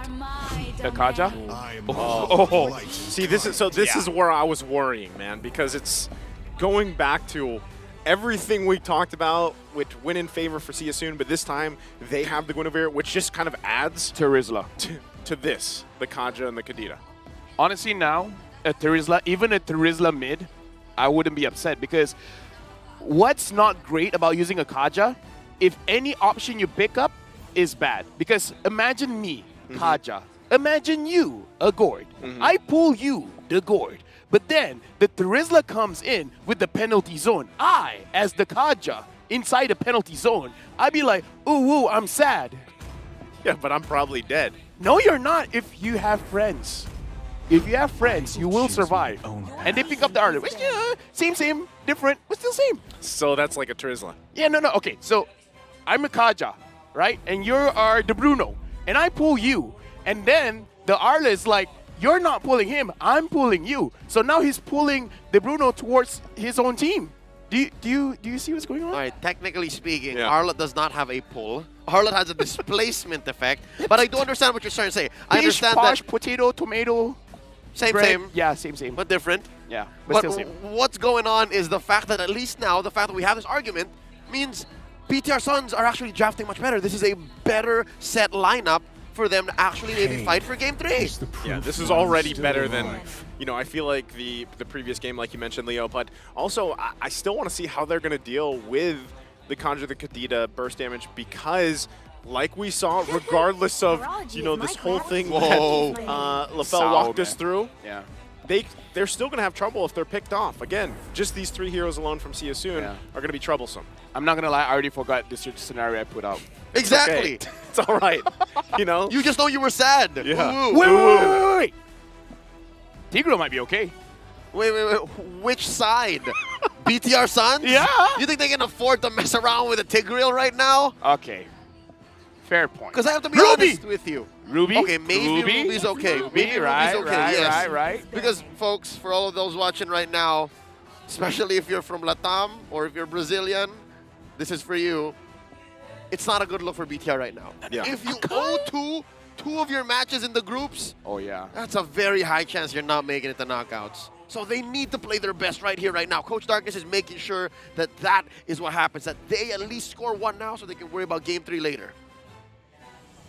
I do feel Ruby's probably the best because you can cancel out the rough waves and just like the Arlet. Okay, imagine this. The Kaja goes in. Right, another imagination. Using the Divine Judgment. Yeah. And then the Ruby gets offended. Why do you pulls the Kaja back. So now I agree. There's a pull for the pull. All right. Right? Okay. It looks like displacement is the key, though, because Coach CatGod bans out the Akai this time around, respecting Luna Ombotak's potential. He knows that he's an Akai specialist. Now, what's BTR Suns to pick up? Again, they still do not have a set roamer. No mid laner. Wow. Something tells me See You Soon knows that they have to attack Syndra. They've watched a lot of MPL Brazil. They've watched a lot of Liga Latam. Could he go Novaria, maybe? I mean, maybe the one. There it is, right? Go that way. That's safe. Gives you vision. LaFell, are they likely to find the Novaria to burst her down? Can I imagine it? Can you? Yeah, paint that picture for us. Oh, yeah, they can. All right. Simple. Yeah. Yes. I mean, you guys are smart. Analyst Naisu, predicting the draft, the Novaria. Oh, that's all I said, Novaria. I kind of feel like all my IQ is going towards you. It's not. What's going on? Yeah. Ever since Wildcard, this is the second time we work. Yeah. And I just feel like by proxy, you're smarter than me. You're the play-by-play. I'm sorry to make you feel that way, man. I'm insecure. Try to make up for it, LaFell. There's still a couple of picks left. Oh, right. Clean, why not? I don't know. Yeah, no, solid Quad is still fine. gold laner. Now carry. Whoa. Is it looking good for Upa the Destroyer? Because it looks like he's the one who's about to get destroyed by this Yu Zhong. I was thinking of this carry. It's very risky going up against Bruno. Yeah. But carry Kaja is terrifying. This is the kind of heroes you use during Halloween. It's true damage. It's true danger. Oh yeah. I'm not gonna say anything. You know what? I'm. We'll just leave it at that. Yeah. That's it. Yeah. For all those who I have things in my head I know I should not say. For all those who understand, that's between you and LaFell. Now, going to the last pick. What is gonna be for BTR? I still think Ruby. Florid. They lean hard on their inspirations. They're pulling one out deep. They're going back to the support utility meta. I'm just gonna say if someone snaps, I'm not feeling good. Nice. I feel like I like the Florin pick here. I don't. You don't? 0% win rate, man. Hips don't lie, numbers don't lie. These boots are made for walking. Yep. And they'll walk all over you, probably. You're tall, not really. Do you guys know that Naisu is 7 foot tall? 7'4" to be 7'4"? That's yeah. right. Last I checked, and that was yesterday. Looking at the team comps this time around, See you soon again, still down on the numbers, but for them it's all about execution. It's all about speed. They don't want no water. They don't want no bread. Just meat. And again, not a lot of protection against this Kaja. Or this Yuzong. Or the Yuzong. 5 seconds till the enemy reaches the battle. I feel like they're going to go brr. Well, it's on like a bowl of neck bones as we go into game 2. It's match point for See You Soon. And we see some early rotations. Look at this, man. Oh, Lord. Boxy just living in Boozy's jungle. What's going on? Again, I want to see MP the King with a Genius Wand. I feel like he can pull it off. And now, looking at the situation, they're just going in. Yeah, this is very early aggression. Black going to be in trouble. Whoa. Flickers out, has the regen. Now Boxy going to flicker in himself. He wants the kill, and he'll get it. The first blood. But now he's going to bob and weave. Try to live the longest he can. Ow. But Luna gets the payback, the 1-for-1. I'm going to see that's worth it.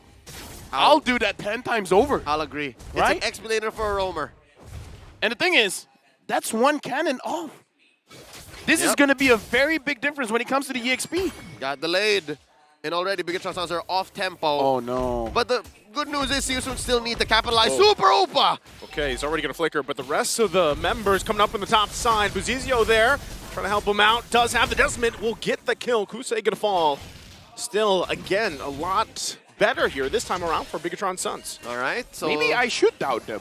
That trade got neutralized. Now it's more equal because Kusei dying this early on, not a good look. One of the things that I do want to say, I hope Super Upa doesn't build a lot of armor because Kusei deals true damage. MP the King does magic damage. Ra does magic damage. So I hope he doesn't continue building armor, I mean. That's right. He has to be very careful. Has to make the right calls. Hopefully one of his teammates remind him. Looking at the damage being dealt, this is odd because now Bigatron Suns, compared to game 1, they can actually clap back. This is actually a lineup that should be fighting early to mid. Yeah, and with this, Boxy trying to get that level 4 for this fight. Whoa! They're still going to go. So Dragon Form going to be used, keeping Buzizio at bay. There's the Divine Judgment as well. The knockoff from that setup will get him. Buzizio going to fall. Now Felix still keeping him at bay. Turtle going to be secured up by MP the King. So See You Soon finding their own wins here. Again, the strength for them. Right now, See You Soon is winning the lanes. EXP, mid, jungle, gold. They're denying cannons from the laners of Bigatron Suns. And it makes a very big impact transitioning into the mid game. And because of that, all 3 lanes, well 4 technically with the jungle, they're on the fast lane now. It's as if we're back into game 1. It's like they just looped us back in. Like it's Groundhog Day. And as a BTR fan, as a Brazilian, as a fan of Latam, from Latam, how must we feel? Because especially early on, especially when they clap back on Kusei, how does BTR Suns reset? Where do they find it? Let me just say, that should be, based on the range, Bruno favored. But I feel like Kusei was able to use the bushes to his own advantage to kind of like reset the auto attack targeting so that he doesn't get attacked that much, and then dashing forward and getting all of those true damage procs. That's how he's been winning the trade. So a very good usage of the resources you have in the lane, using all the bushes to your advantage. And with that, again, I don't feel good, Smart. It's I need an idiot sandwich. It's uncanny. I honestly also am uncomfortable. Haven't worked with LaFell for years now. Yeah. These bouts of unanticipated intelligence is I have different personalities. Yeah, no, I don't know what's going on, especially since I'm also trying to figure out what BTR Suns can do to equalize here. Well, I think again this time around you're going to see. I should stop asking LaFell.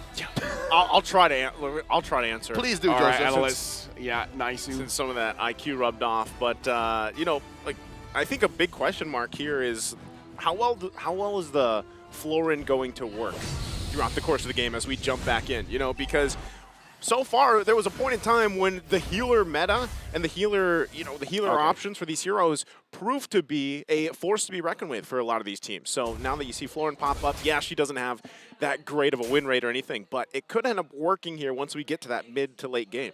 the good and the bad. Flask of the Oasis. Yep. It's going to help out quite a lot. The bad, it has been nerfed in the early to mid. Eventually, it will still get, as strong as it was before, but getting to that point, if the game ends before 15 minutes, the Flask of the Oasis isn't going to look good. Already with Divine Judgment. Luna trying to heal through it. Won't be able to stay alive as he is going to fall. Now the rest of the team going to back off. See you soon. Do they still want more? Upa now in the bottom side. Black and Felix just going to go duke it out. 1 versus 1. It's just going to be them going back and forth. Meanwhile, on the top side, Super Upa left to his own. 1 hit away. The flicker goes in. Kusei gets the kill top side. The Cambodians' aggression, no end. They are relentless, and they continue their assault. Just under 2.5 minutes in. They continue down bottom, though. Felix! Man, that dragon form wasn't even enough to get away. Good response, though, from BTR to find something. Boozy is still on. The fact that they're trading is good. Because there is a cooldown between every single Divine Judgment. Every single time it's used, I'm glad that they're taking the proactive plays like, it's down. It's going to be down for, say, 40 to 50 seconds. You have that time frame to do whatever you want. It's your window of opportunity. And now, in the turtle. Again with the final slash. Let's see if they can win this fight out. Still going to be going. Felix going to hold him up. Zizio gets taken down. A great spatial migration. Still going to be working for the turtle here. And it's See You Soon's once again. 2 on the board for the turtles. 100% turtle take rate for See You Soon. And now MP the King all alone. Going ahead, committing Grand Theft Purple. He saved his retribution for that purple. And okay, even though Buzizio doesn't really need a purple, but it's still gonna hurt. It's salt in the wound. Black. Now, look at this, Black.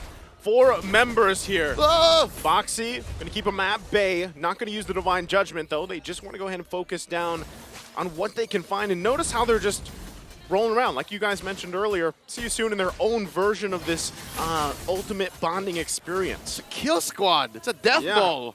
Yeah, this is a situation where, again, they have a timer, whatever the timer is, where you say, the minions can wait, let's move forward. Oh, looking at the items. Let's see. They're going to commit. Super Upo going to be in trouble here. Has the heal from Luna, but the rest of the team going to crash down. He's all left to his own. Can't get away. Divine Judgment going to be able to find another one. It's Buzizio to fall again. One after another. See You Soon finding the targets. Already, Kusei picked up his golden staff. As I was saying, I think, you know what? Maybe the Genius one has its place, but only if you're winning. MP the King now just built his Thunder Belt. Again. Is that winning? I think that looks winning. There's a TP. There's a TP. There it is. That looks winning squared. Winning cubed. Cubed, yeah. It's difficult to be BTR Suns right now. 6 minutes in, 5K down. See You Soon. They're just calling fights everywhere. Black misses. Yeah, he did. Luckily, I would say they dodged. Like, they moved forward and then moved slightly to the side. Or they stopped. Yeah. They saw the prompt of the skill and just stopped. They have hockey. They saw the future. That's right. They were doing a mannequin challenge from about 2015. Yeah. Was that 2015? It's been a while. I feel like yours are a myth. Time is relative. Yes, exactly. It's subjective. That's right. Last turtle up already, just under 7 minutes. See You Soon. No contest in sight. Bigatron Suns, they are cordoned off down bottom. That's the only thing they can do now. Much like in Game 2, they're trapped. This is a huge lead that See You Soon has. Now they have to play defensive. Boxy the King has his ult. He has the Divine Judgment. So I feel like now he's just waiting for the conceal. Once the conceal is there, one of the members of Bigatron Suns is going down. This is tough because you're tough. Again, this lineup here, tough picks in the beginning, dealing with it again. Bigatron Suns, they let this happen. So I feel like this is very reminiscent of Game 1. I agree with you, Joseph Charles. It takes 2 to tango. This is a 5v5. Decisions were made prior to the game, and when you go to execute, they are affected by the draft that you start with. And looking at the items this time around, of course, a clear lead across the board. The largest lead, of course, you'll see is between the gold laners. It's hard. Where does Super Purple go from here? Does he try to bum rush the Wind Talker? Luna looks like he wants Win to a get major, that flash of the Oasis, but it's going to take too long. I kind of doubt that he can finish it. Yeah, no, this game is bound to end again, especially after this first Lord. Oh, no. Okay, still. They're just trying to keep them at bay. You saw Boxy even flicker in. Not going to commit just yet, though. Still might look for more. Luna going to have to flicker himself. Here's the fight out, though. Trying to keep them at bay. They might have a response. They get the rough waves out. Still, MP the King and Felix will be able to find the kill on Buzizio. So Bigatron's Sons continuing to lose space on the map. Hold up, that's interesting. You see that? They saved the conceal for the disengage. Honestly, at this point, Season could kind of do anything that they want, and they can get away with it. Because remember the scenario I was talking about with the Arlet? It hasn't come true just yet. For now, it stays in my imagination. I want the viewers at home to see how my mind works. But the opportunity isn't there. No, Joseph. It's only going to stay in your mind. Yeah. Stop. Joseph. Gentlemen, it's only going to stay in your mind. But yeah, so far it's safe to say Boxy is not Sadhu. He's not Sadhu. He's so happy. Oh yeah, he's so happy. He's so happy, woo. All right, look at this. I want to take off my headset. See you soon, just straight up ruining this Lord, melting it into the ground. And it's Kusei who scores it. Everywhere, anywhere, anytime. They can make the call. 10K ahead, under 10 minutes. Well, pause comes in. Flask of the Oasis completed. Finally. Okay, it's completed. It is completed. So that's like one part of the puzzle. Where am I going with this? I was here. Let me help you. The biggest part of this puzzle is that they're down nearly 10K again. Okay, numbers is relative. Is the flask no, of the Oasis... numbers are actually absolute. I mean... What are you talking about? Come on, you're the analyst. Look, like my dad told me. Yes. Being 10,000 gold down isn't as bad as 11,000. And I hold that in my heart. But by the time it gets 11,000, then it gets very bad. But we'll talk then when that happens. Yeah. At that point, my confidence goes back to Malaysia. It's no longer in the Philippines. Malaysia is neither Look, here it's nor been a there. long Where are we connecting your confidence with here? It's a long day for me, Joseph. I haven't eaten. Yeah. There's not a single Malaysian player, nor coach, nor team staff present. You're here. Hey, shut up. I'm representing, okay? I'm the Malaysian side dish. I'll allow it. Because you asked me what are they going to do. Yes. If I don't know what they're going to do, what are they going to do? I have limits, Leo. Lineups have limits. Lineups have limits. The only thing in my imagination is for the Arlet to just sweep everyone under the rug. Your imagination has peaked. Yeah, I was gonna say he's peaked now, and all he can see that happens is Yarlock gets an amazing final. So it's slash. all on black. Safe to say it's all on black. It's all on black. My imagination has 30-30 vision. It's not so bad, actually. Yeah, that's pretty good. Joseph has a way worse vision. Oh, really? No, I got my eyes corrected. Before. 40-40? Now I have 20/20. Oh, really? Yeah. 2020 is in the past, Joseph. Don't live in the past. Live in the present. It's 2024. We're in better times now. All right. Yeah. Sorry, I don't have M5 is the biggest it's ever been. It's humongous. Colossal. Astronomical. Gigantic. Gigantic +1. Yeah. You're waiting for that, right? You're waiting for that, right? Yeah. I was just gonna say you don't want to go into a word bank battle against Leo. It's not fair. Numbers don't count here. This is not algebra, son. Marsicle. It's the size of Mars. Is Mars the big one? No. Oh, it's not? Mars is far from the largest planet. I was so proud of you until this moment. Look. I'm not good in space. Even though my head's in space. I think it's called astronomy. Astronomy. Thank you very much. Hey, listen, right? Everybody's listening right now. Look, I don't need good English to do my job. Oh, wait. Look. You need at least okay English. Hey, I memorize 10 pages of the vocabulary. You mean the dictionary? The dictionary. Oh, wait. Isn't it the same? Isn't it the same? Oh, wait, no. Vocabulary is... All right, folks, we got about 45 seconds until the game resumes. It's a noun. And I'd like to circle this back to the fact that maybe this is a sign of hope. Maybe there is a silver lining to BTR Sun's performance here in Game 2. The fact that the photo has been developed and built up by Luna Ombotak. Yes, you're right. It's one piece of this huge puzzle that they have to build. But there is this gaping hole right in the center of this 5,000-piece puzzle. It's a donut. One could say yes. What do they do if they can only really heal Hop and not deal enough damage back to end and stops See You Soon's relentless assault? Man, while you were... Where do you go? Again, I'll go back to the analogy of having great cardio and no punching power. Again, you can only heal so much. Exactly. Right? Even with, what do you call it, the photo? I was thinking about that, the acronym. The Flask of the Oasis. Of the Oasis. Yeah.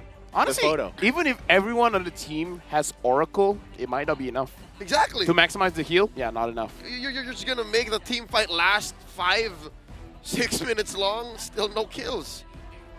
At this point, they're hoping for See You Soon to make a mistake. That's one way to look at it. But that's not a good place to be in, is it? Exactly. No. In Game 1, it was the equivalent of a jiu-jitsu guy just going straight to the ground, 5 seconds into the fight, come at me, bro. Yeah. At a very reasonable pace. That's Game 1, right? Game 2, they're coming in. I've been practicing for a marathon. Oh, wait, it's an MMA fight. Right now, See You Soon, their draft is like a monster truck. That's true. Huge, huge rims. Big wheels. Not gonna lie, I didn't have a thought to finish that line. Have you ever been to a monster truck show? Yeah, I was gonna say, have you ever seen a monster truck? No. In person? No. You just know it's very big. I assume it's very big. It's a monster and a truck. I've never seen a small one. There's actually truck, mini, I mean. There's actually mini monster trucks. Oh, really? Yeah. I bet even that's huge. I bet it's 7 feet tall. Are you a monster truck? I am. He's 7 I'm a monster building. 7'6" the last time I checked. What? He keeps growing every single time a buff has been taken.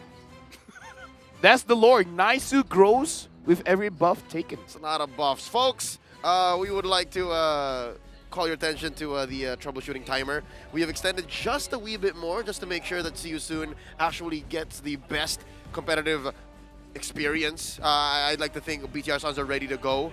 So do stay with us. Just about a minute left before we go back into the Land of Dawn.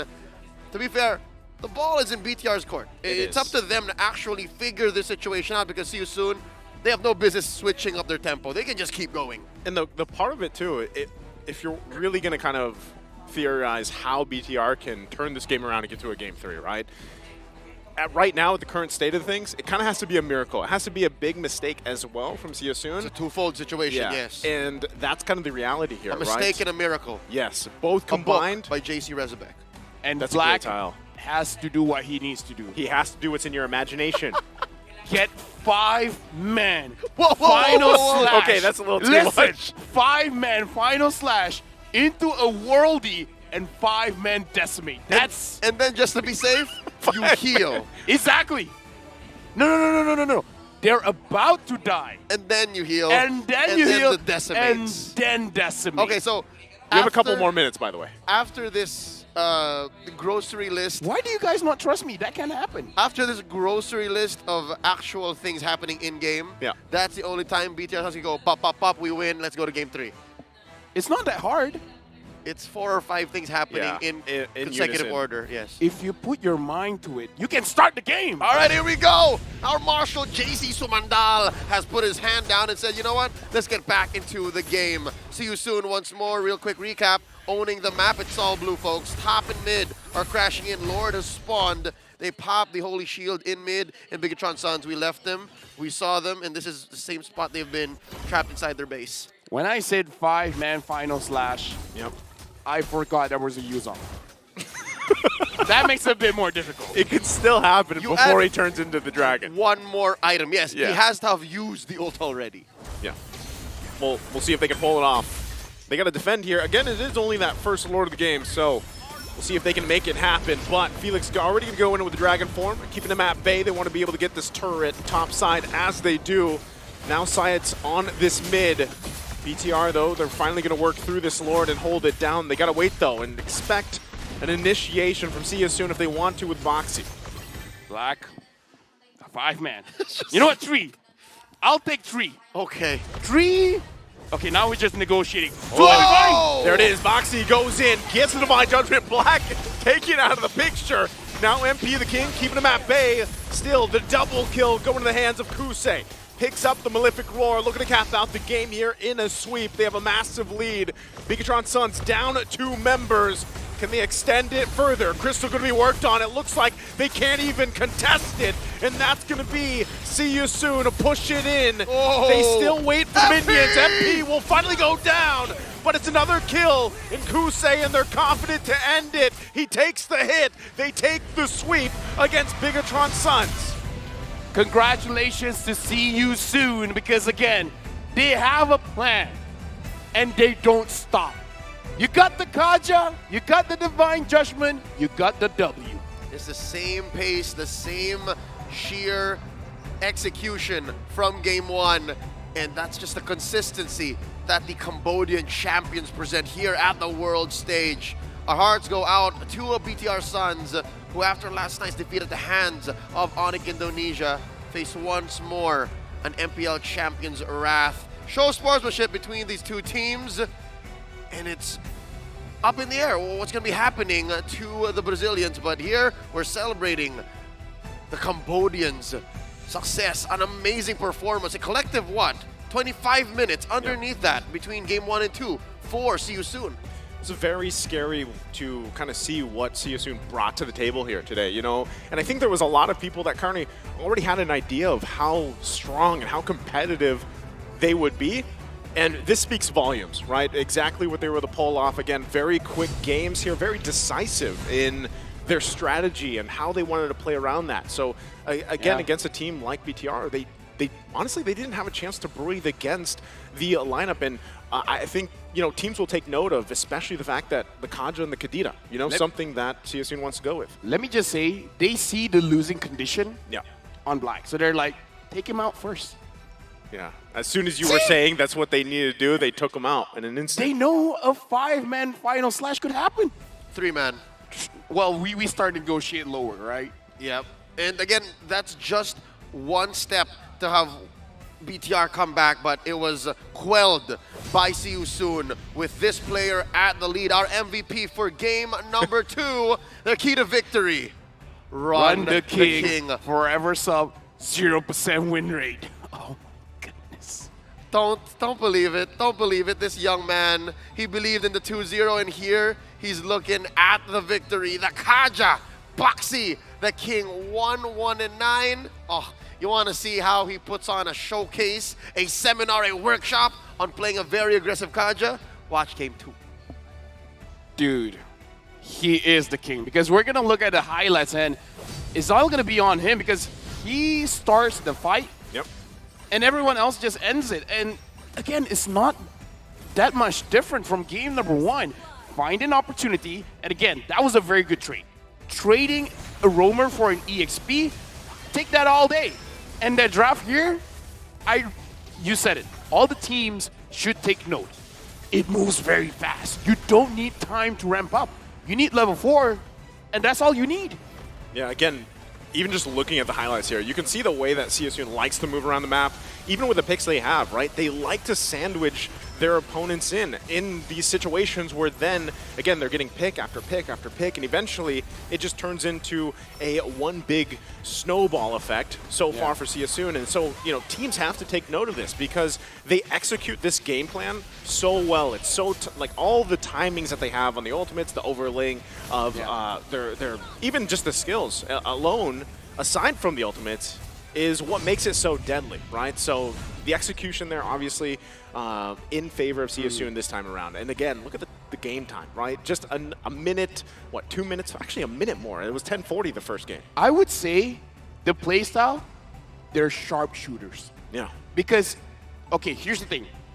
Catching with a Divine Judgment, pulling them back, and then every single member hitting their skill shots. They don't miss. They're sharpshooters. Full auto sharpshooters. Yeah. Straight up tactical.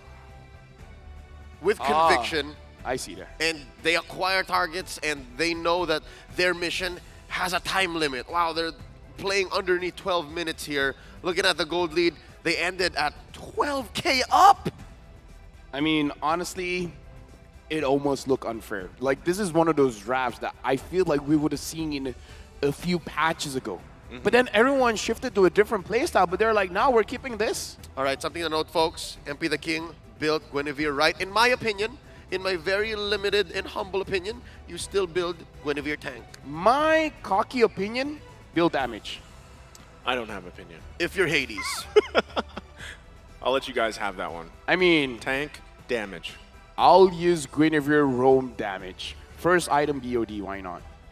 Okay, don't do that. I mean, like, I give very, very bad suggestions. You're gonna get reported. That's one of those things that you do not do. All right? Obviously, you build the lightning truncheon first. I don't know if we're talking about the same hero, but looking at the damage dealt, of course, team fight participation.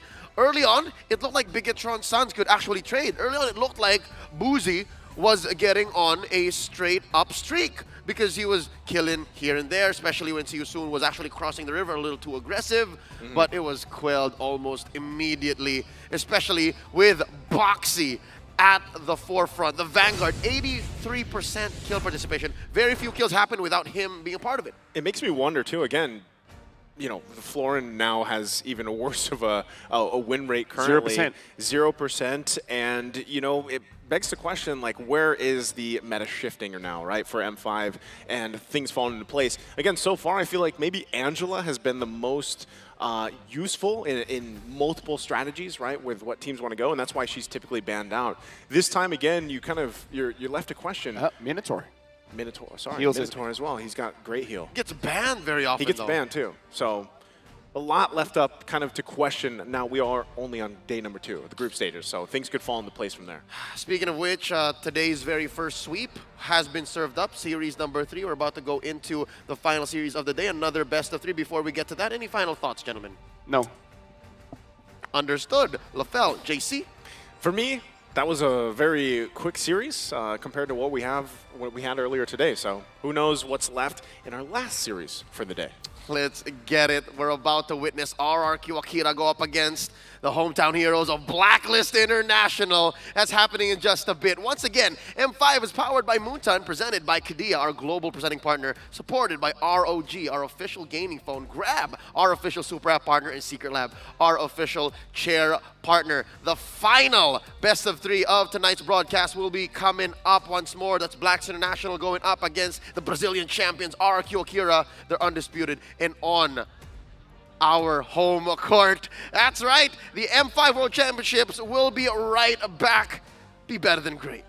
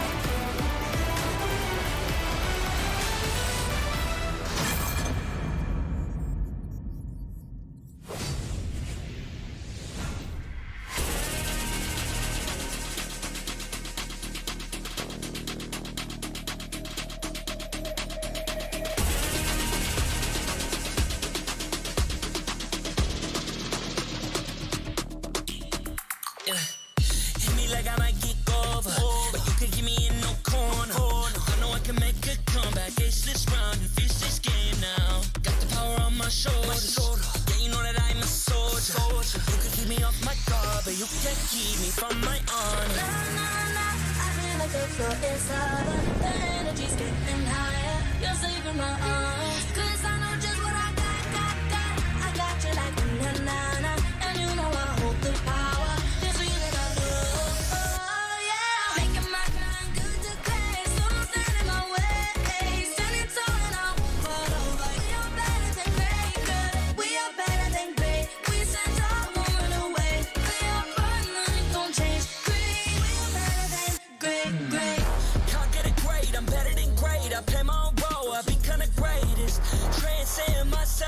to this game, yeah.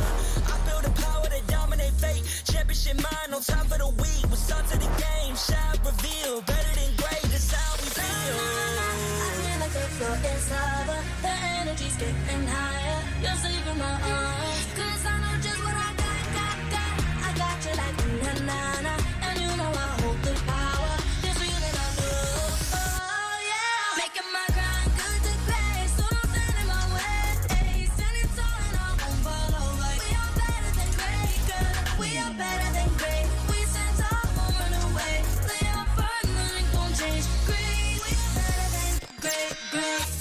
If we stand tall and believe we can make it, you and me, with a sense of urgency, you'll see I'm better than great. I'm better than great. Oh yeah, yeah. Oh, I'm better than. Making my grind good to great, so don't stand in my way. Standing tall and I won't fall over. We are better than great, girl. We are better than great. We stand tall, won't run away. Play our part, nothing gon' change. Great, we are better than great.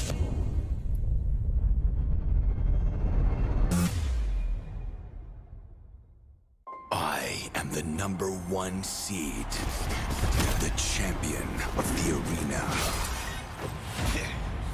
The fans adore me because I've never lost. Yet you are afraid that you will lose everything.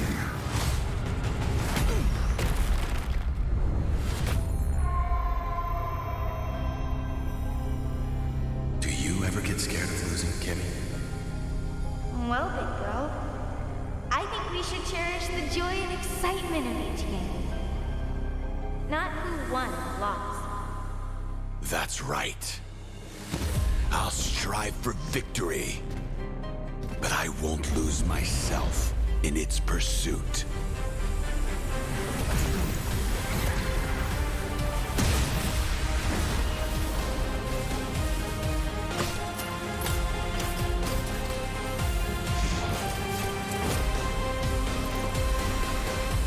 World Championship.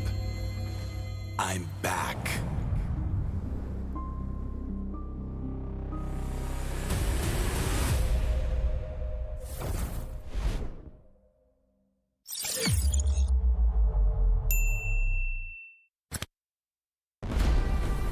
We are here at Gamers 8 to show that we are walking the walk. We have had amazing reactions, major idea owners, and a lot of potential partners and stakeholders coming in here and taking a peek. Gidea's cube over here has been the nexus of this zone. What I saw it from the outside, it's very mysterious. You want to know what's happening inside. Felt like, this is an MMORPG, but R is not role-playing, it's real world.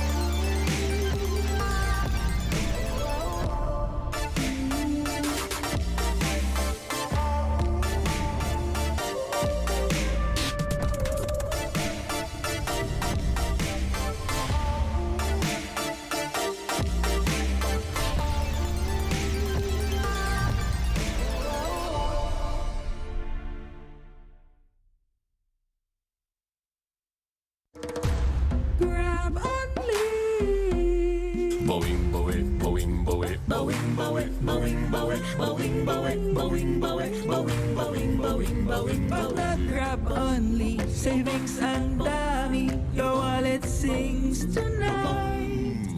Laki ng bawi, pag nag-grab only, save 244 alright.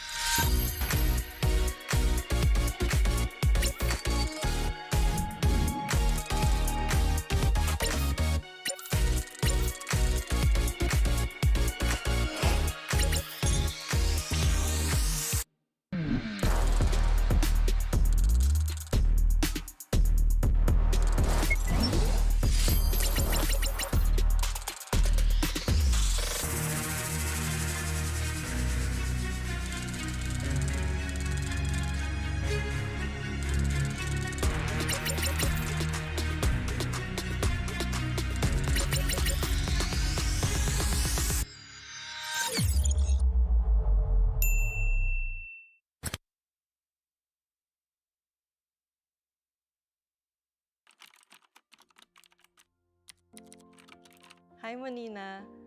Alam kong nag-iisip ka ngayon if you're going to let go of your BPO work. You know what? Take the risk. Pumasok ka sa mundo ng esports and tanggapin mo yung hamon and opportunity na maging team manager. It's gonna be exciting and different. Iba to sa dati mong naging trabaho. Hindi siya mas madali because you're gonna be dealing with kids and people with different personalities. The workload is going to be overwhelming, kaya please, huwag mong akuin lahat. Madaming challenges, pero mas maraming taong nakapaligid sa'yo na tutulungan ka to overcome those challenges. Learn to delegate, work on your adaptability. Life is not a straight line. May magiging ups and downs talaga along the way. Don't be afraid to try and to speak up. Kung may mga ayaw makinig sa'yo, lakasan mo pa yung boses mo. As long as alam mong may sense yung sasabihin mo, go for it. More than a manager, be an ate. These kids would be going through a lot of emotional stress and disappointments. Do your best to be there for them and to comfort them kapag kailangan. Alam ko, masakit din para sa'yo kapag natatalo. Pero ang importante, nandyan ka para samahan ng mga players mo, mga batang kapatid mo. You will sacrifice a lot. Resources, time with family, and even relationships. It would be stressful, but every minute will be worth it. Especially when you see the joy in your players' eyes na makakasali pala kayo in the World Championships. I promise you, Monina, you will not regret leaving your corporate career because time will come that you will manage a world-class esports team.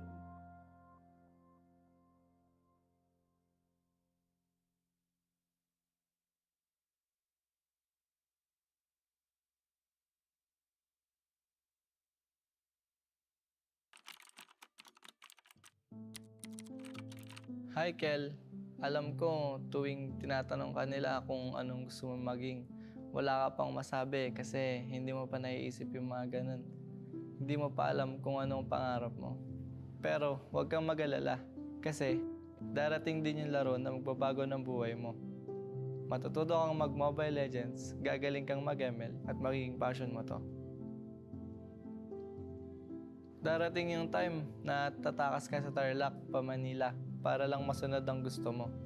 Magsasorry ka na lang pag nasa bootcamp ka na. Galingan mo lang dun kasi magpo-pro ka. Makakahanap ka ng team na alagaan ka. Oh, baka akala mo puro saya lang yun ha. Magkakamali ka, may issue ka, pero okay lang yun kasi doon ka matututo. Huwag ka matakot magkamali kasi kasama yung pagiging makulit mo sa journey mo towards World Championships. Lahat ng puyat, pagod at pag-RG mo hanggang makatulog, magiging sulit yan. Magiging champion ka sa M3 at sobrang saya nun. Damin mo lang kasi bilog ang mundo. Pwedeng panalo ka ngayon, tapos talo ka na bukas. Pag dumating pala yung oras na parang nawawalan ka ng gana sa ML o sa buhay, huwag kang titigil. Pwede kang magpahinga, pero ipagpatuloy mo pa rin ang pagpitik.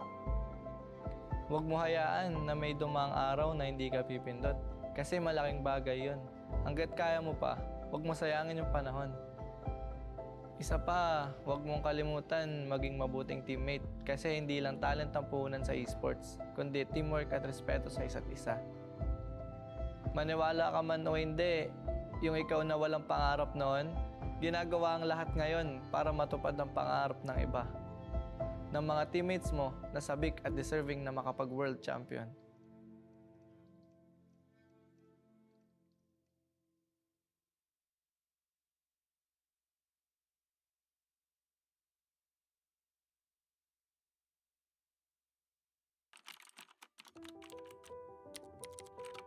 Jay, kamusta ka?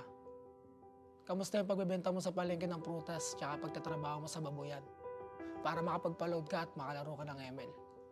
Kahit pa 2 oras yung biyahe papuntang Bagak para maghatid ng baboy sa palengke, hanga ako sa'yo kasi kaya mo magtiyaga. Huwag kang mag-alala, lahat ng sinakripisyo mo, magiging worth it. Dahil sa Mobile Legends, magbabago ang takbo ng buhay mo tsaka ng pamilya mo. Oo nga pala, huwag mo kalimutan magpasalamat sa ate mo kasi pinahiram ka niya ng cellphone para makalaro ka. Mag-thank you ka rin sa mga pinsan and kuya mo kasi sila yung mga unang nakasama mong batak sa ML. Darating din yung panahon na makakabawi ka rin sa kanila. Sa atin lang dahil gigil ka sa kaka-RG, magiging top 1 ka sa stars at diyan ka madidiscover ni Boss D. Simula dito, marirealize mo na iba pala ang pagiging pro sa pagiging RG boy. Na kailangan mo pala mag-isip at kailangan mong matuto sa mga macro plays. Diyan ka rin magiging content creator. Enjoy mo lang yung pag-vlog and pagko-content mo kasi yan yung makakatulong sa pamilya mo. May purpose lahat na nangyayari kaya huwag kang mawawalan ng pag-asa. Darating yung time na kakailanganin mong lumipat ng team para pagbigyan naman ang gusto mo at yun yung makapag-focus sa pagiging pro. Don't get me wrong magiging thankful pa rin tayo sa content creator na Renny J kasi dahil sa kanya may abilidad ka na para sundin yung puso mo. Since natulungan mo na yung family mo, pwede mo nang tuparin yung sarili mong pangarap. Dahil dito, marami kang may sasakripisyo. Vlogging, projects, oras sa pamilya. Pero huwag kang mag-alala. Worth it lahat yan. Kasi mas magbubunga yung hirap mo at magiging M5 representative kayo ng Blacklist. Ito na yung chance mo para patunayan sa buong mundo na may bubuga ka.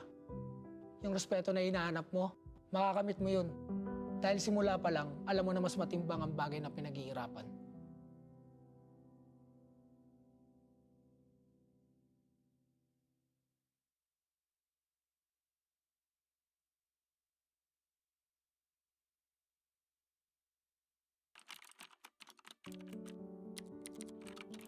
Carl, alam kong mabigat ang nararamdaman mo dahil nagka-injury ka. Gusto mo pa naman maging professional volleyball player. Pero, gusto ko lang malaman mo na ang mga pangarap ay nagbabago at lumalago.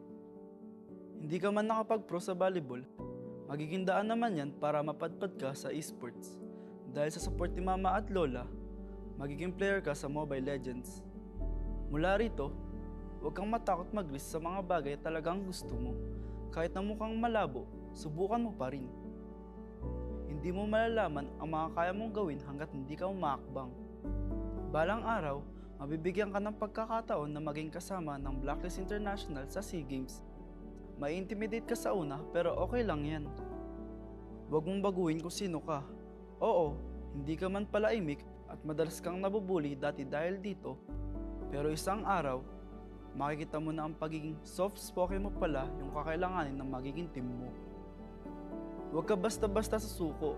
Ipagpatuloy mo lang ginagawa mo. Kasi kapag gusto mo talaga ang isang bagay at pinaghihirapan mo, makukuha mo yan. Maging positive ka lang. Kakailanganin yan ng mga kakampi mo. Marami kayong pagdadaanan. Kapag mahirap at malabo na, maging liwanag ka. Tignan mo, yung dating injured girl na hindi pinalad maging pro sa volleyball, handa nang tumuntong sa M5 World Championship ngayon.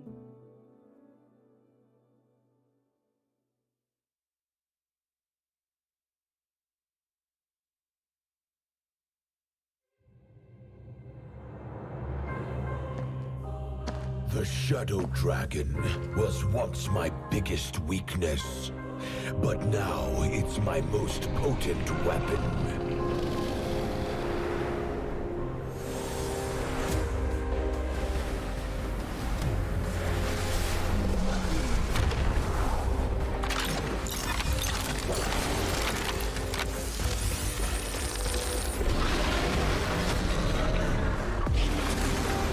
Cosmic Dragon, rise and soar! Dragon Stomp! Dragon Scales! Dragon Rush! Rise beyond greatness and seize your own destiny.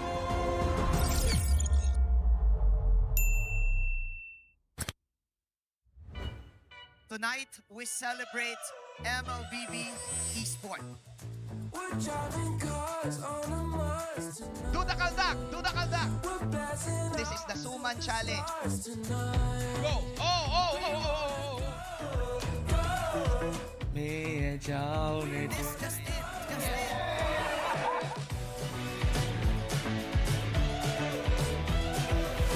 Welcome to M5 Gala!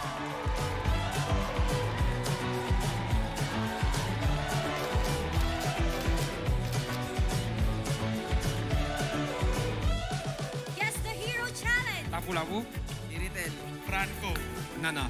Nana. Nana! Best Dressed Team! Best Dressed Super Marco!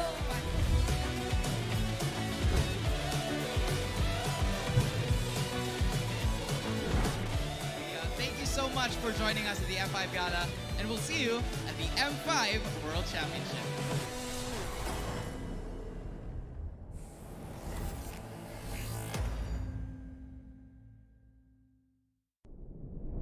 Have you ever wondered what is our identity? Our identity isn't limited to just esport players. Our style. Sweat. Our passion. And vibe. Feel our energy. When we dominate the stage,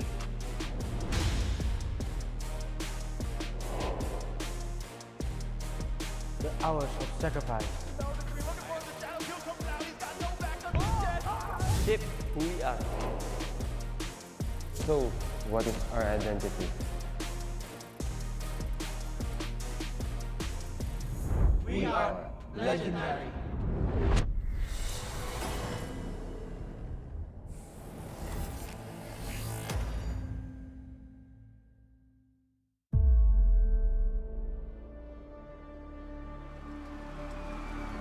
In the history of M Series,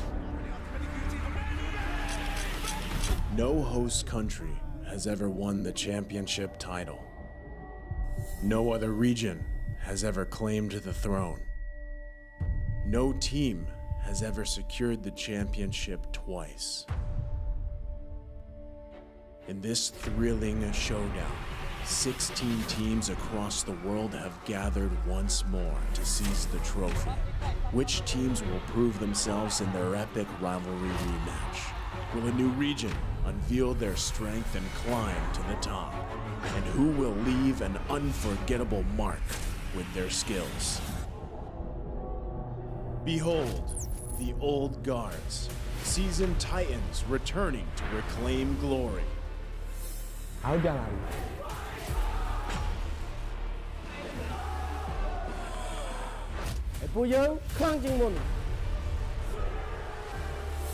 Судьба будет в наших руках.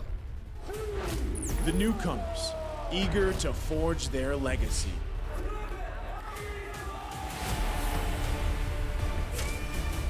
Kita di sini untuk lawan yang terbaik. Kami nggak takut tantangan apapun.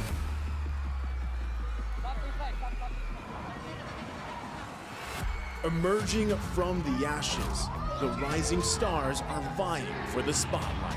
Kita orang dah tunggu lama untuk momen ni. This is our time. It's now or never.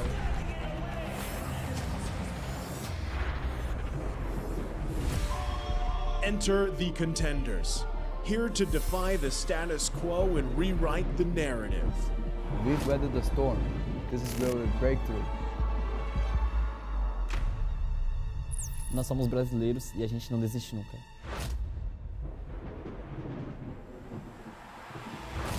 The kings, legends in their own right, descend to defend their crown. Kita sudah merasai kemenangan. Ini saatnya kita menguasai dunia. Naitaas na namin ang kampyonato at itataas ulit namin ngayon. Babawiin namin ang corona para sa aming hari at reyna. Get ready as the stage is set for the most dynamic championship of the year. It all begins here. It's time to see who will be better than great.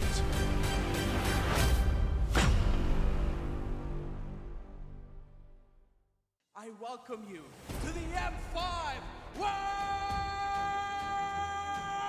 Championship!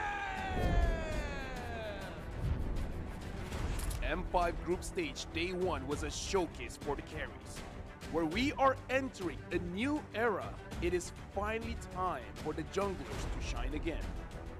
AP Brand, the Filipino champions, are determined to rile up the home fans with a win against their old rival, Burmese Schools. The dreadful Nolan was left open by Burmese Schools in both games for Kyle Teasy to take advantage. It's stressful to see. Oh! AP Brand coming in with the Lord, and they are going to take this series in a 2-0 sweep. The home team achieved the opener that they'd hoped.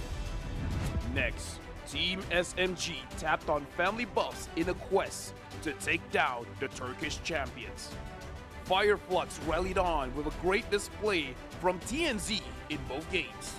The base! Fireflux takes game 1. With that, the rulers from Turkey are off to a great start in the group of death. Led by two veteran roamers, Manages to take that Lord down. He's now dancing with Nail. the match then turned into a back and forth contest between Niall and Chibi. Ultimately, it was the Malaysian carry that stood on top. The last match of the day, it was all Onyx from the get-go. Team Onyx, they just have that Tiger. Even luck was on their side. He died! Will he die? Oh! No way! No way! No way! The Sky Kings were way too dominant for the Brazilian robots to overcome. We saw plenty of spectacular jungler plays during day 1 of the M5 group stage. For day 2, what else would you like to witness that is better than great? Let's find out.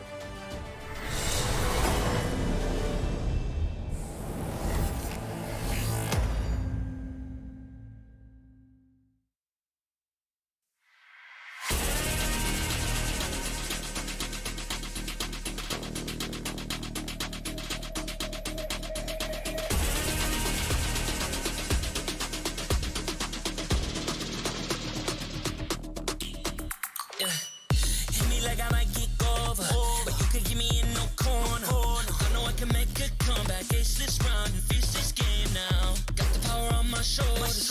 Yeah, you know that I'm a soldier. You could keep me off my guard, but you can't keep me from my honor. Nah, nah, nah, I feel like the floor is lava. The energy's getting higher. You're saving my arms, 'cause I know just what I got. I got you like na-na-na, and you know I hold the power. This feeling I love, oh yeah. Making my grind good to great, so don't stand in my way. Standing tall and I won't fall over. We are better than great, good. We are better than great. We stand tall, won't run away. We are fun, nothing gon' change. Great, we are better than great, great. Can't get it great, I'm better than great. I play my own role, I become the greatest. Transcend myself into this game, yeah. I build a power to dominate fate. Championship mind, no time for the weak. We start to the game, shall reveal. Better than great, that's how we feel. I feel like the floor is lava. The energy's getting higher. You're saving my arms, 'cause I know just what I got. I got you like na-na-na, and you know I hold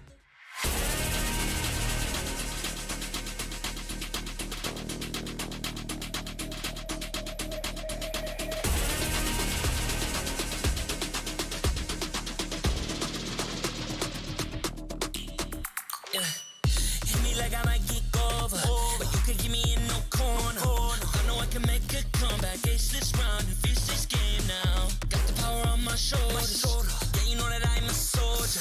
You could keep me off my guard, but you can't keep me from my honor. nah, nah, nah. I feel like the floor is lava. The energy's getting higher. You're saving my arms, 'cause I know just what I got. I got you like na-na-na, and you know I hold the power. This feeling I love, oh yeah. Making my grind good to great, so don't stand in my way. Standing tall and I won't fall over. We are better than great, good. We are better than great. We stand tall, won't run away. We are fun, nothing gon' change. Great, we are better than great, great. Can't get it great, I'm better than great. I play my own role, I become the greatest. Transcend myself into this game, yeah. I build a power to dominate fate. Championship mind, no time for the weak. We start to the game, shall reveal. Better than great, that's how we feel. I feel like the floor is lava. The energy's getting higher. You're saving my arms, 'cause I know just what I got. I got you like na-na-na, and you know I hold the power. This feeling I love, oh yeah. Making my grind good to great, so don't stand in my way. Standing tall and I won't fall over. We are better than great, good. We are better than great. We stand tall, won't run away. We are fun, nothing gon' change. Great, we are better than great, great. If we stand tall and believe we can make it, you and me, with a sense of urgency, you'll see I'm better than great. I'm better than great. Oh yeah, yeah. Oh, I'm better than.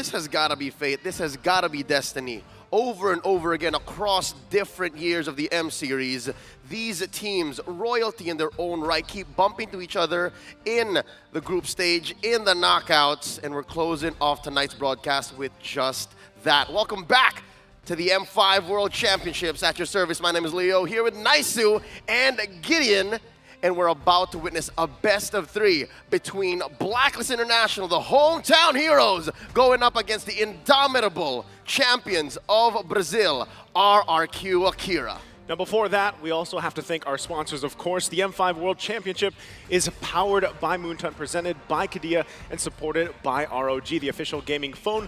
Grab, the official super app partner, and of course, Secret Lab, our official chair partner. Thank you to our lovely sponsors. M5 would not be possible without your support. It's been a long day here at the M5 World Championships. We are live broadcasting from the EVM Convention Center, and we are in a packed house. Everyone came on through despite the day running a little longer than we expected, given the 3-game series that we started with.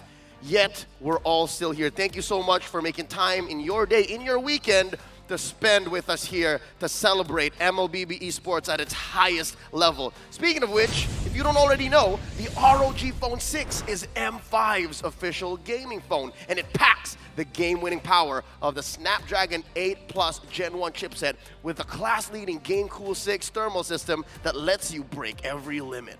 It also comes with a spectacular 165 Hz AMOLED display and a monster 6,000 mAh battery, life to power you through your gaming needs. Dude, check out RRQ Akira doing their ping checks with the ROG Phone 6 in their hands. Silky, smooth gameplay, and of course, I'm pretty sure the RRQ Akira boys are ready to game. I have sworn by the ROG phone for years now, year after year. Never look back. This is the phone to get. This is the phone to use. And that's what we're on here tonight, all throughout the M5 World Championships. You know, I'm glad, Leo, that, after watching you use the ROG phone for so long, I finally got my hands on it. And I can say it's a beauty to play on. And, as we take a closer look at this, you have to appreciate the fact that you get to play on a phone like that with a game like this, in a tournament like this. It's just amazing. It's what the champions use.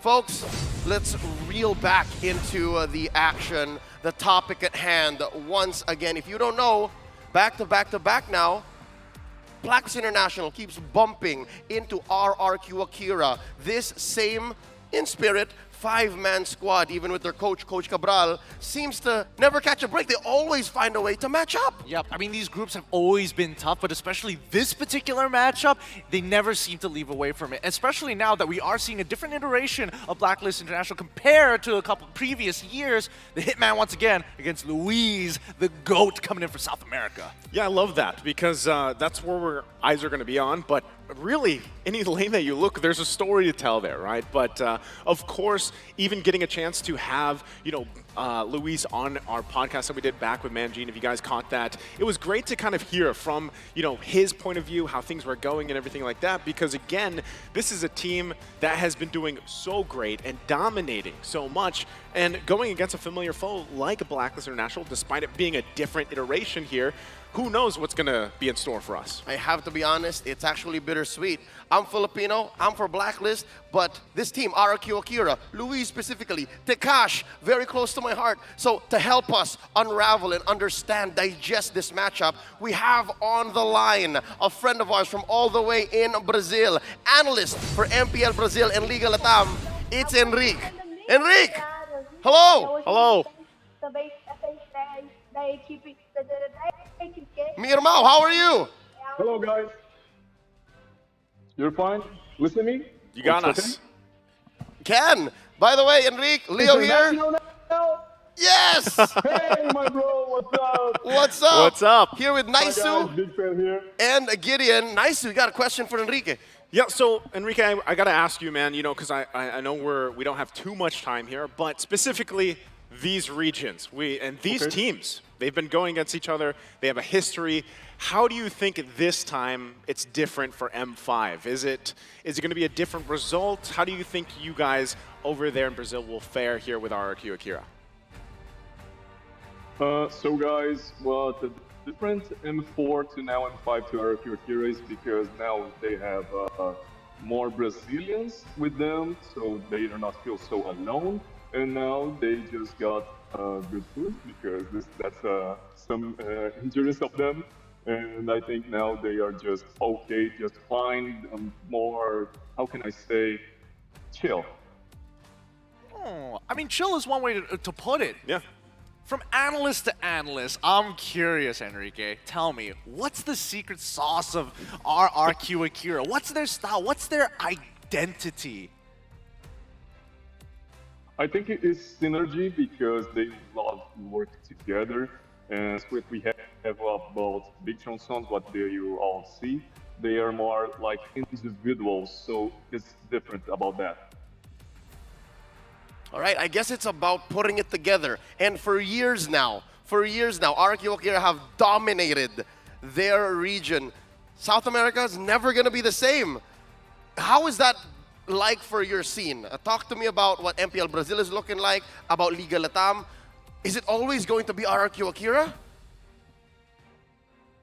Man, I'm searching for what will be the newest team to beat RRQ because it's something like it's getting tired of because I need to know about other teams to win RRQ because I see a lot, okay, we will now go to MPL Season 6 in Brazil, but we all know RRQ will win again. This is bad. It's sad for me as an analyst, as a guy who just worked with the game. So I don't know. Until I need some more things. I know like the region is going to more and more because of them.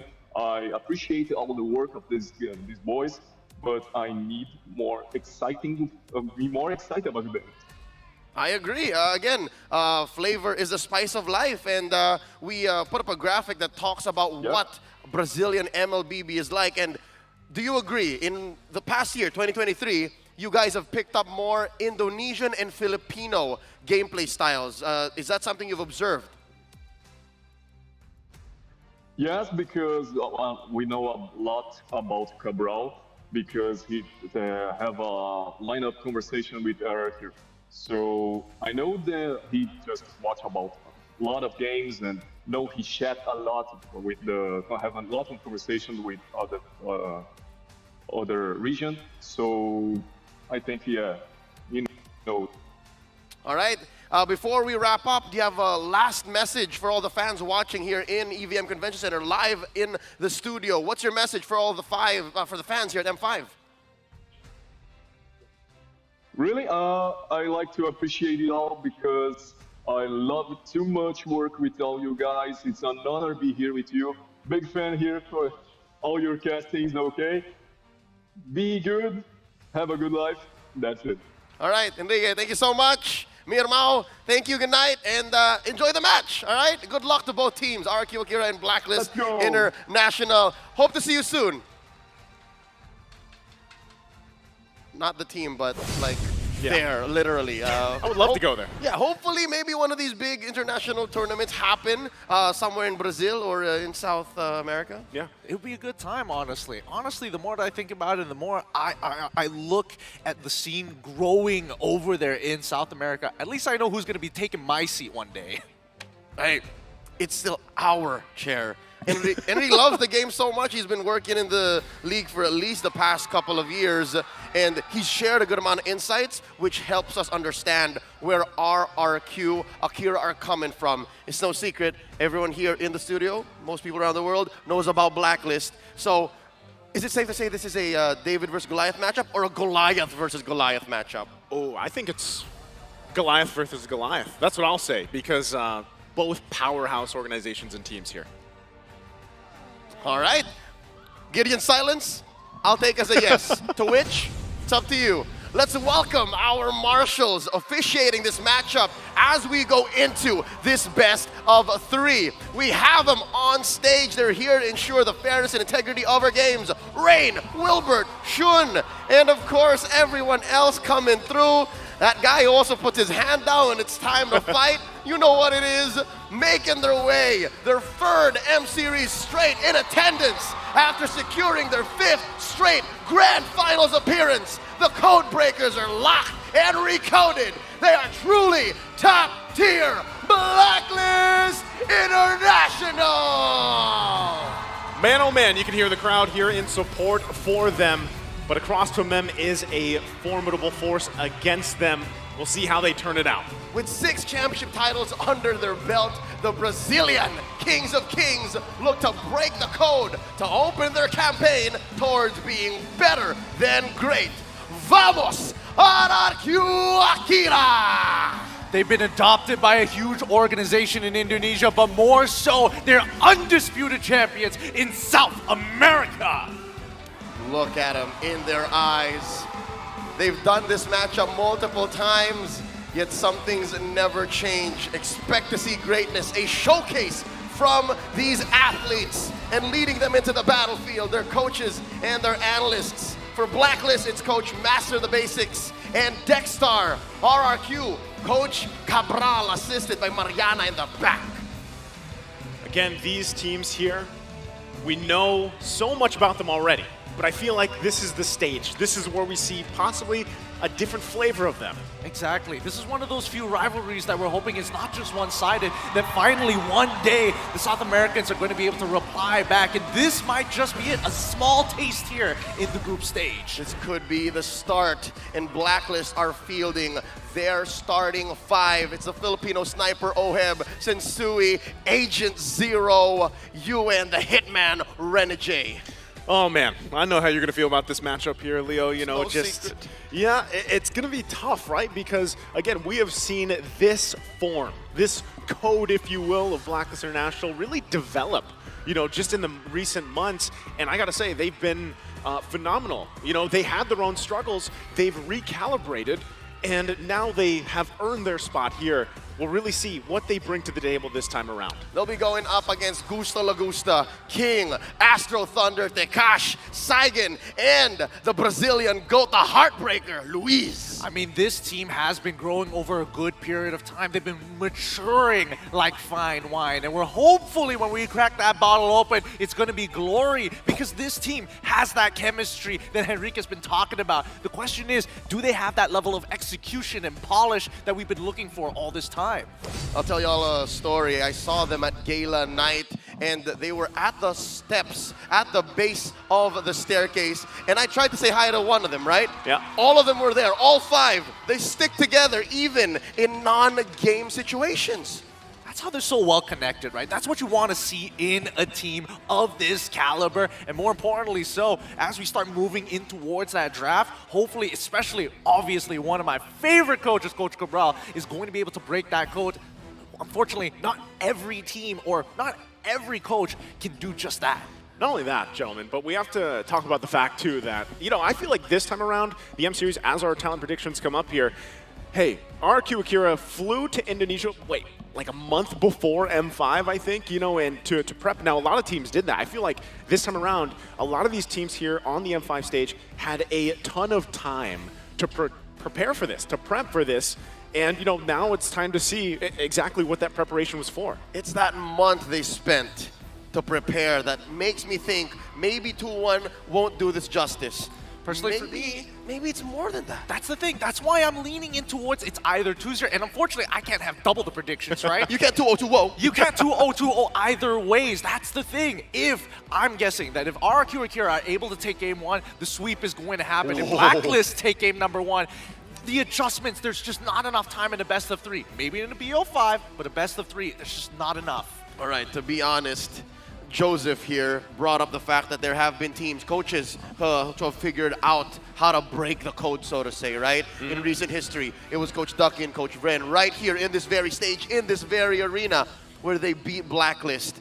Earlier this year, it was Tic Tac and Treb, so it's not impossible. So with that said, looking at the stats, I think the world understands that, hey, say for maybe a few parts of the world, it's likely still Blacklist.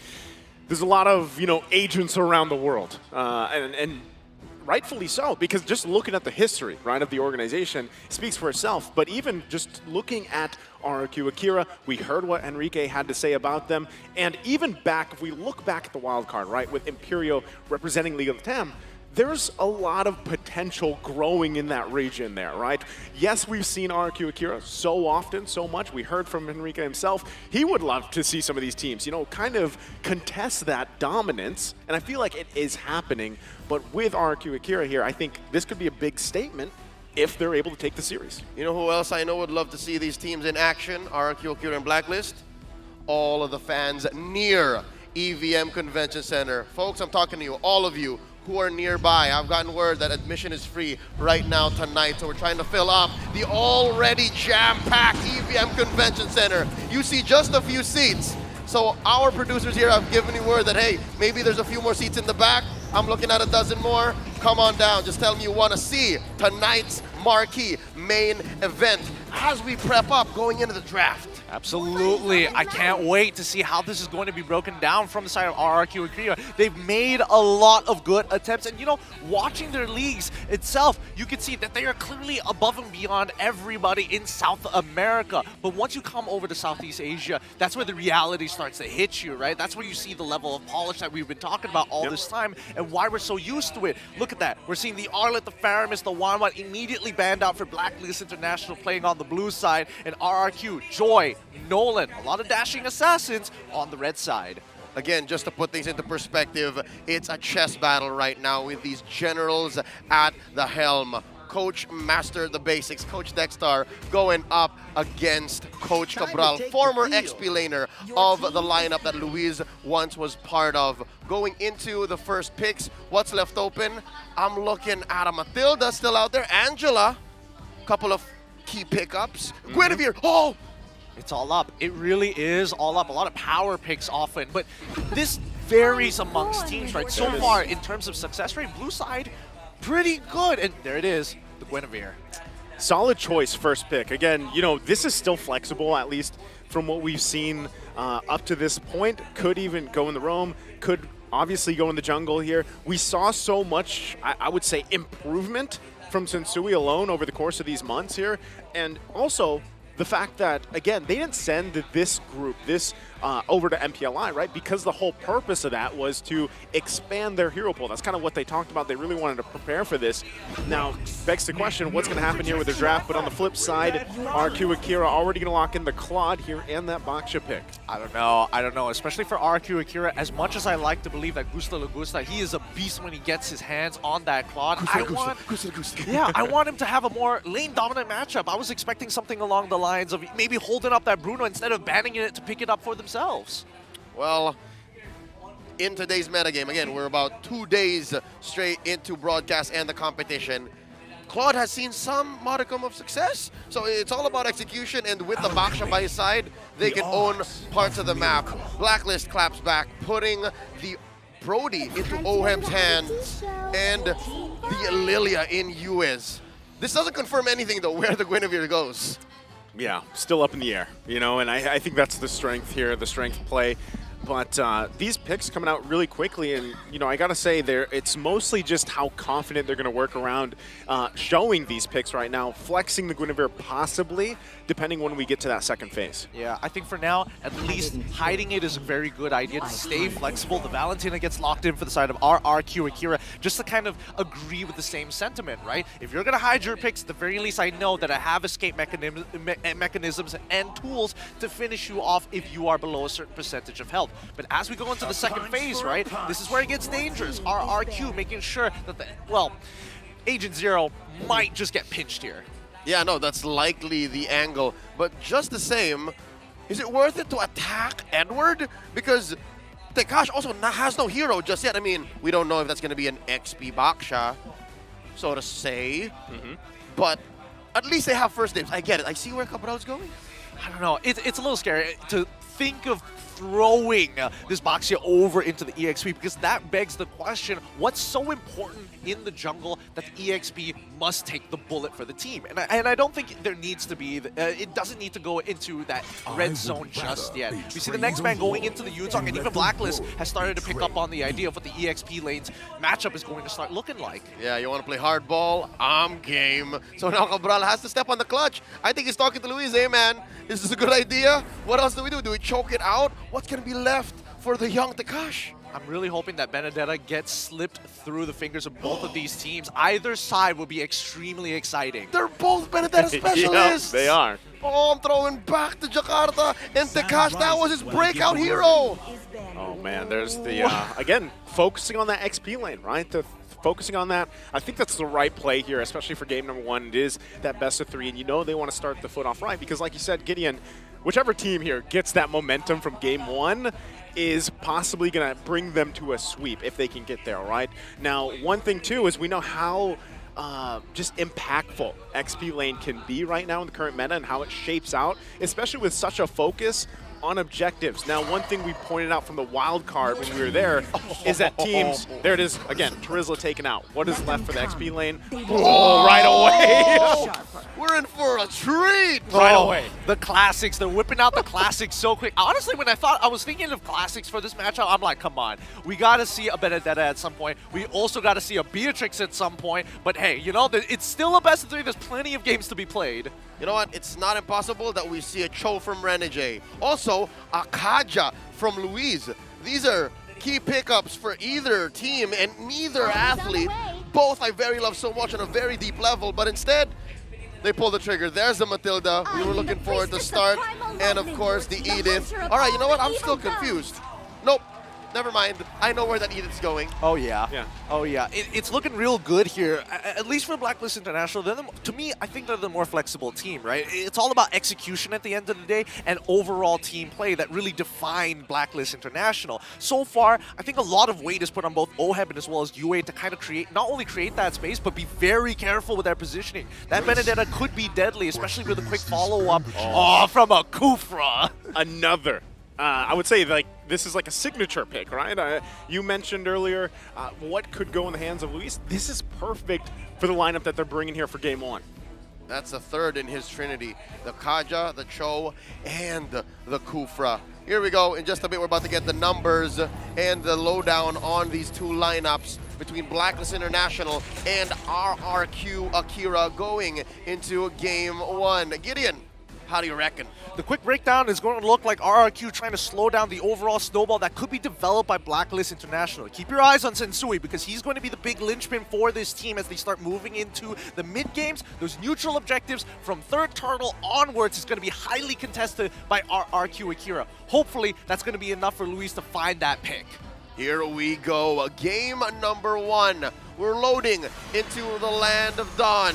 Joseph, Gideon, the rest of the world, welcome. Join us here for game number 1 between RRQ Akira and Blacklist.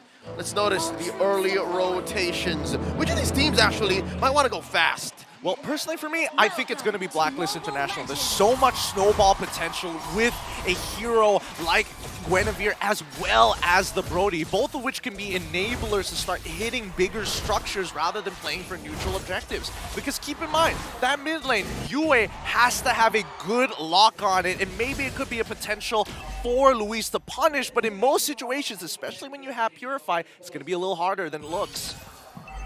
Not only that, but you know, so far from what we've seen, I feel like we've been focusing so much, even on the roam potential, Luis, even in the jungle. Again, gold lane in this factor with these two teams is going to be huge, right? We already know signature pick, Gusta Lagusta loves this Claude. We've seen it shine, not only in the way that it can turn the tide of some of these team fights, but even the split push potential later on. I could hear everybody just get a little nervous there, like, oh, Gusta Logusta, you can't be given first blood like that so early on. But keep in mind that a lot of the EXP lane bans were targeted towards Edward, and Blacklist International replied. So that's why King is up here to make sure that Edward feels that pressure, and smart decision by Edward to freeze that lane as quickly as he can. All right, so pressure down bottom from Blacklist. Up top, it's RRQ. Here, they catch him in mid. Gonna go for Sensui here, but gets out easily with a guiding wind. Again, I'm expecting somewhat of a stalemate until that first turtle comes up here. Yeah, and even when the first turtle comes up, right, keep your eyes on both the supports. They have a very important role. Like, Renegade not only has to somewhat give information, but also save the team members who won't have their ult in time for the fight or are a little too far deep. And based on what we are seeing from at least the Emblem sector, Yue is making sure that he has the cooldowns to maintain that mid-control. Turtles already spawned. Both teams going for the pull. Blacklist wins. Gonna go for the reset. Looking at the back lines, RQ Akira reinforcing that. Stolen ult is the Primal Wrath. What's gonna happen? RQ gets a pull. See how they play around it. Sensui gonna jump in already with a spatial migration into the Requiem on the backside. They're gonna go. Edward somehow gets the turtle. Still, are they gonna fight for it? Renegade gonna go in with that circle eel. Takashi falls into the jungle. Flicker out from Edward. Renegade one hit away and he'll get out just fine.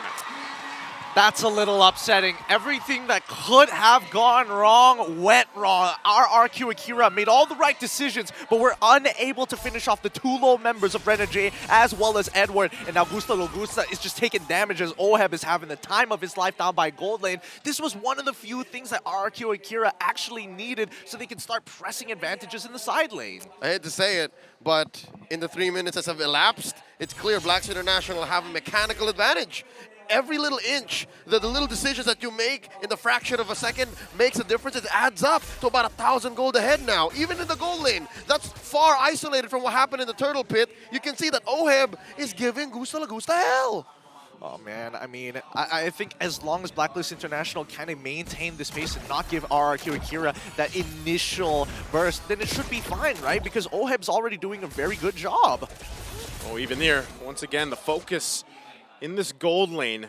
Blacklist International knows if they're able to get a kill here, even in the hands of Oheb, it's going to give them a big advantage, and that's exactly what they want to do with this momentum play here. Gentlemen, they're cracking down on Gusta Lagusta. Luis has to play babysitter. This is not how you want to see the Heartbreaker play. He's so mechanically gifted. He was once in the gold lane, so he knows the little inches that make up a mile. It's just not how he plays to protect his gold laner. This is tough. Yeah, playing defensively is not ideal, especially when you're a Kufra. There's so much that you could be doing, but at the end of the day, it's still dependent on your teammates. And let's not forget, it's not only affecting Luis, it's also affecting Sagan. The way that he paths, he's fine. He's all right. Thank goodness. Still on the black shoes, right? Yeah. And he's also rocking Purify. Actually, there's a couple over here. You're going to have to really play around that because even on the other side, RQ Akira has their Purifies as well to deal with a lot of the CC going to be thrown at them. So you can see it. Everybody except these gold laners getting ready for this.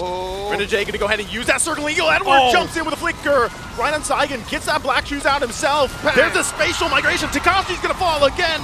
Luis tries to follow up, but he's got no backup as it's a double for Edward. And that's also going to be the turtle secured for Blacklist International. Deja vu, and they're still not done. Still going to be going, putting the pressure in the mid lane. They don't want to let up here. Beautiful stuff. Honestly, really beautiful stuff coming in for the side of Blacklist International. The way that they actually look to punish our RQ Akira is very simple, right? They're looking for Sagan specifically, and even for Edward, he has got his guns out. Gusta is fine. Oh, no! Hello! Okay, jumps in with a spatial migration, though. Luis, thankfully there in time. But it looks like there might want to be a response. You're seeing here how precise and how exact Blacklist International's movements are. Was this not just a replay of what happened in the first turtle fight? A big win up top, a kill, and then a rotate down bottom, and eventually they convert it into a turret up top. They're trying to turn on Edward. Is this the right call? I think at this point, RRQ Akira need to find anything that they possibly can. Look, Edward, he's trying to protect this turret. Wow, he does. Keeps it alive. Utilizing that Primal Wrath against the two members of RRQ Akira. Like a Chad. He won't let it go. This is like one of those ego challenge moments, right? First item, he decides to go, you know what? I'm going to get Blade Armor. I'm still playing for the team, and it's clear in these team fights that he knows his role. On the opposite side, RRQ Akira, they start to feel this snowball actually piling up. But the real question is, how do you actually approach these situations, especially since Blacklist International, they're not wasting movement. They're very efficient. They're going to be able to find their target here. Sensui could be in trouble. He's going to fall. RQ Akira grabbing their first kill here. No, wait, second. First kill for Saigon. Yep, it's their first kill. And they spot out the jungler, Sensui, who, by the way, I just got a note, man. What's going on? his first item after the casual Molten Essence is the Brute Force Breastplate. Is there no better sign of success than excess? You usually don't build Brute Force Breastplate. Like, what was he thinking? Is it because of the damage coverage that RQ Akira has? Well, that also, as well as the fact that he might be looking for opportunities to actually outfarm his opponent, right? Especially you're up against a Boxio. Let's keep that in mind. The movement speed is going to be useful. Well, they could use it here for this turtle. They're going to go for it. They jump in, but Sensui somehow steals the turtle away. The Retri on point. Takashi falls again. That's the third now. Blacklist International finding the punishes where they can. Notorious for having some of the sharpest retributions. Dare I say, the best of the best from all of the Philippines, Southeast Asia, the world. Sensui's retribution is notorious. It's world class. Oh, that's why he's on Blacklist. Oh, whoa, whoa, whoa! Still going to be going for it again, trying to hold down this mid lane. They're going to force him back, but that's just the objective for Blacklist International. Really good moves coming out from specifically the Hitman, right? He is sniffing out where Luis is. He understands what Kufra wants to do, and if he's able to smother it really early on... No! No, he's fine. Look, it's Edward, right? Agent Zero, he's not a prime target for RRQ. Oheb, however, that's where the target is on. Yeah, no, Oheb's just been silently working. And it's the same, you can say, for Takash. He's just finding these little windows, sneaking through some value, keeping this gold lead under 5K, 8 minutes in. RQ Akira, their map, their real estate, it's shrinking. Where are you going to find farm to put on Gusta La Gusta? I mean, even with this, like, when they try to find their own moments, that's where the Guiding Wind plays such a integral part of this. Blacklist International is able to just pull someone to safety, and RQ Akira, they're trying to just kind of catch up right now. Just struggle a little bit here. They're 5K behind nearly the 9-minute mark. Gideon, are you seeing this? Are you seeing this? Oheb is a world away from Gusta La Gusta. That's almost 2,000 gold. It's almost 2,000 gold here, right? And if we're talking about like questionable things that are being built right now, I'm already looking at Benedetta. He's going for the Blade of Heptases. It's like a semi-damage, but you're not going for Hunter Strike, which is generally the more efficient item because you need the movement speed to get in and out of these fights rather than the burst. And then he's building full tank after. So I don't know about Takashi right now, but I think he recognizes that his moves are too telegraphed, so we might as well get the stats to buff him up to make sure, even though his opponents know it's going to happen, that he will protect himself. That's true. Again, we can only really theorize and wonder what's going on in these odd builds. Look at the damage. Look at Yue. Wow. He is damage. I mean, that's the best that we can actually put it, right? 12. Well, again, he is so far ahead of the curve. Yue is that important when it comes down to these to the peel from RQ Akira, especially when they find that initial engage, and that's when we see the snowball actually happen, right? It's all part of the checklist. Unlock the Oheb, get into their jungle, start taking them down on neutral objectives, and from third turtle onwards, it's Blacklist International control. I'm just wondering at this point too, you know, as that is literally a free lord for Blacklist to take here as they march in, where can RQ Akira find these wins, right? Because normally you would think, well, maybe split push would be an answer, but even at that situation, it's too tough to pull off right now. Yeah, I think one thing for sure is that Sagan is really going to struggle in this match, right? The big game changer is going to be Takashi and Luis. They really need to communicate on the way they actually attack. All right, luckily enough, RQ Akira has respectable wave clear. They are going to successfully defend in mid. And I'd like to think you're right. And from very different angles, Gideon, Takash off the fight. He has to be very far away to try and, again, control that gold lead, control the map. For Luis, man, you got to get some defensive jumps in. Yeah, they're going to have to. Again, they're going to lose this mid-turret. Sensuichi's going to jump in, finding the mark. Luis going to fall, and now King to follow. They just get obliterated in the base. Now Blacklist International with the lead. They're going to go ahead and continue to assault down the base turrets of RRQ Akira. Do they cap it out? Edward going to jump in. Takashi falls.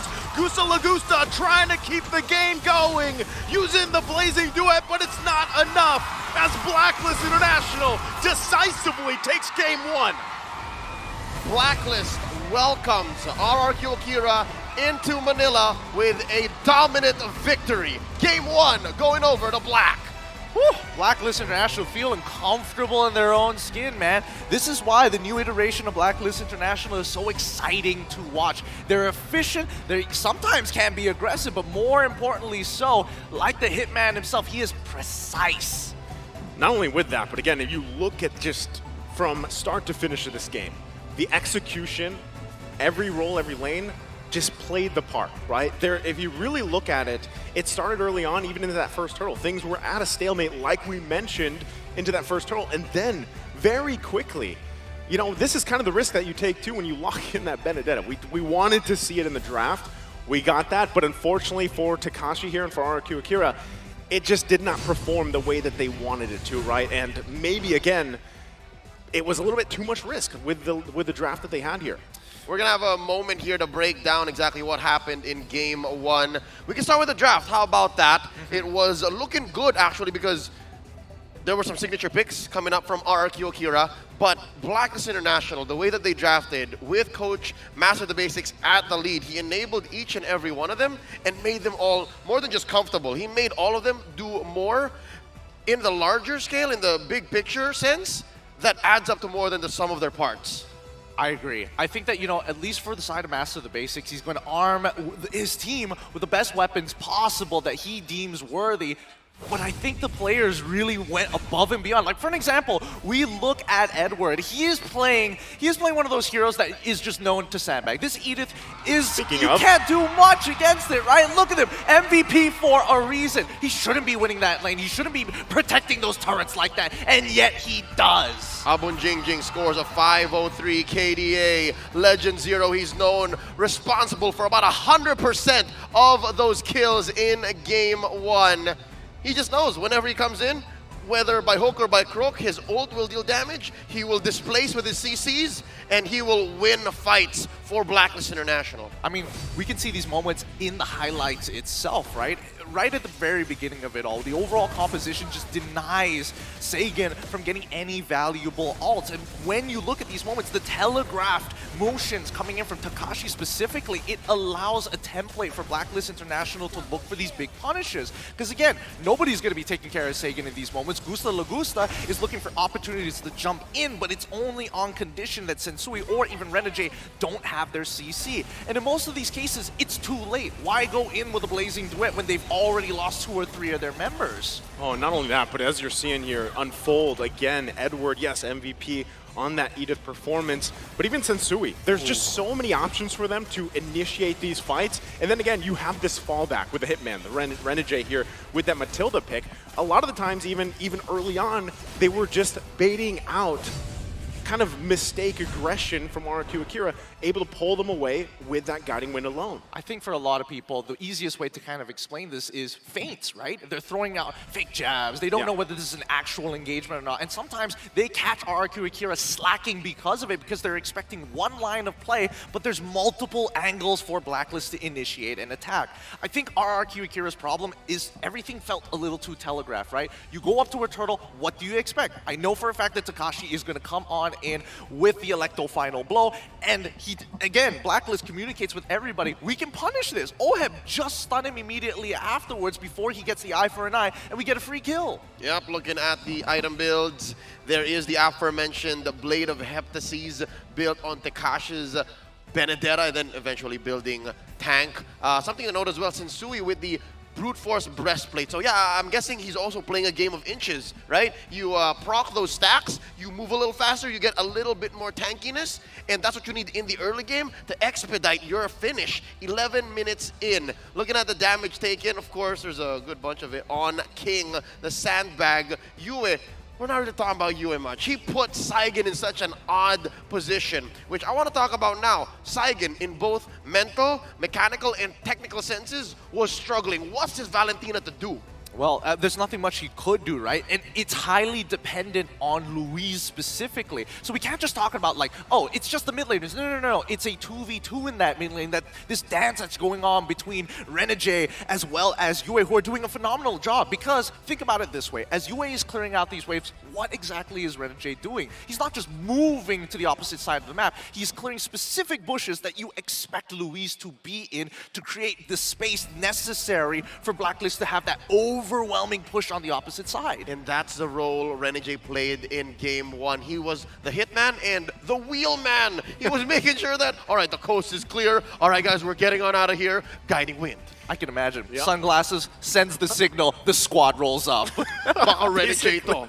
That's it. Hey, they made it work. And again, the synergy with this whole lineup, if you guys remember, that first phase of the draft went by super fast because they exactly knew how they wanted to approach this game, and I feel like it was perfectly executed here, right? So when you look at that and how that unfolded, you gotta ask, how does RRQ Akira adjust from that alone?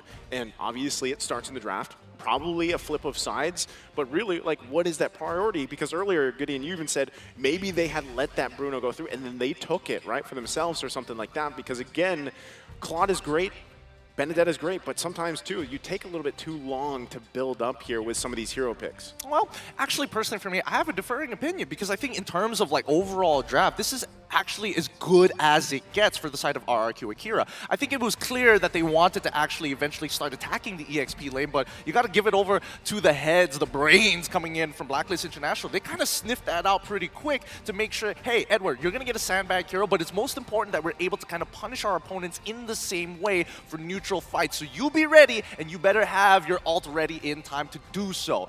And they played it perfectly, right? So what I think the big change is going to be is the change of mindset of approaching the game. It feels too static for the side of RRQ Akira. There's not enough creativity. They're not loose enough, right? Everything feels so structured. Well, as we mull over how the draft could change, here's a quick look at how RRQ is breaking their own code. RRQ Hoshi and RRQ Akira have never won a match against Blacklist at the M Series. It's a mountain they have yet to conquer. At M3, Blacklist swept RRQ Hoshi. At M4, Blacklist beat Akira after Akira took one game. At M4 again, in the playoffs this time, Blacklist beat RRQ Hoshi. They went all the way. So if you're just looking at history here, right, and going with what Gideon mentioned, I guess it is just this mindset, right? Because when you're approaching this, and you know that this is the history, you've been through, RRQ, Hoshi, and Akira here, you kind of have to change the mindset. Because regardless of the draft, regardless of the meta that we're in, there's something that's not working against Blacklist International, right? And that's kind of the thing about the code, right? It constantly adapts, it constantly changes, it's tweaked a little bit here and there, but essentially at the end of it all, it's the execution factor from Blacklist International is the biggest component to what's working for them and what's so difficult for other teams to handle. And let me emphasize that even more, right? History time, everybody. M3, the time where everybody was thinking that Ube was the way to go, the healing meta to kind of stop everybody. But keep in mind that in terms of the overall scaling, it becomes very difficult towards the later stages where you actually have to hold out against your opponent, right? And that's where the big proprietors come in. You not only need stable laners, you need impact laners. That's why Edward is #1 when it comes down to the EXP lane role rankings. Yep, he's an impact player, and he didn't have to tell you twice. You just see how he plays, you watch his career, you look at the records, the timeline that have been written into MLBB esports history, and it will show you that Agent Zero owns the EXP lane. I was just going to say, there's a reason why this guy has multiple monikers. All of them. Multiple names, right? And even when you're watching him play the Edith, you're thinking like, man, what fits there, right? Because you have Agent Zero, you have Edward Balboa, you have all these things, but really, essentially, that's the thing.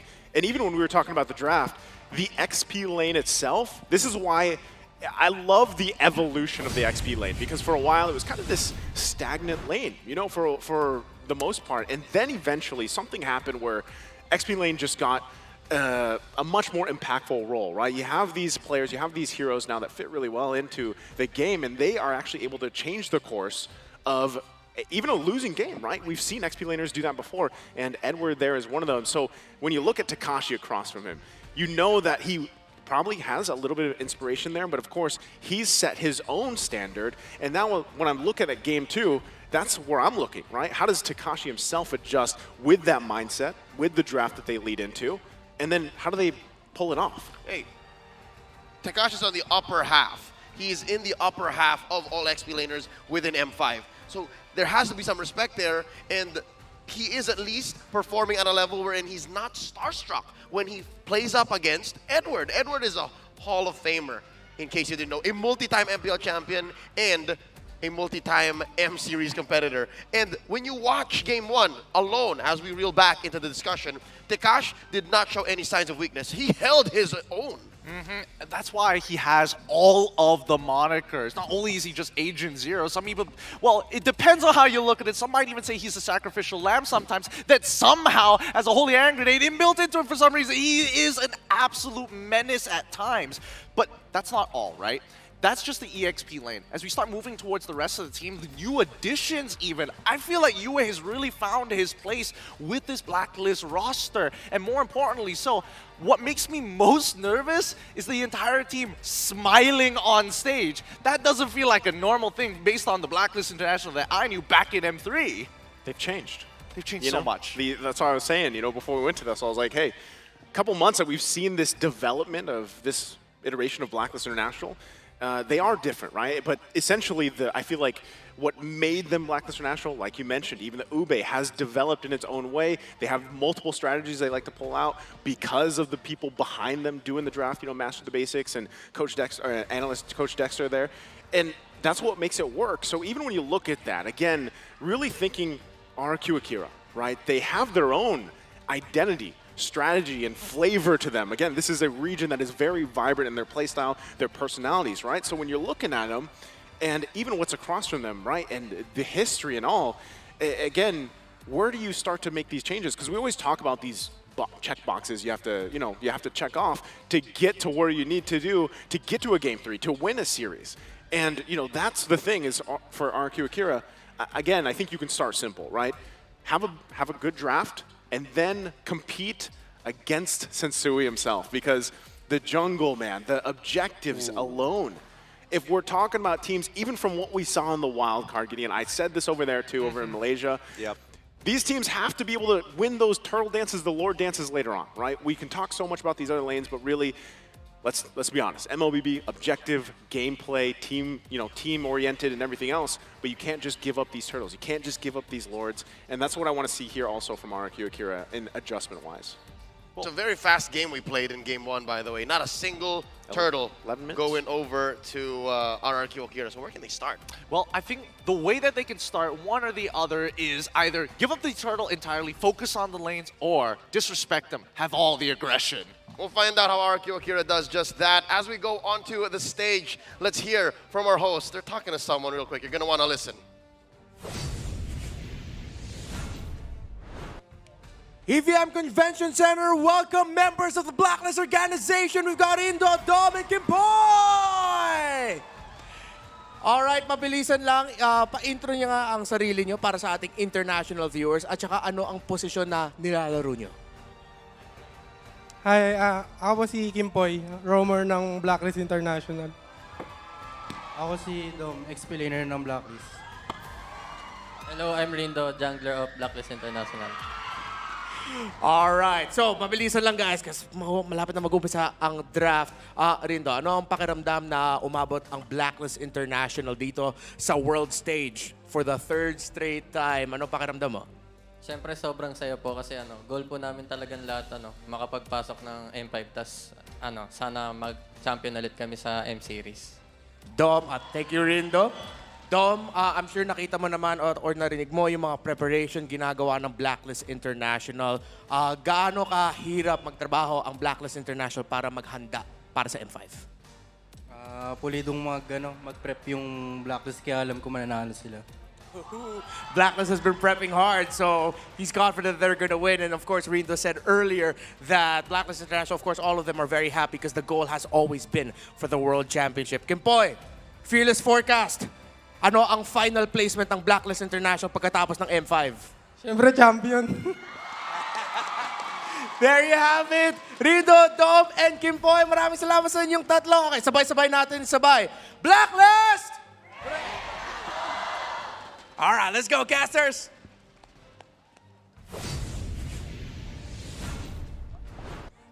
Thank you so much, Renmar, hanging out with the three who competed on behalf of Blacklist International, part of their lineup from MPLI, now supporting these five on stage as we load back into this best of three.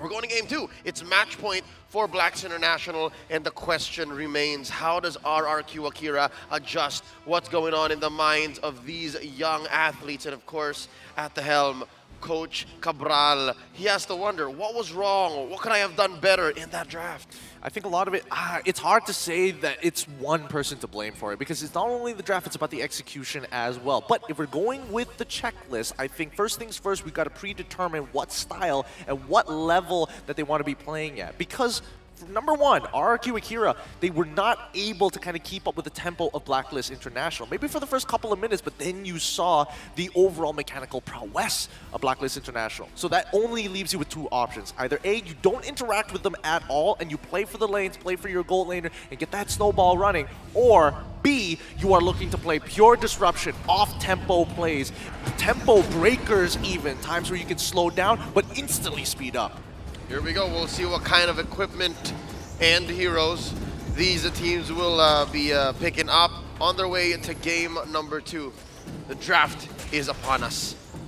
Interesting. So we're going to have Blacklist International again. On this blue side, we've got RQ Akira there on the red. First band's already pretty much coming through, right? So there's the Guinevere band this time around. They go with that. Let's see what Blacklist International wants to prioritize here. Again, still a lot open that they can go ahead and go with. Yeah, I like this a lot already. Again, just small adjustments of what is necessary for RRQ Akira. With the first pick going over to Blacklist International, they have so much to think about, right? Oh, interesting. Okay. It's been a while since we've seen this picked up. Yeah, I mean, it's first pick.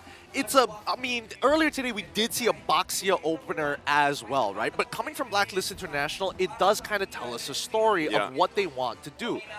Technically, RRQ did a first pick Boxia as well, alongside a Claude. Okay. But this is so much more of a statement. This is more of a message sent. Yeah. We're going to do it in just a Boxia.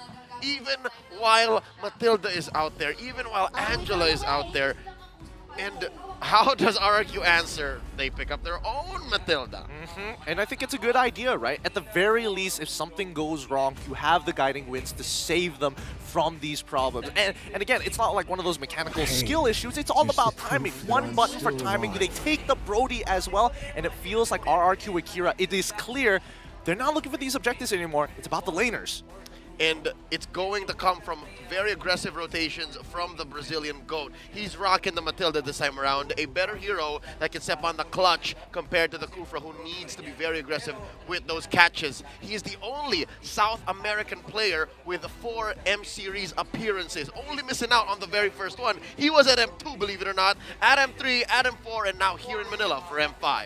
What's crazy is that his appearance has barely changed. He's still as good looking at M2 as it is now. He never ages. I don't know what they do over there, but they're doing it right. It's probably in their diet, you know? I think they have a pretty healthy diet, Gideon.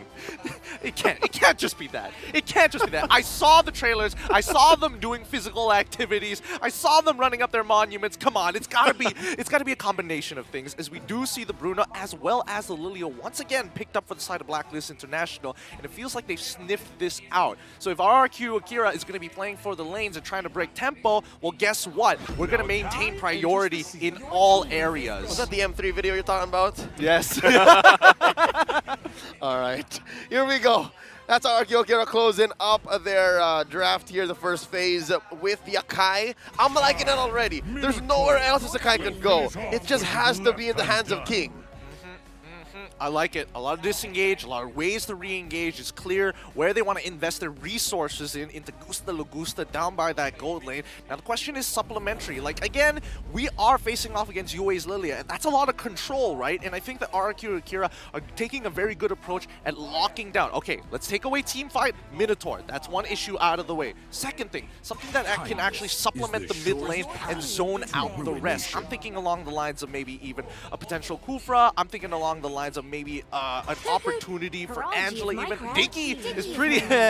oh boy, everybody's sour pilled at this point. Yeah, I was going to say, I feel like today taught us a lot, right? And with that, I think that's the right choice for them to go with, right? They want to deal with that. They want to be able to set things up themselves and not have to worry about getting these initiations that they're looking for, or even if they have to disengage. Again, this is the strength of Matilda. You can what you called earlier, the feint, right? The feint, is that right? The feint? Yes. To deal with that, to bait out some of these ultimates, bait out some of these engages, and kind of keep them on their feet if they can. So, you know, with that, there's the Terizla ban as well. XP lane being focused on here. Yeah, man, Blacklist International, they're really testing Takashi at this point of time. They're like, okay, if you want to play structured again, go for that Benedetta. Just one more time. We dare you. How about it? He hate turret. He just does. Oheb and turret don't really go well. Oheb has the highest turret damage in a game in the M series. Homie's dealt about 42,790 with Brody versus RRQ Hoshi in M4. This is going to be someone's IGN after today. He hates turrets. He hates turret. He just does. Oheb don't like turret. Oheb like big damage, break turret, move fast. Make snipes. Make snipes, big damn. There it is. We go. The Novaria picked up by Coach Cabral on behalf of RRQ Akira. That's a lot of range. That's a lot of engagement range and variety for the Brazilians here. I agree, but it still can get smothered. It's not necessarily a free win just yet, but one of the few picks that I would love to see here would be the Lolita. No! Whoa, Darn it! no, Darn it! no. The classics! They're bringing it back! Renegade! The double! Mr. Bacarse! There was cheers for that and the Benedetta. Hitman! Come on! Oh, for both? Oh, I closed my eyes as soon as I heard the Estes, but what? Yeah. This is too much, you guys. He better be wearing that Blacklist skin. If it's You anything guys. else, it's disappointment. All right, we're in for a treat, folks. If y'all don't know, Blacklist is known for these heroes. That's it. They're going for the throat, Gideon. They are going for the throat. I don't know. In most situations, like, you already have the Akai, but it starts to make sense now, right? Why they're getting rid of the Yuzong, why they're getting rid of the Terizla. You want to group together? Let's look for a punish. And now we're going on a subpar EXP laner in the Grok to try to make sure you stick together, wild charge. When was the last time we saw Grok XP? I do recall seeing it in M4. Right? I remember seeing it there, but it's been a while. It's a year ago, Joseph. It's a year ago? That's a year ago. What the? A year? Thousands of miles away from here. That's a year ago, but all right. The numbers will show very, very soon. Help us make sense of these two lineups. RRQ wins on the counter index, though. Yes, it looks like they win on the counter index, but keep in mind, early and mid game goes over to Blacklist International, and even late game potential can be very scary. Right now, RRQ Akira want to play towards that goal lane, and if they have the options to play around neutrals, they will try, but it's not their main focus.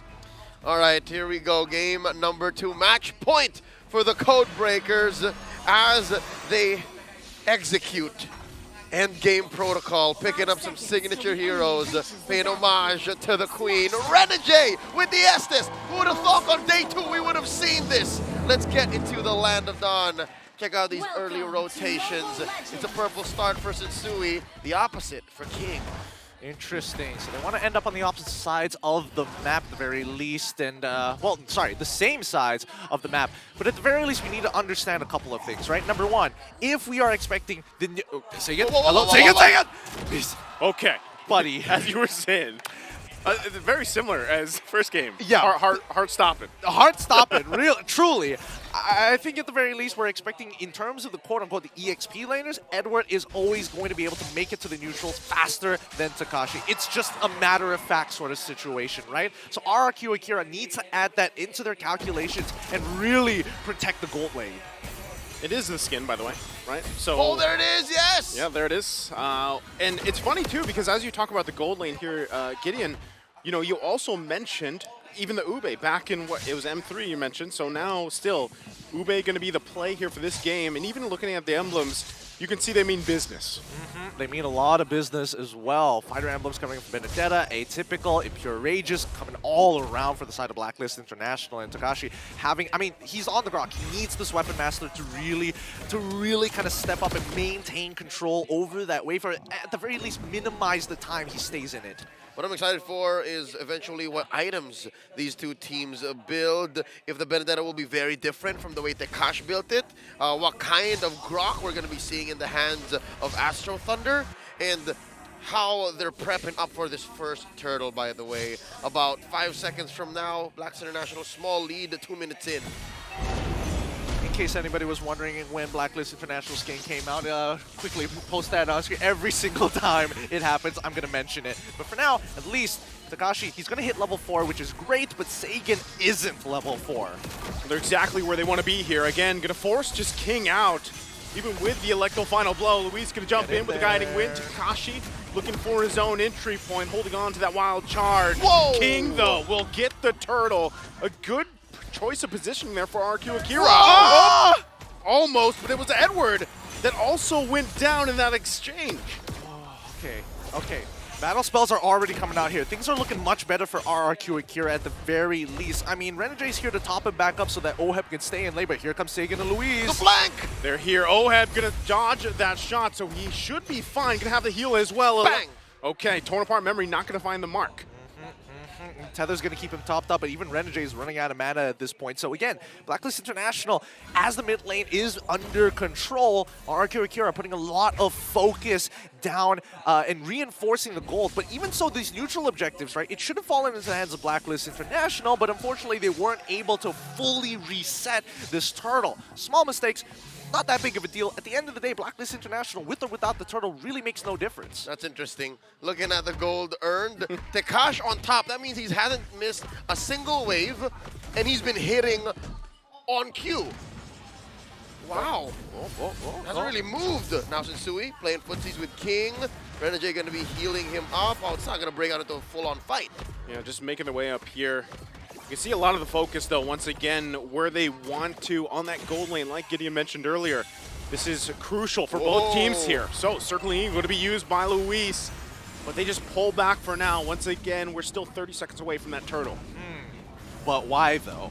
But why would you want to go for the Strickland Eagle in moments like this? Like, I guess it's just to open up the map, and I think Takashi, at the very least, yes, proxy that wave. Keep Edward stuck in that lane for as long as possible. Get that information about how many jungle creeps are still available down on that bottom side. Relay it back to your jungle and keep control over this top. 6 more seconds until that turtle. And I think this time, our RQ Akira, wow, okay. Well, the whole team here for this one right now. Once again, both gold laners going to this other side of the map, so they're going to try to work around it. But if RQ Akira can secure themselves to the second turtle, they're going to be on their way to a better position than they were in the previous game, and right now they're after it. So Blacklist International, how's the answer? King's going to be able to secure the turtle, and they disengage after it. They make the right choice. RQ Akira now gets the next objective. Okay, it's RQ Akira this time around, playing the game of inches. They're not going to force the issue, not going to go for big wins. Instead, they'll take turtle after turtle, win these lanes, and then eventually, when are we looking for them to get the payoff? Oh, wait, Gusta. Gusta going to be in trouble here. Whittled down and taken down easily for Yue. Putting him on the board. So caught, again, this is kind of what we expect here with this lineup from Blacklist. There's your answer, Leo. That's exactly what they wanted to do. Catch him off that rotation and make sure that once Oheb gets his very first item, then he's ready to rumble. More importantly so, right? Keep in mind that at least with King, he does have an inbuilt cleanse. So every time you see Edward trying to go for that, Electro Final Blow into Petrify, it's not necessarily effective, but it does force out the heavy spin. I mean, in a combat situation, yes. But look at the map. Blacks International finding these windows, finding their angles, pushing bottom lane in. So already the King of Kings' map, very small. Oheb farming up, using that real estate. Look at that. 4K and 6.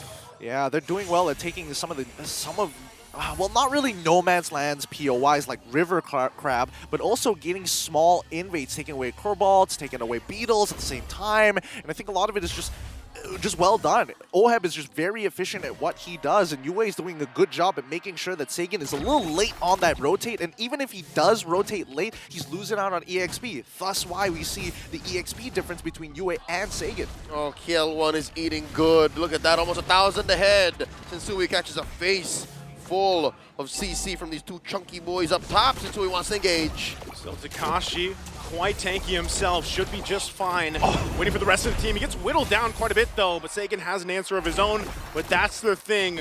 Renegade there to heal him up, and now a third turtle of the game for the takings. Luis gonna go in, circling Eel Yue, already taking the brunt of damage, gonna get shot down by Sagan, still gonna fight it down, heavy spin used, King gets the third turtle, still gonna fight it out, the wild charge comes through, Edward has to get out of there, but Oheb to answer, finds the kill on Takashi. Nicely played by RRQ Akira. They force Yue to use the Purify as well as the Black Shoes to pull him out of position, but Takashi, he's so greedy. He's like, one power in nature. Just give me that kill over Edward. Let me hold it above his head. All right, say what you will about that, biting him in the behind, but something tells me RRQ Akira have to go that fast, have to be just a little greedy, because come the mid-game, and we're fast approaching, by the way, folks, despite being a 0-3 on Turtles, I think Blacks International has a great future in them. And when I say future, I'm saying maybe 2 minutes in, because looking at that last engagement for that last turtle fight, you have to admit, mana is life and life is mana. As long as Renegade has mana and his skills are on cooldown, RQ Kid have to think about how to use their kit very, very specifically. And that's why Sagan feels like he's so neutered in this game. It's like, oh yeah, I hit the nastiest skill shot from the longest range possible. Renegade is like, what? Feel that. That did what? That did what? Did it happen? Nah, don't worry, it's just a scratch. It's just a flesh wound. That's one of the strengths, though, here, and now the focus. Once again, the landing shot, but Yue going to be healed back up. Gusta Lagusta also picking up that Malefic Roar, so they hold it together here. But RQ Akira needs to be able to go toe-to-toe in a lot of these team fights and skirmishes. Yeah, and so far still, you see RQ Akira getting big wins, but it's not converting into real estate. Nothing on the map is going their way. Oh. King trying to pull something off of there. Already using the heavy spin. Now he's going to be the focus. RQ Akira trying to hold on to this tier 1 in the top lane. This is actually kind of interesting. I feel like RRQ Akira are getting a little creative with this, right? There is a possible angle where they're able to use the Circling Eagle Guiding Winds to pull King into a back position and use the heavy spin to push them outside of the turret range. It's a radical idea, but I don't know. It's going to need a little bit of testing from RRQ Akira to find the moment to do so. Yep. Here we see 9 minutes in. Lord spawning in the lower quarter. Looking at the item game, still Oheb 1,000 gold ahead. Takash fails to cancel the recall. What's the item game looking like here? Heptases, Malefic Roar, House Claws, the Fury already onto Oheb. Oh yeah, and again, key pickup here for Yue. The Queen's Wand. Oh man, I've missed seeing Oheb on an international stage. Just to see him, you blink 1 second and he's already 1,000 gold up, man. And he maintains it somehow. Let's see if they can once again play around this objective. RQ Akira knew what they had to do going to game 2. Oh. They've done an outstanding job still. Can they pull this one off? Louise going to use that Circling Eagle. They're trying to lure Blacklist International towards this side of the map. They got to watch out for Edward as well, looking for his own angle. Everyone is visible. Save for Oheb. All right, he shows himself. All right, everyone is still visible. The statement still stands. I don't know where this dance is going, by the way. Both of them are willing to crack, I think. I think both sides actually want to team fight pretty hard, but Renegade is being protected from all angles, and I think RRQ want to force out his ult. Oh, they don't know where Abunjinjing is. The Echo spots out 3, make that 4. They don't know where Edward is. Yeah, they got to watch out for Edward. He's hugging this side here, looking for his own entry point. He's going to force him back. Edward trying to focus him down, already using the Electro Final Blow. Gusta Lagusta, though, wants the kill. The heals are there. King gets the Lord, and they're going to run for the base. Gusta Lagusta is going to fall, but RQ Akira gets the objective. Whew, okay. All right. Ooh, boy. A lot of things are going on in that particular fight, and I think at the end of the day, just well done to King. Despite the chaos, and Mandas was still able to secure the Lord for themselves. But keep in mind, Oheb, look at him just chunk out these turrets. All right, they're going to get the defense on tier 1 in mid. But I got to say again, Blacklist International is so good on the turn. Something tells me they don't mind losing out on the level 1 Lord. Yeah, because at the end of the day, it's not Luminous. It doesn't have the added charge to guaranteed structures. And still, even without the charge, Edward is still finding places on the map to squeeze himself in to milk the gold out of RRQ Akira's structure. Oh, no, he should be okay, right? Yeah, he should be fine. Yeah, he's quite tanky himself, but they're going to throw a lot here, trying to get that mid turret down. But still, Edward doing his own work. This is what he loves to do. Come on. Thumbs up, gives it to him, gets the turret. An Electo final blows to safety. He's just fine. Abun Jingjing wails away, cracks that tier 2 up top with impunity. No one could tell him anything. Yeah, Mr. Papadopoulos was able to find RRQ Akira slacking. All these motions and movements is starting to get to RRQ Akira's head, right? They got to calm down. They really have to assess the situation. They start overcommitting. That's when Blacklist finds the holes to get that gold in their pockets, because before this, it was 2-2, dead even. 500 gold difference. Now it's 1.7k only because they were caught slacking. Yep. Something tells me RRQ Akira is holding out for one more big ticket moment. The clutch that they're looking for, that ramp up, they'll get more aggressive when Takashi says yes, when Takashi says go. Takashi has to hide in these bushes way better. He has to get that flicker while charge more consistently. Oh, this could be his moment. He's actually looking for it here. They're going to press the go.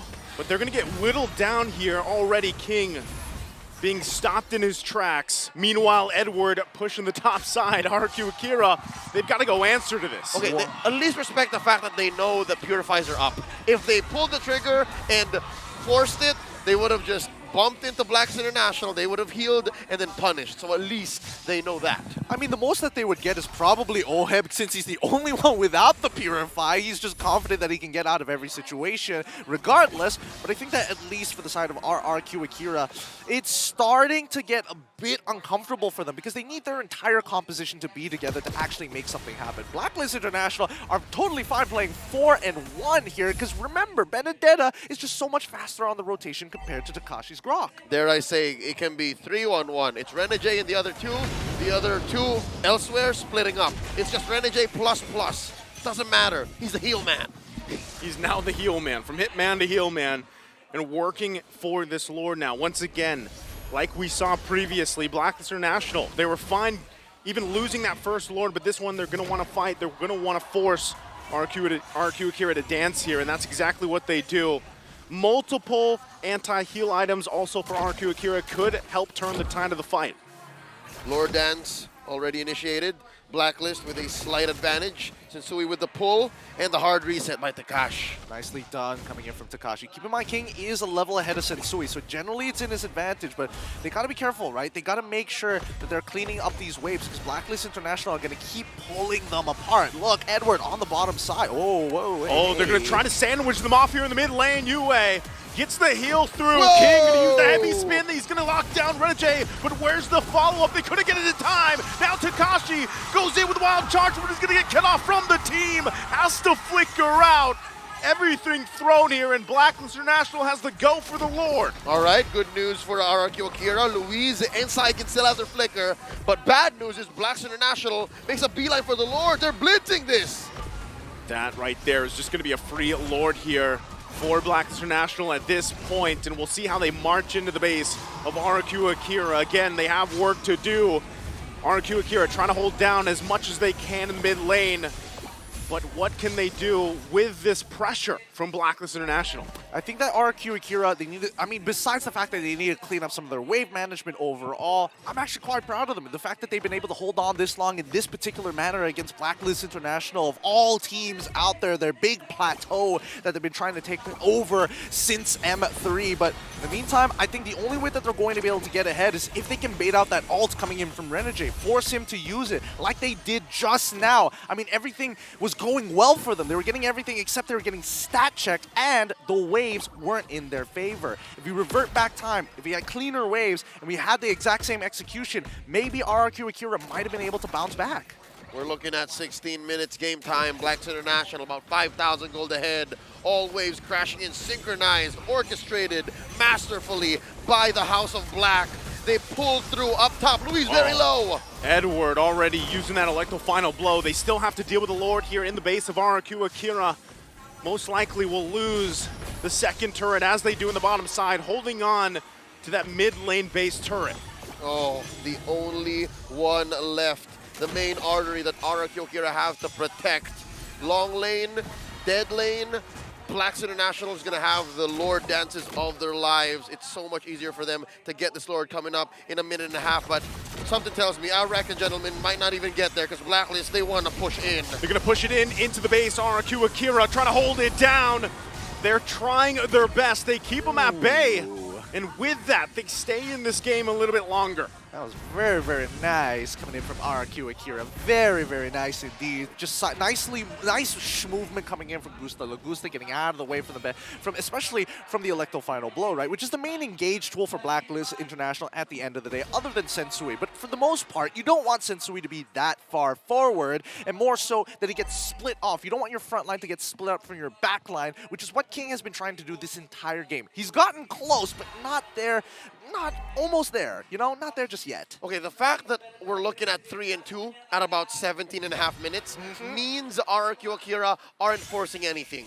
They're letting these battle spells and these ults do the work for them, and they're paying the price on map real estate, on space, partly on farm. You know, 6K is a pretty hefty gap between you and your opponents, but at least you're not losing immediately. You're still in this. You've extended the game to a point wherein you can learn, you can adjust, and you can force out these engages. And to be fair, I think this Lord, it's not as 100% the Blacklist as it could be. But wait, they're engaging. Luis gonna go with that circling eagle. Sensui was looking for his own entry point. Has to respect the damage though.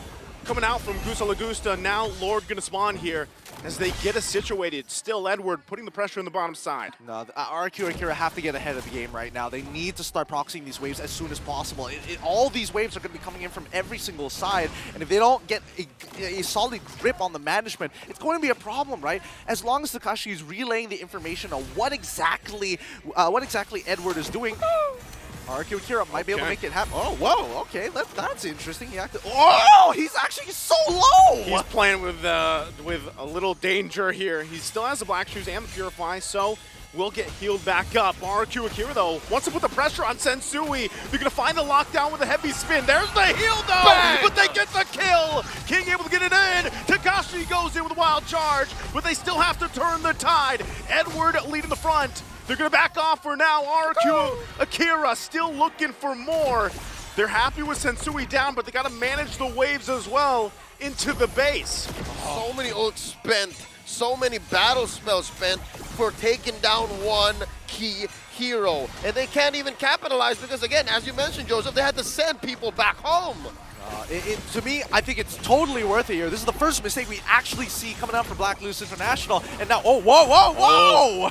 Oheb also in the front of the side here, still dealing with it. Takashi comes to join Edward, though, holding on with that immortality as well. They're buying so much time, waiting for Sensui to get back for this. Once again, Luis with the circling eagle. They'll find Yue. Now Renegade there. King can't find the lockdown on Oheb just yet. Finds him in the corner. Shot's not going to land. He still has the immortality. They have to work for it. Immortality finally popped. Takashi looking for the follow-up. It's only King still waiting for it, but he's going to be whittled down. Guiding wind down. What a save from Luis. The Brazilian Express from Manila to Rio de Janeiro. He saved King. Oh my God. I thought Takashi messed up there, but no, all part of the plan. RQ Akira are here to play. Oh, Edward's not done though. Edward still keeping him at bay. This is going to be a Lord for Blacklist International. RQ Akira, they're going to have to recuperate here and wait for Gusta Lagusta to get up to defend the base to stay in this series. The long con. Amazing situational awareness by Blacklist International. You can mess up the pieces, but you can't beat the master plan. Amazing recovery from Blacklist, despite having noticed, if I'm not mistaken, the longest guiding winds I've seen in quite a while. They still have their eyes on the prize. Amazing Lord pickup, an evolved Lord scored by Black. They're going to go ahead and zone out Sensui here with a wild charge as well. Immortality going to be popped, but Renegade and Oheb here, they want to get back to the base. Edward trying to cut them off, focusing on Gusta Lagusta. Has an immortality of his own. Lord now making its way down the mid side as well. RQ Akira trying to hold it all together here. They're going to clear the waves. Immortality from Edward already popped. Still working for it. Takashi keeps him at bay. Sensui falls. Torn apart memory. Goes through. It's a double for Gusta Lagusta. The shot gonna land. Luis goes in, but they're done. It's a disaster for him as he gets taken down. But they stay in the game. RQ Akira with a defense. Overheat. Blacklist International could have ended right then and there. But RQ Akira took down the minions, attacked the Lord, and believed in whatever's out there and said, you know what, we're not gonna go down like this. Not here, not now. Here's the instant replay. I could have sworn that was it. I could have sworn there was like a minion here, a minion there, and the Lord, I guess they were out of range. I mean, look at it, right? All of it boils down to, does Renegade have his ult? That's all it boils down. And if we're thinking, hey, Blacklist, they're the ones who overheated. Guess what? RQ and Kira do the same. They feel the exact same way. I'm an empath, of course I know. Whew. Okay, to be fair, it's off of the back of Luis's claw, and he believes there was enough damage remaining from those who were ready to take it, and I guess that's where it all crumbled. That's a clear sign of overheating. So now, we got a moment to breathe. We can digest what just went down. I gotta be honest, still not looking great for RQ Akira. They've yet to crack anything from Blacklist. Of course, they're not cracking anything off of Blacklist, but you can see that the ideas and the execution is becoming cleaner and cleaner as the game goes by. And strangely enough, Blacklist International finally getting punished for some of their mistakes. For an example, when we saw by that very second Lord, we did see Yue actually get chunked out, forcing Renegade to have to move away from Sensui to cover his butt and make sure that he's topped up. Instantly, we see RRQ Akira jump onto Sensui, and that's what started this bounce back from RRQ Akira. And so far, RRQ Akira have been getting better, right? Mm-hmm. We mentioned this, at the 16, 17-minute mark. Hey, they're learning. They're figuring out how to actually isolate members of Black from this Uber recoded, this Uber as it's known locally. I'm wondering what's next. I guess people have to stop overheating, and I have to admit, RRQ Akira is just outnumbered. You see the agents on the stands? It's a lot of agents out there. It's going to be a very, very silent haul if RRQ Akira win this. And I think that at the very least, when we're looking at the game as a whole, right, with some of the sloppy mistakes that happen, well, not really sloppy mistakes, but just like the general housekeeping, you know, you let the dust build up inside of the corner, and all of a sudden it's a hornet's nest, right? It's the worst case scenario. That's worst case scenario. But you get the idea. These things start very, very small and build up very, very quickly. This is how Blacklists are able to etch out wins against some of the best teams in the world. They catch you slacking. They catch you throwing, taking your spare change ever so slightly, and then it eventually builds up. I think that at least for RRQ Akira, the execution has kind of, been minimized compared to game number 1. But if they want to win this game, if they can get Renegade to use his ult super early on and find a way to at least forcefully take Sensui away from that fight, there's an opportunity. And, well, keep in mind, that big target, that hit marker, it's not just Sensui. If they can get Oheb, that might just be game over. Well, JC Sumandal says it's game. Indeed, it is game. The mandate of the King of Kings say, get the ult off of the Hitman, get those purifies off, and then we're talking business. And with that, we're 30 seconds away from this next Lord here. So RRQ Akira, you gotta give props to them. They've done a great job. Their base has been exposed for a while, but they're staying in this game. And now we get to the point of this game where, immortality start to play a role, Wind of Natures, the item jungling, and everything else between both these teams. Look at the real-time win rate. All right, 75-25, that's pretty reasonable. That's not bad. All right, can I just say, I'm surprised. The gold lead just shrank, like in a snap, down to 700. It's honestly not as bad as it seems, other than the fact that the structures are missing and they don't have any inhibitors. But considering that, Luis is very clearly subscribed to Grab Unlimited, he is saving his members time and time again. He's got that super app. He's got the super app. Anything you need, man. Anything you need. Shields, heals. Wait a second. Positioning. Damage, he has a good amount of wisps. He's got a good amount of wisps, but Sagan is really starting to double up on the damage compared to everybody else. The poke is actually putting in a good amount of work. And not to mention that Gustalu. Whoa! Edward could be in trouble here. Gets away fine, though. Torn Apart Memory was going to be used as well. Dodging that shot as well. He backs off, trying to get back to base. Close. But RQ Akira did it. This is what they wanted. They wanted this positioning for this Lord. At least started up. Blacklist International, though, still here, healing back up with the heal man, and Luis taking the brunt of damage himself. Okay, they need to go for the pull this time around, especially since previously, Gusta Lagusta, they know where he was. Big Astral Echoes there. Spots 3, maybe 4. Oheb protects his position. All right, here we go. RRQ Akira finally able to pull the Lord out. This has got to be really annoying for RRQ Akira, right? They want to play a standard game, but they always have to do the housekeeping every single time. Chores, chores, chores, chores. Blacklist International can patiently wait it out. It's not, the onus is not on Blacklist International to do anything here. And if RRQ Akira really want to start rolling the dice, I'm confident Sensui is probably going to win that out, especially considering that at least the Grok, he needs to be nearby, but at the same time, you got to clear that bot side. And not only with that, again, Luis gonna go in with a circling eagle, keeping them at bay, still dancing for this Lord here. It's about half health.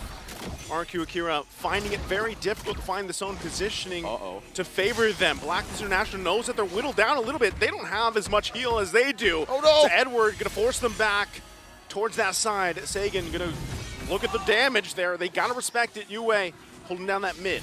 Man, if somebody is going to make TikTok... Whoa! Okay, no. They're not going to completely commit to this, right? They're not. Okay, they're going to back off. Thank goodness. Because if anybody's going to make TikTok content, you should see how quickly Blacklist International make that decision. They all of a sudden, they see Sagan on that top side. Let's start taking space. Sagan disappears. They start giving away space. And slowly but surely, RRQ Akira have garnered up quite the lead. 1,000 gold ahead already. 26 minutes in. The patience between these two teams, faded as they are to face off against each other year after year after year in the M series. It's coming down to this, the fact that we might see a game 3 because RQ Akira have been learning. They've been figuring it out and they've been taking care of their lanes, their waves. Real talk, boys, at what point do you start screaming into your secret lab chair hoping that something is going to happen? Because I don't have the patience, and that's why I'm not a pro.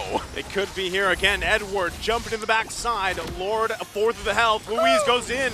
Oheb gonna get pushed back. Sensui also half health. Torn apart memory already gonna be used. Still whittling it down. Yue holding the front line and healed back up through Renegade. Lord resets again. Drats foiled again. Both teams holding on. And again, the patience from both of them. They both know. They both are championship caliber world-class athletes. They know that patience is what holds you down, what changes the fact that you're still here and you're not losing. But wait, King holding this push.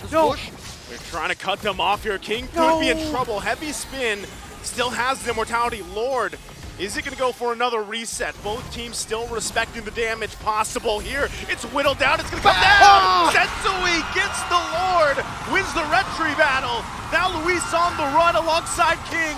They have to get back to the base. They have to get ready for this defense. That's a fumble. That's a fumble if I've ever seen one. The problem is that the fumble happened so far away, right? Luis overextends, uses the circling eagle, jumps toward where King was hiding, forcing him to use the heavy spin. That was his only way to keep himself clean from CC. Something tells me it was Blacklist International's initiative as well to let King and Luis take that long bush down bottom to position them for the perfect. Something tells me they manufactured the fumble. They manufactured the I mean, I gotta hear some mic checks to know that for sure. It's all theoretical, but well played so far for Blacklist International as RQ are on the defense. They have to stay in the game. Oh no! Jump in right on Gusta Lagusta, forcing the wind of nature. Lord gonna be half health. They have to work it out. King using heavy spin. Can RQ stay in for this game? Torn apart member gonna be used again. Luis gonna fall. Base going down. The code is strong as Blacklist International sweeps this series. History repeats itself as a Blacklist International once again defeats RRQ Akira in tonight's closer. Oh man, as Blacklist International walk off the stage, at least RRQ Akira have left an impression.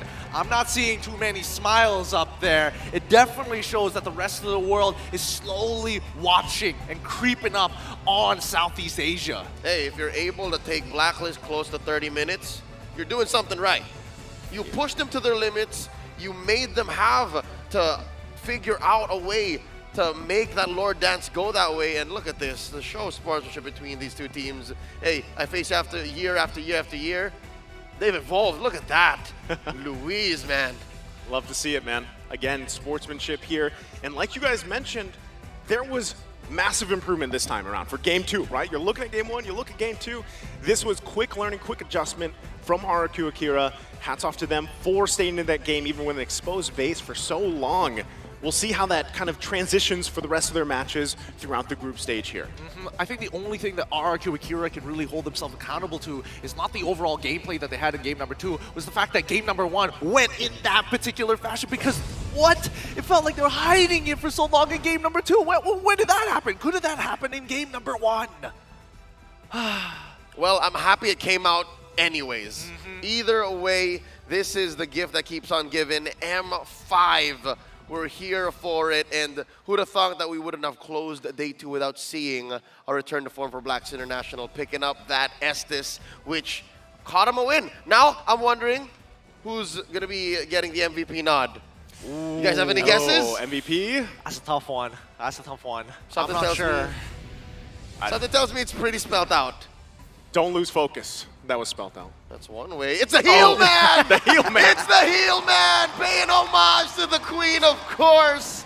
Again, life is mana and mana is life, and he made sure Blacklist was ready to take on any fight, and he never died. 106. Literally an ult that is a linchpin for the entire composition, a big deciding point. Does he have it or does he not? The heel man strikes again. Not to mention the 100% there.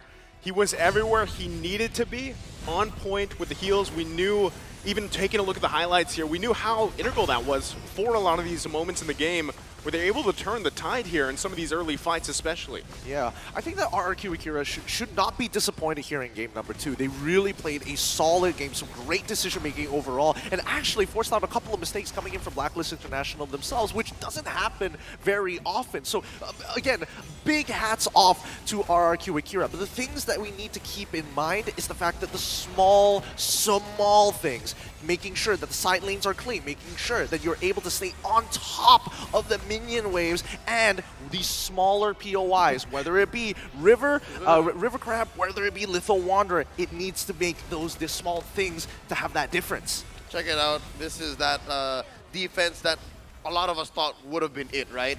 But Blacklist overheated, RRQ Akira overheated, and then we got a reset, and we watched a game that lasted maybe 10 minutes longer.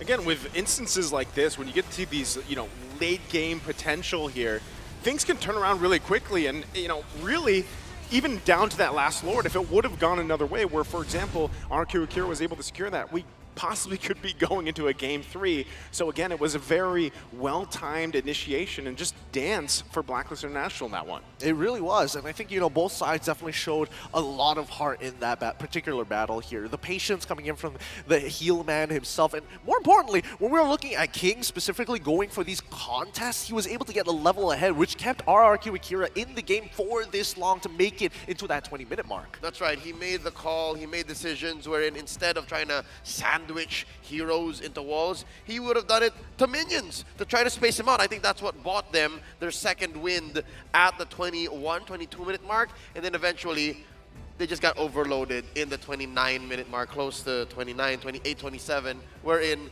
they were just falling like flies. Yeah, and I even like Gideon pointed out, some of the usage that was being done by RQ Akira for King to find those lockdowns when he could worked out, but eventually, again, Blacklist International was able to just adjust from that and find their own moments of brilliance throughout this game, and resulted, yes, it was a longer game, one of the longer ones here so far, up to this point, but again, execution and how they adjust real time in the game, it really worked out here for them. Yeah, I'm looking at the damage taken, and I feel like the numbers aren't adding up here. King taking at least 281k. I'm looking at Louis' 222k, but Sagan's damage earlier was looking really, really good. So I don't know. It looks like at least when we're doing these calculations, the heal plays an integral part for this composition. Yeah, it does skew the stats, because again, how often do you see Estes in the world stage? I'll tell you, I'm hoping we see it more often. And again, at least we now know one team for sure is ready to serve, ready to satisfy, and that's Blacks International. Again, it's in their DNA. Of course they have the skin. a good way to, I feel like, kind of cap out the day here, right? We started with a very long series, going the 3 games. I know you were a part of that. And we end the day here with, of course, these 2 sweeps that we witnessed. But again, even when you break down, yes, it was a sweep, but the learnings that can happen here for RQ Akira and how they adjust. I mean, even, we saw some of the changes that happened for some of the other teams, like, Burmese Ghouls even, how they kind of adjusted from their day 1 here. So once again, how they break this down, they adjust before tomorrow ahead of us. In a little bit, we'll be looking at all how that's going to play a part, right? Because again, things are a little dicey here for the group stages this time around for M5, and we know that time is of the essence. Yep. Again, for those of y'all who don't know, in this World Championship, the group stage consists of 16 teams. After such, when we go into the knockouts, we'll be cutting down to just 8. So half of these teams will be getting knocked out before we go into the knockout stage. So in just a bit, we will see what today's matches mean for the records, for the standings, and then we'll talk about who is going to be in danger and what other possibilities are left, because again, the math sometimes don't check out and you have to just play like it's your last. Exactly. That's why a lot of these teams are looking for 2-0s. In about a moment here, you're going to see why this matters so very much as we see all the groups and the way that it's going to, mathematical-wise, who's going to make it into that top 2. That's right. We have had matches from groups A to D all throughout tonight, best of 3s. Let's talk about the starter here, Group A. Onyx on top clearly with a 2-0 victory, 1-0 record. They're fine, but not looking so good for the Brazilians in BTR. Yeah, it's a little unfortunate, right? This is a pretty tough group itself, and I feel like they were underhanded here because one of their worst matchups weren't dealing with Onyx, but specifically CU in a game of rock, paper, scissors, thus the 2-0. We go down over in towards Group E, and Blacklist International evening up against Fireflux Esports. RQ, don't worry, they still have more matches to play. And again, for Group C, that's danger territory, right? Burmese Ghouls there. Very tough for them. And Group D had lots of close, points in how those contenders will battle it out. But of course, tomorrow's schedule here, it's going to be action-packed. That's right. We're finally going to be seeing MPL Mena's very own Triple Esports going up against CU soon. Right after that, the debut of Team Lil Gun on the world stage going up against Team Flash. And then the bounce back, TOB going up against Geek Fam, and then we'll close off with Blacklist once more. I hope to see more familiar faces here at EVM as they face off against Team SMG, straight out of the wild card, recovering from their loss against Fireflux. A lot of teams that have taken a loss already, looking for some kind of redemption, they've got difficult matchups. Geek Fam and the Blacklist International for these teams, I don't know about this one. It's going to be quite sweaty.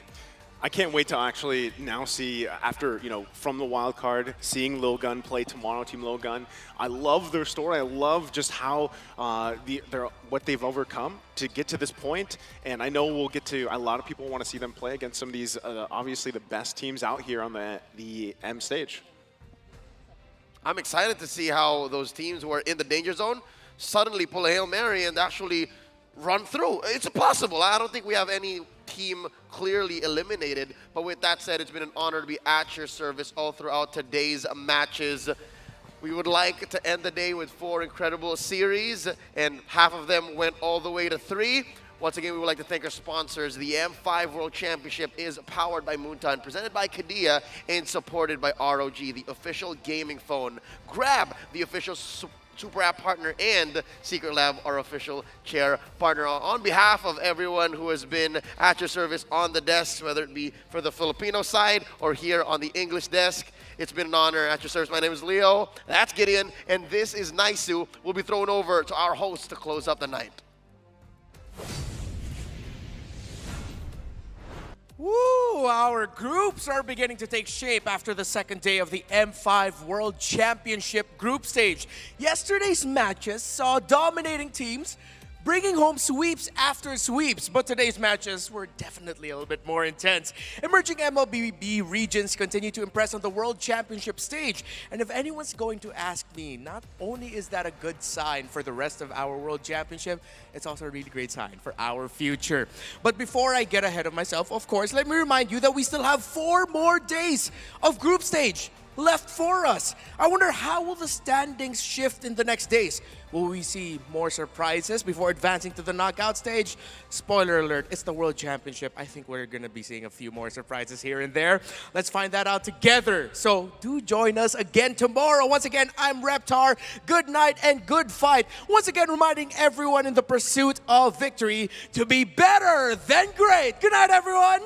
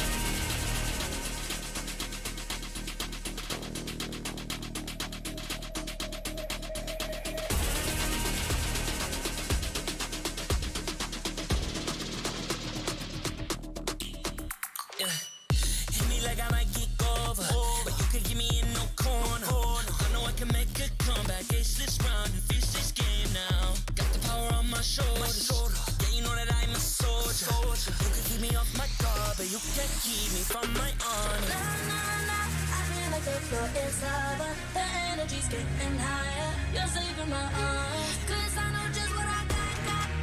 I got you like na-na-na, and you know I hold the power. This feeling I love, oh yeah. Making my grind good to great, so don't stand in my way. Standing tall and I won't fall over. We are better than great, good. We are better than great. We stand tall, won't run away.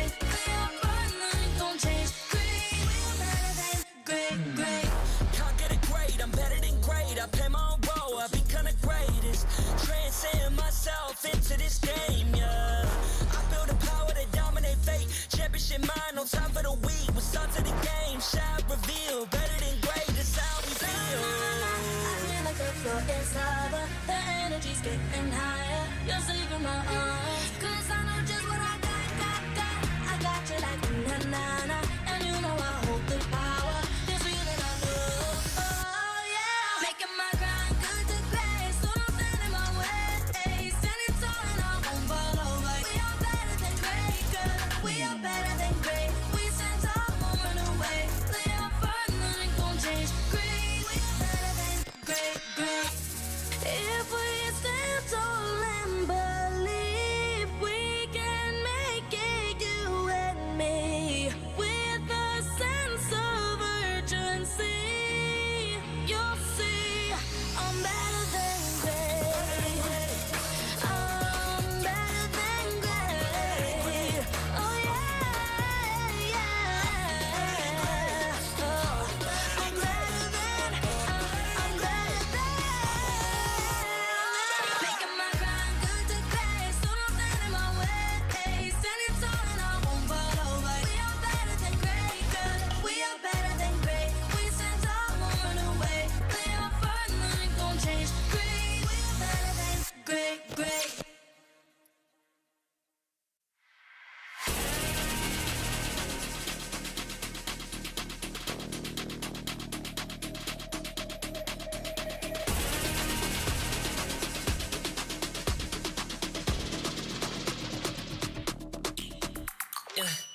Hit me like I might get over, but you can get me in no corner. I know I can make a comeback, ace this round and finish this game now. Got the power on my shoulders, yeah, you know that I'm a soldier.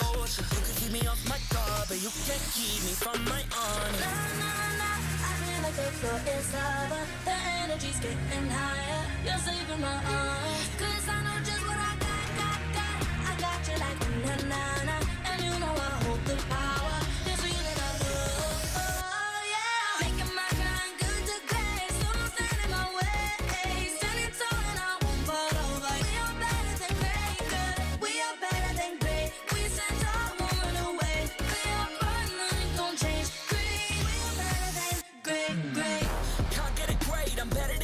I play my role, I become the greatest.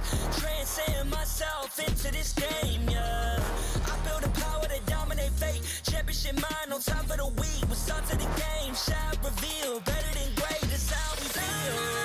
I feel like the floor is lava. The energy's getting higher. You're saving my arms. Cause I know just what I got. I got you like na-na-na. And you know I hold the power. This feeling I know. Oh yeah. Making my grind good to grace. So don't stand in my way. Standing tall and I won't fall over. We are better than great, girl. We are better than great. We stand tall, won't run away. Lay our first, nothing gon' change. Great, we are better than great, great. If we stand tall and believe we can make it, you and me, with a sense of urgency, you'll see I'm better than great. I'm better than great. Oh yeah, yeah. Oh, I'm better than. Making my grind good to grace. So don't stand in my way. Standing tall and I won't fall over. We are better than great, girl. We are better than great. We stand tall, won't run away. Lay our first, nothing gon' change. Great, we are better than great, great.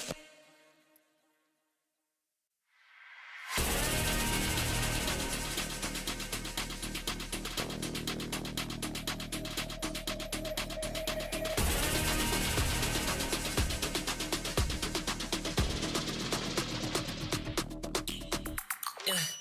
Hit me like I might get over, but you can give me in no corner. I know I can make a comeback, ace this round and finish this game now. Got the power on my shoulders. Yeah, you know that I'm a soldier. You can keep me off my guard, but you can't keep me from my honor. I feel like the floor is lava. The energy's getting higher. You're saving my arms. Cause I know just what I got.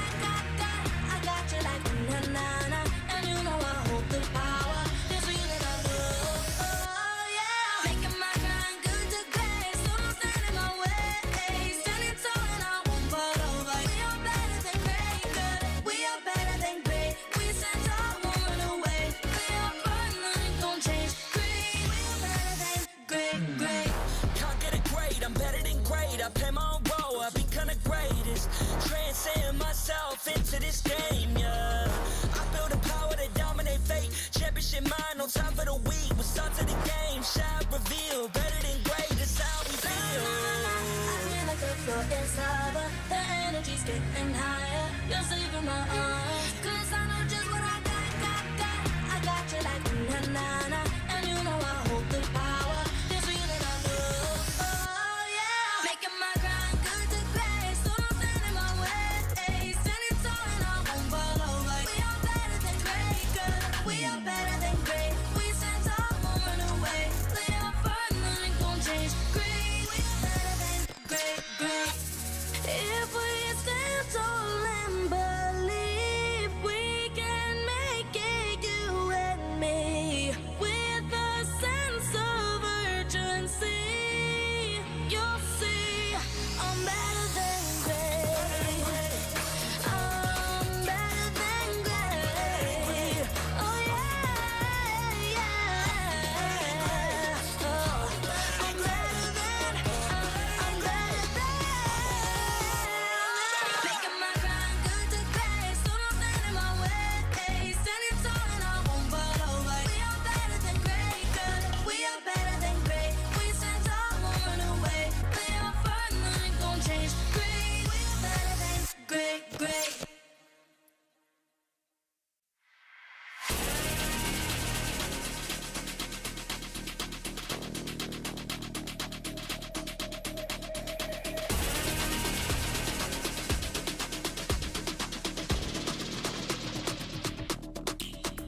Yeah.